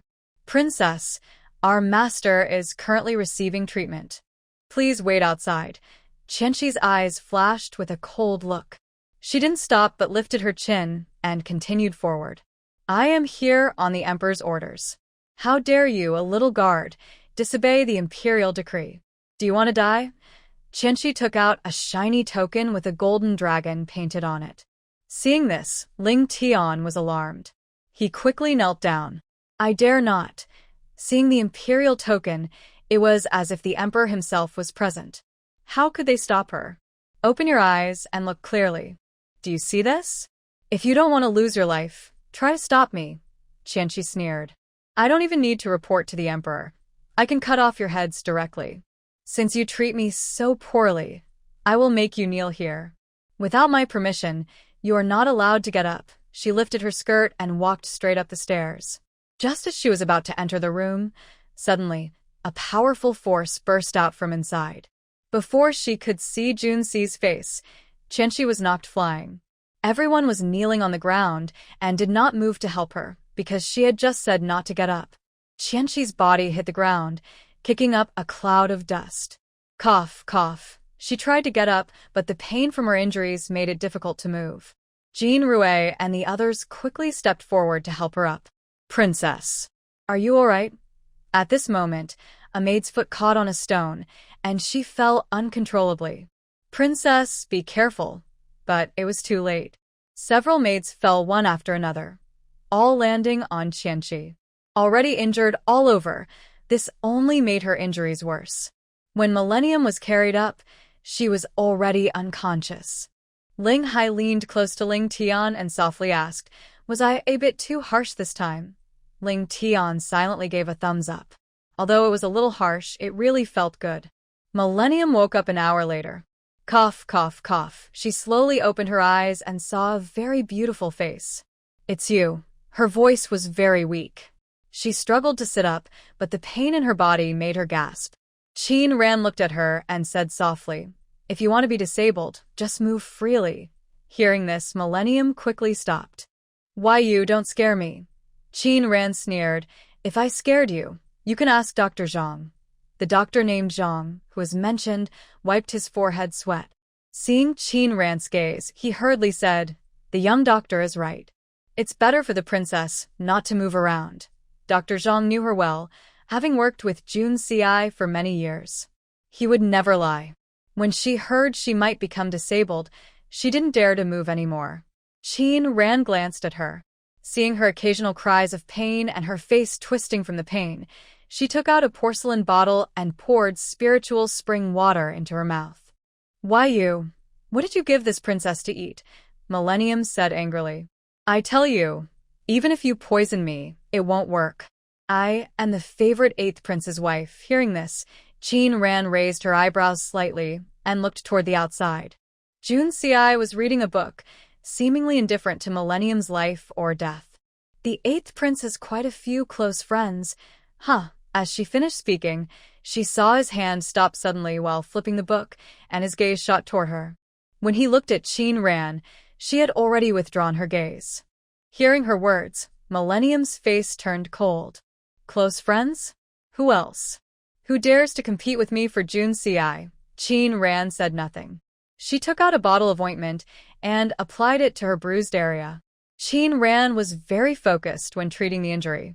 Her concentration made her look even more charming to others. Millennium stared at her blankly. For some reason, at this moment, she felt a faint sense of shame. Once, her proud appearance seemed insignificant in front of Qin Ran. The only thing giving her some confidence was her status as a foreign princess. She lowered her voice and looked at Qin Ran. I know what you're thinking. You just want to climb higher by association, but your plans are misplaced. June CI, you can't hope for that. Qin Ran slightly curved her lips and said, You don't need to worry about my affairs, princess. You, Qianxi coldly said, you don't know your place. You're just a country girl. Even if you manage to get close to someone powerful, you'll never become a royal consort. You're just a concubine, and that's all you'll ever be. Qin Ran put away her ointment and smiled softly. It depends on how high that branch is. As Jun Ci said, the young palace master of Xiaorao Palace is everyone's dream. Even the emperor of Zhou wants to send his son there. For her, that high position is like reaching the sky, more noble than a royal wife. Qianxi felt angry and humiliated. How dare this country girl speak to her like that? Your stubbornness will be your downfall someday. It doesn't matter whether I fall or not, but today, princess, you've taken a big fall. Qin Ran's words made Qianxi want to hit her, but her hands and feet were not agile now. Otherwise, she would never let Qin Ran go. Princess, please take good care of yourself. You can stay here, but I will still charge for the daily consultation. Humph, look at your greed. It's just a consultation fee. Does the princess think I owe you something? Qin Ran clapped her hands with a smile. With your words, I feel at ease. 100 taels a day. Please have your people prepare. 100 taels? She was surprised. Are you trying to cheat me? What precious medicine did you use that costs so much silver? Even the imperial doctor's medicines in the palace aren't that expensive. Did you hear what Dr. Zhang just called me? Little divine doctor, Qin Ran said with a smile, her gaze on her face. Since I am a divine doctor, my treatment medicines naturally cost more than others. Seeing Qianxi grit her teeth, she softly added, Oh, and I didn't clarify earlier. It's 100 taels in gold. Why didn't she just rob her? Qianxi angrily shouted. What nonsense, divine doctor? 100 taels of gold? Are you crazy? If the princess feels it is too precious, she can choose not to treat it. But if she ends up damaged or disabled, she cannot blame me. She then turned to the 3 people standing outside the door and said, Your princess says she won't treat it anymore. Quickly find someone to carry her out. Hearing this, Jean Rue hurried inside, leaned close to Qianxi's ear, and whispered, Princess, you can't leave. Your health is the most important. Also, since this place is so close to the 8th prince's palace, if you move out, it will be hard to come back in. Qianxi's eyes brightened. Yes. Although this place is expensive, being able to see Jun Ci every day, that's exactly what she wanted. Even though you're a bit scheming, I, the princess, am not short of gold or silver. 100 taels a day. What's the big deal? Qianxi looked at Qin Ran. But what if I get hurt while you're treating me? Qin Ran's lips curled slightly. As long as I want to treat you, you'll find it hard to die. A bold, wild confidence shone from her eyes, making Qianxi momentarily stunned. Only after Qin Ran left did Qianxi slowly regain her senses.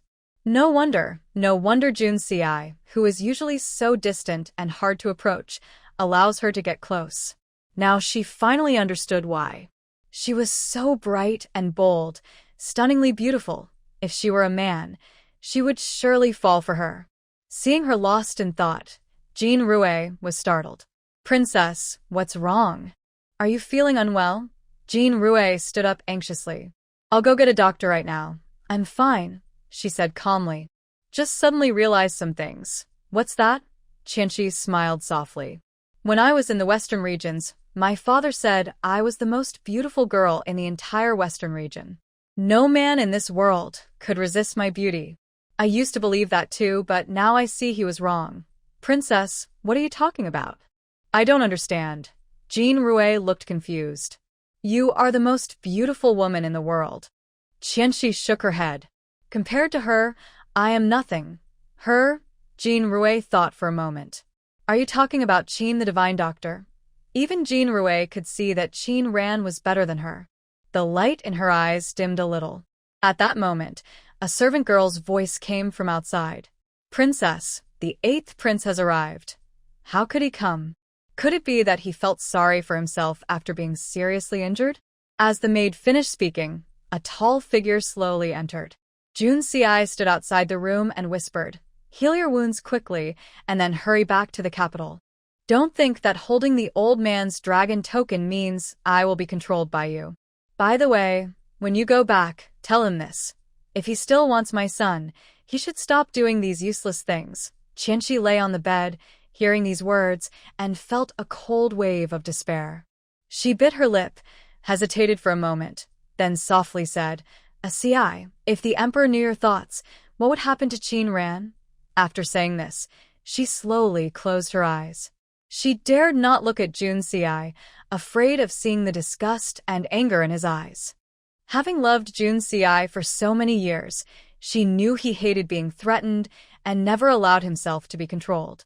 But this time, she used the stupidest method because she wanted to take a gamble. She wanted to see if Qin Ran was still his weakness. If he didn't care, she would have won. But if he got angry, she would have lost. The expected anger did not come. She slowly opened her eyes and saw him standing calmly at the door, looking at her with a composed expression. "You're not angry." A secret joy rose in her heart. His lack of anger meant Qin Ran's importance to him was not very high. Maybe she still had a chance?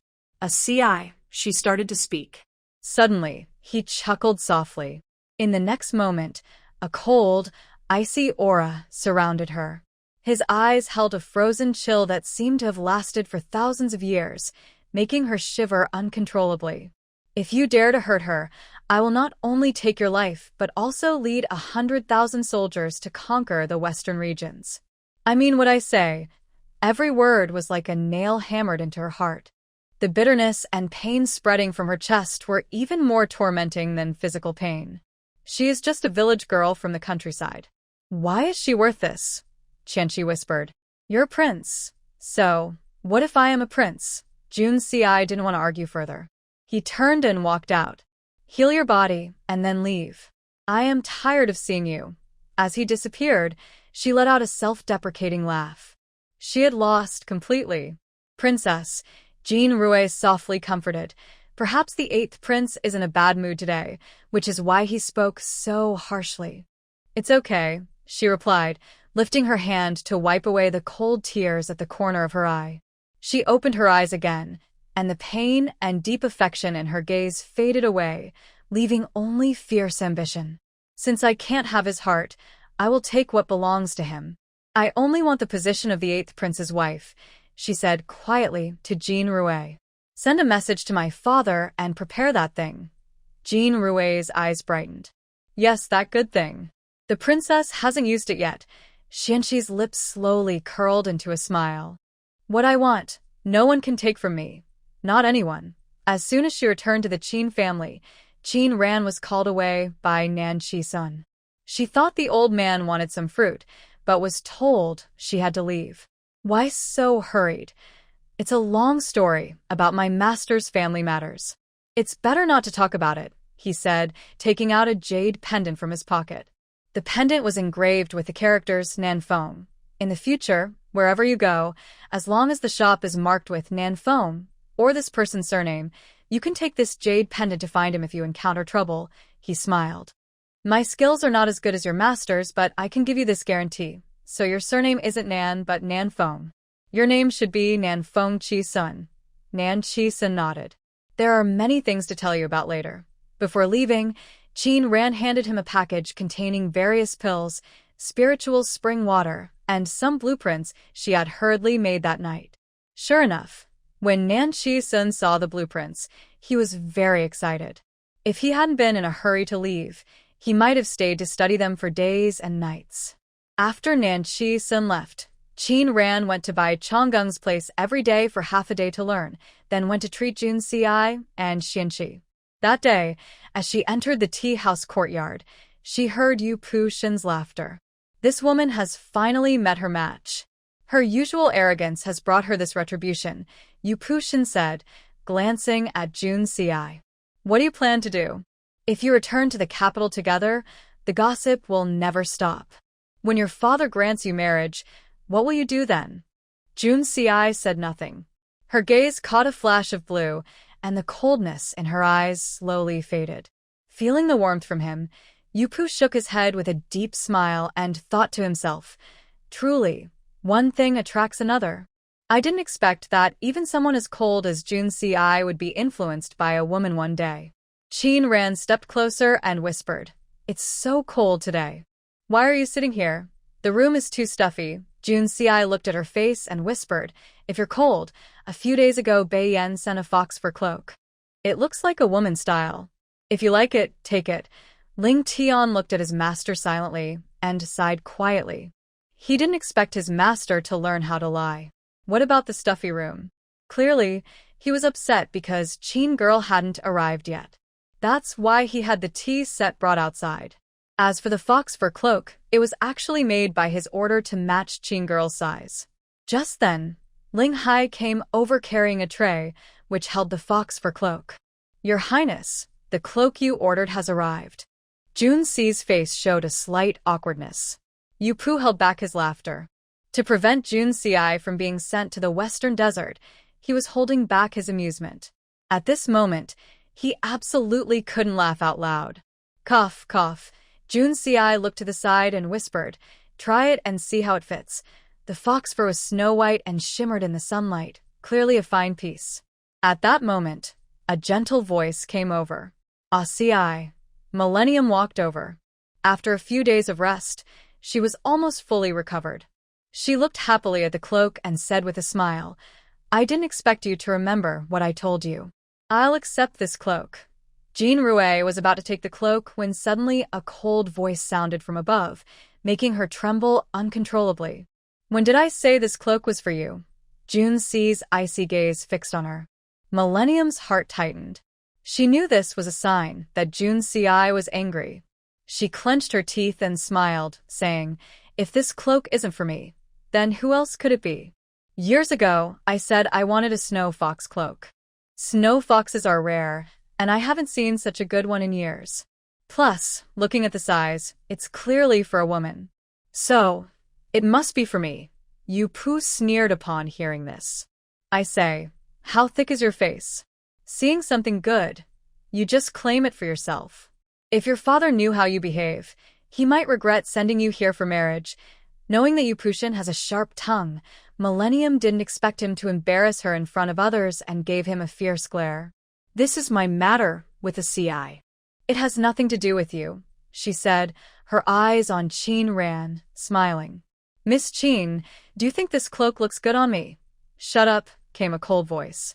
Jun Si said firmly, Go back to the capital immediately, or don't blame me for being rude. Millennium's face turned pale. She didn't step back but moved closer to Jun Si, standing right in front of him. What if a CI is not polite? Do you think he wants to hurt me? Don't forget, I came here for marriage. The Emperor of Zhao gave me this dragon token, which means you must return to the capital with me to get married. Only by marrying me can you get what you want, she whispered so only they could hear. Shui Yao Dan, do you still want it? Do you want to save your mother? That Shui Yao Dan is part of my dowry. You can only save your mother if you marry me. Hearing those words, Jun Si's pupils shrank suddenly. Millennium's lips curled into a slight smile. She took a step back, her gaze on the cloak, and asked playfully, Now, is this cloak mine? Her teasing look flicked over Qin Ran's face. Just as she was about to take the cloak, a stone shot out and hit her hand. Millennium covered her hand, tears of pain welling up. She looked at Jun Si in fear. Achi. You, Ling Tian, send her back to the capital, Jun Si said coldly. Remove her dragon token and set out immediately. A CI, are you really ignoring your mother? If you insist on doing this, doing what? Jun Si interrupted sharply. I never accept threats. You've made the wrong choice. With that, he waved his arm, releasing a strong burst of internal energy that swept her and her maids out of the courtyard.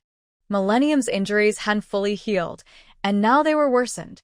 She couldn't breathe and fainted immediately. Seeing this, Ling Tian didn't hesitate. He waved his hand, and several servants carried the unconscious Millennium and her maids away. Yu Pushin looked at Jun Si with concern. A CI about this Shui Yao Dan. It's fine. Jun Si stopped him. I'll think of other ways. As he finished speaking, he looked at Qin Ran and softly said, Don't listen to her nonsense. This cloak has nothing to do with her. He covered his chest wound and turned to walk inside. Yu Pushin watched his back and sighed. If I were a Qi, I might have given up long ago. Qin Ran looked at him and asked, What's wrong with the Empress Mother of the 8th Prince? This matter is very important to a Qi. It's not really a secret, so I can tell you. His mother was once the most favored consort of the current emperor. Since she was brought into the palace, she received the emperor's special favor. Many other consorts were jealous, but the emperor was like enchanted. In just 1 year, his mother rose from a noble lady to a noble consort. The next year, Consort Xiao was rumored to be pregnant. The emperor was very happy and promoted her again, making her the beloved imperial noble consort. After a Qi was born, the emperor valued him greatly and even considered making him the heir. If not for the opposition of the court officials, he would have already become the crown prince. Yu Pushin sighed and continued, I thought his life would be smooth sailing, but fate played a cruel joke. When a Qi was just 5 years old, princes and princesses in the palace suddenly died. The emperor was furious and ordered an investigation. It was discovered that someone used witchcraft, and all evidence pointed to the empress mother. Qin Ran nodded and asked, So, the emperor believed it. By then, the emperor had a new favorite. Although he still loved the empress mother, things were different from before. Once the crime of harming the heir was proven, she could never recover.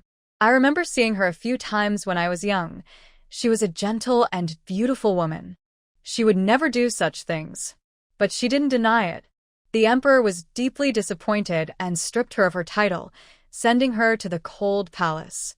However, just a year after she entered the cold palace, she was poisoned and has not woken since. Without her protection, a Qi struggled in the palace. Those who envied and resented the empress mother before took their anger out on him. As a result, a Qi became very guarded around everyone. Yu Pushin looked at Qin Ran. You are the first woman he is willing to approach. Back at the Qin family, Qin Ran's brows were tightly furrowed. Her mind kept replaying the pain and loneliness in Jun Si's eyes when he turned away. His mother was clearly the greatest obstacle in his heart. Qin Ran's gaze fell on the cloak, and her expression gradually grew more determined. As night fell, a ghostly figure swiftly streaked through the air and disappeared into the darkness. Qin Ran tossed and turned, unable to sleep. She put on her cloak and stepped outside. Mu Shan, standing beside her, said, Miss. It's nothing. I just can't sleep, so I came out for a walk. She went to the pavilion in the backyard, which she had carefully protected. The salt well was still hidden, undetected. Recently, whenever she had free time, she refined salt in her space. Now, the amount of refined salt in her space probably exceeded that of salt merchants. Most importantly, her salt was finer and better than what was sold on the market. The timing wasn't right yet.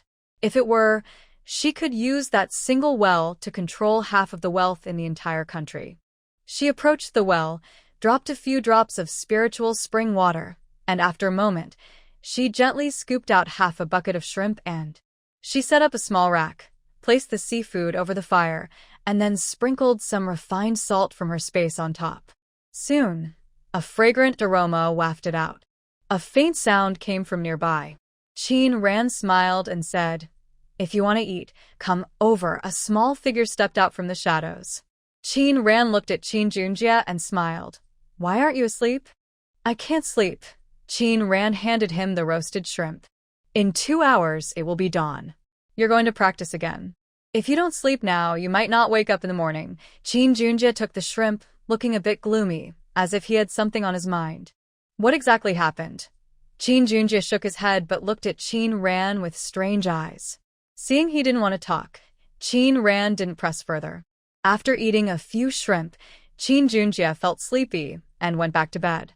Qin Ran sat on a chair. Suddenly, a shadow flickered past, carrying an unfamiliar aura.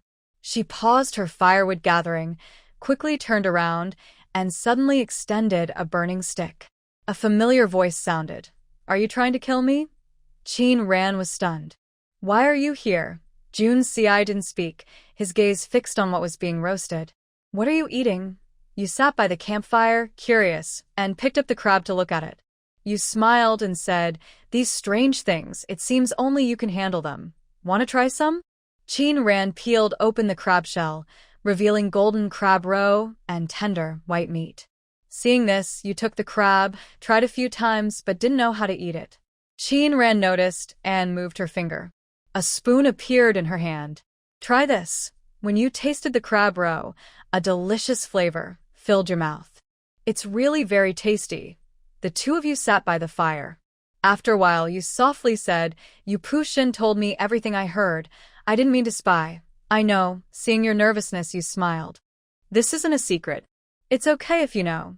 A hint of bitterness appeared on your lips as you softly said, "There's something I want to clarify with you." "What is it?" "Actually, at first, I approached you for a purpose." Qin Ran raised her eyebrows. "What purpose?" "I wanted to use you to get the Snow Yao pill." Actually, when she heard the words, Snow Yao pill, today at Millennium, she had a faint suspicion. Her master had given her some prescriptions before leaving, one of which was carefully handed to her, telling her to keep it safe. The name of that prescription was Snow Yao pill. She had studied it carefully. The reason this pill was so precious was because the ingredients used to make it had disappeared. Without those ingredients, the pill was just a piece of paper. You laughed at yourself. If I hadn't met you, I might have agreed to Millennium's request. After all, in your heart, it didn't matter who your main wife was. If exchanging the position of main wife could save your mother's life, it was worth it. But now you didn't want to. You looked at Qin Ran. "I know, it might seem sudden to say this now, but I will return to the capital soon. If I don't say it now, it might be too late." Hearing this, Qin Ran's heart skipped a beat. She guessed what he was about to say. Her fingers curled slightly, and her heart raced. "If I am willing to offer this country as a gift, would you be willing to wait for me?" Qin Ran clenched her hands tightly around her robe, her eyes lowered.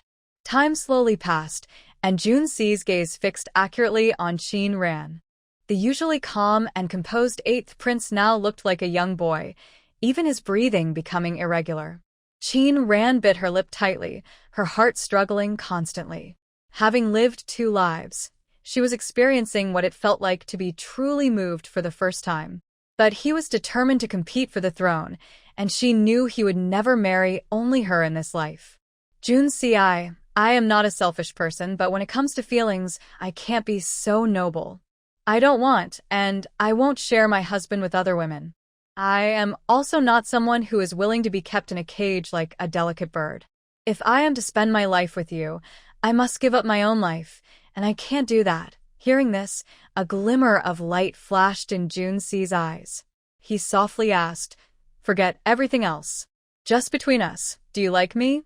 Qin Ran slightly raised her eyebrows, and the bright moonlight fell on the ground, like a pure white veil. The flames crackled loudly, and time seemed to pause at that moment. Looking at the person in front of her, Qin Ran's lips curled slightly, and she nodded gently. Her long-held nervousness and worry suddenly vanished, and her heart, which had been anxious for so long, started beating again. Jun Si gently raised his hands, holding Qin Ran's arm, and softly said, "I won't imprison you in the palace. You can go wherever you want. As for the other women you mentioned," he smiled, "there has only ever been you. There was none before, and there will be none in the future." When Jun Si returned to the tea shop, he saw Yu Pud sitting calmly on a chair, with 2 pots of wine beside him. "You're back." Yu Pud looked at him leisurely and smiled softly. "Let me guess, has your wish been granted?" Jun Si raised his eyebrows slightly. "Staying out so late, Are you planning to steal something? Who's the thief? Yupyud sniffed. There's a strong smell of medicine. Are you robbing a pharmacy or stealing the ingredients for making medicine? Junsi ignored him. He crossed the wine pot, picked up the teapot, and poured himself a cup of tea.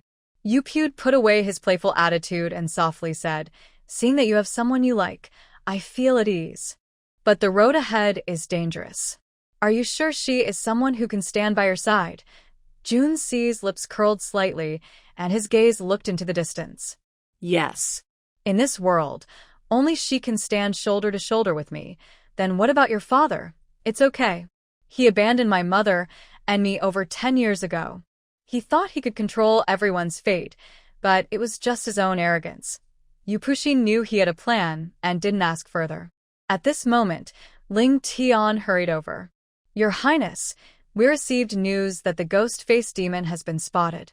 It's at the border between Zhao and Beiyan," Ling Tian whispered. "But we only caught a glimpse, and then we couldn't find him again. Ashi, what is your connection with your mother and the ghost-faced demon?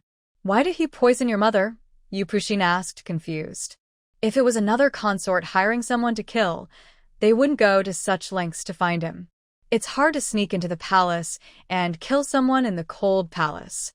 The poison used doesn't cause immediate death or pain. It makes one feel as if they are sleeping. This doesn't seem like a woman's way of revenge. But if not them, then who could it be? Junzi's eyes flashed with coldness. Over the years, he only knew that the person who poisoned his mother was the ghost-faced demon. Everything else was a mystery. It was as if the incident appeared out of nowhere.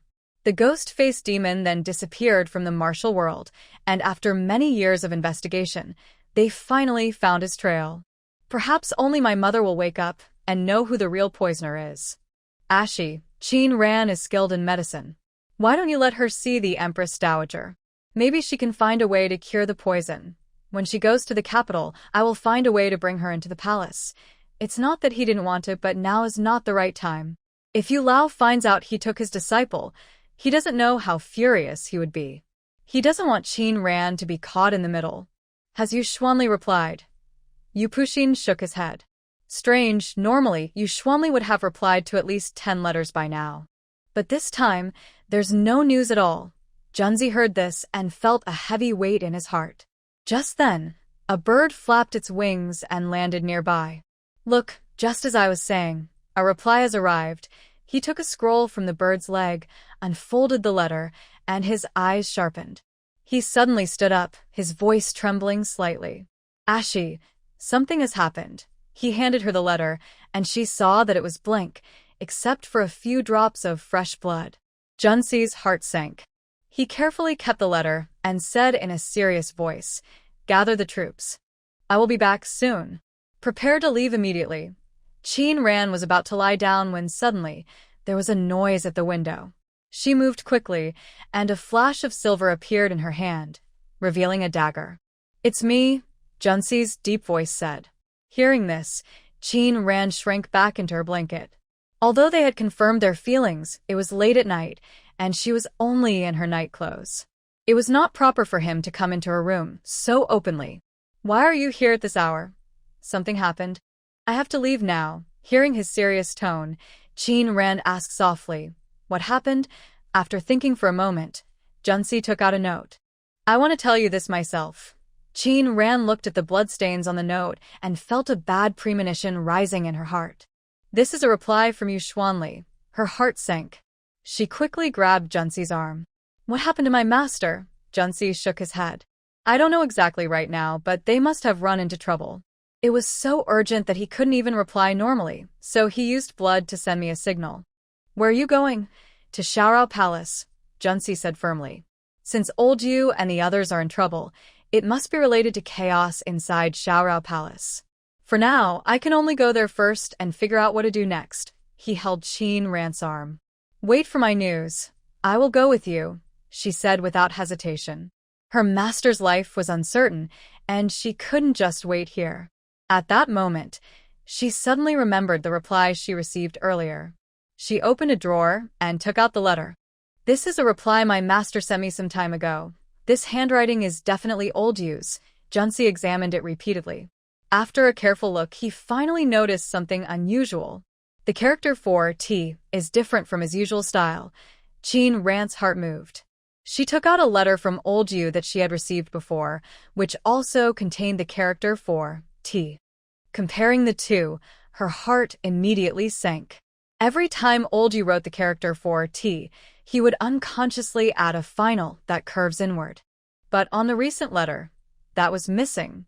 No wonder, when I received this letter that day, I felt something was strange. Since then, her heart has always felt uneasy. At that moment, a worried voice came from the outer courtyard. "Miss, something's wrong. Second miss seems to have been poisoned." Chin Ran quickly stood up, put on her outer robe, and ran toward the door. When she reached Chin Yudi's courtyard, she saw a trace of blood slowly flowing from her lips. She hurried over and checked her breathing. She took out spiritual spring water and tried to feed her, but the water stayed in her mouth, unable to be swallowed. Chin Ran pressed on a pressure point in her throat, and only then did Chin Yudi swallow the water. Seeing that she had lost the ability to swallow, Chin Ran knew that if she waited any longer, even a divine being might not be able to save her. Chin Ran took out a purple pill, the sacred detox pill called Purple Butterfly Pill, made from the purple butterfly flower in her space. It was a poison that could seal the throat, but in front of this pill, even the poison had to submit. After taking the purple butterfly pill, Chin Yudi's face looked a little better, and her breathing gradually stabilized. A faint internal energy flowed from Chin Ran's palm into her body. At that moment, a strange energy from the space entered Chin Yudi's body, flowing along her meridians into her heart. The toxins that were attacking her heart disintegrated instantly upon contact with that energy. Soon, a mouthful of black blood spurted out. The blood splattered on the ground, producing white smoke, showing how terrifying the poison was. Chin Yudi slowly regained consciousness. In her hazy state, she saw Chin Ran's outline and burst into tears. "Big sister," she cried hoarsely. "Big sister, save me. It's okay now, it's okay." Chin Ran gently patted her head and held her in her arms. "Tell me, what happened?" "I don't know. I just felt thirsty in the middle of the night." Chin Yudi's face was covered with tears. "I thought I'd get up and drink some water, but just after taking a sip, I fainted." "Who was taking care of you tonight?" Inxing quickly stepped forward. "Miss, it was the maid who poured water for the young lady." Chin Ran looked at her, and Inxing immediately knelt down with a thud. "Miss, I am not a servant. Really, I didn't poison anyone. I brought this water from the kitchen, and I never even opened the lid." At that moment, Mushin entered quietly. "Miss, I found a footprint outside the courtyard. It looks like a man's. Could that footprint belong to Jun Ci? Are there any other clues? I found some white powder near the water jar in the kitchen." Mushin handed the collected powder to Chin Ran. She sniffed it and said in a serious voice, "This is definitely the poison used on Yudi. I also found a footprint in the kitchen, probably left by the person who poisoned her." Chin Ran looked at Inxing. "Get up. Thank you, Mississippi. Miss, the water in the jar is already poisoned. Other places might also be contaminated. What should we do?" Chin Ran took a bag of powder from her medicine box. "Dissolve it in water and spray it around the yard. If there's poison, the water will turn blue. Then throw away the water jar." She took out 2 porcelain bottles. "From now on, add this medicine to the water in the jar every day. Even if there's poison, it won't harm you. The spiritual spring water in the bottles can detoxify and strengthen the body." She had been busy with town affairs these days and hadn't added the spiritual spring water to the jar. She didn't expect something like this to happen today. "Big sister, I'm scared." Chin Yudi clung tightly to Chin Ran's hand. "Can you stay here with me?" "Of course, I will stay with you." She laid Chin Yudi on the bed. After a restless night, Chin Yudi quickly fell asleep. "Subordinate here. Any other clues?" Mushin whispered. "The footprint I found outside the courtyard is different from the one in the kitchen. The kitchen footprint is smaller, more like a woman's shoe print. There's some mud on it and I checked. The mud is the same as in the garden behind."